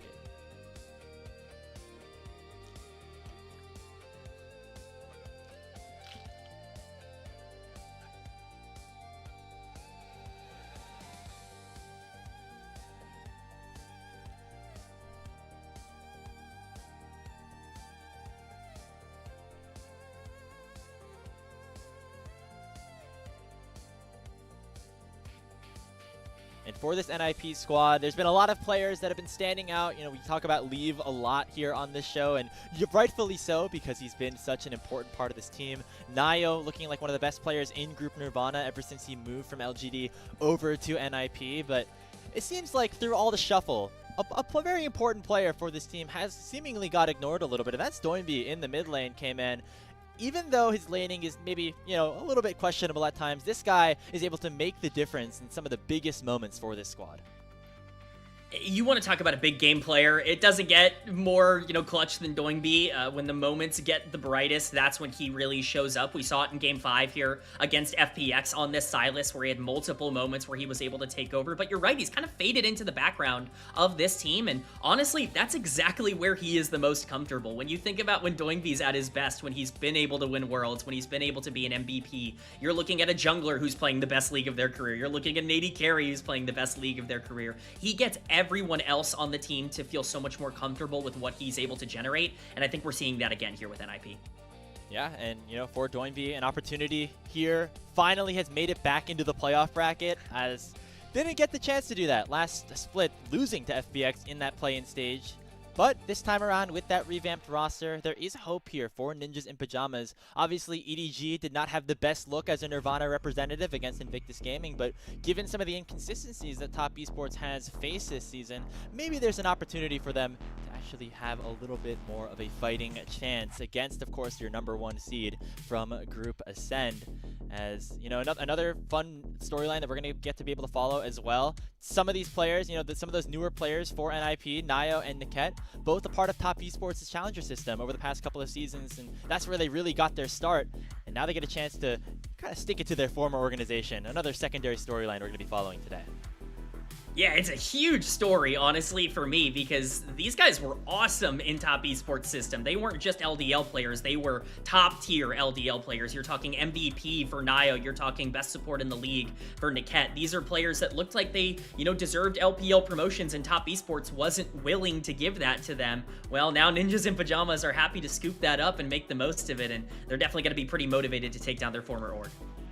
Yeah, I mean, it would be a very, very fun story to see that, right? Like the old, Challenger players, they get dumped and then they ended up beating them. That would be a really fun story to see for Niket and for Nio. Definitely, they are playing with a little bit of extra motivation, not just for the chance to play for Worlds and everything, but also for the opportunity to make it against and to kind of show it up against their former team. As we get ready for picks and bans of game #1, let's take a look at our featured matchup for this upper quarterfinal series. And it's going to be the bottom laners here. Obviously, we talked about Doinby and his success, but Leave has also been a very important part of this team. And paired alongside Jackie Love, or I should say matched up against Jackie Love, going to be absolute fireworks down there in the bottom lane. Yeah, I mean, these two have been so important towards their team's success. Maybe they're not the creators or the resource generators, but they certainly are the ones that are finishing games and finishing fights. You can see that in the statistics, both of them grading out incredibly well. Leave, of course, having the benefit of playing against Group Nirvana talent, but these two have really been key pieces. And from a mechanical standpoint, there is a real conversation about who has the ability to show up more here today. I'm excited to see if Leave is going to start coming into some of that promise that we know, because Jackie Love is certainly going to be someone that everyone has their eyes on in this series.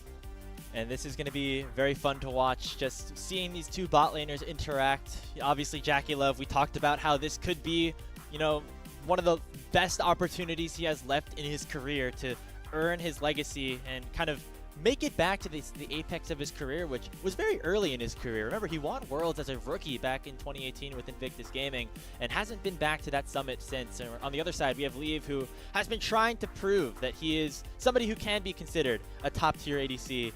Yeah, as Alk definitely agrees with, as you see there in the description. But now getting a true chance to play against some of the best of the best. And that's kind of the story for Ninjas Pajamas overall, right? Like, they have been able to show that they're very good against the Group Nirvana teams. Now they have to prove it against Group Ascent. Yeah, I mean, no bigger test than the #1 seed here in top esports. But I mean, this team has the talent. Again, I want to reiterate, this isn't some, Group Nirvana team with inexperienced players like, yes, Nio and Niket, like going up against their former org. This is their biggest chance. But this is Doingby. Like, this is a player like Leave, who, was the heir apparent to someone like Viper for EDG, just a couple of years ago. These are players that have been really touted in the LPL. If they end up popping off here today, I wouldn't consider that a massive surprise. I think that there is a real shot that we could have a real banger on our hands. As we take another look here quickly at some of the head-to-head stats here, again, just really interested in overall to see what this series is going to hold. Again, seeing the IG series versus EDG has maybe take a little bit of a step back into truly diving into the Nirvana, hype train, because obviously it was great to see both NiP and EDG do really well in Group Nirvana. But again, there's the question. You're playing against, some of the teams that, maybe weren't as good. So if you have a good opportunity here to prove yourself, and, we've seen even, teams like JDG take it to 5 against a top tier contender in BLG. If NiP can put up a similar performance, I think they would feel pretty good about where they are standing going into the lower bracket, even though now they would presumably have to play against AL, which is definitely not what they were expecting going in. Yeah, you would say, like, oh, it's nice that they can win a game or two against top esports, build some momentum. You got to go into the defending champions if you lose this. There is an argument that this is a more winnable series than the lower bracket, that it's actually more do or die right now than it would be going down. And from the predictions, we can see up on the screen, a lot of people, this is the AL Weibo one, a lot of people had, a certain AL team moving on, and that goes to show how strong they are and how dangerous it would be to run into them in the lower bracket. I think Ninjas in Pajamas, if there is upset alert, like, it should be today. It should be in this series. I think they match up relatively okay. We're going to be watching that AD carry matchup, but I'm going to have my eyes on mid lane as well. We talked about Doingby, but Cream is going to be really, really important here today for top esports if he can generate that lead. And there's the predictions that we're looking for. That's what we were talking about here. A little thing to show off. There's a big hole, I would say, in a certain area of the predictions that doesn't seem to be filled here. It seems like there is a little bit of a lack of faith in a potential Ninjas in Pajamas win here. We'll see if they can shock all expectations. And not even Wuju wanted to predict this upset here. They also think that Top Esports is going to be taking this one 3-1. This is the screenshot alert where, like, NiP, I know you're watching this on your socials page, like, definitely could tweet this out if things go their way here in this series, which again, I think is possible. I have them taking at least a game, but going to be difficult, of course, against the, #1 seed in Group Ascend. And that's something that is very interesting about Top Esports, right? Which is that even though they have definitely dropped games that they probably shouldn't have, lost matches that they probably shouldn't have, choked in the playoffs last split, they've been so consistent in the regular season these past 2 seasons. And now is the chance for them to prove that this time they're actually going to be able to deliver in the playoffs. And it's going to be very fascinating to watch their trajectory, because as we have seen, upsets are definitely possible here in the LPL, just given what we just saw with Weibo. Anything can happen in the LPL, Graves. We know that. Top Esports better than anybody knows that from last split. Anything can happen in the LPL. One day you're on top, one day you're losing to WE and you're out of the playoffs. Like, you got to make sure you're on your A game and you got to step up. You can't be treating Ninjas in Pajamas like a Group Nirvana team. You have to treat them like real opposition. You have to prep and draft well and, set up in the early game. Play just as aggressive as you normally would against the best teams in the world. That's the kind of thing you need to have in your brain going into a series like this. I think Top Esports have learned from their mistakes. Yes, they've been a bit of Game 3 Andes over the course of this split, but they still win those Game 3s. They get into those situations and they're able to make the most of it. Their players are in great form. I have high expectations for TES. Man, could you argue that, maybe getting that extra practice is going to be helpful for them? Like, I think you could have made that argument last split too, and it didn't end up working out. So that's your cope angle if you are a Top Esports fan. But some of the inconsistencies, obviously they still finished first place, but you have that little doubt in your mind, especially after what happened last split. And honestly, the way that NiP looked in Group Nirvana, certainly a chance that they could just be this split's WE. Somebody like, EDG down there in the lower bracket could look a little bit spicy, and of course, now things have gotten really wacky here. In terms of seeding and championship point stuff for Worlds, that's obviously been NiP's goal ever since they revamped their roster and tried to improve going into split number 3, but especially now that Weibo have moved to the upper bracket, that has become a much tougher task here for NiP. Yeah, I mean, there's a lot of barriers. I think that's the proper term, that are kind of gatekeeping teams to break through into that top 6. NiP really would have to go on a miracle run. I mean, even a win here might not solidify, a spot into that top 6, and that's a really dangerous spot for them to be in. NiP are a team that have high aspirations. Doingby stated as much at the start of this year and at the start of this split that this is really, like, you're not looking for just a regular split where you get 5th place and, sail off into the sunset. He wants Worlds. He wants to try and compete for that. And so the expectations are high internally for NiP. They're going to need to really, really be good if they want to meet them. But, again, anything's possible in the LPL. You never want to count anybody out, especially not Doingby. Yeah, the only problem is going to be a little bit harder for them now that, just in terms of the championship points. They're going to have to, outpace a couple of these teams, win at least 2 best-of-5s, I believe, if they want to get a chance to slide into the gauntlet, unless things get really wacky. Of course, championship points are the kind of thing that it's really hard to talk about, like, where exactly each team needs to place until you get later and later into the season, or into the playoff bracket, I should say. But long story short, NiP's road, EDG's road, both got harder with Weibo taking that series against anyone's legend. They're going to have to outperform at least one of those teams down in the lower bracket. And for NiP specifically, maybe a tougher task, as we're getting ready for the walkouts here of Top Esports versus NiP. Winner going up against Weibo in our next series in the upper semifinals. Loser, of course, facing off against the defending champions. Should be a fun one here. And can you imagine, K-Man, if NiP win this series? I know we were talking about this before we got in, but NiP winning and having Top Esports versus AL, your Split 1 finals, being a 7th to 8th place decider in the lower bracket, I mean, that would be insane. True chaos, true pandemonium here in the LPL would be afoot if that is the case. But, you still got to play the games. You still got to get there. Obviously Top Esports going to do everything in their power to not have that happen. They are going to be a team that's really on point here today. I imagine this team is very motivated. You can see it on the faces of the Top Esports members throughout all of this split. It's a little bit different from them. They got, a reality check, I think, in split number 2, and they're not trying to settle for just being a regular old team. They've been the best team in the LPL if you take every game all year long into account. I mean, AL has been right up there, but, Top Esports were in the finals, split 1. They were the number 1 seed in all of the regular season in split 2, and now they're the number 1 seed again in the entire, regular season for split 3. Like, this has been a team that, for all intents and purposes, should be considered favorites to win the LPL, and I think that's how they view themselves. Especially because every team has looked kind of inconsistent at times. I would argue that maybe IG are the hottest team right now, but even they, dropped a series to FPX, the only win that they got all year long, right? BLG obviously are having some of their growing pains or their honeymoons coming to an end, you could argue. And, of course, we just saw what happened to anyone's legend. The top 4, to me, were very clear favorites to make it into Worlds going into this playoffs, and that has really been turned on its head. Right now, really feeling most confident about IG, and then maybe Top Esports if they're able to perform well here today. The other teams, it kind of is up in the air, and that should be a good sign for NiP, but again, there's still a lot of work that has to be done for them. But Graves, you hear the words that you're saying. I feel the most comfortable in Top Esports and Invictus Gaming.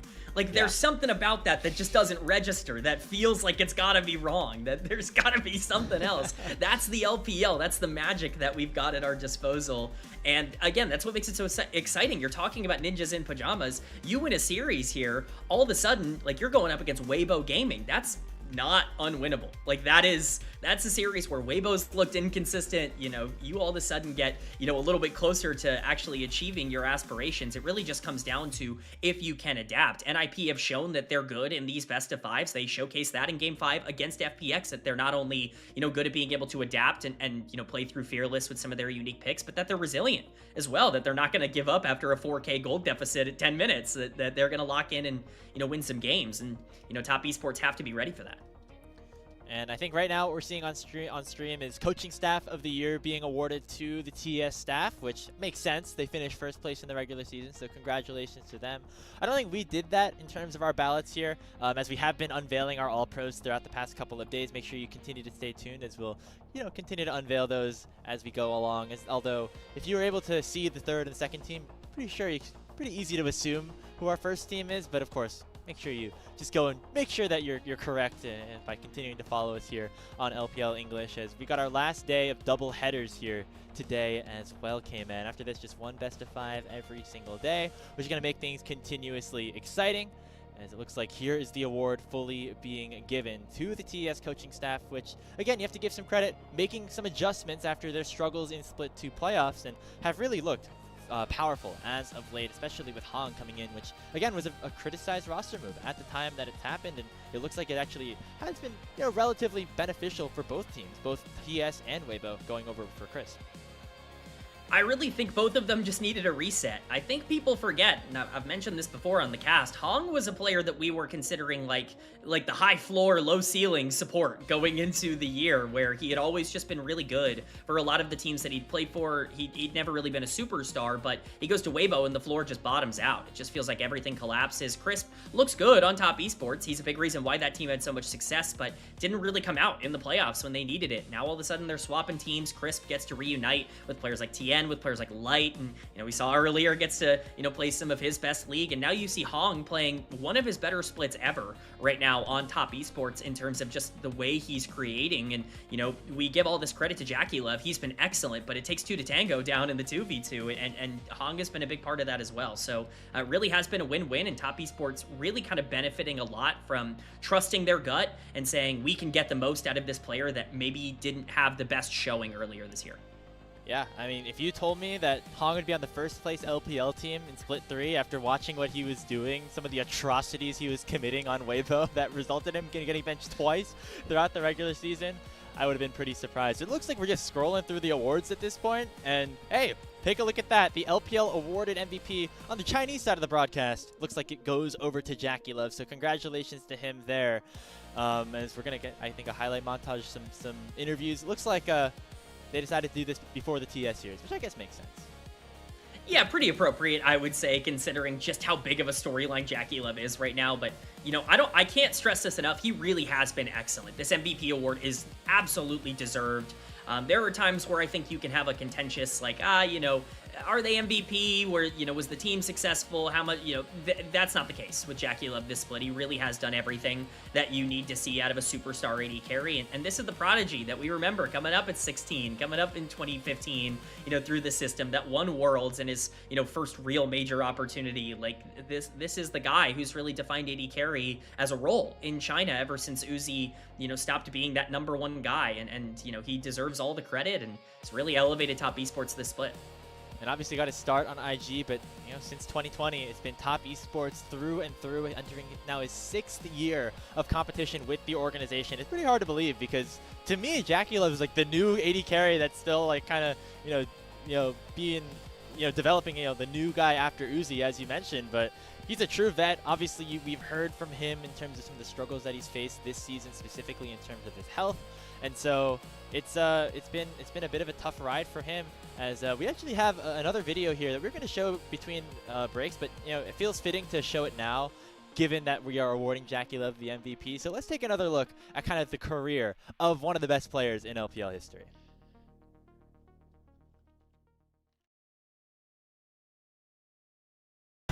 走到巅峰，然后后续的话就是可能比较波折吧，然后打到现在的话，就是也还在往当初的成绩再去努力。首先觉得刚刚就是运气是比较就是。And for Jackie Love, never really has departed from this organization ever since he moved over from IG, and this is K-Man, maybe one of the better teams that he's had as of late, finishing first place in both Split 2 and Split 3, as well as winning that Split 1 championship. He's playing at his top form, and, just given some of the comments he's made about the general longevity of his career, it would be really awesome right now to see him put up a vintage performance here in this playoffs, and hopefully for Top Esports at the World Championships to try to re-cement his legacy as being one of the best ADCs in the world. Yeah, I think this is something that honestly kind of gets lost a bit in the history of JackeyLove, where Top Esports maybe hasn't found the success as a team that they've been looking for during his tenure. He's been really good in the playoffs for this team, oftentimes actively dragging them to top 2 or top 3 finishes, despite how good the talent around him is. And you're right, this is one of his better teams. He gets to play with someone like Kanavi in the jungle, who's been an MVP this year and, you know, has been an MVP in previous years, is one of the best junglers in LPL history. He gets to play with someone like 369 on the top side, who's, you know, been a part of super teams, who's known as both a carry and a weak side dominating player. Cream and Hong have really kind of come into their own in terms of their mechanics and are having, you know, great years themselves. I really do think that this is, you know, a time for JackeyLove to step up and, you know, solidify some of that legacy that he's already created for himself, but really kind of, you know, nail it in that this is one of the best players in LPL history. And there it is, MVP of Split 3, JackeyLove, of course, no stranger to being one of the best players here in the league, but must be nice to see after so long he's still able to maintain this form. And, you know, you talk about the roster that he has around him, and, you know, even though this might not be his last split, obviously that there's still a lot of time for him to make that decision for himself once the season comes to an end.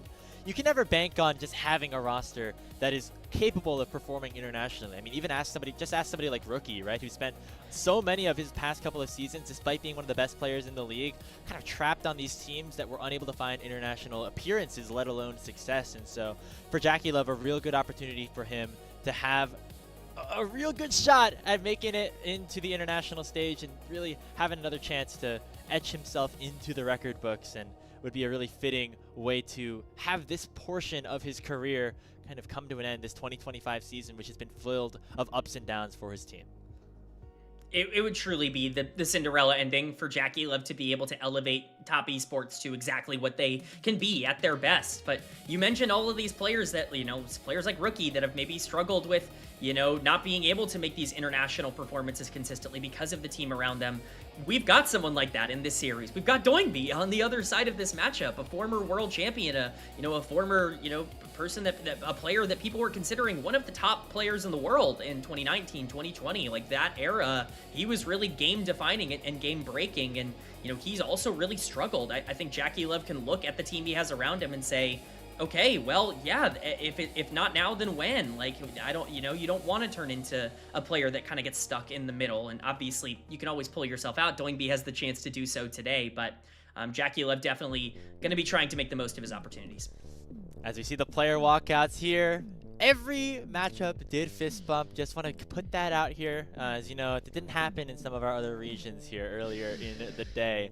As Top Esports getting a chance now to get ready to start their playoff run. NiP, of course, have already begun, I guess, their postseason with a 3-2 victory against FPX. And you might say, okay, hey, they're off to a good momentum. They maybe have a good opportunity here. But let's not forget, that series was a bloodbath, and honestly, one that they probably should have lost, given the way that Game 5 early game went for them. So they feel lucky to be in this spot, but given what they were able to do in Group Nirvana, still a lot of excitement about what they could accomplish now that they are here in the playoff bracket with a player that has been able to deliver in clutch moments in the past, like Doingby.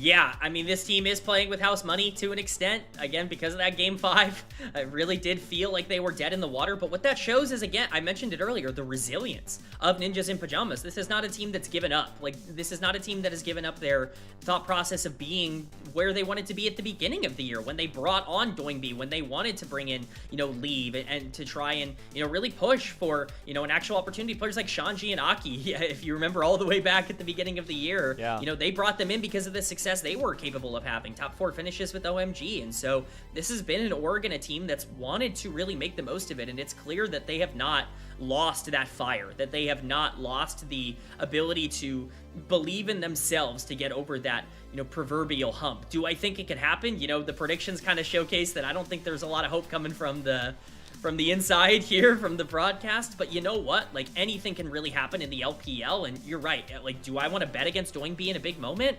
Like, that's hard to say. But imagine how funny it would be if NiP won this game, right? I mean, just think about it. Then Doinby gets to play against his old teammates in the upper bracket against, you know, Dian and Chris, and, you know, storyline here, there, and the other thing. But obviously Top Esports, the big favorites, and we should continue to cement that, although we are talking about some of the inconsistencies that TES have had in the regular season. They haven't played a game in almost 2 weeks. We'll see if that rustiness or some of those inconsistencies come here, at least at the start of this best of 5, or if it will be business as usual, typical Ascend versus Nirvana fashion, especially a team that finished first place in the regular season. That's something that Top Esports are certainly going to want to have here as we are getting ready finally for Game 1 Champion Select. Top Esports on the blue side, NiP on the red side. Let's get into things here. Our second series of the day. Yes, and we are starting it off fast. We've already got bans coming out. Wukong, Trundle, Poppy all taken off the board as junglers. The Varus as well, alongside the Galio and the Aurora. Some mid lane bans, potential flex top lane bans there as well. A lot of things left up. Yunara is definitely one of them, but with quite a few champions getting changed over the course of this patch, you know, there is a question about, you know, what's the priority going to be? I think notably something like Pantheon is up and available. I would be interested to see if that ends up being taken, but it is the Yunara that's locked in first for Jackie Love. Glad we highlighted him because he's going to have a pretty big role here in Game 1. And we saw a couple of those clips in both our highlight package and the one the LPL put out of him on this champion. Seems like even though it's one of the newest ones here in League of Legends, Jackie Love, who's been in the league for 8 years at this point, still able to put together solid performances on this pick. In response, NiP gonna lock in the Rumble. Did receive a couple of nerfs here in this recent patch. We are playing on 25-17, but still a very powerful champion overall. The Equalizer as strong as ever. Just maybe a little bit of a tougher time in the laning phase and against, you know, champions that can stack a little bit more resistances. Yeah, it's definitely much harder countered by tanks now, which I think is healthy. I'm happy to see that Rumble is finally maybe not, you know, 1A in the top lane, but certainly does open the door for something like a Sion here for 369 that he's been really successful on throughout a lot of this year. We'll see if they want to go for playmakers first. It is going to be that Nico locked in. Now that you see the Kai'Sa, you want to make sure you have something that can really punish the aggressive nature that Leave is going to have to play with in the back end of this game. I think Nico does that at a really high level. Hong has been a really big playmaking threat, and it's not the Sion, it's actually going to be the Ornn as the lock-in here. I kind of like this. You know, Sion has been 369 his most played champion, but I like saving this for potentially later on in the series as well. Sion, especially once you get some of these really high damage champions out of the game, things like Kai'Sa and Rumble can really become a problem in games 2 and 3. So the Ornn going to be the tank of choice, and the Nautilus going to be paired up with the Kai'Sa. Yeah, surprised to not see a Braum get picked up in response here for Niket, but you just want the added aggression here in the 2v2 here for Leave and Niket, so they're going to go for the Kai'Sa Nautilus. Obviously, against the Yunara Nico, that has set up our bot lane and our top lane. That means we have mid jungles left here in our final second phase. And we can already see those junglers being targeted. Surprised the Pantheon made it all the way down here, but that's kind of the way the meta shifted at this point. Yeah, it's kind of crazy. I think people have really fallen out of love with Pantheon in terms of just being this game-breaking threat. I still believe he's very strong, but so many junglers are still on the board. Things like Xin Zhao, Jarvan, a lot of options. Wukong was already taken off the board. You know, even something like a Viego that's really been like a comfort pick for Nio if they want to try and play through him. I imagine that jungle pick might be saved for R5 in this particular instance. It's actually going to be the Nefiri taken away from Kanavi. We did see TN looking very good on that in the previous series, so excited to see how that ends up breaking down, but, you know, I would expect this to be a 4th and final jungle ban. You know, a lot of options on the table, but the Viego stands out to me, maybe even something like the Lee Sin, if you wanted to go for aggressive tendencies. Speaking of, you know, things that go well with aggressive junglers, Ryze still on the board, has not been banned away. I'd imagine could be an option for TES here, but instead they're really targeting Nio. The Skarner was another pick that did very well for himself in split number 3, but leaving up that signature champion for Doinby is definitely a scary sight. Gonna be Jarvan though, here for Nio. Not the carry champion, but it seems like they got a lot of damage already on NiP's side. I mean, it creates the Rage Cage. There you go. Equalizer on top of the Jarvan ult. That's always a good feeling. You have a Kai'Sa to be able to take advantage of the dive. Overall, this is, you know, a really great setup for NiP, and quite frankly, it's pretty easy to execute on. It's not the most, like, elaborate comp in the world. If you get a little bit of gold, you could really capitalize pretty quickly in this draft. But the question is, what is Top Esports going to answer? And they're going to answer very aggressively. It's going to be Kanavi's Qiyana coming out here. Presumably, I guess, it could, theoretically be Creams, but likely going into the jungle here, and I'm just so excited that we're starting to see these carry assassins come into the jungle because they're so fun to watch, Grapes. Oh yeah, I mean, it's just brings me back a couple years to see Kiana Annie be locked in at the mid jungle 2v2 here for top esports. It's gonna be fun to watch. Gonna be a Sion mid lane here to answer into the Annie for Doinby. This is OG Doinby play, picking a tank in the mid lane. Made his name on it, and this is a pick that got him some world championships back in the day. Very curious to see this one get locked in. And hey, you talked about maybe that Sion being an option later on. Not anymore, as NiP have created a very interesting composition for themselves. Grapes, I'm in love with this draft from NiP. I think this is so scary when you're looking down the barrel for top esports. You have a mid game where you spike incredibly hard, where Annie and Kiana and Nico really want to try and make plays, and if you can get gold on Yunara, you're in a good spot. Outside of that, things get really scary really fast. I think you're looking at 3 lanes that I really like for NiP. I think you're looking at some great scaling. This Sion's going to be very dangerous. Shout out Insanity. Sion mid, always a really fun thing to see and to view. And so excited to see this. But honestly, they're cooking in draft, and I think this is a pretty nice meal they're cooking up. The only thing is that NiP are very short range now that they have a Kaisa and a Sion in their mid and AD carry positions. And that is very scary if you're playing up against a champion like Yunara, who once transcended definitely can have a lot to say about NiP's composition if left untouched. It's going to be up to Nayo really alongside Niket, the 2 former TES Challenger players, to lock down Jackie Love, the Split 3 MVP, if they want to have a chance to win this game. But I agree with you, K-Man. A lot of tools at NiP's disposal. And hey, they got Doinby on a classic, push and roam champion. I don't remember how long ago it's been since he's played Sion mid specifically, but definitely something that's been in his arsenal alongside things like the Nautilus and the Kleds of years past. And so, gonna be a pretty exciting one here, as we are also in NiP's home stadium of Shenzhen. Yeah, I mean, it has been a while. That I can promise. I mean, you even point to things like Malphite that were getting picked more recently in the mid lane than this. I think the last time Doinby was seriously considering Sion in the mid lane, Rumble was a mid laner. So that kind of shows you, where we're at with that. I think it was 2021, the last time we got a Doinby Sion mid game. But I'm just excited to see how it ends up going. I think it fits into this comp really well. Again, not only does it really neutralize that mid lane matchup, you should be able to really, shut off a lot of the power spikes that are coming through for that Annie, as long as you don't allow her to shove and roam and move around the map. I think it also is going to scale really well to be a threat to that Yunara. Of course, if you can trap that champion, if you can trap the damage on the back end of that fight, really tough to be able to break through. That being said, top esports have the tools and have the players in particular to be able to create a situation where she can just shred through that mid lane. I'm going to be looking at the mid game for top esports. That is plain and simple. That's really their area of win condition here. If they're going to be able to fight around grubs, fight around objectives, and generate some leads with some picks, that's going to be necessary for them to win. And on the other side, though, Kiana Annie is going to be a powerful champion in that mid game as well for TES, and so that they're going to have a real good time to be able to do some fun stuff there. The team fights for NiP really do get out of control the later we get on into this thing. But you always have that safety valve in Jackie Love here on this Yunara pick, which has been so powerful for both him and just in the LPL overall, and competitive League of Legends overall since its eventual release. Seems like we're having a bit of a delay to get into this first game. As again, we don't want to keep you guys waiting. I know that obviously if you've stayed tuned the entirety of the day, it's been a long one, and if you're a true fan, you're hoping it gets a little bit longer in what could be a very competitive series between TES and Ninjas in Pajamas in NiP's home arena. It is the #1 seed from Group Ascend against the #1 seed from Group Nirvana. A matchup in the upper semifinals against Weibo Gaming awaits the winner of this one as we head onto the Rift for the start of our second series of the day on LPL English.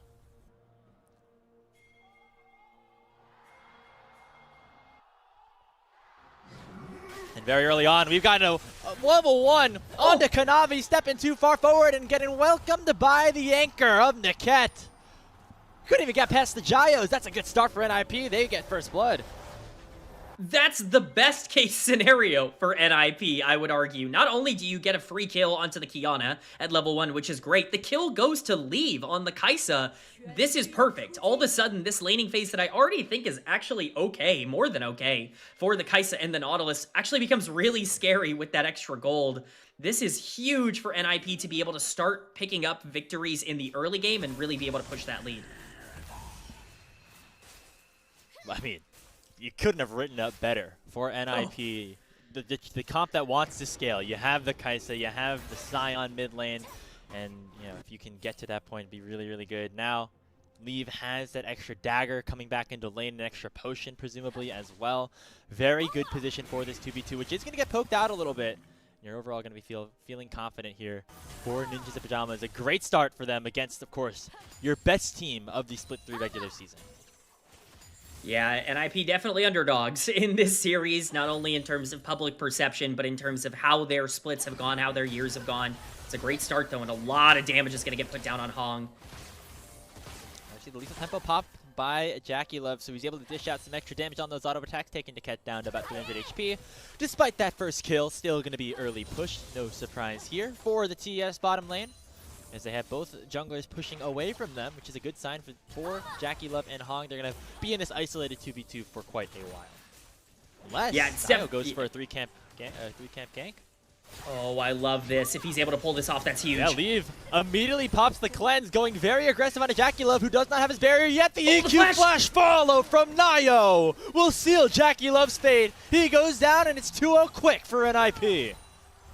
A brilliant move there by Nio to be able to capitalize on the bot side. That's exactly how you need to play this 2v2 once Leave has an advantage, and it's very well played by both Leave and Niket as well. The flash for Nio to be able to secure the kill. It's all beautiful. Konami's going to be able to take away some camps for this, but it's still a massive win for NiP, and they are very much in the driver's seat already early on. We have devolved into chaos here already in game number 1, 3 minutes into our second series, as Konami's going for a bit of an invade, given that Nio went for the bot lane gank after just clearing his bottom side. He's going to get himself both the Raptors and the Krugs. And that's a pretty good win here in terms of the experience, in terms of the gold here on Konami specifically. But you just got 2 kills on your bottom lane. This is great for NiP. Yeah, I mean, this is a phenomenal play. This flash is gorgeous from Nio to be able to catch JackeyLove out, and this is what you need to do. It's not just about getting the Kai'Sa ahead. It's making sure the Yunara doesn't feel comfortable laning and has to be a bit more worried. JackeyLove, sitting at level 3, still a level up here on Niket and Leave, just because of the way that, of course, the early laning phase goes here, but it's really about making sure that your bot lane's in a better position to fight these skirmishes, and I think that's exactly what Nio has done, and we're going to have to see if he can do it again. Cream could be the next target in the mid lane, but again, hard for Doingby to follow up. As we get a look at the champion records on each of these players specifically throughout this split, not a ton of experience on this Qiyana for Kanavi. This split specifically, but obviously here is practiced on the champion. Most notable for me, the 6-1 record for Cream on this Annie. On a champion that is able to execute easily and simply in team fights, that is where this player is really able to shine after already being one of the stronger laners we have in the league.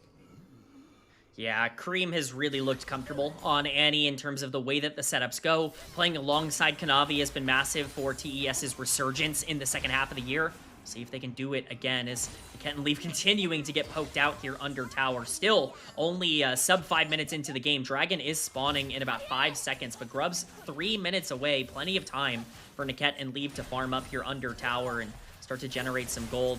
See how aggressive TES maybe wants to play this, but with Nio on the top side, once again, I think it's just going to be a shadow.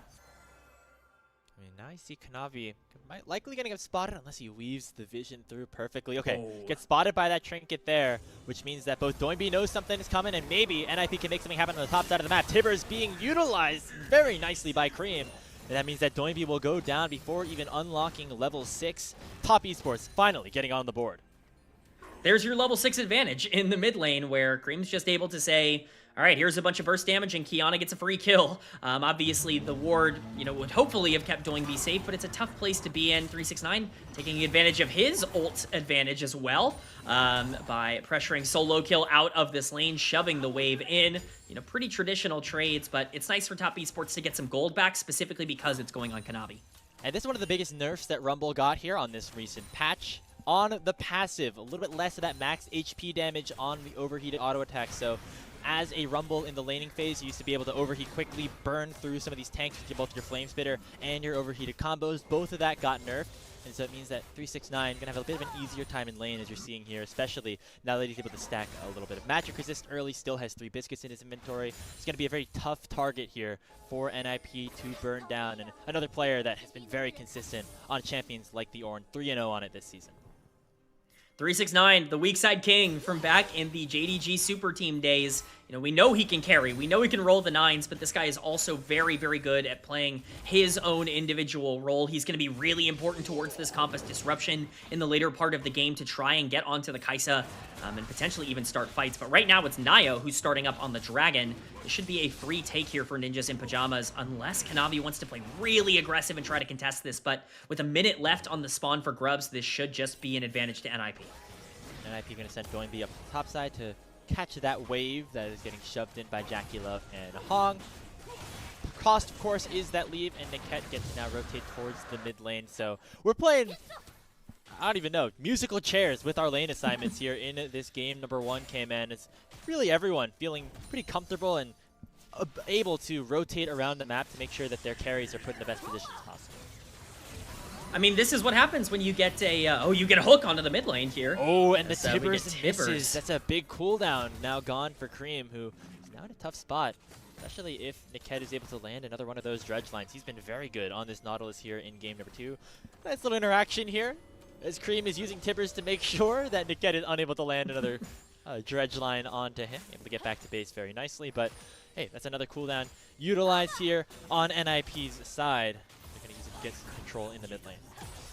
Yeah, that's actually really consequential because Grubs are up now. And so if you do want to fight over these, you don't actually have Tibbers to be able to make that exchange happen as efficiently. Luckily, because you have that shove on the top side, because it's a 2v1 lane, you are able to get it relatively for free. We'll see if they want to make the rotation up, but right now Kanavi is just getting these Grubs for free. Doesn't really look like there's going to be a ton of contest. Vision's coming down, but it's too late. Yeah, they see it now. They might be able to sneak away one, but Kanavi still has his smite available, and Nio has not gotten his upgraded just yet. That's an easy 3 grubs secured here for Top Esports, who have been able to recover nicely after losing that first kill. Doinby using the Unstoppable Onslaught to go forward, but not able to find a target. His flash away from Hong allows for him to survive. Yeah, it's very slow from NiP. They just don't have the wave states to actually step up and contest at the Grubs, and that's a huge problem. Giving that over to Top Esports, again, it kind of plays into their own win condition of being able to really snowball the game through like these skirmishes in the mid game, the 8 to 15-minute time frame. If you're going to give a lot of things over and this big gold lead over for free, that is a major, major issue. So very big win for Top Esports and a really, really good job from Kanavi to get that done. And we like the team fighting and the scaling here for NiP in general, if Leave's able to get ahead, and if, of course, Doinby's able to get super tanky. But Top Esports, again, do not have an early game you can scoff at either. And even the bottom lane, which was the position where a lot of kills, a lot of gold was given over to NiP, now even in terms of resources, as Jackie Love's been able to recover nicely, still take advantage of the double range bot lane that he has alongside Hong, he's going to have no problem being able to match somebody like Leave once we get later on into this game. Yeah, you really need to make sure that you're set up like well if you're NiP. It's not just, oh, I have Scion and Nautilus to frontline for my Kai'Sa and Rumble to do damage in the late game. You need to make sure that the gold is being generated and it's going on the right members, especially because Jackie Love is going to be in a relatively good spot here alongside Kanavi. So completely agree that you definitely need to start putting your foot to the pedal at some point. And unfortunately, it's Leave who's once again just going to get chunked for so much of his health bar by Cream's combo. Not a super consequential Tibbers, but it does make sure that Leave us to be a little bit careful about specifically Kanavi coming into this mid lane now. As you see him hovering in the area. Dragon not up for another 2 minutes, so Cream should have Tibbers by the time that spawns again. They would want to make sure that NiP does not get off to an early Dragon stack, although they are doing a nice job just picking up farm, picking up plates in certain areas. That gold lead sneakily up to 1.5k at this point. Yeah, and look where a lot of it is, or we can look in a second. It's about a 30 CS lead in the jungle here for Kanavi on the Qiyana. It's pretty massive. Nio has really spent a lot of resources protecting Leave and making sure he's in a good spot and making sure his laners are all right, but Kanavi has really been able to generate a pretty sizable advantage on his own. Same thing for Cream in the mid lane, which we did highlight. You know, Doinby's weakness could potentially be his 1v1 ability, especially because he's been really taken out of that lane and kind of forced to catch waves. Weak side could definitely be a situation where you're just kind of running out of minions to get, as we see some posturing down on the bot side for Kanavi and for Top Esports. We still have a minute until that Ocean Dragon spawns. That will be pretty important. All cooldowns will be available. Cream's ult will be up for that. But it's Leave who's going in. Yeah, knows that Cream doesn't have the ultimate. Oh. Yeah, Kathy and Rain nearly taking down the mid laner of TES, but it's going to come at the cost of Leave's life. Kanavi swooping in to make it 2-2. Yeah, it's a really big miscalculation coming in for Leave. Really wants to try and punish Cream, overextending, but the flash being burned, he has just enough health to survive Kanavi.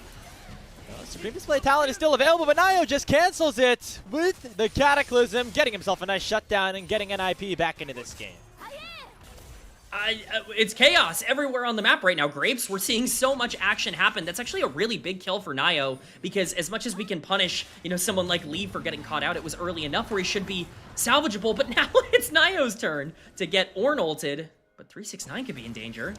Cream coming down here as well, but it's going to cost him a mid lane wave if he goes too far forward, so instead NiP just going to get this top lane scuttle for free. Dragon now available on the bot side as well, and you can see that exactly where Doinby is headed. You can see he has the Unseal Spellbook on this Scion pick, so goes for the Ghost to potentially have some extra mobility here in these lanes, and it's going to allow for Nio to be set up to come down towards this Dragon. I think we might get a fight here, K-Man.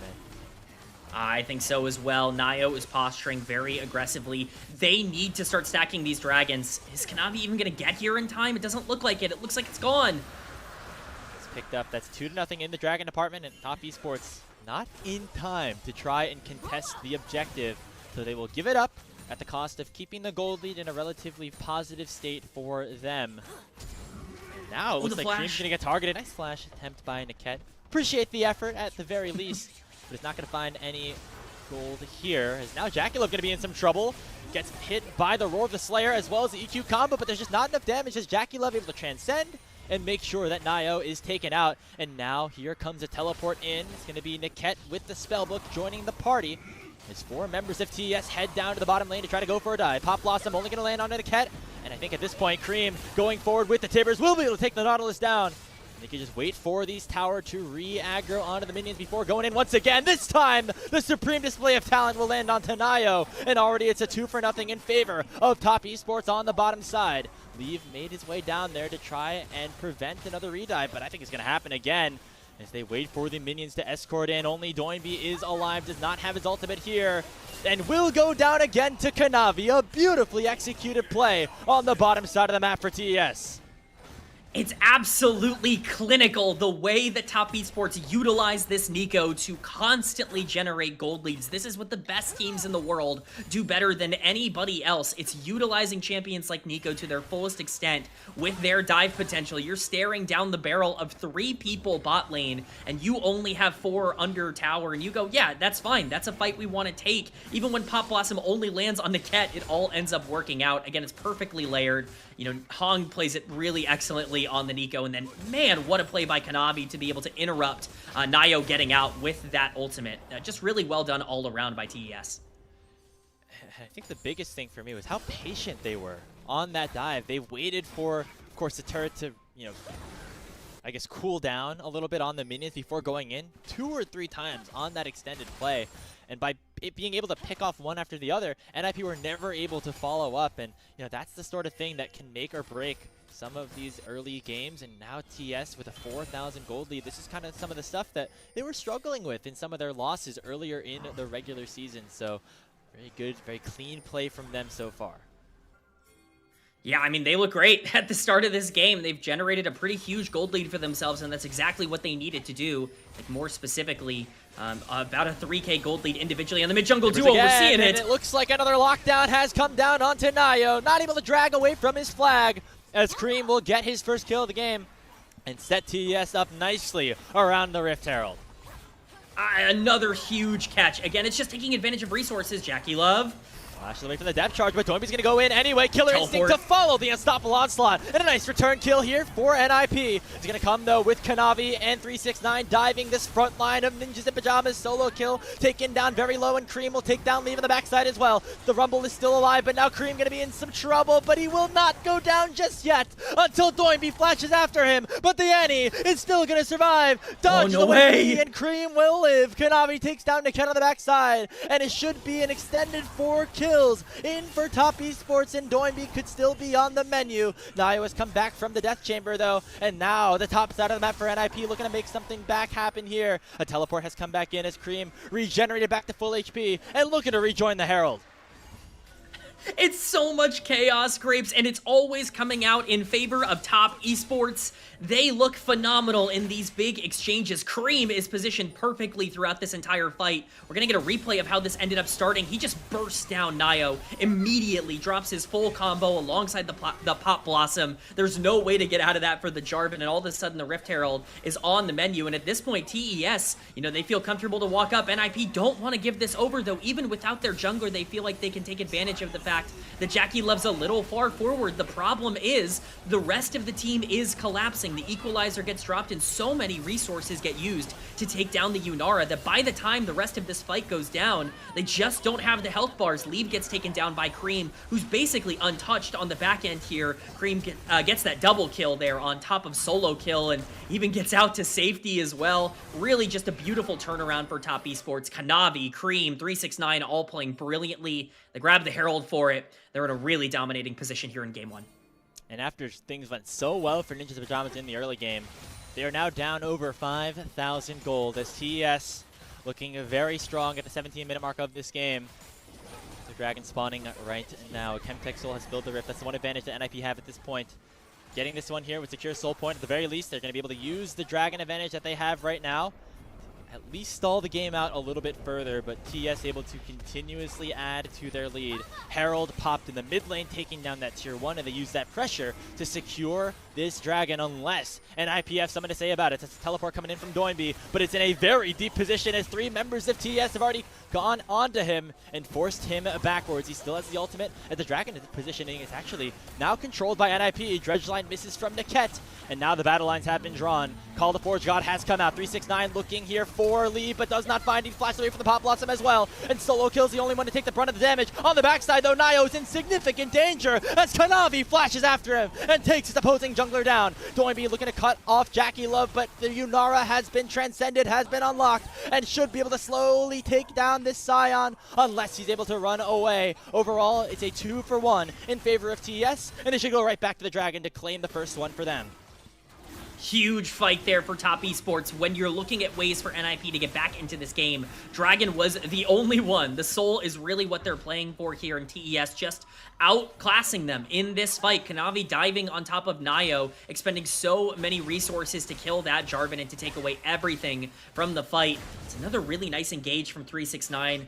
Hong's ultimates have, landed on 1 or 2 targets, but they can be pretty heavy priority targets as well, and so it's ended up really working out for TES. You can see how this ends up starting. They want to layer it on top of the Rumble, but making sure that the equalizer, when it's dropped, is really delayed here is huge. Even if Hong is going to trade his life, you're happy to do that in favor of Nio on the other side, and especially if it's Nio and Niket. So at this point, Jackie Love just gets to free hit throughout the entire fight, and even if the Yunara isn't as fed as maybe you would want, still going to be a massive problem. And with a 6-kill Kiana, a 4-kill Annie, the damage very much online for top esports.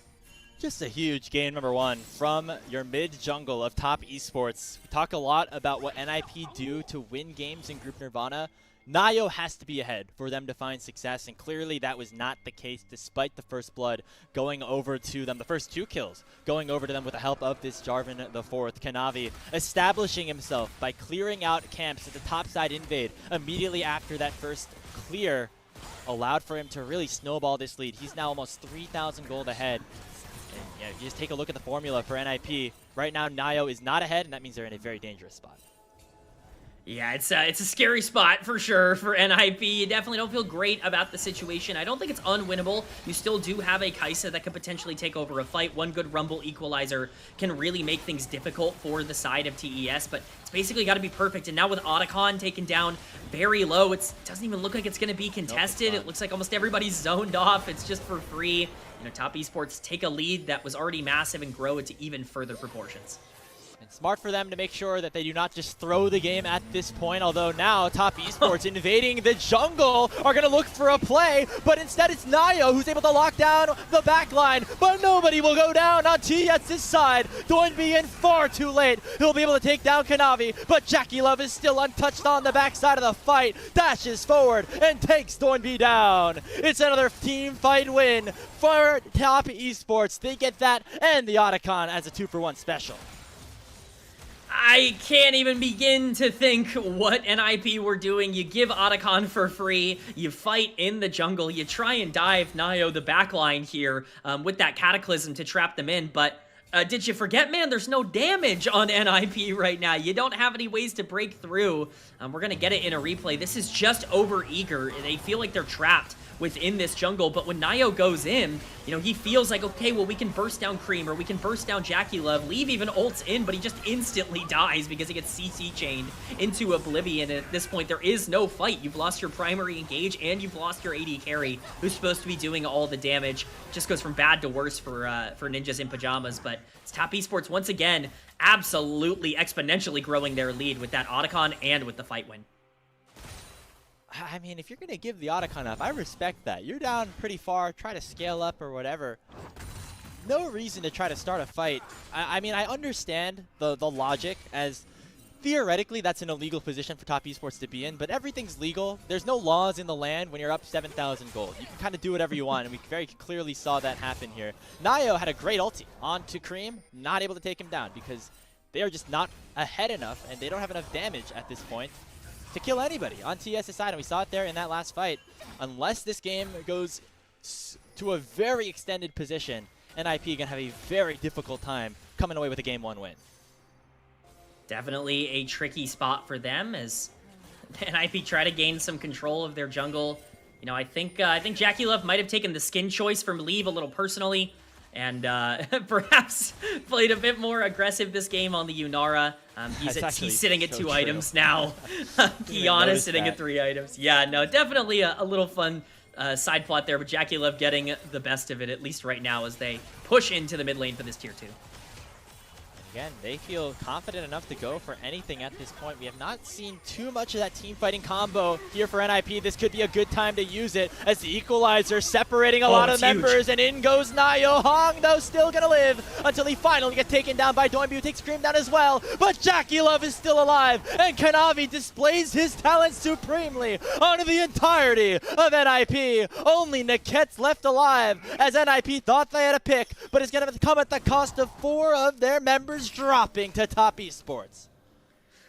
Well, Grapes, if you can't win that, you can't win a lot. I think that looked like such a good setup for NiP. You trap 3 members with the Cataclysm into the Rumble Equalizer, and even then, JackeyLove still able to take over. Dragon is on the menu now for Kanavi, really putting it out of reach for NiP, delaying that even potential soul for basically a non-existent amount of time. But we're going to see in this replay, it actually starts off really well. The ult coming down onto Hong is huge. Him getting caught out here is a really big problem. The Equalizer is massive onto JackeyLove and Cream, and getting trapped in this is huge. Like, there's really no other way to describe it, but Nio just doesn't have the health bar to be able to really do much once he's trapped them in, and the fact that JackeyLove survives this is truly exceptional.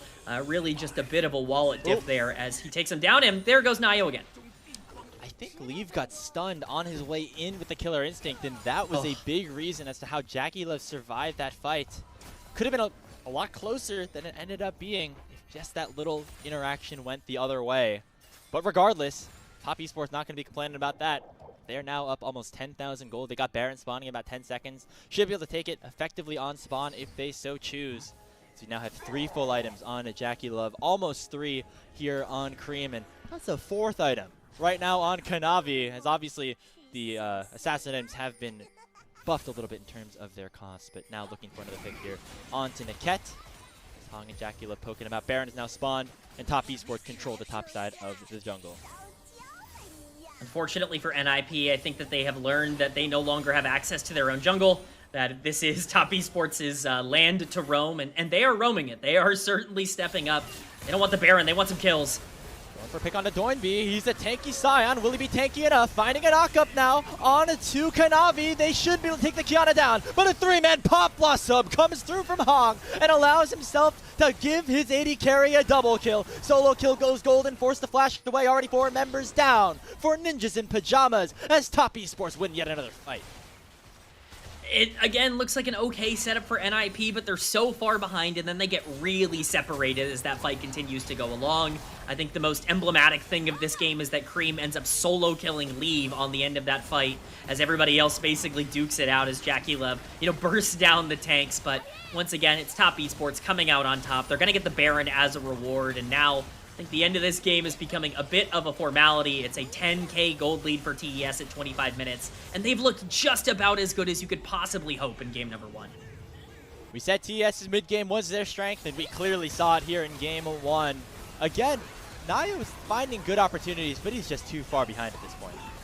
Yeah, I mean, there's really no way here. Leave has to pop the cleanse so early, and then the Pop Blossom from Hong really sets Jacula up well. At this point, if the Unara is able to free fire, it's going to be a pretty free fight for TES. Not to mention the fact that Annie is just killing the 1 carry on the other side by herself. You don't even need your primary damage dealer to take care of that. So, definitely a bit of a problem there as we get another teleport actually coming in to the top side here with this Baron. They want to play this game fast, and they want to end it quick. Yeah, unrelenting pressure for TES now that they have the Baron buff in their hands for 2 minutes still at this point. Looks like NiP going to try to set up a bit of a death rush here with Doinby and Nayo, but there's not many people they can kill with just the 2 of them at this point in the game, as we see continuous stacking of items. Now Leave going to get 1 shot here by Kanavi. That wasn't even close, as Leave will go down, and that should mean the game is now over. Pop Blossom lands onto 2. Nayo in some trouble, but it'll come at the cost of Hong. Jacula now free firing under the tier 3 turn while the tier 2 is still up. But Top Esports do not care. They have a wave in, and they have an easy opportunity to send themselves straight down the mid lane and end this game number 1 right here. Top Esports send a message in game number 1. They should not be taken lightly in series like this. They're the number 1 seed for a reason, and they're going to be moving on to game number 2 as emphatic winners. And a 1-0 start is exactly what the doctor ordered for this team. Brilliant stuff for TES all around. Everyone deserves a lot of praise for that game. And that was after potentially the worst possible start that they could have had. Giving up first blood to a level 1 invade here, or level 1 find by Niket, and following that up with Jacula dying in the first 3 minutes after an early gank down bot by Nayo. But Top Esports took that sticky situation and turned it into something very good for themselves, notably for Kanavi on the Kiana jungle, able to get that successful invade, get himself a camp lead, and he never looked back from that point. And Top Esports looking dangerous right now, especially early on in this best of 5. Yeah, you want to go for those plays in the early game. If you're NiP, you want to get Kaisa gold, you want to get Jarvan gold, you want to make sure you can start snowballing the game, but there's a thin margin for error there that just, you got to make sure all your ducks are in a row. And unfortunately, Nayo was never able to recover from the fact that he got a kill in the early game. It really ended up torpedoing a lot of his tempo, and that's what it comes down to. That's what Top Esports in particular is really good at. You don't want to give them an inch because they will take a mile. And it is interesting that that is the draft decision that NiP went for, going for Jarvan Scion as their mid jungle. In isolation, I like each of those picks, in a way, but making Nayo be the supportive, engaged player for his team after we've seen so many games of him on the Viegos, on the Lilias, being the main carrier almost here for NiP. It felt a little bit off here, and even though I like the combination of the Jarvan with the Rumble, we didn't see that combo utilized very well in that game. Going forward, I like the idea of keeping Doinby on his push and roam champions, but you need something that does a little bit more in the jungle if you want that to succeed here for NiP. I think the real big problem for me with this draft is you really want to make sure you win lane. Like, you really want to make sure that you're in a spot where you can at the very least stay neutral, and that these fights, like, you know, they were going into these, you know, grub fights and dragon fights down 1k gold just from laning, like just from getting outmapped. You know, everybody was moving everywhere. You had mid laners in the top lane, you had, you know, AD carries taking farm in the mid lane before grubs even spawned. Like, it was a crazy map state, and that really favored TES to be able to stabilize and kind of create their own tempo if they could go into those mid game fights with a gold lead. Yeah, I mean, you're Kiana, Annie, like, you're going to be able to take advantage of that. NiP just didn't really play towards their own win condition of generating that early advantage, and it eventually got to the point where they couldn't just outscale anymore. You're right, if this is going to be the way that they play, I want to see, you know, Nio on something that can carry, something that can make use of these early kills that he's so adept at getting, because in this game, it just didn't happen. You know, to be fair, got that jungle pool pinched very heavily, but there was stuff available for them in the first rotation, that in the first, you know, phase of the draft, that maybe they could opt to go for a little bit later on in this series. But overall, have to give credit to Top Esports, specifically their top side of the map, as the name suggests. Say overall, Cream and Kanavi having terrific games. Don't know who to give the MVP to, though. Would it be Kanavi? Would it be Cream? Maybe Jackie Love sneaks in there as well, because it was pretty well played by everybody on that side. Honestly, just kind of felt like a dominating game for Top Esports. I think you could realistically give it to anybody. Maybe Kanavi gets a few points taken off of the level 1. Outside of that, I think he's certainly a bit of a favorite for a lot of people. Jackie Love was the huge damage dealer. Cream had all of the setups. I don't think you can really go wrong with any of those three. You know, I don't think it was a perfect game. There were a couple of pop blossoms that I think could have been a bit better from Hong, landing on 1 or 2 priority targets. But at that point, you're really nitpicking. Like, you're looking for things to criticize TES for. Kanavi was just always in the right place at the right time, and, you know, we can talk about Kiana having an easier game because of all the setup. Well, it became easy because of how well Kanavi played the early game. We take a look at some of these highlights here. Again, this was a fight that really just ended the game. It's a good find overall, but again, just have to consider the state of the gold, and after giving up the Otacon, going for a fight like this, definitely a bit of a questionable decision, but perhaps NiP feeling a little bit desperate at this point. Of course, did not result in them coming up with a win in any sense of the word. And after this, pretty clear that Top Esports had control of the game, and we just get to watch a bit of a highlight montage of what Kiana Jungle is able to do. Yeah, this play looks awesome for NiP. Like, this is like what you draft Jarvan Rumble for, is this setup where you trap 3 people in the equalizer, and you're just like, I've done it, I've done my job, and then here. You die, and everything just goes wrong. Oh, stunned on his that way is in. so close, and he immediately gets taken. You're absolutely right. Like, maybe things change. I still think Jackie Love maybe has enough of a health bar to, you know, be able to make that work. He wasn't stunned quite at that time. Either way, it's the thinnest of margins, right? And that's still, like, that's the perfect fight. That's the perfect setup from that point in the game. You can't ask for more, and it still was like, well, I hope, you know, Leave doesn't get stunned. Like, that's the kind of margin that NiP had put themselves in. You can't be digging holes like they did early on in the game. You can't be giving over so many resources, because it really came back to bite them. And goodbye to Leave. And yeah, that was a position that we saw Top Esports, you know, we thought that they would have the advantage in their lane, specifically in the mid lane with Cream. But in this Game 1 draft, you have double range into, you know, a Kai'Sa Nautilus, which is very low range, and you have Ornn able to basically soak up any damage that Rumble is able to provide, especially with the recent patch. And that means that given already the individual skill on the players of Top Esports, they are able to utilize the matchups as well to create really good lanes for themselves, and able to snowball that out of control with how they were able to play the mid game successfully. And so for NiP, a little bit more focused on making sure that you do not fall that far behind in the first 10 to 15 minutes of the game will be very important if they want to have a chance, because we saw it in some of those fights, though their angles were good, and if they can come into those games and come into those fights at a little bit of an even game state, there's a chance that they could pull off a game or two against TES and maybe even continue the upset. But if that's the way that these games are going, it's going to be Top Esports all the way. Absolutely. I think, and even more so than just like, you got to take advantage of and capitalize on the game, you have to take advantage of your win conditions. Like, you have to play towards where your strengths are. And in that game, they got a free first blood onto Kai'Sa, and they got another kill onto the bot side, really enabling the 2v2.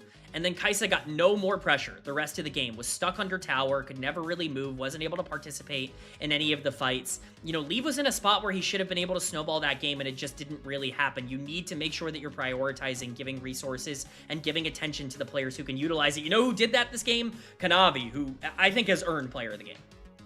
forgiven for stepping forward in the river against 4 members of NiP, including a Nautilus. Who would have thought they'd be in that bush? And looks like Kanavi able to take advantage regardless of that first death, making this Kiata champion look pretty strong, as it has for the last couple of weeks overall here in the LPL, and that results in Top Esports taking game number 1 of our upper bracket quarterfinal matchup against Ninjas in Pajamas, your number 1 seed from Group Nirvana. Before we head to a short break, we want to give a quick shout out to all of our coffee supporters. If you would like to support LPL English, consider becoming a coffee member, as it is the best way to support the LPL English project, since a vast majority of your contributions will go directly to the show. A lot of the initial payments go into upgrading the broadcast, but a huge bulk of it also pays on-air talent and content creators like us here. Subscribe to our coffee. It is linked in the chat right now to unlock perks like early access to content and the ability to ask interview questions for our unique on-site interviews during the playoffs of Split 3. Top Esports up 1-0. We'll see if NiP can bounce back after this.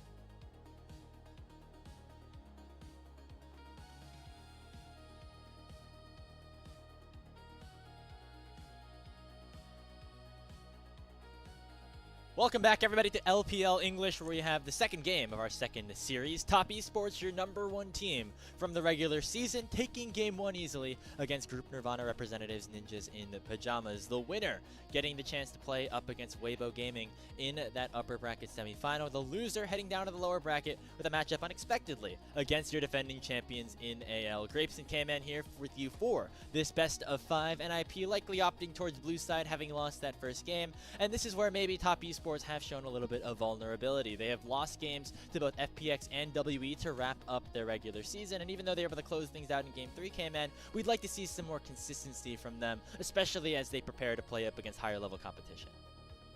Yeah, Grapes, once again, I'd love to sit here and say that after game #1, I feel good about Top Esports, but I just can't do that. It's not in my bones, it's not in my brain, it's not in the eyes that I've seen throughout this split. We just know that this team is you know, ripe for a Game 2 struggle. If they can come out here in Game 2 and look just as dominant as they did in Game #1, you're going to start being like, maybe this is that version of Top that we were looking for. Maybe they are the #1 seed that we think they can be, but NiP certainly shouldn't feel too discouraged. Again, I think that there are some pretty specific things that if they can clean it up, they should be in a better spot going into Game 2. Yeah, I mean, we're gonna need some better early game, I think, for NiP, because again, something that we've really been able to praise Ninja Pajamas for is their ability to team fight, their ability to play the map, specifically with Nio, mostly when he's on a carry champion, and we did not get to see that in Game 1 as much. Finding good angles, but they were just too far behind. And we've seen situations where Ninja Pajamas haven't been able to come back. I mean, think about that game #5 that they played against FPX, where they were significantly behind, but did not give themselves enough contingencies to, you know, be able to, you know, press this button in case of emergency. In that instance, it was like a jinx for leave. This time around, it was a little bit harder for them to find the one kill that broke open the game. Yeah, and I think the problem with that is that they invested so much into Leave early in the draft. It's clear they wanted to go for the Kai'Sa in particular, that they wanted this dive comp that could really combo off of each other, but without things like Wukong, without, you know, a lot of the other big setup tools, like you're playing Jarvan, you're playing Sion mid to try and enable this Kai'Sa, and it just doesn't feel quite as efficient in doing so. I agree that I think they took the wrong lesson from that previous series, which is not that Leave is your hyper carry and, you know, put him on Kai'Sa and just get a bunch of enablers, but rather that Nio and Leave are your carries, and they need to be in positions where they can carry. And if that means that Doingby is going to be more setup, that's fine. Like, the Sion can be fine, but you can't rely too much on the fact that Nio needs to generate the tempo early on Jarvan, because it's not always going to be the case. And many teams have tried it, many teams have failed. Trying to play strong side into 369, never necessarily the easiest thing to do, especially when he locks in something like the Ornn. He's now 4-0 on it this split. Maybe Solo Kill can take a step back here. Obviously, the first pick Rumble, you want to go for power, but champion has been affected by nerfs over the last couple of patches, and so we'll see how this next draft looks, as it looks like we're all set and ready to go for it. And imagine again NiP opting towards the blue side this time around. It means they'll get their pick of a number of OPs that are still on the board, despite being in Game 2 of Fearless. Yeah, the Pantheon was something that I was really shocked got to the second rotation. We'll see if that ends up matching. Right now, it's just some solo lane bans coming out against TES, the Renekton and the Azir. Gotta be scared of these champions that just have so much agency. This time, TES saying, no thank you, we're not gonna give you that on blue side. A lot of the things we wanted to play into it, perhaps, are out of the way. A lot of the macro threats being taken off the board. I think that's it for NiP, right? Take away things like Galio, things like Ryze, things like Talia that are going to be a bit more difficult to deal with. You know, you can only ban so many of them, unfortunately, with them being up here in game #2, but definitely want to limit that pool as much as possible, with the Orianna coming in as the final ban. So it's actually going to be Cream who's pretty heavily targeted from the side of NiP. Yeah, big respect over towards Cream. It seems like Doingby wants to get himself a bit of an easier matchup. Orianna, especially in the hands of Cream, very powerful even in the early stages of the game. We saw him winning 1v1s on the Howling Abyss with this champion specifically, and working pretty well on it, so you know that he's very successful on this pick. Looks like NiP still want to give Leave an early prio pick. Picking himself up the Varus is going to be responded to, though, by a number of very good champions on JackeyLove's side. The Sivir would likely be a fair answer, and there it is. Sivir is the Varus answer. I mean, that's how it goes right now in the meta. It's what you pick if it's up. The Aurora gonna be the interesting complement to that. I would imagine this is going to Cream. That would make a little bit more sense to me. Of course, it can still be Flex, but I don't believe 369 has played it across this split.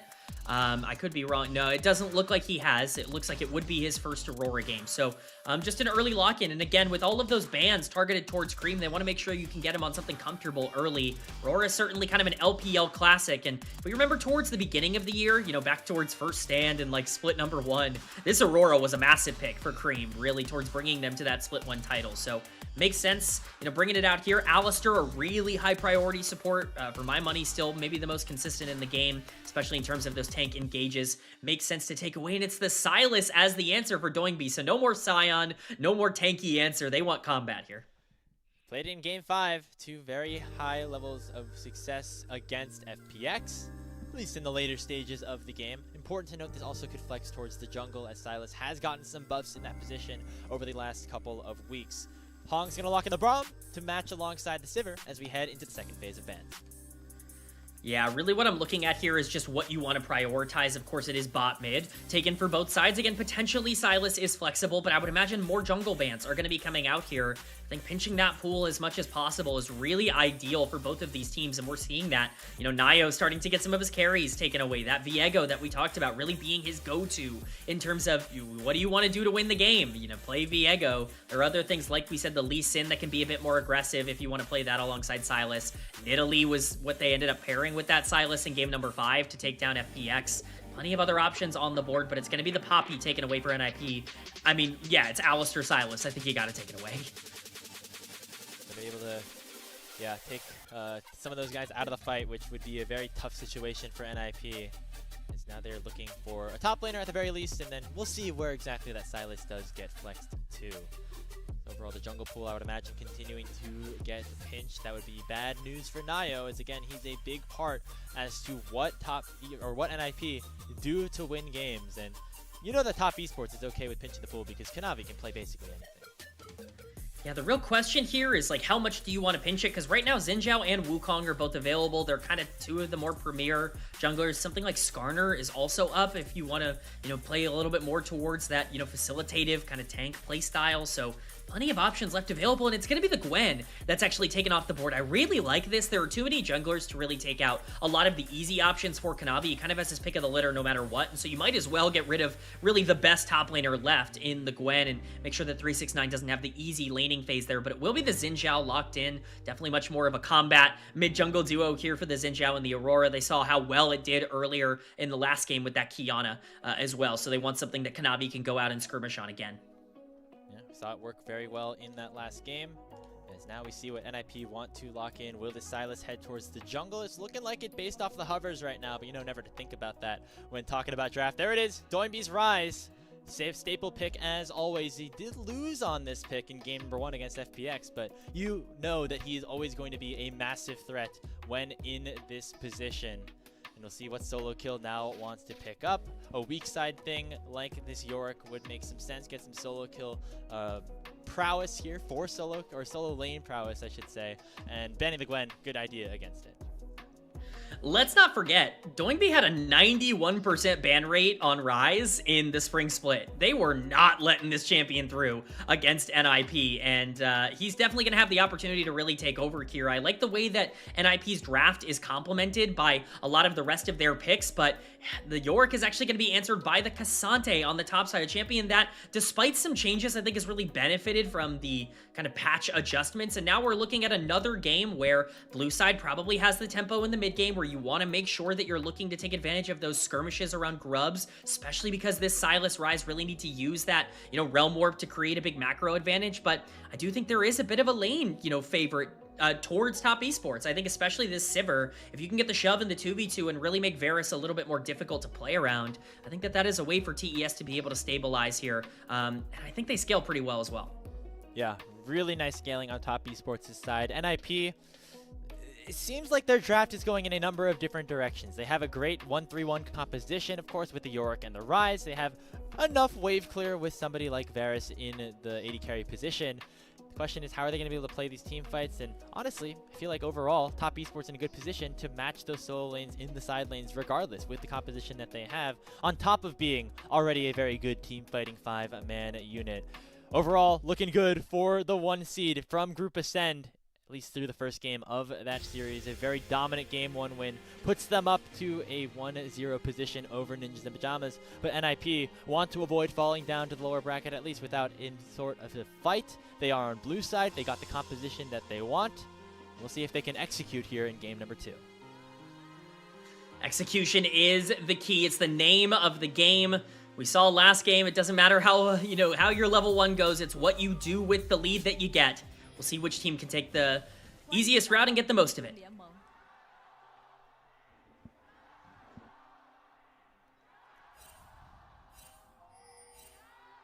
敌军还有30秒到达战场，碾碎他们。 And because this time we do not have a super chaotic early game to start things off with, we want to let you know here, before Game 2 gets underway, that the LPL English broadcast is brought to you by prodiff. You can improve your game, get coaching from the best of the best that we have in North America, in Europe, in those ERL systems, even some LTA players mixed into the pool of amazing coaches and opportunities you get to make sure that your game can look like the pros. You can use code LPL10 to save 10% off on prodiff.gg. Yeah, and I think these teams could definitely benefit from some prodiff after that game number 1, NiP in particular. So hopefully they were able to get that coaching coming in for game number 2. Not quite as simple for either of these teams as it was in game number 1. You don't have those effortless go buttons like the Jarvan or, really basically everything that TES had in game number 1. It's going to be a lot more side lane focused for both of these teams who can generate those advantages, and it's going to be important to see. We already have some trading level 1 as is expected down here on the bot lane. A heal for Hong very early, just to try to establish some dominance in the 2v2. Again, it's a lane that overall TS should feel very comfortable in, especially level 1. They'll get this early push, and that should be the name of the game going forward, as Leave now has the Winter's Bite procced on him again. One more auto attack would have landed that concussive blows, and Niketa's going to have to burn a heal as well in trade. We're dueling it out here in the bottom lane, and it looks like overall, Leave's actually going to be able to punch back rather nicely. But the level 2 should still go over to TS, and that's going to mean they're going to be able to push forward. Another Winter's Bite lands, but not much after that.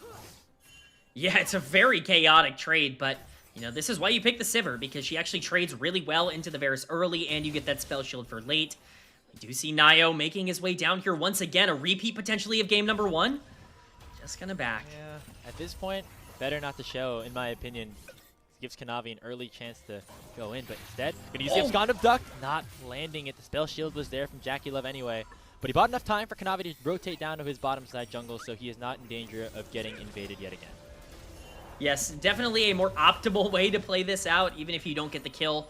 You're not giving up everything in order to make this happen. It's just going to be a pretty easy start for both of these junglers here. Can't be too frustrated with that, but I do think that eventually it's going to come down to these mid-game power spikes. I think that's really what I'm going to be looking at. Doingby, what's his laning phase looking like? We highlighted him early on, in the pre-show here, talking about him being such an important and kind of background member for NiP. Well, he's not going to be in the background in this one. He is on one of his signature champions that has constantly been taken away from him, and I think he's so important towards how NiP need to play this game out, so it's going to be interesting to see if he can kind of claw his way back from the small CS deficit he's in right now. Hong doesn't know that Tri-Brush is warded. It's going to be met by Leave and Niket. However, could have been a bait in its own right as Kanavi comes in with a win, becomes lightning, and picks up first blood for top esports. Leave had no idea that was coming.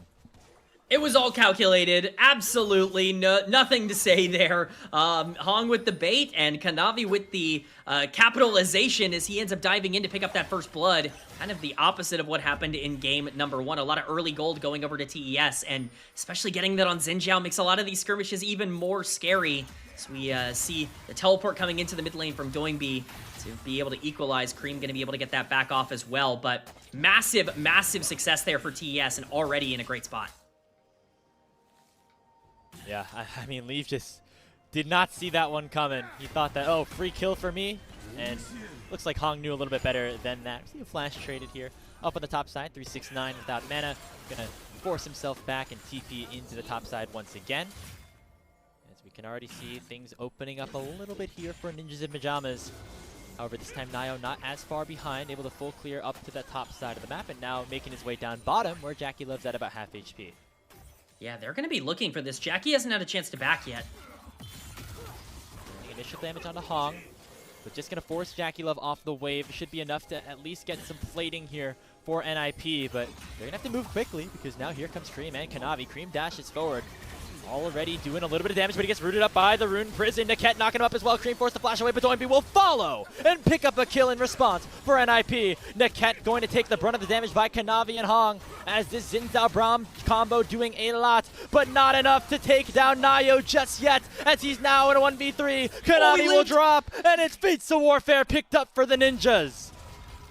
It's perfect for NiP. Everything that you could hope for from that fight ends up turning out. Of course, not the worst case scenario for TES. He's still got a kill on Kanavi, but that's massive for Nayo. We wanted to see him carry. Well, here you go. 2 kills on the Sylas to move forward, but it's Doinby who really makes a gigantic difference in this fight. We're going to get a replay. Cream comes in here feeling like he can pressure out NiP. They say, why would we do that? Niket just flashes onto him, locks him up, even with the flash over the wall. The double over the wall for NiP ends up following through. Yes, they trade their support here, and Kanavi does get a bit more gold, but Nayo at this point in the game is really strong, a lot stronger than you think. Sylas jungle's in a great spot right now, and the fact that he's able to live this exchange because of the damage coming in from Leave is massive. It's a huge win for NiP, and once again, the team that gets first blood ends up throwing it away in an exchange. A much better spot here for NiP. As I pause my thoughts here, is 369 is going all out on a solo kill. He has the Maiden on his side. He's able to dodge away from the Antofo strikes. He dodges away from another one. He flashes away and will slam him down with the shovel. Solo kill living up to his name. What a gorgeous 1v1 from Solo Kill, styling on one of the best top laners in LPL history on this Yorick. You wanted a highlight play that you can point to and say that Solo Kill is breaking ankles. Well, there you go. Massive play, and also it gets gold on Yorick. The Sheen has been bought. This is a great spot for NiP, and it only gets better. That was like the breathe clip. Do you remember that from a couple of weeks ago? Where you dodged away from every single Cassante Q. I mean, happened again, and it's potentially even a more desperate situation there for Solo Kill, who was without mana, barely able to use that final Q as he regenerated just enough of his bar to go for that final auto attack combo. And hey, now Ninja Pajamas in a great spot here in this game. And as I was saying earlier, just the fact that this time around Nayo has kills and he's not down 4 camps, very good position, especially on this Sylas. Yeah, this game is in a really tough spot for TES. I'm not saying it's certainly over by any means. You do have those 2 kills on Kanavi that you should be able to pressure, but with Grub spawning in 15 seconds and Ninjas in Pajamas really spiking around this time anyways, with some of those first item completions potentially coming in very shortly, you could be looking at a very dangerous fight if you walk into a Sylas and walk into a Varus and walk into a Ryze, who can create all this action basically anywhere. You need to be hyper vigilant with your wards and with your setup, but right now it's Solo Kill who needs to worry. Yeah, he did well in the 1v1, maybe not so much in the 3v1. The Bouncing Blades going forward. Kanavi looking for one more auto. He heals up nicely with a Q, but it's not enough as this time Solo Kill will go down. However, here comes the potential collapse here for NiP. Niket looking, posturing for a headbutt pulse combo, and Nayo has the ultimate from Aurora stolen away. Going between worlds to lock down Kanavi. The Crescent Guard gonna buy some space, but it should result in Doinby picking up the kill. Overall a 1-for-1 as NiP now have control around the Grubs. It's just so many resources that have to be invested into killing Solo Kill that they just get trapped. There's no way for them to get out, and especially because of those power spikes that I just talked about, it's really easy for NiP to be able to capitalize after some tower shots have gone down. That's Grubs going over in favor of Ninjas in Pajamas, and that's not just Grubs for a team. You know, that's always really good. This is Grubs for Ryze and for Yorick and for Sylas, a comp that's perfectly suited to be able to play these side lanes, and that could really be a big problem for TES. They now have the gold lead. They now have 3 Grubs with the 1-3-1 split pushing composition. Ninja Pajamas feeling good as they were certainly punched to the mouth a little bit after that game 1. They felt most likely like, hey, they were in a good spot after getting 2 early kills and everything came crashing down. So far, still standing strong. Though Top Esports still have a lot of time left in this game. Try to say something about it again. They scale very nicely. They team fight very well. They just got to make sure this game extends to the point where they're going to be able to fight at that even stage. Yeah, you definitely need to make sure you can stall out at this point. There's really not a lot of easy fights from this point onwards in the game. If you can play front to back, especially when Sivir starts hitting some, you know, second or third item spikes, like that could be positive, but we're not even at those first item spikes yet. They're just barely coming through for a couple of members, junglers in particular here. So definitely need to make sure that you can stall this game up, but you also can't afford to give over all these resources. Right now, Top Esports, at the very least, going to be around the dragon, but Nio going to be the first one to pressure it. Actually, just is enough to get Kanavi and Hong away. They leashed it. Now they are pulling the leash away. Now looking for a fight potentially in the mid lane. When it becomes lightning, does not connect. Neither does the Winter's Bite. Stalling enough time for Jackie Love to get in position as well. Kanavi can dash forward, finds that Crescent Guard onto Leave, knocks him up with a 3 Talon Strike. Full collapse onto the NiP bottom laner. Will take him down as the Varus was left out of position. And Niket does not have his ultimate yet, which means he dies in the mid lane as well. 2 big kills for TES. Will regain them control of this game too. NiP really want to pressure this dragon, and so they send Yorick up to try and collapse on the play, but TES say, screw the Yorick, we're not worrying about him, we're just going to take the fight to you, we're going to use our flashes to get on your main carry, and now you are trying to fight a 4v2 against us, and we win that every day of the week. Not only is it first dragon here, but the gold lead is back in favor of Top Esports. 4 kills on Kanavi. You'd love to see a few more of those on your carries, but certainly something you'll take for the Xin Zhao.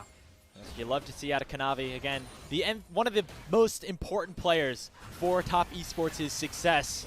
As now Nio's going to try to get one back here on a 369, but he goes all out and will heal up enough and nicely cancels the knockup from Niket as well. It's going to cost nobody their lives, as actually Nio able to juggle the tower aggro very well. And it means that NiP are able to get one back on the top side of the map.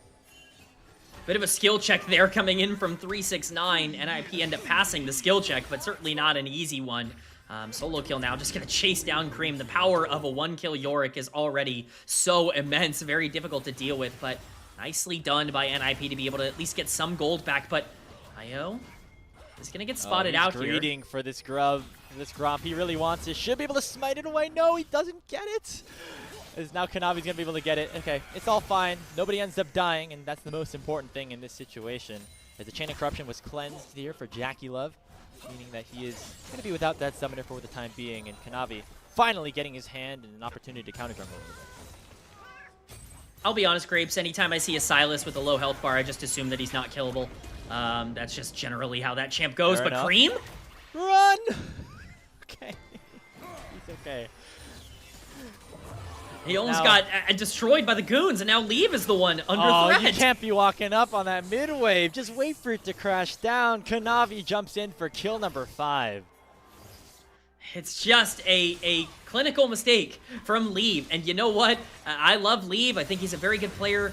This has been a weakness in his game, is he'll step up too far for a minion wave, or he'll try to get too deep of a ward placed down. He'll just make these small mistakes that can give a bit of breathing room back to Top Esports. And a game that looked like it was firmly in favor of Ninjas in Pajamas has kind of swung back out of their favor. I think the only lucky thing for them is the fact that almost all of the gold is going to be on Kanavi here, but that Xin Zhao's diving in. It could still be a very big problem. Triforce now completed for solo kill. Roa completed for Doingby as well. So some big item spikes coming in for NiP. They should be a little bit more threatening now. And you also notice, Leave is going the Poke Varus with the Comet. He's going to hate his life against Kazante, Xin Zhao, and even a Sivir, right? So, and a Braum to boot, right? So not only is he far behind, going to be in a tough situation to play some of these team fights out. A lot of this game now relies on the top side of the map. Nio still very strong on this Sylas jungle as he goes for an invade onto the enemy red buff. And here comes a Realm Warp as well, as Doingby is looking to make this a numbers advantage for NiP. They at least get a little bit out here. Now they're going to try to secure this red and should be able to do so. Yeah, they're going to get the red. They do get quite a bit out of it as well. I believe Hong used ultimate there as well on the Braum, so you're happy to be able to use stolen. that. That was hijacked. Oh, the stolen, yeah, the 5. hijacked one. So definitely feels a little bit better in that particular instance. Of course, it couldn't be Braum. He's level 5.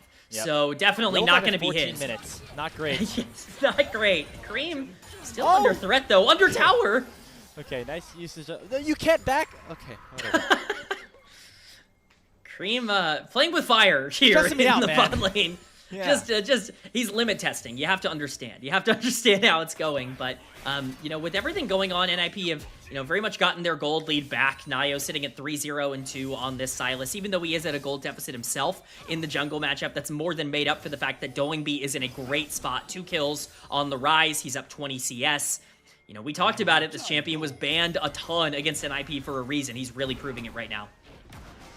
Yeah, I'm surprised that Top Esports decided to keep themselves in those specific lane assignments for so long. I mean, we saw Cream back and come back to that bottom lane against the Yorick, and clearly was not working out. But now with 369 on the bottom side and without a teleport, should mean that Ninja's Pajamas secure this Rift Herald, as they have done a really good job on the top side of the map in terms of those objectives. They just got to try to turn those into more towers than just the one that Solo Kill was able to collect on the bottom side. Yeah, the concerning thing for Top Esports, I think, in particular here, is that they're losing all of the side lane pressure against a Yorick and a Ryze and a Sylas and all of these things. They're losing all of that side lane pressure with the Herald and the Grubs. And also the Dragon that they got that they're trying to stack, well, they're getting second Drake spawning at 16 minutes into the game. This is going to be a pretty difficult win condition to get. So we see this mid tower now sieged under. Jackie Love could be in a bit of danger, but it's going to be the teleport expended from K'Sante. Gets caught out here by Kanavi, stunned by the concussive blows. He has the Crescent Guard to push away Kanavi, but here comes the rest of the fight as Top Esports will collapse upon the Alistar. He flashed away, but 369 is right there. Goes all out, takes down the cow, making it 1-0 for Top Esports so far. And 369 is not done just yet. Looking for the Antofo strikes, does not find the knockup on Nanayo, and that will be all. But it's a big kill going in response for TES. It's a nice pick. It's an overreach coming in from NiP, and it's really well capitalized on by Top Esports here. They should be able to get the Dragon off of that play. Again, even if the Dragon's going to be a pretty difficult win condition, you got to at least try and go for it here. If you're TES, that's part of your scaling, and so Kanavi going to be in the area.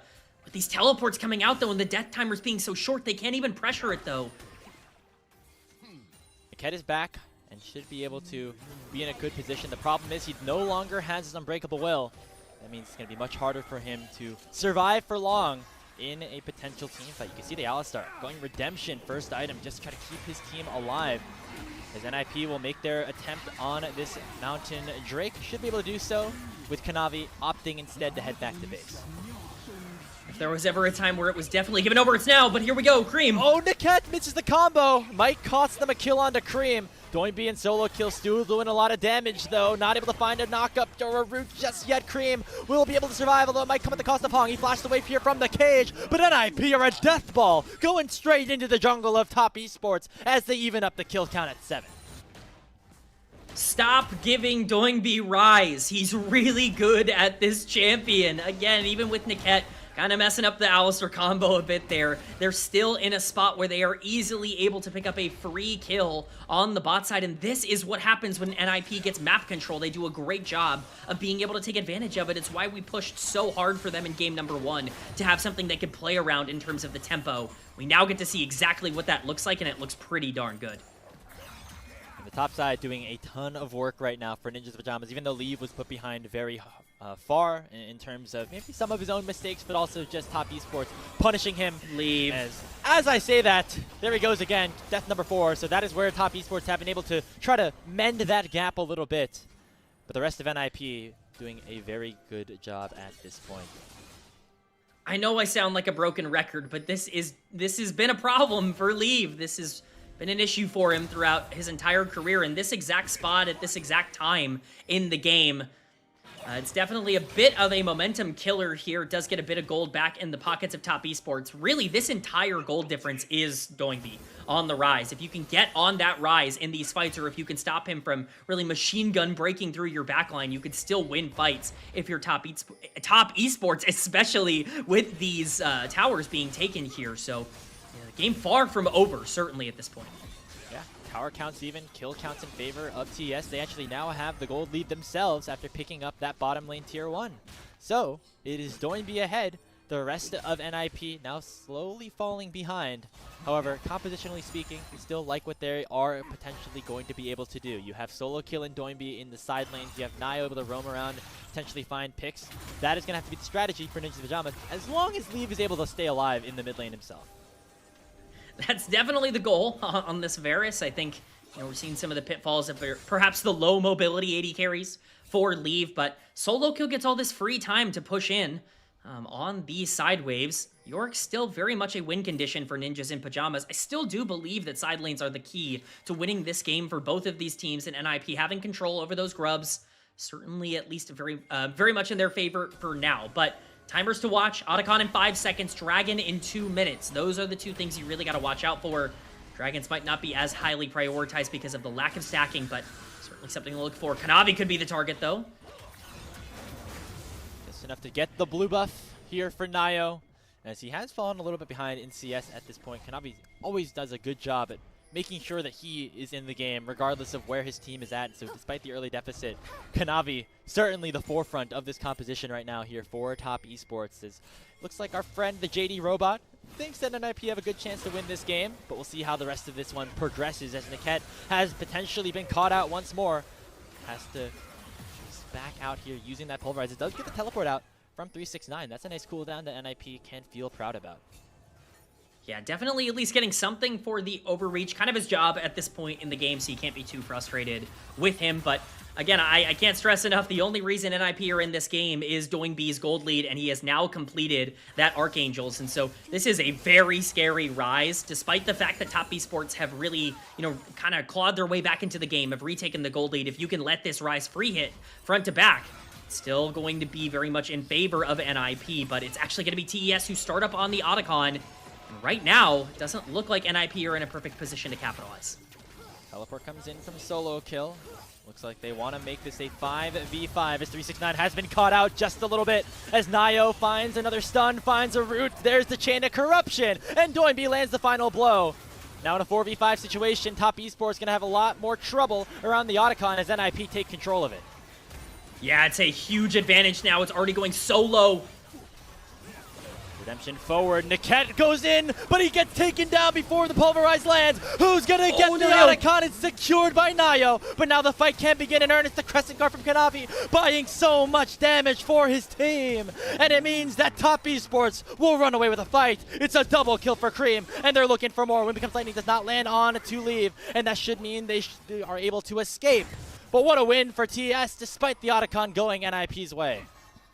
A huge fight for Top Esports, and it's played nearly perfectly. Once again, it's Kanavi who really comes up clutch. He doesn't quite get the Otacon, but this Xin Zhao is doing so much damage in these fights. A lot of that gold very much going to use. If that Rise can't free hit, all of a sudden the gold that NiP have generated, it doesn't exist. And even with the pick early on onto 369, they just weren't able to capitalize. Dragon is up now as well, and the cat has to flash over the wall. He's just escaping. This should be complete control over the bottom side for TES. You see here the cooldown on that Unbreakable Will fully up. Niket did not have it here for that engage, and that resulted in him dying first in the fight. And with Nio dead and Solo Kill without a teleport, just now respawning the two of them, Top Esports going to be able to control the second dragon of the game and put themselves once again into a favorable position to try to go up to match point. We were worried about this team, but what did we say, Grapes? They outscaled. They got there eventually. Well, they're getting there right now. Those item completions are coming in. 2 full items on the Sivir, but we get a quick replay here of how this fight happened. Niket is chunked to half. He's just done. As soon as this fight starts, Kanavi jumps in and he's immediately taken down. Yes, a bit of a consolation here as you're able to get the Otacon, but the damage has been done. Nio immediately gets exhausted when he dives in on the Sylas, and at this point, Kanavi and Cream and Jackie Love, they just have too much damage to break through. There's no real way for NiP to fight back. And again, it's just an over-eager setup, and NiP not really respecting the damage that TES can put out. And you can see just how much value that Crescent Guard from Kanavi had. It split apart the fight. Doinbee and Leave were at full HP, just waiting to get involved, and Kanavi had nothing to say about it. He just made sure that they weren't able to get in, and specifically for this 4-0 rise, that was a big problem here for NiP in that team fight. Nio and Solo Kill could not do all the work themselves, and so they end up going down. And Top Esports regaining control of the map just a little bit. They have themselves a gold lead again. Specifically now Kanavi, very powerful, and I'm waiting for right now Jackie Love getting to that 3-item power spike. That Infinity Edge is coming. It's coming quick. And that's certainly going to be a pretty consequential turn of events for Top Esports. Once they get to that 3-item Sivir, all of a sudden these front-to-backs become so consistent.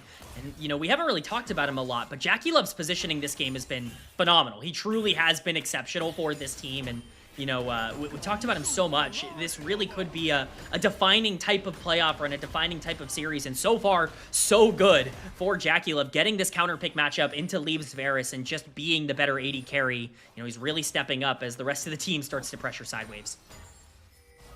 You can see now Cream able to match a little bit what Doinby has to offer. Although he is still pretty far behind in XP, about 2 levels at this point.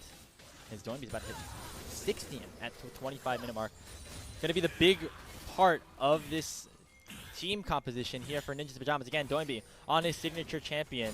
And we talked about the loss that he had against FPX. He did great in that game. Just wasn't able to have the rest of his team find that same level of success. Always Doinby on the rise. A true threat to really be a difference maker. And we're going to see if NiP have any juice left in them as they want to try to end this game and even up this series. A game that they frankly have had control over for quite a while. Yeah, they want to be pressuring, and they want to be pressuring now.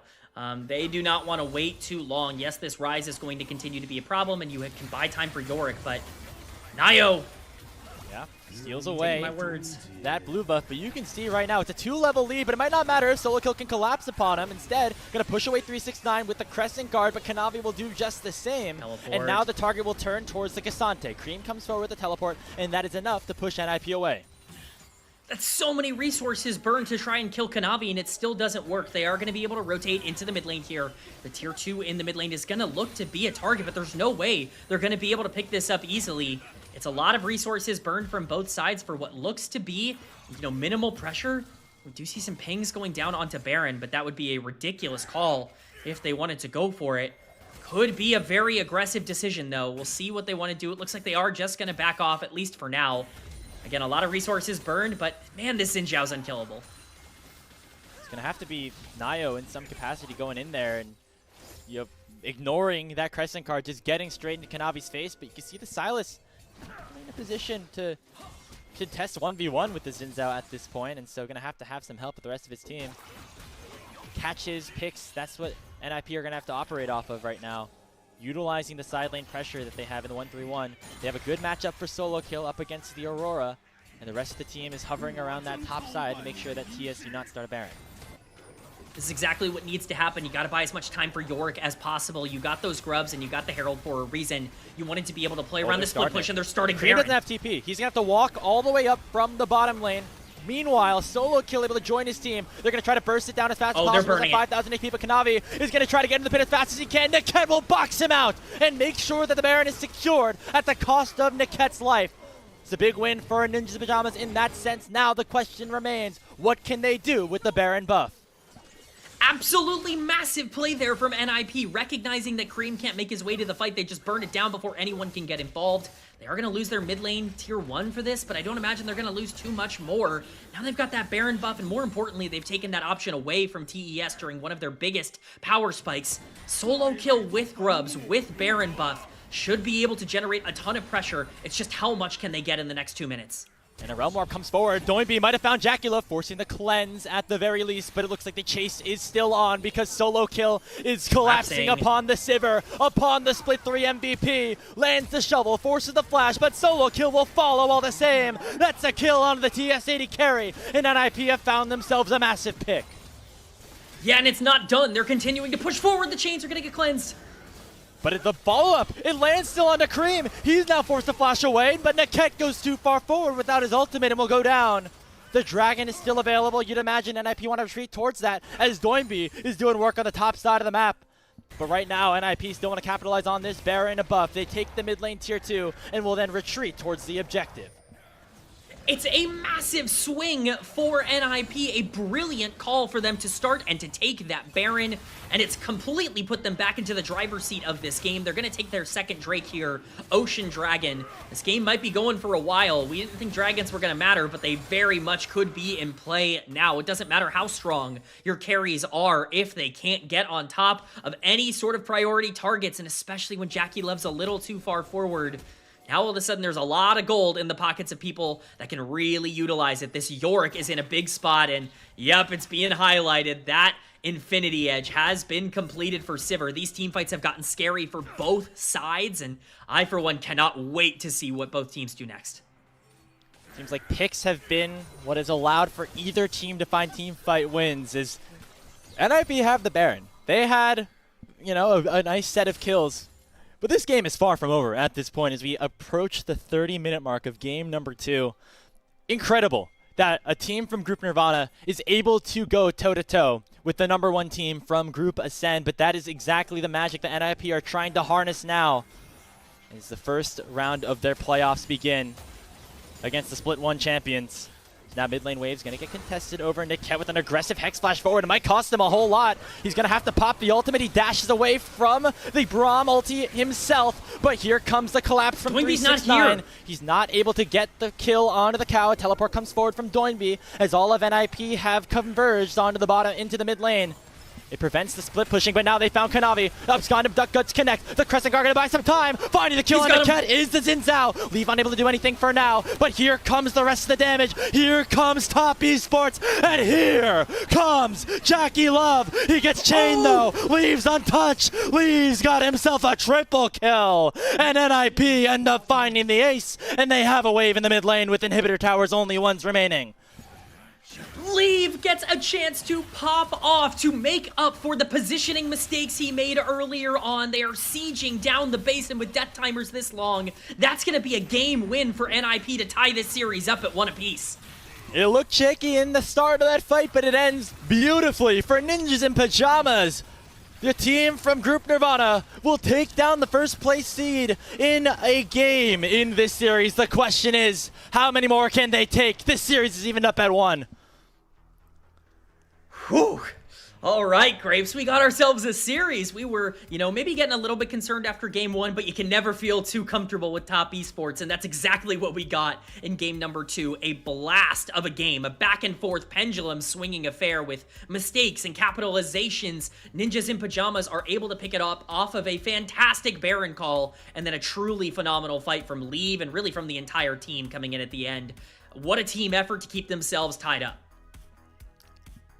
I want to watch back that last fight. I thought that it was going to be disaster for NiP after NiK went down early. Kanavi, though, as soon as his Crescent Guard expired, just melted to the likes of Leave here, who was basically out of the fight for the start of it. But as soon as that ultimate for the Xin Zhao went down, he was finally able to do something in that game. It felt like he was just completely a non-factor for the first 32 minutes of that one.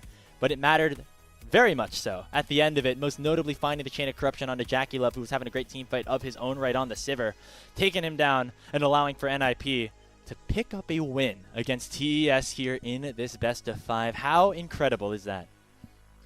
I think what's most impressive to me about that fight from Leave is that he held the chains until the end, until exactly when he needed it on Jackie Love. He didn't feel the need to use it to, you know, peel his team away from Kanavi or anything like that. He was like, let's make sure that we can get this AD carry locked up. And he got to free fire. I mean, the peel in that fight was tremendous. The target prioritization from Top Esports, not ideal. They end up putting so many resources into killing NiK and then eventually Nio in that fight that they just don't really have the damage to break through Leave as well.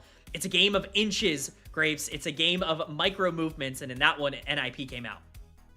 Yeah, and just a really well-played set specifically for the top side of the map. I mean, we got to give so much credit to Doinby on that Rise solo kill, generating a lot of pressure in the side lanes on his Yorick, making Cream feel very, very sad for a lot of the time, trying to match what this Yorick had to offer. On TS's side, I feel like you can't blame Kanavi for that one. He was doing his damnedest in that game. It was just a couple of team fights that did not go their way at the very end of things, and maybe overextending a little bit after they already got, you know, a ton of, they got a TP, they got an ultimate off of NiK. Maybe you just back off at that point and try to play for that next fight afterwards. You gotta have something else other than that. I mean, the fight looked okay, but really at the end of the day, it just comes down to execution. And Top Esports were good for most of that game. They played really well. I think they had good responses, but you're right. Like, it's the small mistakes. I think the big one that stands out is Cream not having teleport. I mean, really, that's it, right? It's those minor mental errors where you don't have TP, they start Baron, you can't get to it, the game's over. All of a sudden, NiP, like, that one mistake costs everything, and it's the decisive decision-making of NiP that is so impressive, and, you know, that's the kind of thing that I think really made them so fun to watch in Group Nirvana, and it's really carried over even against the, you know, the #1 team from the regular season. Yeah, we saw them find openings in that game number 1. They were just too far behind to take advantage of, and this time they were able to do so as, yeah, now Top Esports dropping a game to start off their playoffs. Of course, they would have loved this to be a 3-0 sweep, not even have to think about anything, as, again, that is what their trajectory in the regular season may have suggested, but struggling on red side is something that we're going to have to continue to watch here for this team, as they have now dropped games to NiP, as well as WE and FPX, who are already out of the tournament. As we take another look at some of the replays of this game, a big fighter on the Otacon. This is where we thought maybe Top Esports could have found their scaling. It just wasn't enough at the end of the day. This looks phenomenal for TES. Honestly, in 9 times out of 10, like, you look at this fight, you look at this game state, this fight wins them the game, right? Like, if you end up playing more clinical towards the back end, there should be no way that you are in a position where you can lose from this spot, because you have so much gold on the priority targets. It's a really nice flash coming in from Hong to be able to keep himself alive, but it's the small mistakes that end up costing them. Jackie Love overextended, doing exactly what we criticized Leaf for, greeting for a wave, stepping up a little bit too far, solo kill, Doingby, utilizing their resources, again, being decisive and making the call to capitalize and punish. It's those split-second decisions that I think, you know, NiP have at times struggled with, but they did not struggle with that at all in this series. They, if anything, or at least in this game, they looked phenomenal in that, you know, very small window. You see, there's just not enough damage to, you know, take down anybody here on NiP side. Doingby lives through all of the stuff that Cream, that Jackie Love, that even Kanavi, until he ends up going down, were able to throw at him. And because they tried to hit onto the Rise and were unable to do so, it meant that Leave was completely untouched, and he was doing a fantastic job for them in that last fight specifically to make up for some of the mistakes that he had in the early game. That's what we know about Leave, right? He can team fight well, just got to avoid being caught out in the mid-game portions of games, and this is a real good AD carry. As we've already seen, this AD carry matchup truly deliver. It was our featured matchup, of course, going into this best of 5. We've gotten everything we wanted out of this mid lane matchup already. The bot lane matchup, all of it. It's been so good. It's been like, you wanted to see these two teams feel competitive against each other. There was a concern that number 1 from Group Ascend, number 1 from Group Nirvana. No, these feel like two teams that both showed up here today. And now, you know, I talk about it all the time. Game 3 is the most important game of a best of 5 when you're tied up at 1 apiece. Getting that, you know, I guess lead establishing win, getting that momentum from a game 3, how you either turn around that game 2 loss or reestablish your dominance from game number 1 is really going to show us what these teams have inside them to be able to move forward even after this series in the playoffs. Pretty decisive game. You'd imagine Top Esports go back to blue side where they are very comfortable. And as we go throughout Fearless, this is going to be an interesting thing to watch, as I feel like NiP, they feel more comfortable with specific champions, you know, in their pool. I'm very curious to see how it works out as we go towards Game 5, like when you have to go towards the Nidalees for Nio, etc. And Top Esports, of course, very comfortable going the distance here. Player of the game going to Doingby on his signature Rise pick. They thought that maybe they were able to, you know, Top Esports were able to give it up because, you know, it lost game number 1 of the last series, but not the case this time. Don't give Doingby Rise. It really should be as simple as that. We can't let this happen, man. We've learned too much. We've gone too far in human evolution to still be on this issue. At least he won't have it for the rest of the series. Hey, yeah, guess what? True Fearless means that he won't be able to play that Rise. So Top Esports mission accomplished, but it did cost them a game to defeat, as Ninja Pajamas have evened up our series. And what's this? Oh, series on our hands. We got game number 3 coming right after this on LPL English. Don't go anywhere. We'll be right back.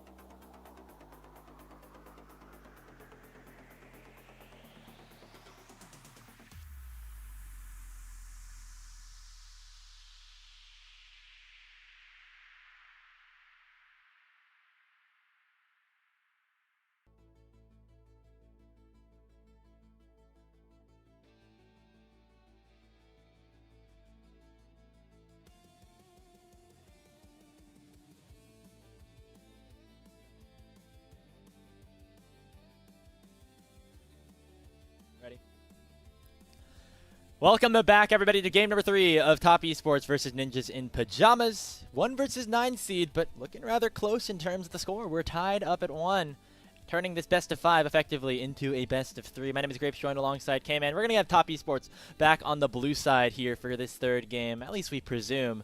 And for them, I feel like there was overall good stuff being put out for them. I think just overall NiP got the champions that they wanted. They were able to succeed in just abusing the top side, and that is what they're gonna have to continue to do if they want to keep this series close.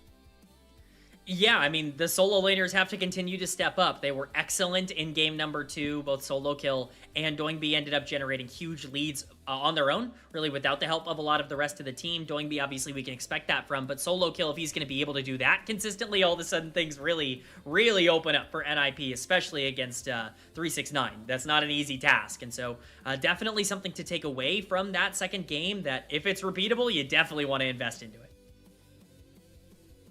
I mean, the question is, will it be replicatable here for NiP? They got the 1, as I know, really quick, we can pull up our prediction graphics right now. Nobody had NiP, I believe, winning more than 1 game, as you brilliantly highlighted, K-Man, in our pre-show. Even Discord agreeing with the 3-1 prediction, and already you could see a number of us, including our producer Kelsey Moser, proven wrong.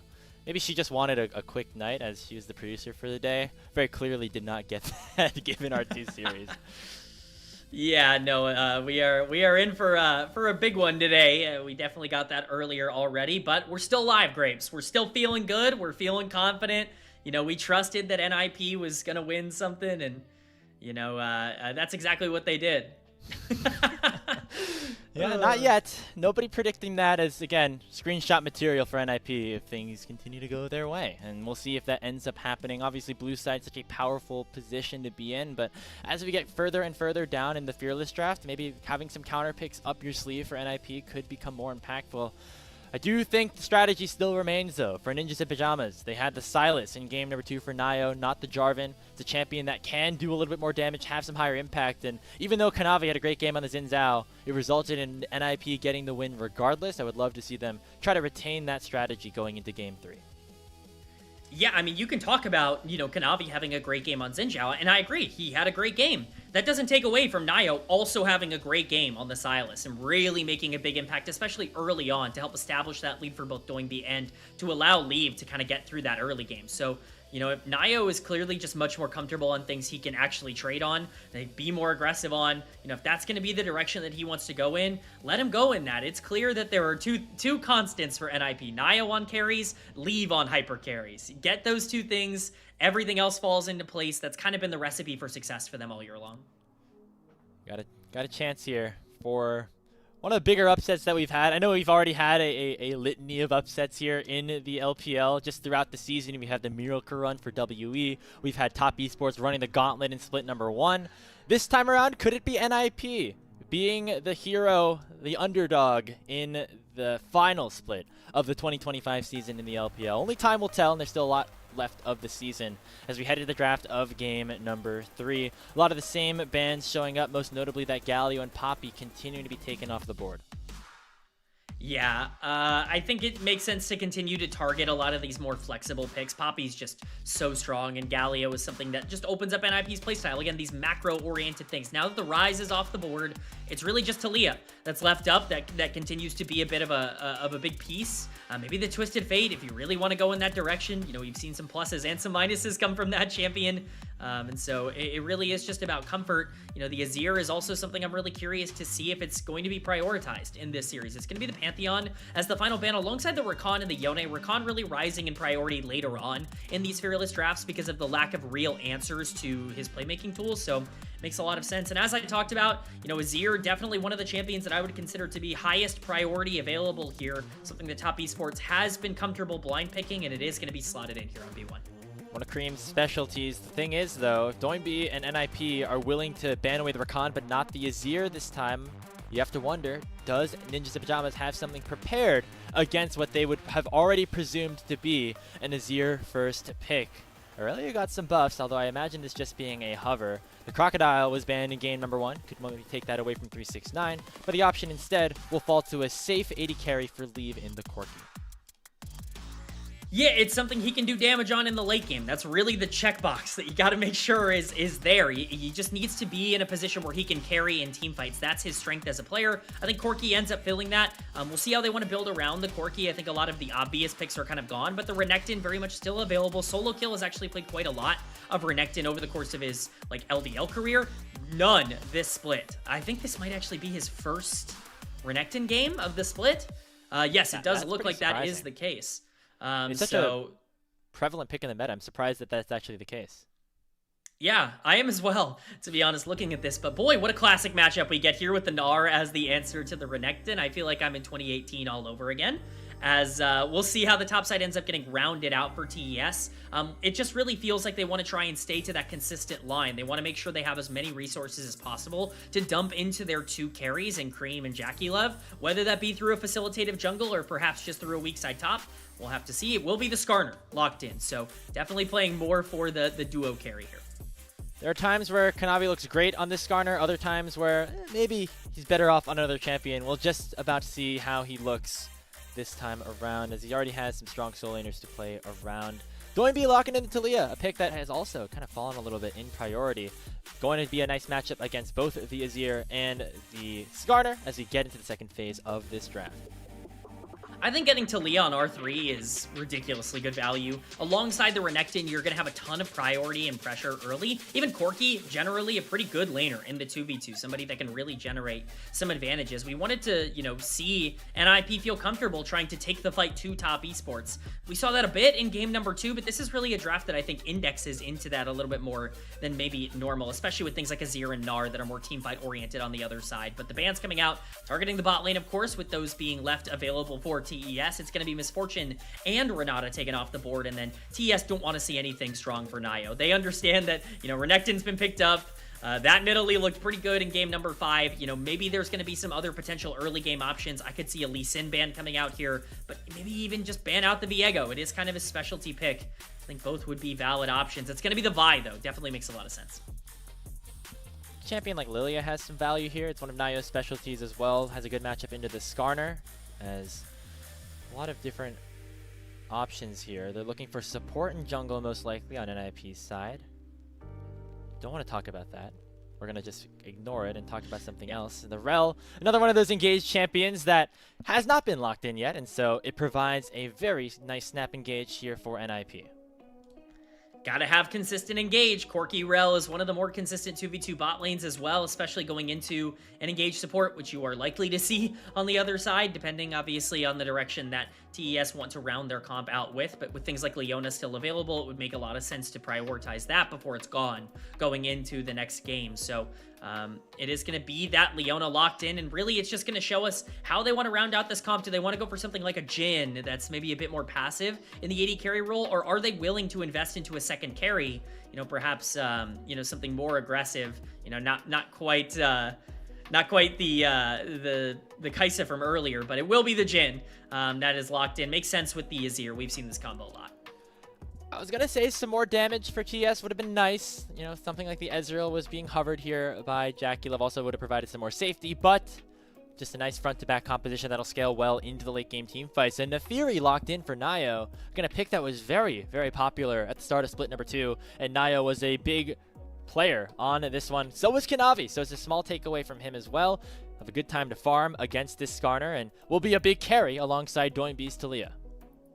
Yeah, what that Naafiri really does is lock in your playstyle here. NiP are not worried about scaling. This is really the first time where it's like, I don't really I like Corki and Naafiri going into the late game, but you're looking at Naafiri, Talia, power spiking around that mid game and utilizing the macro advantage that Doingbe is so good at generating to be able to fight alongside the Renekton. Now on the other side of this matchup, of course, you have so much scaling. You're looking at Azir, you're looking at Gnar, even Jin's going to be valuable in the late game with Skarner and Leona as primary forms of setup. This is a game where NiP, I was waiting for the swap. Am I being pranked? What just happened? Visual bug or I'm gonna wait because are we gonna get a Azir top lane? Gnar mid? No way, right? There's no way. There's no because way, even if you right? were gonna do that, you might as well just like let Cream go to the top lane because he's very Right. good on the Azir. Must be a visual bug. At least that's how I'm coping right now, unless we see something completely out of the ordinary. They're hovering on Cream right now, which I don't know. We'll see how this one works out. If that ends up being the case, what a crazy turn this would have taken. We were thinking this is going to be a standard draft here for top esports. Scale into the late game. You got Azir, Jhin at your back line. I'm not going to say anything just yet because I still am not. I'm holding out hope that that was not an accident or something like that. But, you know, talking about the game overall, as you mentioned, the mid game going to be very important, especially, you know, with Doinby on this Talia pick. Another champion that can push and roam, use that semi-global. And that's going to be very important for NiP's composition. Yeah, especially with the Neferi. I mean, both of these champions want to fight around these mid-game skirmishes, and you have a Renekton on the top side. And while Renekton's actually not all that strong here because of the Gnar, it should be, or theoretically the Gnar, should be able to kind of neutralize that matchup. You know, you're in a position where you need to make sure that your macro game is on point. And I think, you know, you trust Doinby. You saw the Rise game that you got out of him in game number 2. He can have a similar kind of performance where he's up in tempo, up in CS, up in map pressure. I mean, that is the game plan here for NiP. Take it to top esports and generate that lead early. Getting this win in game number 3. You talk about this, K-Man, as being the most important game in a best-of-5 series. Guaranteeing yourself side select on game number 5 if you end up getting there, of course. And giving yourself 2 chances to close out the series. If NiP do it, man, would that be a crazy turn of events. And again, waiting for the loser of this series in the lower bracket is the defending champions and the team that has made it to all 3 finals domestically this season in anyone's legend. We're taking a while to get into game. I feel like I have a bit of an explanation as to why. Unless there was some other situation, I'd imagine they're redrafting right now because I wouldn't want to personally see 369 on the Azir. I feel like it would just wouldn't. I feel like it would just. I'd rather Cream play it. I don't know. Call me crazy. But think of how good Cream's Gnar would be. Just I don't want to think about it, honestly. Really. I If think it's Doinby one of played the those- Gnar, maybe I'd be like a little bit okay. Like this is some cook or something like that. Clearly a mistake on TES's part, which is why we're going through the draft again. You know, it certainly does not behoove top esports to take the Gnar that they drafted specifically as a counter to Renekton. Move him out of the Renekton matchup, put Azir up there. Good luck, Azir, if you're playing into Renekton. Hey, solo queue advice. If you see Renekton, maybe don't pick Azir as like the counter pick. I was going to say that as well. That's not very personally fun. something I would like. So as we wait, I mean, again, just the stakes of this game, stakes of the LPL playoffs overall. Again, we're in the upper bracket, so there's not much do or die at this point, but all of a sudden, you're seeing some of these lower seeded teams really start to be competitive against the top of the pack. Obviously, when you look at the Group Ascend regular season standings, it was TES, BLG, IG, AL very clearly the top of the table. And the rest of the teams kind of scuffling amongst themselves towards the bottom for positioning. But now you see Weibo beating AL. You see JDG taking BLG to 5. And now you're seeing NiP take a game off of TES. This is clearly a situation where every team in the LPL is coming to play. You can credit that to either every team being good, every team being bad. You're going to get entertaining League of Legends regardless of whatever situation you believe in. Yeah, I mean, it's a dream scenario for us as fans, no matter what, because we're getting these fun best-of-5 series. You know, what this means for the end of the LPL and potential international qualification and, you know, how that might do there. You know, I'll leave that up to the rest of the playoffs to determine, but at least for now, I'm just excited to see that domestically, this split has delivered. I mean, we were questioning whether or not we were going to get any sort of parity with anyone's legend really looking so good at the end of the spring split. It didn't look like there was another team that was going to kind of be on their level. Now you're looking at this big cluster. You already mentioned it. Weibo taking the series off of AL, JDG going to 5 against BLG, and them even having to make a roster change in the middle of the series in order to make it worth it. You know, like there's a lot going on, and NiP stepping up here today. They're going to have a chance to really cement themselves in this series. If they can pick up this game number 3, you're looking at, you know, 1 win away from knocking TES down to lower bracket. This means the world to them. We'll see if they can get that lead.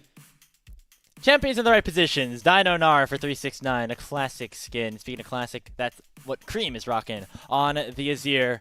Hey, 1 win against the number 1 seed is nice. 2 wins raises some eyebrows. 3 wins, of course, would shake the LPL world. That's what NiP are going to try to accomplish here. But top esports, want to make sure that their dominance continues from the regular season. We're on to the Rift for game number 3.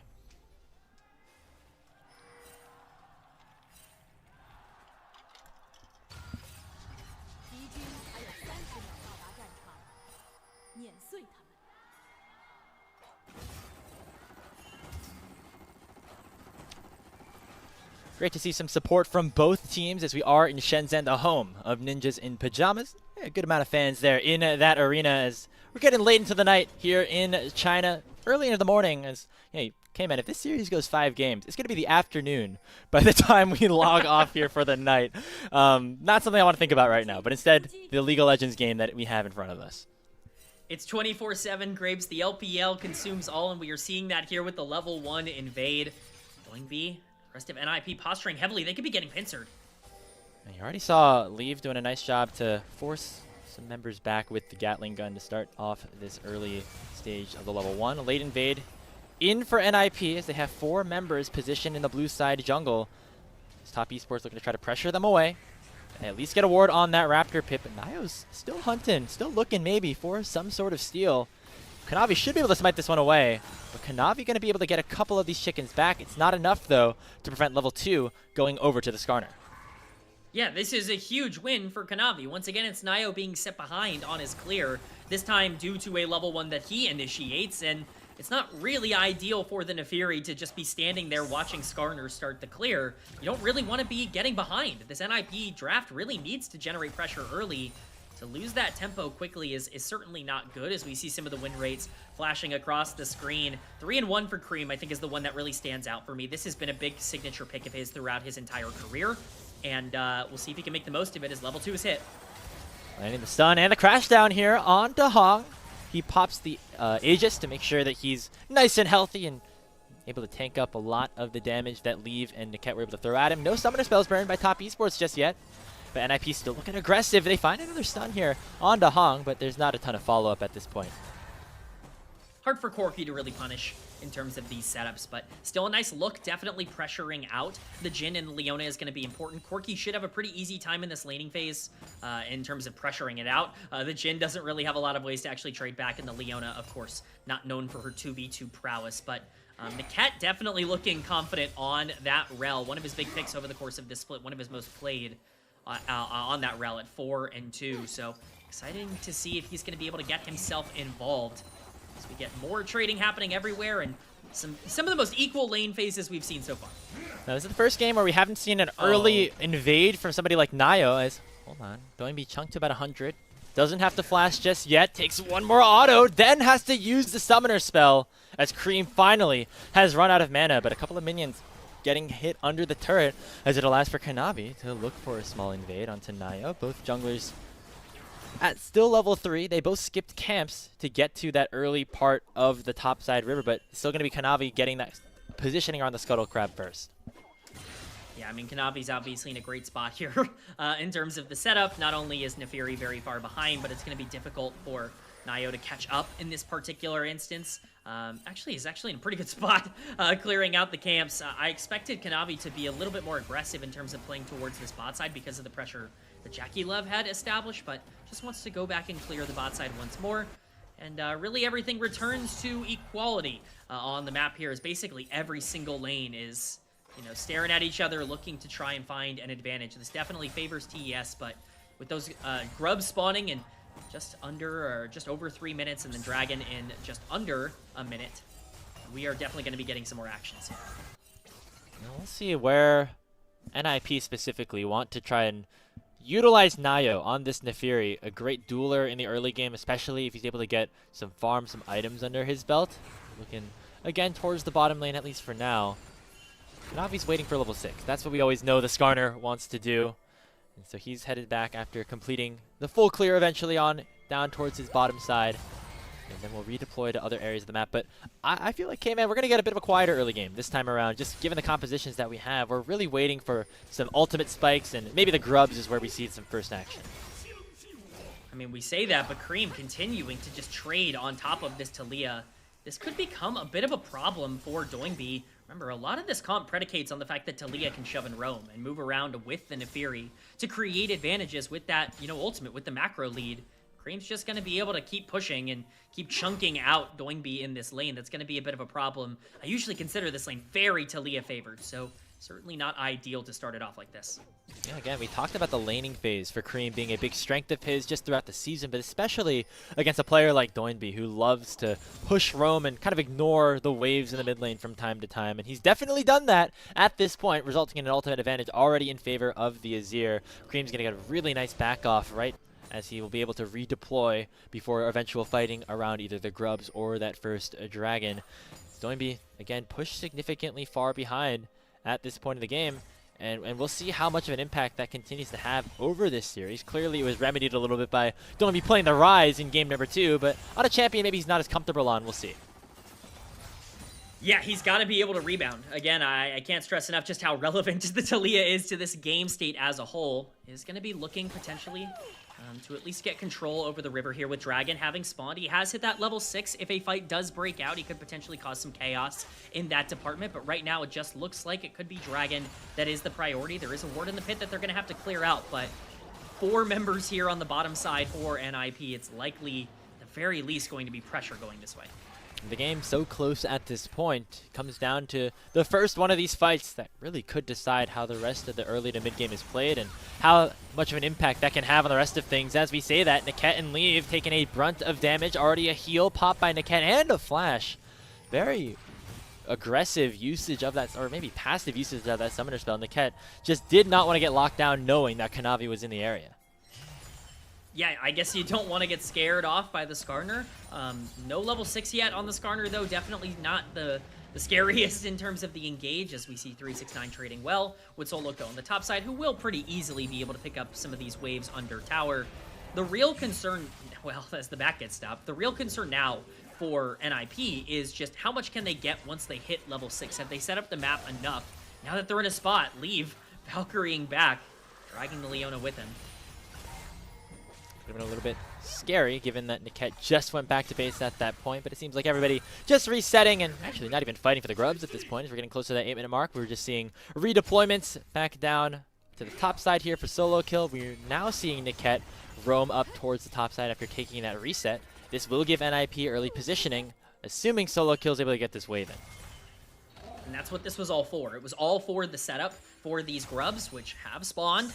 We will have to see how much priority is going to go in both directions. As you noted, both AD carries still on the bot side of the map. So definitely intriguing to see how much you want to put into it. Nio just going to go over the wall and is going to start these up. Kanavi is in the area, though. And IP is going to be Niket first. not level 6 just yet. That would have been a big spike here for the Rel, but Hong doesn't have one either. The first Grub stolen away by Nio, but here comes Kanavi and Cream. Meanwhile, some fighting on the top side as Doinby and NiP look like they want to collapse onto the exhausted Gnar instead. A flash already from 369, as it is another Grub secured by TES. They should be able to get the second one as well, as the collapse on the top side does end up working out here for Top Esports. Yeah, they want to go for the greedy play rather than the extra greedy play, which is to try and full engage at the Grubs. They want to try and pick off that Nard, but 369 doing a good job of dodging out. Overall, it ends up just being an okay trade, but when you look at this comp for NiP, you don't really want to see okay trades in the early game here. You don't really want to see Nio feeling uncomfortable to go for these big fights. Even when you start getting to that second item power spike, things start getting very dangerous front to back. For this Azir and Jhin comp, things can get out of control pretty quickly, so definitely want to see, you know, the foot on the gas, but that was the Weaver's Wall used. We'll see exactly where they want to put the rest of the resources. Yeah, it's a big cooldown that Doinby, you know, wants to use very often on this Taliyah pick, right? This is the big value of this champion. You burned a flash off at 369. We'll see if Solo Kill is going to be able to capitalize on it. Maybe when the ultimate comes back up, Nio rotating back to his topside camps.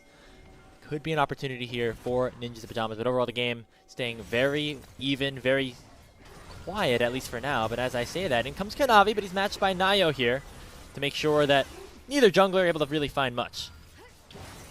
It's really tough when the game state is neutralized like this to find ways to break it open, but NiP certainly are looking to try as they chase Hong out of the river. Dragon still on the map, has not yet been taken. Cream gonna be the seismic target. shove lands onto Cream. He didn't think he had to flash away from that one, and actually will survive without utilizing a single summoner spell, but he is rather low on mana and now half HP. Could be out of position for a potential skirmish around the dragon, which is started up now by Nio. This is a good grab for NiP if they can start it up. Leave is going to dodge out of some of the CC, but the heals popped. They're looking for him. Notably, Hong, it's 10.5 minutes, and this Leona does not have the Solar Flare yet. That could be impactful here for a fight, as Niket Hex flashes away. Ixtal's impact forward from Kanavi is not able to find a knock-up, and now the Skarner's at half HP. There's the Magnet Storm, and Kanavi's forced to flash away, but the Dragon is still at 3,000 HP. Neither top laner can join the fight, so it'll be a 4v4 with the battle lines drawn. Leave looking to poke here with his rockets as the Dragon is taken low. In they go. It is taken here by the red side. Nio secures it, but a two-man impale is canceled by the death of Kanavi. In goes Nio. He gets himself a kill. All 4 members live until finally Niket will drop it. Hong is caught underneath the Dragon pit. Will not find the kill until Leave will pick him up. And now the Corki is chasing down Jackie Love. He's forced to flash away. And NiP win the fight around the Dragon. It's a massive fight win. They really needed to be able to pick that one up, and it's played beautifully by Ninjas in Pajamas to be able to create the opportunity. Honestly, I wasn't quite sure that play was going to work out. They burned the Rel ultimate very early on in that fight, but Leaf's positioning is fantastic. He's peppering them with rockets throughout the entire fight before that even really starts. And then once the smite goes down onto Nio, they just end up having just enough health. We do see the seismic shove coming in on Kanavi, but the smite does come down onto Nio. He is able to pick up that Dragon, and then the moment Cream enters here and gets that ultimate off on the Azir, all of a sudden they've got more than enough damage to clean up. Jackie Love pulls back as much as he can, but with the flash over the wall coming in from Leave, all of a sudden the threat is down, and that burns quite a few summoners on the bottom side as well. Jackie Love has no flash. Same thing for Cream now, who also has no flash on the Azir. Same thing for Kanavi, who has no flash on the Skarner. So really, it's just one of those fights that ends up really, really nice for NiP, and they can keep capitalizing now. 500 gold lead, and most importantly, K-Man, Nio getting on the board, picking up that Spear of Shojin at 12 minutes. Nefiri needs to get ahead early to try to snowball games for herself, and this is a very important breakpoint. Winning that Dragon fight has put NiP in a phenomenal position, and again, the important thing to note there, 369 and Solo Kill, both unable to join that fight, and while 369 has gotten the edge in terms of CS, was unable to help out his team around a fight that could have really broken the game open in Top Esports' favor if they want it. Yeah, I don't want to panic too much for TES. I do want to, pump the brakes on this idea that they're running away with the game. I think that it's very playable here for TES. They just need to make sure they don't make a mistake here. There's now Nio with the kill, with the item, and to really exert his dominance wherever he stands. And right now, he is standing on a control ward owned by NiP in the enemy Tri-Brush on the bottom side. That is the area of the map now controlled here by Ninjas in Pajamas, again, your Group Nirvana representatives. As Nio and Niket going to be the tag team duo that will look for plays across the rift. Hunting down Cream now at this point, has no flash. Could be a play. Here comes the Weaver's Wall. Very aggressive though. If they land to the shove, maybe an opportunity, but Doinby does not find it. Yeah, it's a good look. You want to be looking for these proactive plays, even if they're not necessarily efficient. Not really a ton else to do on the map right now. If you're not utilizing that Talia and that Nefiri power spike, then you are wasting time as Cream to get at least a little bit of poke damage down. But, this game is far from over, as I stated earlier. I do think that there are plenty of ways for TES to come back, especially because the gold, while it's on Corki, which is the best case scenario here for NiP, is certainly not insurmountable. You're not looking at a gold lead that there's no way to recover from, and if you can play front to back with that 1k gold lead that Gnar has on the top side, Triforce completed, things can still be rather scary. NiP can find another fight sometime in the mid game here that they can break wide open, whether that be around Rift Herald or perhaps that second Dragon in a minute and a half. I think that's really going to be what they can seal the game with. Gold lead still very close at this point, but I feel like overall you really like where the gold is allocated on Ninjas in Pajamas' side.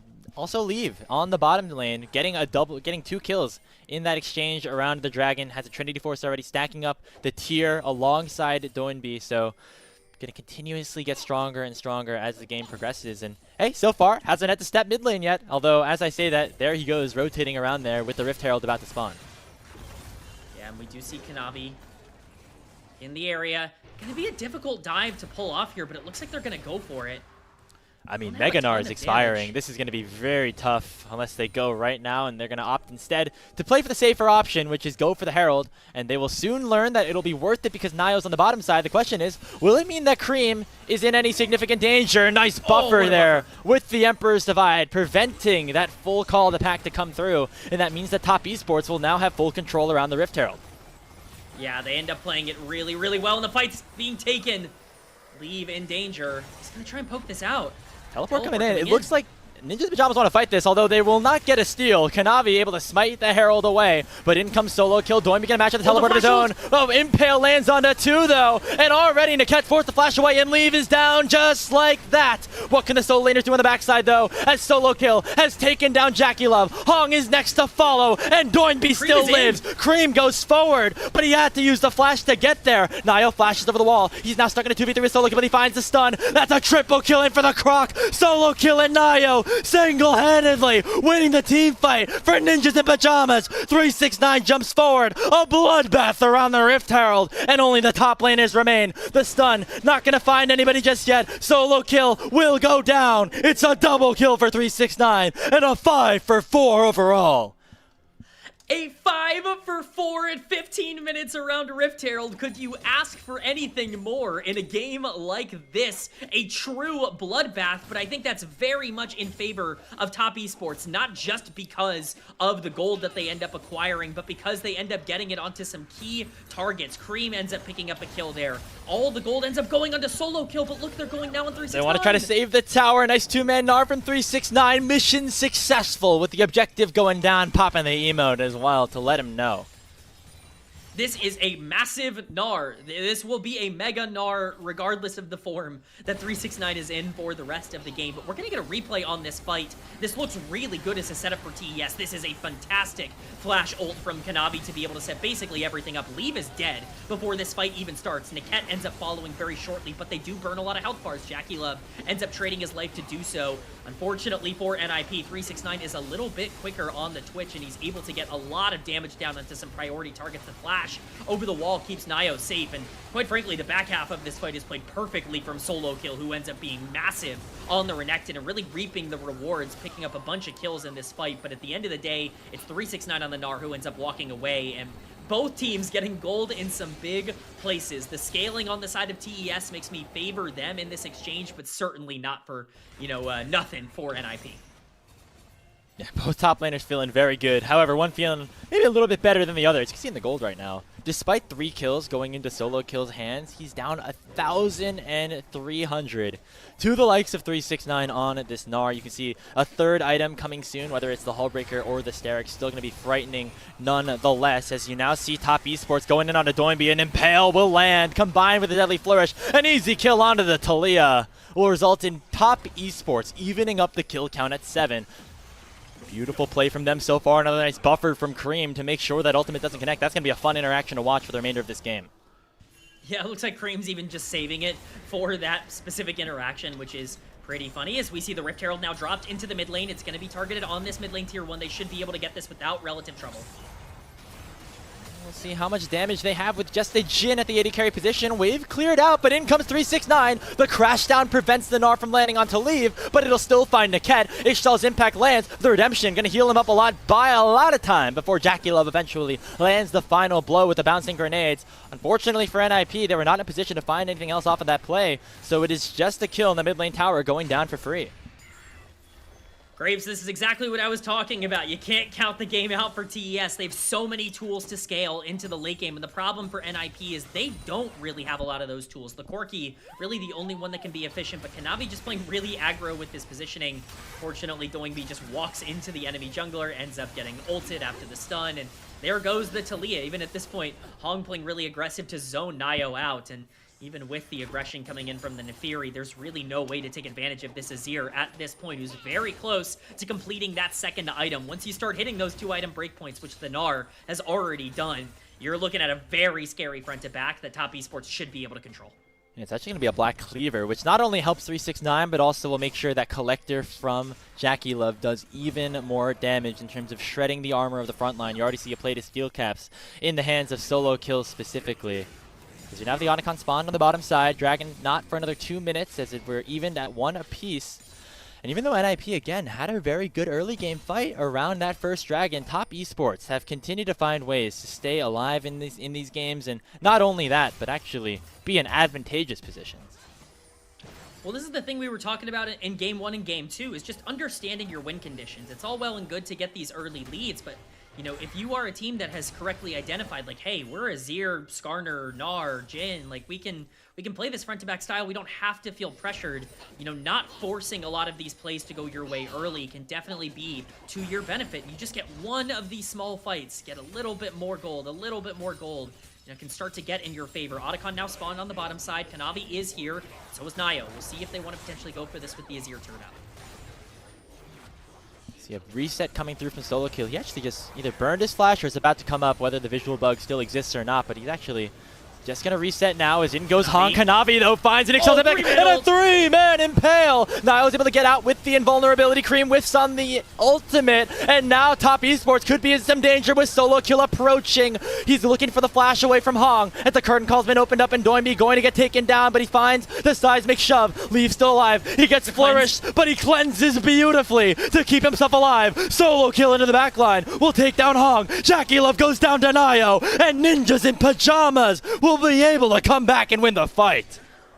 I did not think NiP had a shot in that fight. It is a beautiful engage from Kanavi, but there's no damage to follow up. Cream completely whips the Azir ultimate. There's no damage coming out from him. Jackie Love is being forced to be the #1 primary damage dealer, and he's got rapid fire cannon as second item. It's just not enough to break through the front line. Eventually, NiP is going to be able to get on the backside. Okay. Otacon's going low. 369's here. Oh. Smites it away. Question is, will they escape? Cream using a teleport, not realizing how quickly that Otacon was going to go down.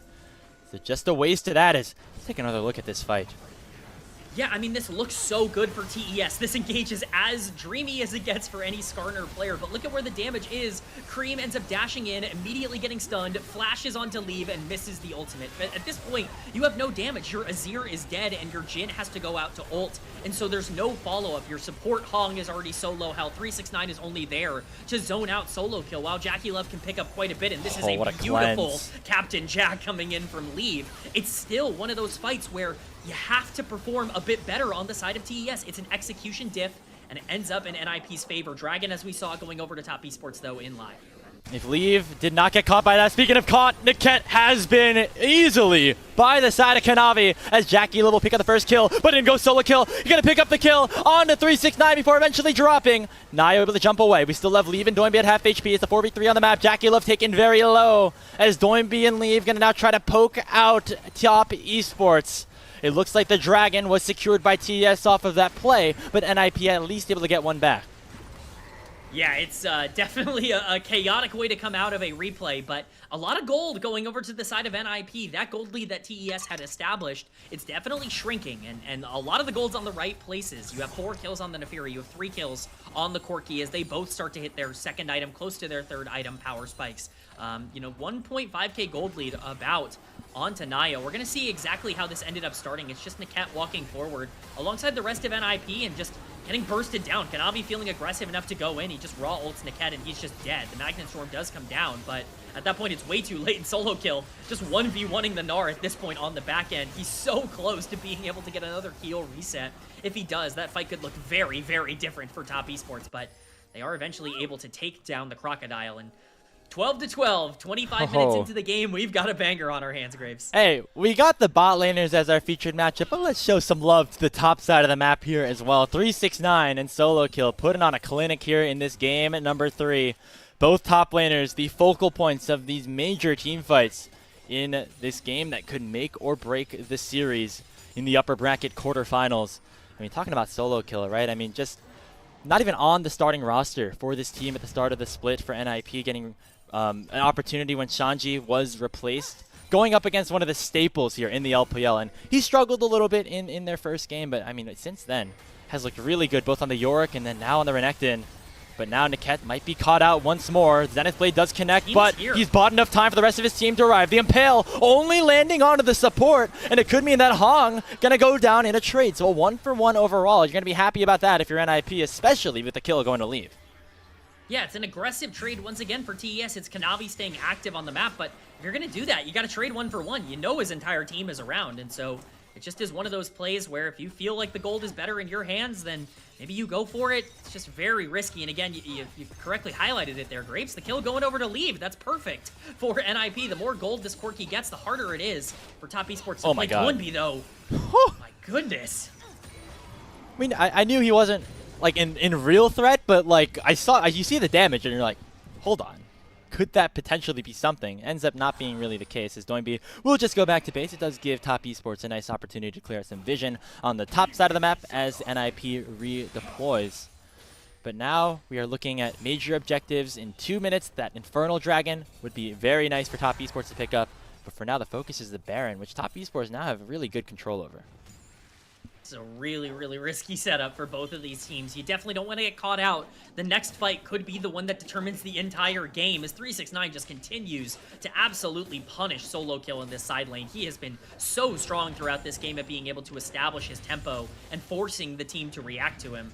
He's going to do so once again as he shoves this wave into the tier 2 on the bot side, and that just really allows Top Esports to play even more aggressive, establishing this vision around Baron. Nio going to try to get some poke down, but we are looking at some items coming through. We do see the Seekers done for Azir. That's going to be pretty massive for this next fight alongside the Leandries as that second item. Redemption's available for both supports. It's really just going to come down to execution at this point. Top Esports, I think, are more consistent in the front to back, but if NiP can utilize their gold, they're going to be in a good spot. Top Esports fans, remember what happened in Split 2. Things were looking so promising. Hey, they dropped some games here or there, but always coming up clutch in game 3s.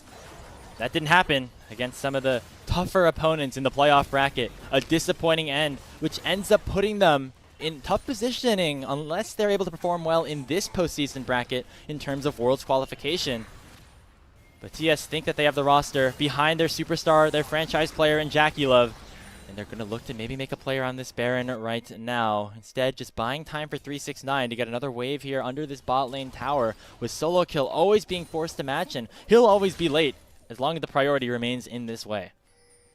This is why Gnar has always been that eternal counter pick to Renekton. Is the side lane pressure that Gnar can generate, as well as being so consistent in the team fights, just makes it really difficult for Renekton to have any sort of pressure or any priority, despite the gold in the game. When Solo Kill is entirely on the back foot, in no part due to his gameplay. It's just the way that the interaction goes. And so, credit to 369 for taking advantage of it, but the Infernal Dragon has spawned. This would be sole point for Top Esports. They are here first, but how much do NiP want to commit to this? This could be the fight that ends up deciding the game. Weaver's wall in. Kanavi could be caught out. He gets stunned. He has to flash away already. He lands the Impale, but there's nobody to drag him back to. A huge pick by Ninjas in Pajamas off the back of Toynbee's Weaver's wall. Allows for them to even up the dragon count and find themselves pressure on Summoner's Rift. It's not just the dragon. They're moving their way up. Baron is on the table, and Kanavi is dead for 30 seconds. The dance is absolutely going to take place. How much can Top Esports avoid disaster? What a find by Group Nirvana representatives, Ninjas in Pajamas. They're looking for another kill on Dahong. Gets the blast cone away. Jackie Love dodging away from that seismic shove. Now Toynbee has his shield procced on the Archangels, and so NiP will not be able to go for the Baron. Instead, they will turn their sights towards a reset and be able to try to get some of that gold back into their carry's hands. Still a massive turnaround here for NiP. They continue to put themselves in better and better spots. It really is an execution dip right now. Kanavi just overextended. We're going to see this in the replay. They want to establish themselves around this dragon, but they don't respect the fact that the Weaver's wall could come in. They're not clumping up in the way that you need to against a Talia, and Kanavi is just left on an island by himself. He ends up falling to Nio, and at this point, the dragon is gone. The soul stacking is gone. And that's a big mistake that really puts TES in a kind of tough spot, because that soul was a really big win condition for them. And that's the difference of having somebody like Toynbee on your team. He might not have the hands, he might fall down 20, 30 CS in the laning phase, but he's able to make decisions like that with his semi-global ultimates, utilizing the tools that he creates in the draft to find picks and to find advantages for his team. And that was a big pick that prevented the game from really being broken open on Top Esports' side. NiP still very much in this one. And now Baron again, the only objective left up. Neither team really wants to start this one, K-Man, but they definitely want to make sure the other team does not start it as well.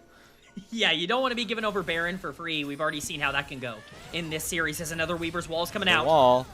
This time, only a little bit chip damage onto Kanavi, and now the Solar Flare lands onto Talia, forced to go golden, and that makes sure that the Impale doesn't connect, but Niket's already taken very low. The Redemption used, and the Curtain Call has been opened up. Cream with a massive flank, looking potentially to find a pick onto the NiP mid laner, already chunking out Doinby, chunking out solo kill, waiting for 369, but Evil Valk right towards him, and forced the Gnar to back away. This is such a tense fight. Graves says Nio's going in.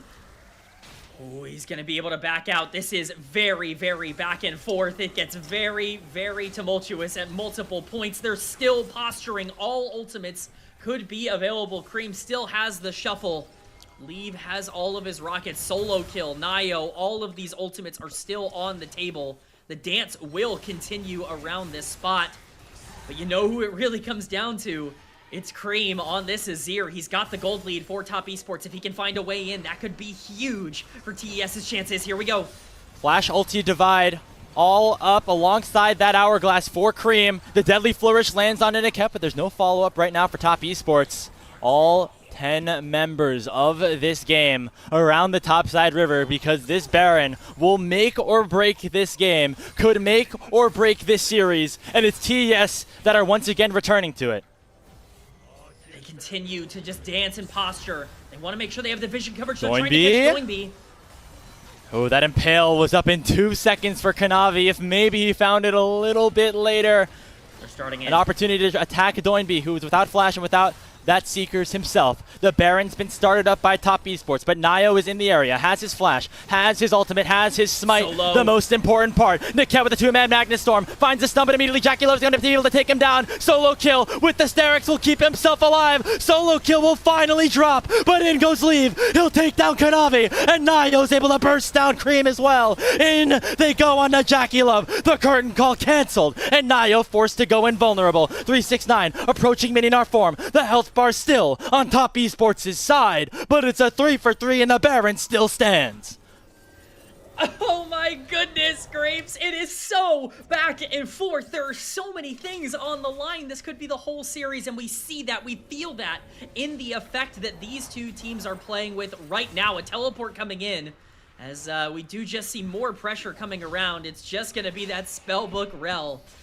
But did anything change after that fight? Was it all for naught? Let's get a replay of exactly what happened. Niket's going to be the first to go in with the ultimate, but you know that if you're the first to engage in this fight, it's going to be tough. Solo kill does a fantastic job getting onto Cream in the backline, but it's a stopwatch that ends up really pushing him down and keeping him away from that execution. It forces more resources to be put into the Azir, and once all the damage is burned at this point, really, it's just can Jackie Love continue to push forward? Nio going to utilize that flash to get himself out of there, but boy, is it a knife's edge. Like, it is so, so close. And Dragon's now on the map, and this is soul point for both. Yeah, resets came through for NiP a little bit later than Tops, which meant that now the objective and control around the river belongs to your #1 seed. They're going to be able to secure this one, get themselves Infernal Soul Point. Would have been the soul if NiP didn't get the last one. And now Hong's looking for a pick. Deadly Flourish on top of the Solar Flare, only finding Niket. And in that dismounted form, still in a very dangerous spot. He's able to finally reproc the W with Nio forcing NiP in a very scary situation. The Baron now available. They know that Niket likely wants to take a reset, but they will not pull the Baron. Yeah, this is such a tense situation. Baron really the only thing on the map to worry about right now. But it's soul point for Top Esports. They're in no rush right now. If they can continue to pressure and establish themselves, this comp is so scary, just getting more and more and more gold. They're going to continue to become harder and harder to deal with as this game goes along. And if you give them Infernal Soul, all of a sudden this goes from a game that's in favor, or at the very least in control of NiP, to very much out of control very quickly. So the knife's edge continues to get sharper and sharper for both of these teams. You can see, though, Top Esports always able to have that advantage just in terms of, you know, the amount of pressure that they have across the map. And you can take a look in terms of the turret count. They just have the ability to rotate better than NiP does at this current point. NiP do not have a tower yet in this game, and it really handcuffs their ability to rotate around the map. As you can see now, forced to go back to the Baron Nashor. Poking here is Doinby and Leave. This is Nio SCPing jumping in, he's not here forward. yet. They find a stun to Kanavi. Impale. That is the Impale down. A big cooldown that NiP should try to take advantage of here. Yeah, they absolutely need to. 369. He's been looking caught. Oh, monster seismic start. shove lands on a 369. Fox hysterics, but now in goes Nio. The Impale will send him forward. The H-Cell's impact gonna be able to take him down. Jungler for NiP out of the picture, and so's the support. Curtain call opened up here for Jackulov, just forcing NiP to back away as Top Esports gain control and should control the Baron at 35 minutes. It's massive for Top Esports. We've been talking about the knife's edge. We've been talking about the pendulum swinging. Well, Top just put their statement into the bank, and Jackulov is not done. He's looking for the rest of this team. Baron has been acquired, but the real hero is unfortunately Nio diving in. He just doesn't have enough damage on the Neferi to actually take down the Gnar. 369 once again coming up clutch. And now with the Baron buff, they're going to look to siege down this top lane tier 2. Hysterics OP. And Gnar able to survive because of that shield specifically. And now the tower lead will grow with Baron buff in the hands of Top Esports.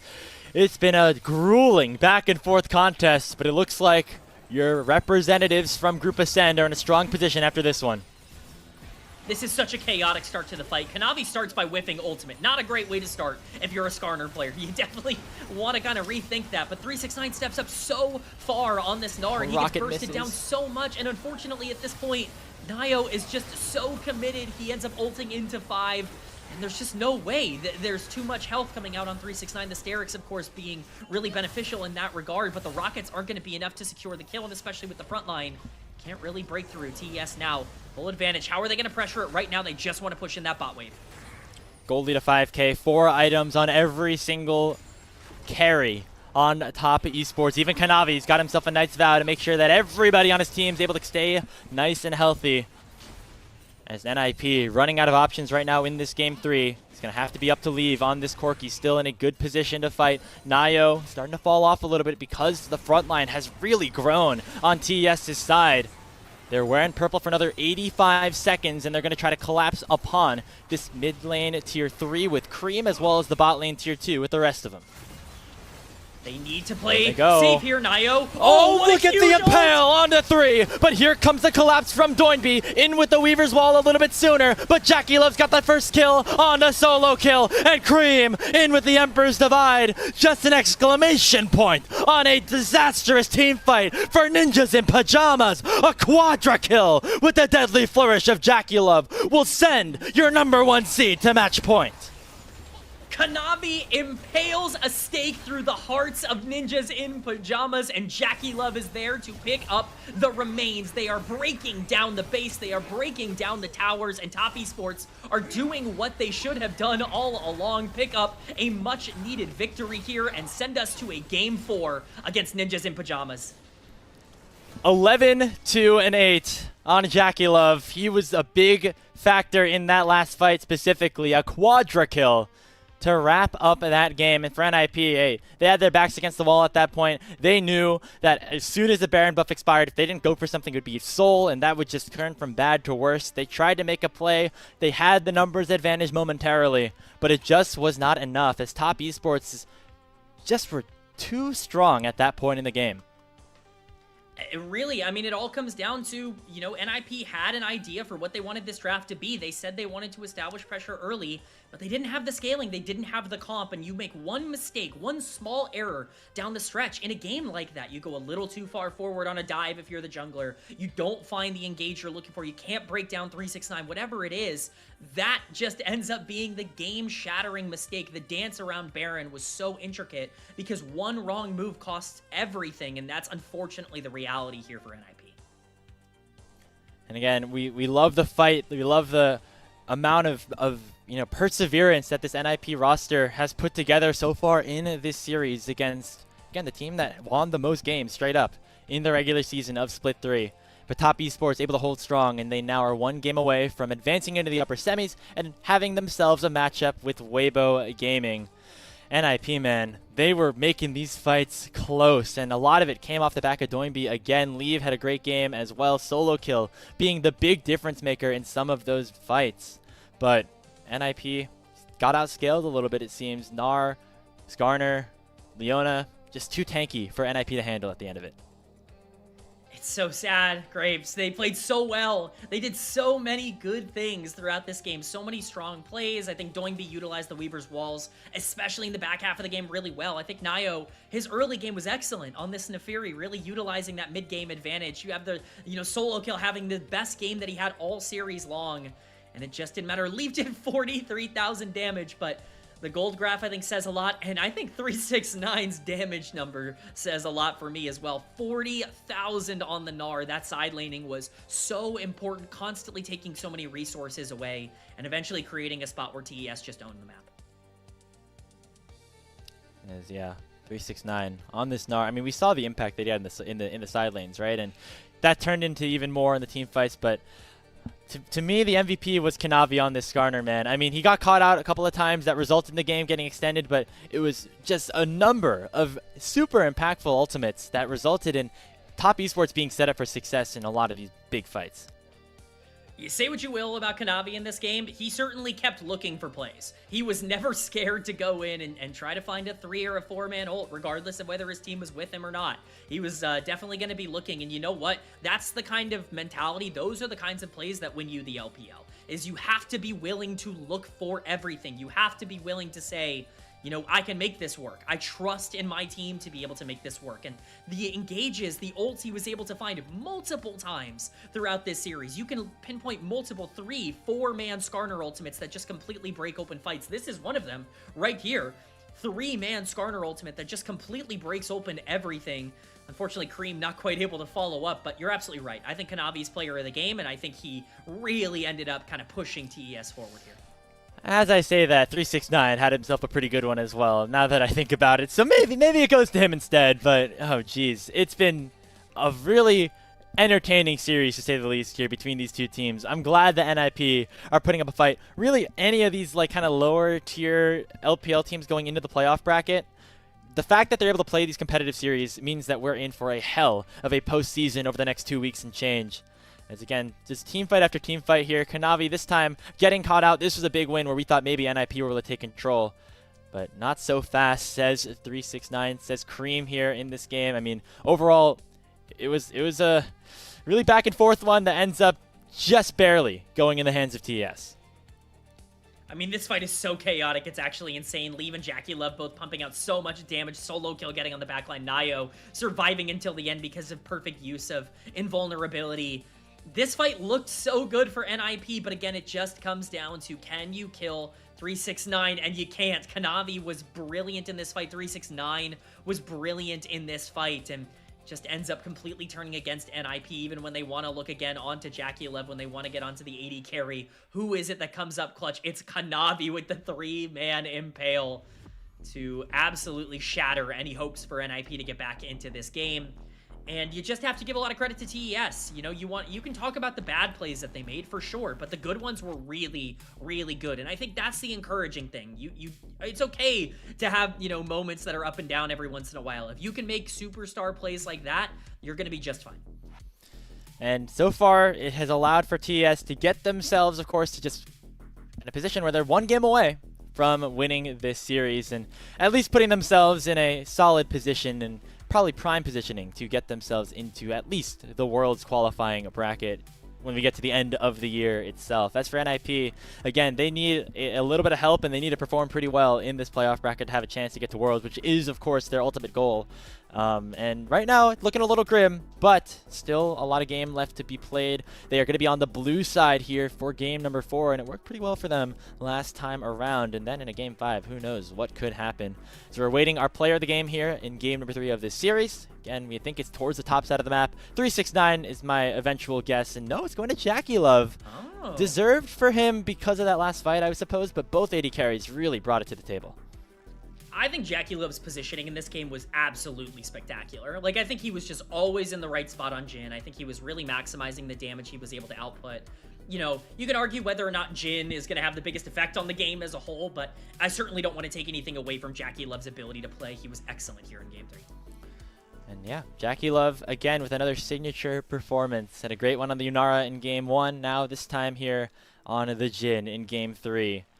Will they be able to close this series out, or will we be headed to a 10-game day on LPL English. Only time will tell. We'll see you in a few short minutes for the draft of Game 4.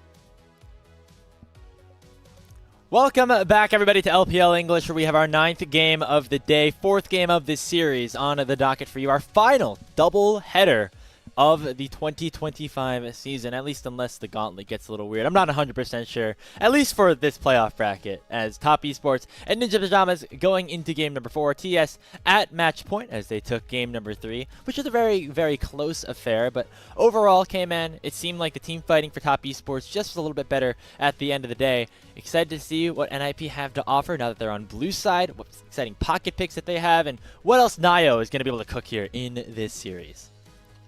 Yeah, I think that's a great call, a great shout out here for Nio, because honestly, we're not even scratching the surface yet of a lot of his carry picks. He's not even played some of his most common ones. Things like Viego and Lilia are still on the table for this team to be able to pick up going into games 4 and potentially game 5 if they're able to push it there. Even something like a Vi still available in this series. So definitely options on the board for junglers, and with how important Kanavi was in game 3 and how important Nio has been to NiP, that's certainly going to be where my focus is in draft.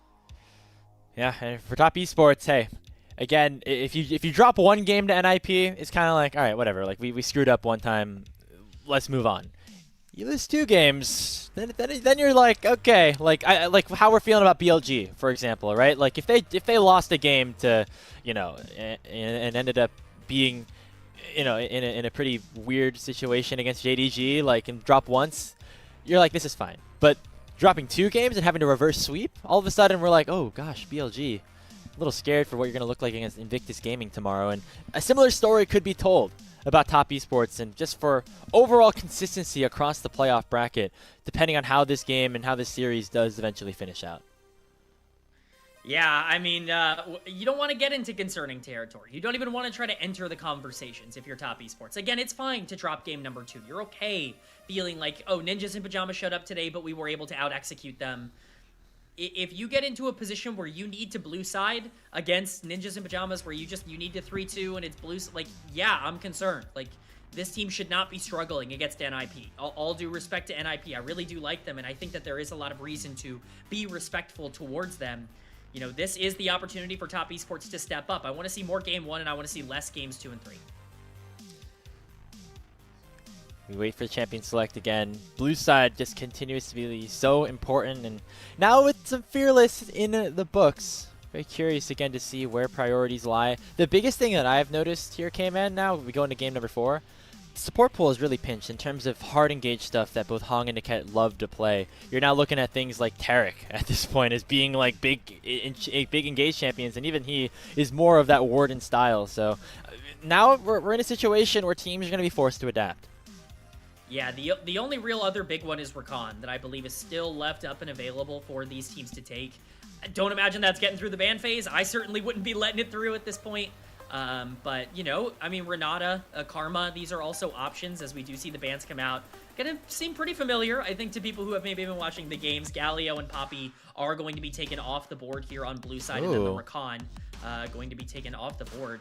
So NiP chose red after losing that last game. Very curious. I'd imagine that red side continues to get higher value as you go further throughout a Fearless series, and so we'll see if it ends up paying off for them. Again, it was a close game 3, so maybe they just like the way that they feel getting counter picks for certain players. Obviously having pretty solid compositions all throughout and seeing more of what TES's composition has in store for them.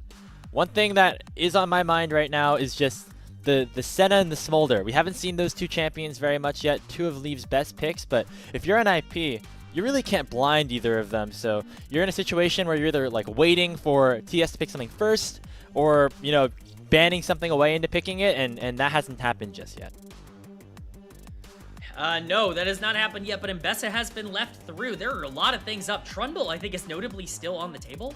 I believe that's pretty huge. That's like, I would be surprised if NiP just don't go towards that. I think that champion's really strong right now. It's a great answer to something like Mbessa, but the Gwen still left on the table. This doesn't feel like a game 4 of Fearless. There are a lot of power picks left, and it's really just about what you want to answer them with. Gwen, long time considered to be that tank buster. What are we? Whoa! If we were in Split 1 right now, we'd be like, NiP are destroying this draft, right? But these champions have been hit a little bit throughout the course of 2025.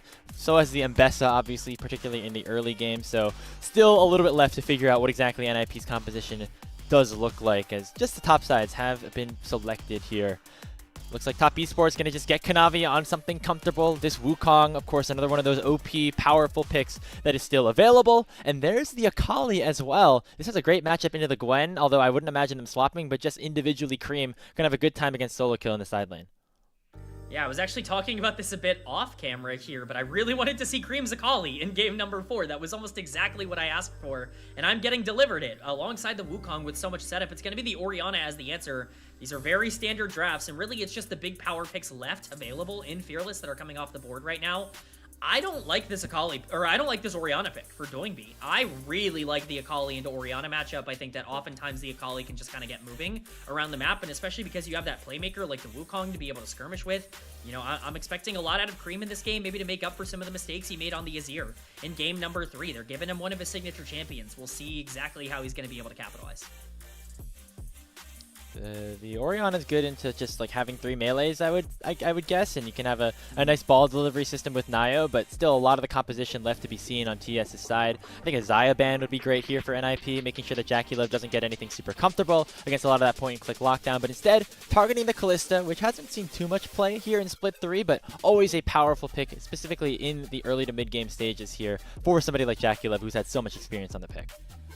Yeah, I mean, you have to get rid of these super dominant 2v2s with so many, you know, supports that are kind of indexed into that left up. You know, if you don't want to ban out the Renata, then yeah, you kind of have to ban out the Kalista. It just is, you know, a part of it. If you don't want to ban the Karma, you have to ban the Ezreal. A lot of these pairings are still available, but the Senna going to be taken off the board, and it's not going to be the Smolder. It's going to be the Zeri, so we'll see if maybe they want to index that. Smolder has been huge for Leave at multiple points throughout this year. See if they want to go for it. I expect a hyper carry. Their back is up against the wall here in the upper bracket. That's what they lean on. Jinx is also available, but a lot of those big engage, you know, champions that you want to play with it, not so much. You know, a couple of options, but really would be surprised to see this locked in. Elise, wow. Presumably for Niket in the bottom lane. Wow, that was unexpected to say the least. I mean, hey, we're really skirmishing now. If you're ninjas in pajamas working around this Elise, this Pantheon, maybe there's a world where we flex this stuff around, but I would imagine that Niket is the one piloting this pick. We'll see what the response is now for Top Esports, picking something that can stay safe from a range. Caitlyn locked in, presumably for JackeyLove. We'll now see what Hong has at his disposal. Overall composition for TES still looking very strong. Yeah, definitely a strong comp overall. If you're going to lock in that dominant 2v2, it really puts pressure on Leave to pick something that can either survive or match this, especially with the Elise, and that becomes very difficult.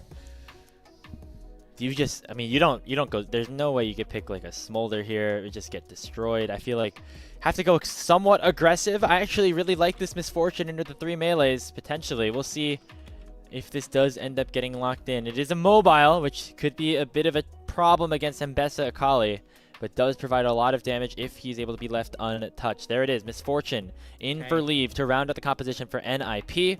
They've got a lot of big ultimates. They've got some Wombo. The question is, can they survive just the all-out assault that Top Esports are going to be able to give? Look at how much damage TES have.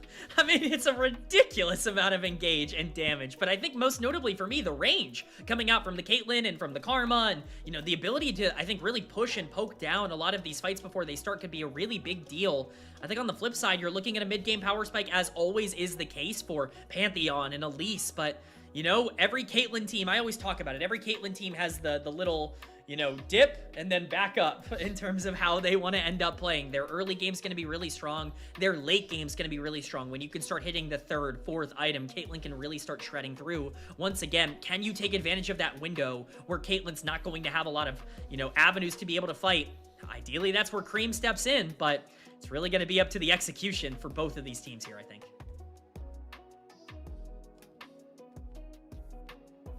All right. But it looks like I might have lost my play-by-play caster here. As Grapes has disappeared, we can definitely just continue to talk. I mean, there's so much responsibility and pressure on some of these guys right now. Just really excited to see how they utilize it. I think Cream in particular, coming off of that game at number 3, has a lot of responsibility to step up and to really make the most of it at the current moment. Can he do that? Is Top Esports going to be able to make it work? believe Grapes is coming back. Hopefully soon. We want to get you back here, Grapes. I think I'm here. Can you guys hear me? Yes, so. yes, you are Okay. here. You are back. Hey, just in time for game at number 4 to begin. Thank you for carrying me through that transition, K-Man. Let's do it as TES are on match point. 敌军还有30秒到达战场，碾碎他们。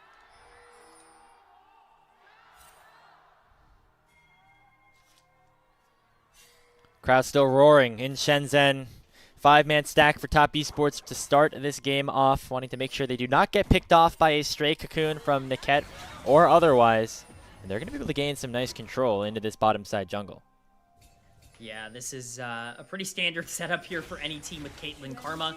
Early on, you want to be as much of a nuisance as you possibly can to try to take away as much as possible. And the cat going to have to kind of move his way out of here. But for now, it looks like Kanavi is at the very least going to pressure out this part of the jungle. Vision will be dropped.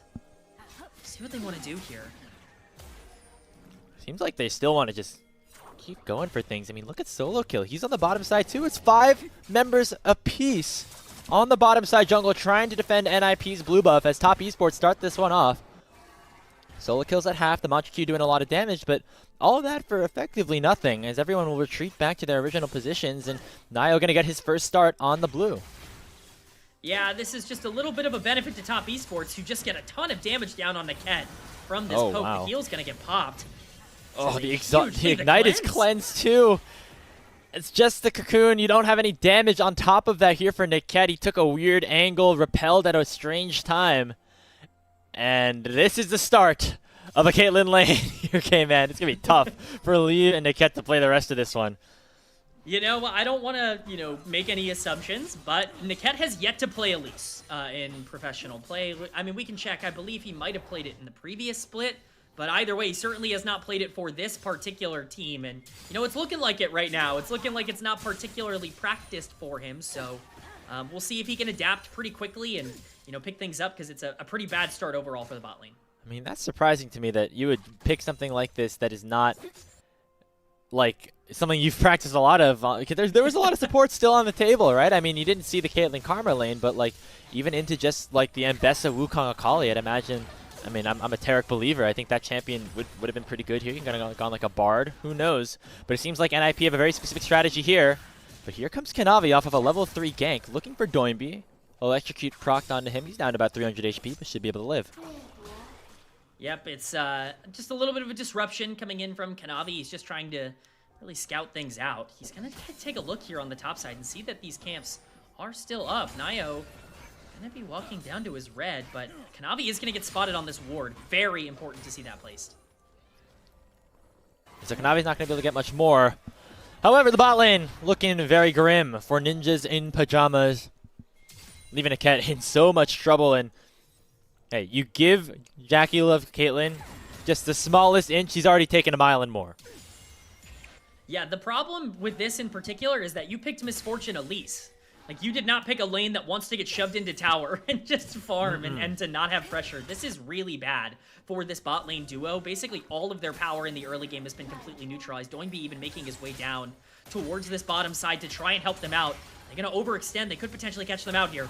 Oh, Flash Cocoon. Nice response here for Jackie Love as they sent Doinby down with a teleport to try to go on to Hong. He's going to flash away over the Tri-Brush to survive, and nobody on top will fall.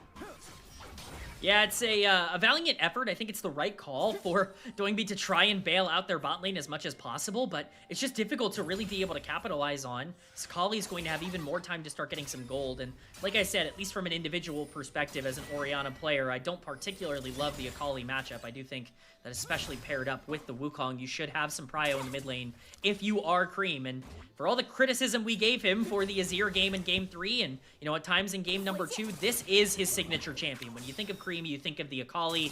We'll see what he can do on it in this game in particular. It's interesting because, if you're a recent LPL's fan, you might more recognize Cream for his control mages, because that's a lot of what he's been playing recently as a part of this TES organization specifically, but getting his start on like the OMGs of the world, this is really where Cream made his money, earned himself a chance on a contender like Top Esports that got people so excited about him as a young player. And so to see him unleashed in this way, very exciting for Top Esports in a potentially clinching scenario in this upper quarterfinal series. Yeah, he's going to have a lot of responsibility on him in this game, but Dragon has spawned, and Nio is not going to waste any time. He's at the very least going to jump on it now, see if they want to continue to take it, as Doingby takes a bit of a trade in the mid lane. Cream actually taking quite a bit of poke. Niket is in the area. Not really a lot of aggression to go down here. It's just going to be Cream farming up under tower under a bit of duress, but with the Dragon being taken, this should be relatively positive overall for NiP. I mean, it's taking really long for Nio to take this down. He's only level 4, and nobody on his team was able to join. It's enough for Kanavi to back, hit level 5, buy a Sheen, and come back to make this an all-out brawl around the first Dragon pit. JackeyLove on the flank, but Nio still able to secure the Dragon. He will likely go down, not even going to burn his flash, as it's first blood over to TES. And it's first blood over to Cream. I cannot stress enough how important this Akali is towards this draft. Getting gold onto this champion can really make a lot of the problems much, much easier. And that's going to be a very big pickup for Top Esports. They do lose out on the Dragon, but it's already over a 1k gold lead for TES. And you can see that by the CS leads generated in almost every single lane. 1,500. That's pretty similar to what things looked like in game number 1, even though the kills were, you know, one way or the other. And we all know how that one ended. It was dominant from Top Esports after they got that early lead. And we're seeing that continue to be at least the case for now, as it's been really hard for Leave to play this game at all. JackeyLove and Hong really having a good time here. They're going to get a second plate. There is no worse feeling than being a misfortune and being completely stuck under your tower. It's just so tough to feel like you're having an impact on the game, as we see some top laners duking it out. These two were huge in game number 3, and it looks like they're going to be huge again. 369 burning the flash with Niket up here. Nio here as well. He's still level 4, by the way. It's been a tough time for him in terms of farming, and that was a big problem for NiP as they got later on into game number 1 specifically. Cocoon lands on it to Cream. It's going to be followed up here by a stun of Nio. There's a shockwave, and there's a beautiful play by NiP. The roaming jungle support duo will take down the Akali. That's just Cream being too far forward without vision. He wants to try to get knowledge and understanding on where the Pantheon is, and unfortunately he gets a little bit too intimate of knowledge to find out where that Pantheon is, as he sends him back to the fountain. But it's a really nice play from NiP to be able to get themselves back onto the board. Nio needs to start getting going. Like, he needs to start moving forward. This Pantheon is not meant to be down this much in the early game. The kill definitely helps, but we'll have to see where he goes from here. Now the grubs are up. I mean, NiP, again, they have to kind of just keep going, knowing like what is potentially to come, as they do have, you know, a good amount of damage still. It's enough for Nio to smite away one of the grubs, with JackeyLove and Hong running up, and with Kanavi still having that ultimate advantage at this point, should be TS securing the next 2. Shout out to NiP. They've done a good job stalling out this game, but it's still a 1,000 gold lead in favor of top, with a lot of their members, specifically the bottom lane, in great situations.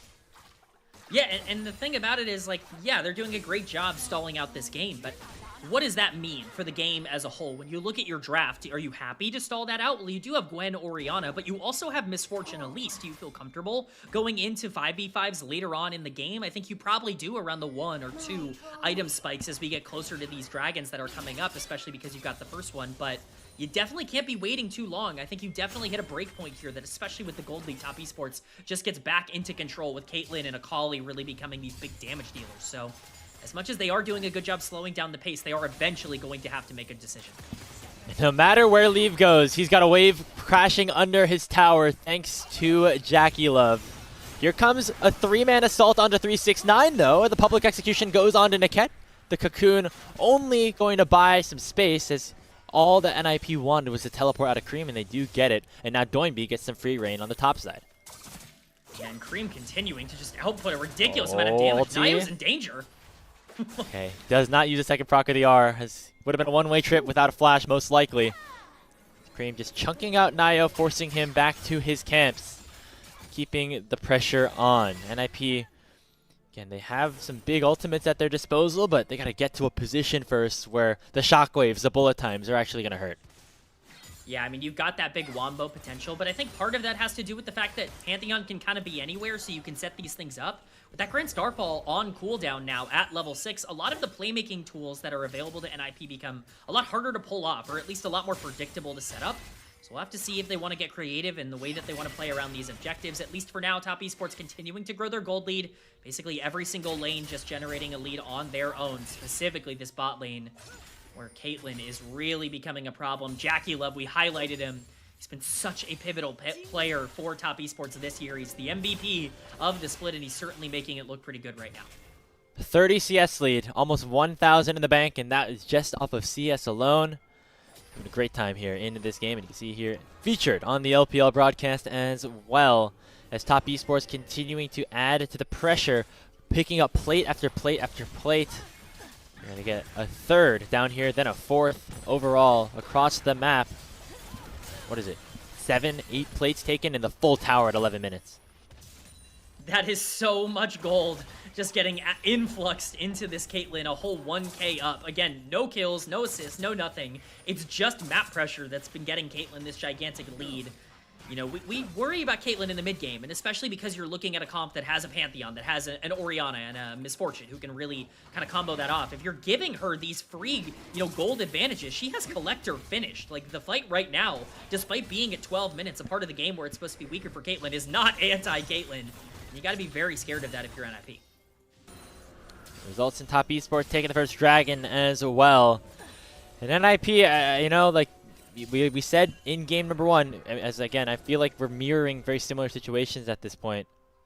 The engages from Nio can be great. The wombos from Doinby and Leave could be awesome. Niket could find some nice picks. It doesn't matter if you're down 4,000 gold at the 20-minute mark, and that's where things seem to be headed at this point, which is how dominant Top Esports have been in the laning phase, and you're continuing to see it with Jackie Love and Hong once again pressuring this mid-tier 1. And the ace in the hole not going to make Leave any more comfortable around the area either.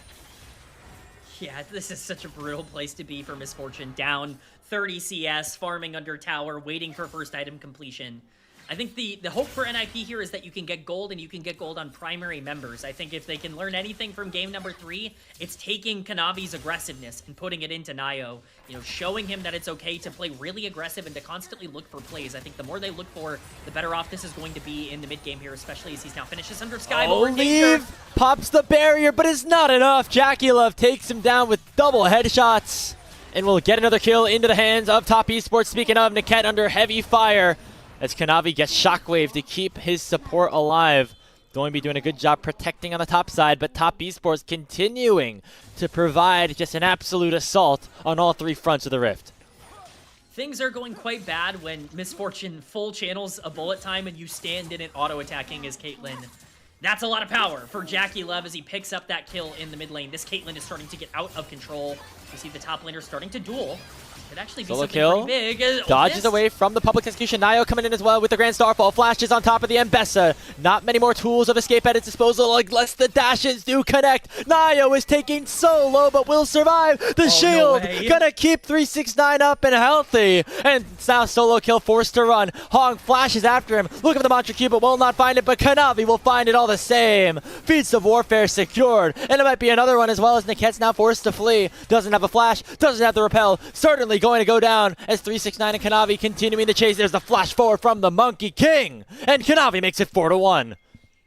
Things go from bad to worse for Ninjas in Pajamas as a way too overeager dive on the bot lane ends up really coming back to bite them. You know, I wanted to see them make plays, Grapes. I'm not sure that's the one I was looking for. Leave now has to flash out. This karma is causing so many problems for Ninjas in Pajamas, but once again, it's not working for them. They're going for desperation plays. It's too early in the game for those, but now you've enabled this Wukong to be much more aggressive. You have Mbessa closing down on her first item. Akali still has that kill, even if the gold is at the very least a little bit in favor of Doinby. This game is firmly in control of Top Esports.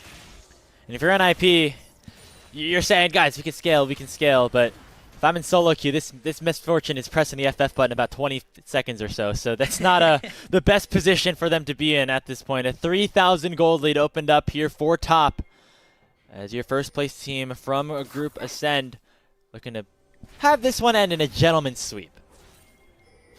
Yeah, I think they're certainly in a great position to do that. Cream, though, could potentially get capitalized on.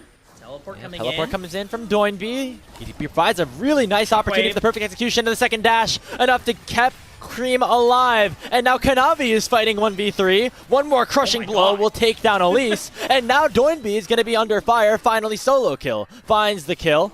And now the collapse is here. Remember, there's no tier 1 turret on the bottom side, so Doinby is in a lot of trouble as they are just waiting for Leave to arrive to prevent Top Esports from going any farther. That was almost a true 1v3 from Kanavi, and he still picked up a kill. Pretty massive stuff from this Wukong, who's in a very strong spot. But it is gold going over to solo kill on this Gwen. If there is a champion that can, make things right, can absolve all wounds, it's the Gwen on the top side who has hit level 11. Solo kill has also been excellent in this series up until this point. Riftmaker has been completed. It's really the only lane alongside Doinby that's looking even remotely playable gold-wise. But Herald is going to be started here. NiP are on this side, but Hong by himself right now alongside 369.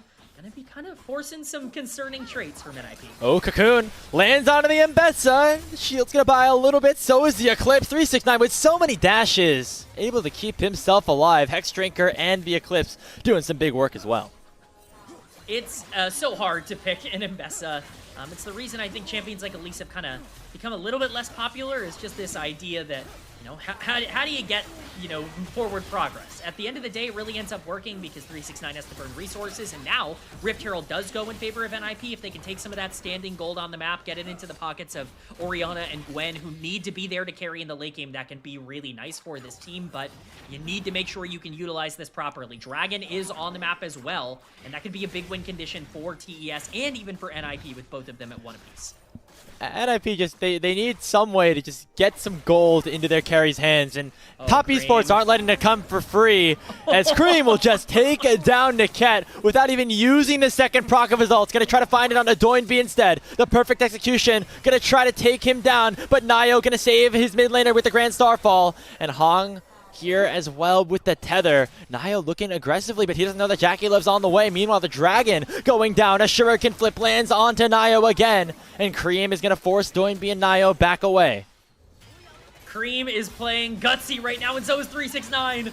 Going in with the public execution, knowing that Kanavi is here as well to help him out. It's just going to be the needlework. Forced out of solo kill, as now Top Esports have control on the top side. Doinby in severe danger, gets tethered, gets rooted. Hong with one more inner flame should take him down, but Jackie Love on the backside gets picked up by Nio and Niket, and Cream is out of energy. Finally able to use the Shuriken flip, but he won't be able to flip back as Niket will get the kill. Nio saving the game for NiP, getting themselves a numerous amount of kills back, and Niket picks himself up another one as well. What was that fight? That looked like a clean dive on the top side that they should have been able to disengage from, but they think they can win it after their health bars have been completely obliterated. Hung even just walks back in to give a third kill for free. A truly terrible play there from Top Esports. It doesn't completely turn the tide, but it really is not good for them. They are going to lose this top lane tier 1 forward and give quite a lot of gold over to Nio and even to Niket, who can actually utilize it quite a bit, but we're going to see how this ends up going. This is just such a risky dive. Doinby ends up, surviving a little bit, and once that cocoon comes down, the cleanse is just a little bit late. Nio gets to jump onto Jackie 11. At this point, you're completely outnumbered. Cream, unfortunately, trapped a little bit behind enemy lines because of the lack of energy he has, as you noted. He's just not able to break that down, but Hong just walks up and wants to continue this fight. I guess pretending like Nio isn't just going to be able to heal this off, and just ends up giving his life as well. It's a careless play from Top Esports and shouldn't cost them too much, but those are the kinds of things you can't really be doing in the mid game if you want to close this out. That's enough. We can start to cope. Guys, Doinby is 5 gold ahead. He's got his Roa stacking up. We got 2 items on Nio. He's very strong on this Pantheon. And they're going to look for another pick onto Cream as well. He comes in with a perfect execution, dodges the shockwave, beautifully played by Cream. He just broke Doinby's ankles and has forced the Orianna to run straight to his doom. The ace in the hole from Jackie Love will do the deed. And now Nio is under fire, a 1v4 under his tier 1 as it melts like paper mache. Cream, the hero, to get 2 kills right back for TES. Top Esports saw the topside play and they said, hold on, let me try that one again. Let me get a second take on that one, and they certainly make it a little bit more worthwhile the second time around. Cream, say what you will about his questionable decisions. We'll get back to him. Oh, Leave just unable to play the game. Kanavi, 369, both ulti on top of him, and that is a dead misfortune. And Elise soon to follow. Niket in a tough spot, lands the cocoon, but he's running the wrong way at the very most looking for an execute at this point. We'll see if he gets it as Cream is still hunting him down. Run, my little spider, run! Underneath the fountain, maybe one more tower shot. And he's gonna, I think he's gonna be able to get it. There it is. Well done. There Hey, small victories right now. It's gonna be Otacon started up on spawn in response. You know, it feels weird to kind of sit here and clap and cheer while we watch TES take Otacon, but certainly feels appropriate for how this game has gone. It's just been a complete top esports domination. I wanted to see more of them controlling the map. Well, here you go. We don't even get time to talk about the rest of these plays. Everyone on the team is playing at such a high level. Kanavi, Cream, Jackie Love, they've all been excellent here. Now they're taking away everything from the enemy jungle as well. It just feels like top esports are in peak form in Game 4. One throw was enough. Let's get another look at this play from Cream. I mean, it's just beautiful. It's gorgeous. Like, there's so much to talk about here. Cream plays this about as well as he can, and then the fade away, you know, walk away from the explosion as Jackie Love gets the headshot to take down Doingby. And then Nio, unfortunately, stuck under the tower at this point, and the tower seems to be gone. Just another kill picked up. This is what happens when you start playing comfort. You don't need to overcomplicate the process. Cream on Akali, Kanavi on Wukong, Jackie Love on Caitlyn. Let them dominate, let them use their mechanical skill. They are showcasing why they were the #1 seed here. NiP, oh man. The coping did not work, seemingly, as gonna take a little bit more than that. We have the Herald propped in the top side. Don't know how much that's going to be able to get. Seems like Nio just never got a great opportunity to utilize that. Should likely just go to waste. Other than buying maybe some time to allow NiP to get to the dragon in about 15 seconds. Solo kill does not have a teleport, and Kanavi's here to try to pick him off instead. 369 in the area as well. I see a skirmish in the mid lane too. NiP looking desperate at this point. They need to find some answers, and right now they don't have them. Yeah, it's not looking good for NiP. They do get it off. They are able to get the charge. I guess at this point, you know, it is what it is. But NiP going to be making their way down to the dragon now. They're actually going to be there first. Cream is on the flank on the bottom side here. At least try and pressure them out from the brush. There's a lot of damage coming down onto Nio, but he does have to, at the very least, be a little careful. Dragon going to be started up, though. This would be sole point for top esports. NiP want to deny this at all costs. 369 has teleport, so he should be able to join the fight. Numerous amount of places he could use that spell, including a wave in the bot side, but instead going to look towards that ward as in comes the Grand Starfall. Target going to be Jackie Love. Caitlyn without the flash. He cleanses, but he can't cleanse the DPS that Nio and Solo Kill have. That's the first kill in favor of NiP, but it's going to come at the cost of Niket, and Cream will jump forward. Public execution onto the Pantheon, and he's going to go down to the Cyclone of Kanavi. Bullet time shockwave combo. Not nearly enough. Leave gonna go down. Cream fully taking everyone, and he'll flash away to safety. Doingby will take him down, but it'll come at the cost of an ace going over to NiP.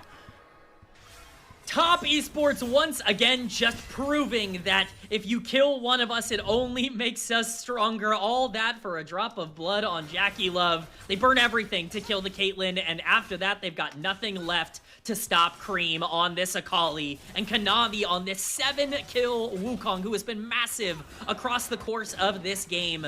It is so difficult to take down a comp that has this many threats and this much range. But at the end of the day, it's top esports who continue to make the most of it. It's Jackie Love, unfortunately, just walking up a bit too much. Ends up getting hit with the rocket belt. Solo kill going in, followed here by Nio's ult and flash. So much invested into taking down this Caitlyn. And at this point, if the Caitlyn was the only threat, perhaps this could be playable, but Niket has to give his whole life. Now there's nothing left for Solo Kill or Nio to do, and once that ultimate hits from the Mbessa, everything is dusted. Perfectly followed up by Kanavi. Even the bullet time basically fully connecting from lead can't salvage this fight. Cream does too much damage. 369, Kanavi, they're doing too much. Hong with the shields. It's just everything coming together for top esports, and now you're looking at a 5k gold lead, full control, soul point, Baron spawning in under a minute. Full control to TES. They gotta keep the pressure on though. I mean, right now, Solo Kill pretty strong. Nio chasing down Cream as well. That third proc of the needlework just used to chunk out of the Akali. As top esports up 5,000 gold, but want to make sure they end this series quickly as Doingby now being pressured by 369, but the shockwave is gonna make sure that the Mbessa cannot continue to go forward. Next steps for TES, the Baron, and then this Dragon that's spawning in 3.5 minutes. Yeah, you've got to make sure that you're setting up still. There still is an avenue to make some mistakes here, and we know Top Esports not the most clinical team in the entire universe. They are prone to some mistakes every once in a while, but with that Baron spawned, they get full control of this top side jungle. Kanavi going to continue to help 369 push this into the top lane. We see Cream just free hitting on the bottom side of the map here, pushing into solo kill with that teleport available. So tough to be able to match everywhere, but see if NiP can do the job. Baron is going to be potentially the next target. And to cope again, you know, now we're getting 2 items on leave. This is potentially like the area nearby that mid-game trough for Caitlyn, especially without Summoner Spell for the next little bit. NiP need to find some sort of action that results in them getting back into this game. Problem is, the gold lead is still pretty significant, but they can find the right fight, things could go their way. They might find something here onto 369, who's at half HP, forcing the Ket to use the repel, but the Shockwave doesn't find anybody. Solo kill teleporting in, but he's going to be immediately matched by Cream, and Doinby will be taken down. To Ket to follow, and in goes Cream on to Nayo. The Grand Starfall going to save him for just a little bit, but the bullet time just tickling Top Esports at this point. Leave gets rooted, Leave gets taken down. It's a triple kill to Jackie 11 another ace for TS. Well, if you were looking for the dagger, I think we just found it. That could perhaps be the final nail in the coffin for Ninjas in Pajamas in this game. Top lane tier 2 is going to fall. Baron should be close. It doesn't look like they want to prioritize it just yet, but they can duo with the Wukong and the Caitlyn very easy, as they in fact are going to do. That was a fight that looked like it could be good for NiP, but once that Shockwave goes wide for Doinby, there is no way to keep it going. Unfortunately, as we've talked about all series long, it comes down to execution, and that's what TES had in abundance. Top Esports going to be able to claim the Baron, extend their gold lead to around 10,000, 11,000, I should say, with that one taken down. And reality starting to set in for Ninjas in Pajamas. A trip to the lower bracket seems inevitable. A matchup against the defending champions, anyone's Legends, to keep their dreams of going international alive awaits them in the coming days. Unless they can make some sort of miracle happen, but it just does not seem possible at this point, K-Man. I think things are looking bleak. Hong can't even be collapsed upon by 4 members here of NiP for fear of any retaliation. Cream is going to be making his way up. I think some of the most notable things you can look at on your screen right now, you know, Jackie level 16, Leave just hitting level 14. Oh, and we might not even get to that point. Jackie from half HP. A 2-man Shockwave, though, lands on a Jackie Love, and he'll get shut down by Nayo. The bullet time again, not doing anything to take down 369, as it is a 2-for-1 overall. Cream dashing forward, public execution. There's a Cyclone as well from Kanavi. Nayo chunked to 500. He gets knocked up again and taken down, and only Doinby and Leave remain to save the game, to save the series for Ninjas in Pajamas, as Top Esports looking to close this one out. Doinby and Leave alone in the base for Ninjas in Pajamas. It's almost poetic. The 2 members that have been with the team for the entirety of the year have to hold off the mammoth task of Top Esports. We do see Niket respawning. The base is being sieged. Will this be it? 369 going in, taking Leave down to half again. Second inhibitor down into the bottom lane. But it looks like Top Esports do not want to take any risks. They want to play things safe, and they have all the time in the world to end this game at this point. It's a 13,500 gold lead, and they are looking fine and dandy here in this game number 4. They'll rotate back down to the Dragon, get themselves the Ocean Soul, and seal any hope of NiP coming back to force a game 5. You know, NiP have at least found some success killing Jackie Love by diving in with the Ocean Soul. I'm not quite sure that's going to be as efficient as we get a replay of exactly how this started. It's literally just one crit auto that kills Leave and then instantly obliterates Niket. This is a miserable position to be. Oh, well, there you go. 369 said, screw this replay. I'm going to end the game myself. Takes down Leave single-handedly. It's going to be a double kill in for Cream as well. Solo kill in a 1v3 under his tower. Going to get one back onto Hong, but it's not going to get him his life right back. Doinby underneath the tier 3. He's going to be the last casualty. Kanavi and the rest of Top Esports dominate Ninjas in Pajamas as Top Esports go to the top as your first seed in Group Ascend moves on to the upper bracket semifinals. And hey, they got to match up against their old support and Crisp against Weibo in just a couple days. What a great series for Top Esports. You can talk about, game 2, we're scared. Game 3, there were moments. The best parts of TES were here today. Game 1, Game 4, we saw the #1 team from the regular season. We saw the team that won Split #1 here in the LPL. That version of them exists here, and if this is what they're going to be, if they can bring that version of them out often, I mean, they could be very heavy favorites to take an LPL trophy at the end of the year. Hey, our Split 2 champions did not win today, but our Split 1 champions did. Top Esports making Ninjas in Pajamas look a little bit rougher around the edges than they did in Group Nirvana, to say the very least. Hey, believe the NiP have a good chance down there in the lower bracket to make things interesting against anyone's legend, but you have to imagine it's going to be a tough task for them against the defending champions, as NiP, again, they had their goals of making it to international, but it's going to be a very tall task for them. As for Top Esports, hey, they get to play against Weibo, and should be just one more best of series for them to at least lock themselves a spot in the regional qualifier, setting themselves up in good position to get towards Worlds if they continue to look at this form. I think Worlds is honestly like the the bare minimum for Top Esports. Like there is no way that this team is looking at top 4 and saying that that is their floor. Obviously, we've seen that, what they crash out on, is 5th or 6th, and that could be a potential disaster for this team. But this is not the same Split 2 team. I firmly believe that. I think a lot of the things that they struggled with in Split 2 have really been worked on by the team. I think Jackie Love's in better form. I think Kanavi's in better form right now. And not to spoil my own All-Pro votes, I voted Kanavi first team All-Pro in the jungle. I really do think that, he's just on fire right now, and we saw that in this series. I think Cream, get him on the things he's good at. When this team plays their comfort level, when they start going towards their own style, there are very few teams in the LPL that even have the hands to be able to deal with it. Yeah, and you can debate the draft of NiP. I feel like overall just the level 1 doomed them from the start. If they maybe are able to get a better first 5 minutes of the game, we could still be watching game number 4 unfold. But once Top Esports grabs a hold of that one, especially from the bottom lane, where Jackie Love and Hong are just able to completely dismantle Leave and Niket in that series, it made our featured matchup look not so featured after all, as it was a tough one for Leave at the end of that. But again, hard to blame him specifically. It was just the way this game unfolded from minute 1.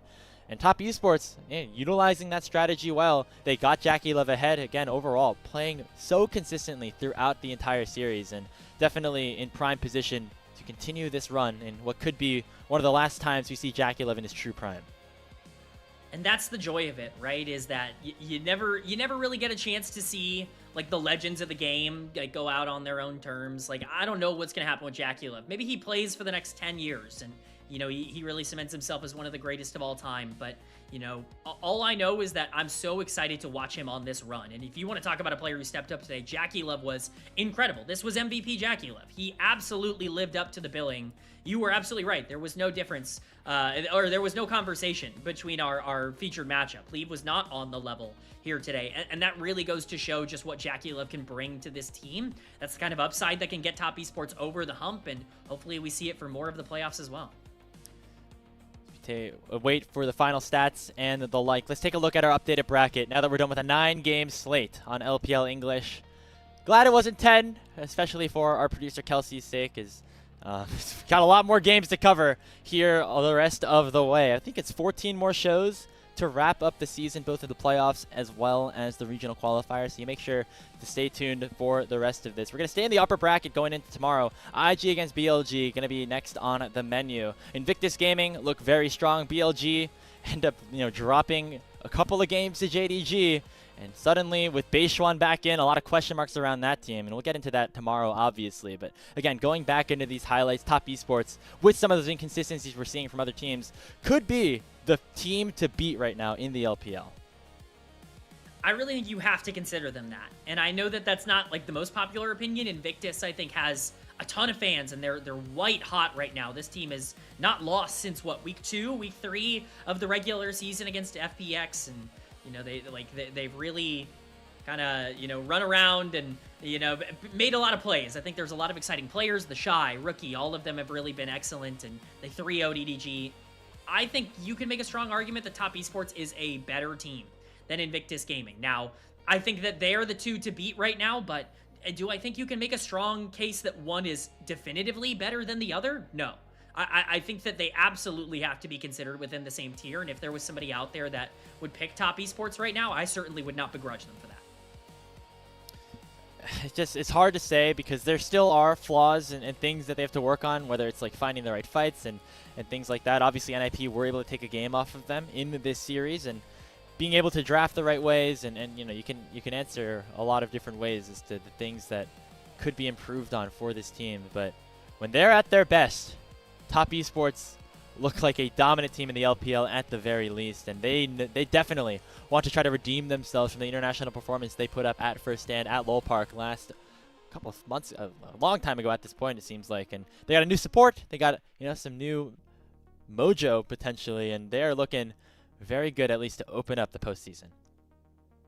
Yeah, I think it's quite clear, at least to me, at worst, this is a top 2 team, at least in terms of where we're at now. That's why I like making that caveat, because the LPL playoffs are insane. Yep. Like, you never know. I mean, anyone's legend dropped to the lower bracket today. Like, anything can happen in the playoffs. We're going to get at least one team that flames out and just underperforms and, you know, doesn't have the performance that maybe they're looking for. And maybe that could be a team like Top Esports. Let's not forget, as much as I've been hyping them up, TES won their round 1 matchup in Split 2. They got to round 2, and then they didn't win a series after that. And they looked good against FPX, and it just didn't matter. So you never want to count your chickens before they hatch, but definitely looks a little bit different here for TES. And again, just like everybody having their own ups and downs, right, throughout the LPL is something to watch. The fact that only IG were able to 3-0 their first series of the playoffs means that, you know, things could look a little bit up in the air in terms of, you know, who we have favored, who we have, you know, being in good positions to go to Worlds, who could potentially sneak into the regional qualifier. It's going to be very hard for NiP at this point, as they're going to have to at least take down anyone's legend and make our defending champions end 7th to 8th before, of course, heading on to maybe even another series after that. So tall tasks here for Ninjas in Pajamas, but definitely something that they will take in stride and a challenge that they will gratefully accept. As we wait for our player of the game here in this final matchup, Kanavi, 3-6. I mean, like, it was, well, there was a lot of people that were doing pretty well. If you just give it to Jackie Love again, I'd be fine with that too. Okay, it's Kanavi. Yeah. Honestly, I'm okay with him getting this, just because I think it was quite clear to me today that we don't give player of the series, but if there was one, I think Kanavi would be, you know, in heavy contention for the award alongside Jackie Love. I think those two were just absolutely astounding today. And who's surprised to hear that? Really, at the end of the day, who's surprised to hear that Kanavi and Jackie Love were very good in a League of Legends best of 5? Of course they were. They're very good at League of Legends. So it's cool to see them, you know, live up to the billing, at least in round number 1. Yeah, and so for Top Esports, on to at least top 6, so they're not going to finish worse than last split, although it would have been pretty hard to do that. They now get to play up against Weibo, their old support in Crisp. That's going to be a fun little interaction down there, and that's going to be happening in just a couple of days. But before we say goodbye, farewell, here on the LPL English stream, we want to give a very big thank you to our Elite Coffee supporters, Aaron Soupmung and Forrest Without, as their pledged financial contributions help level up the broadcast and give back to the casting crew who strive to give you an English LPL product every day. On behalf of our producer, Kelsey, my color caster, K-Man, big shout out to Slayer and Cubby, who were there for the 5-game banger earlier today. My name is Grapes. Thank you so much for watching. The LPL's journey to Worlds continues tomorrow with Invictus Gaming up against BLG. So long, everyone.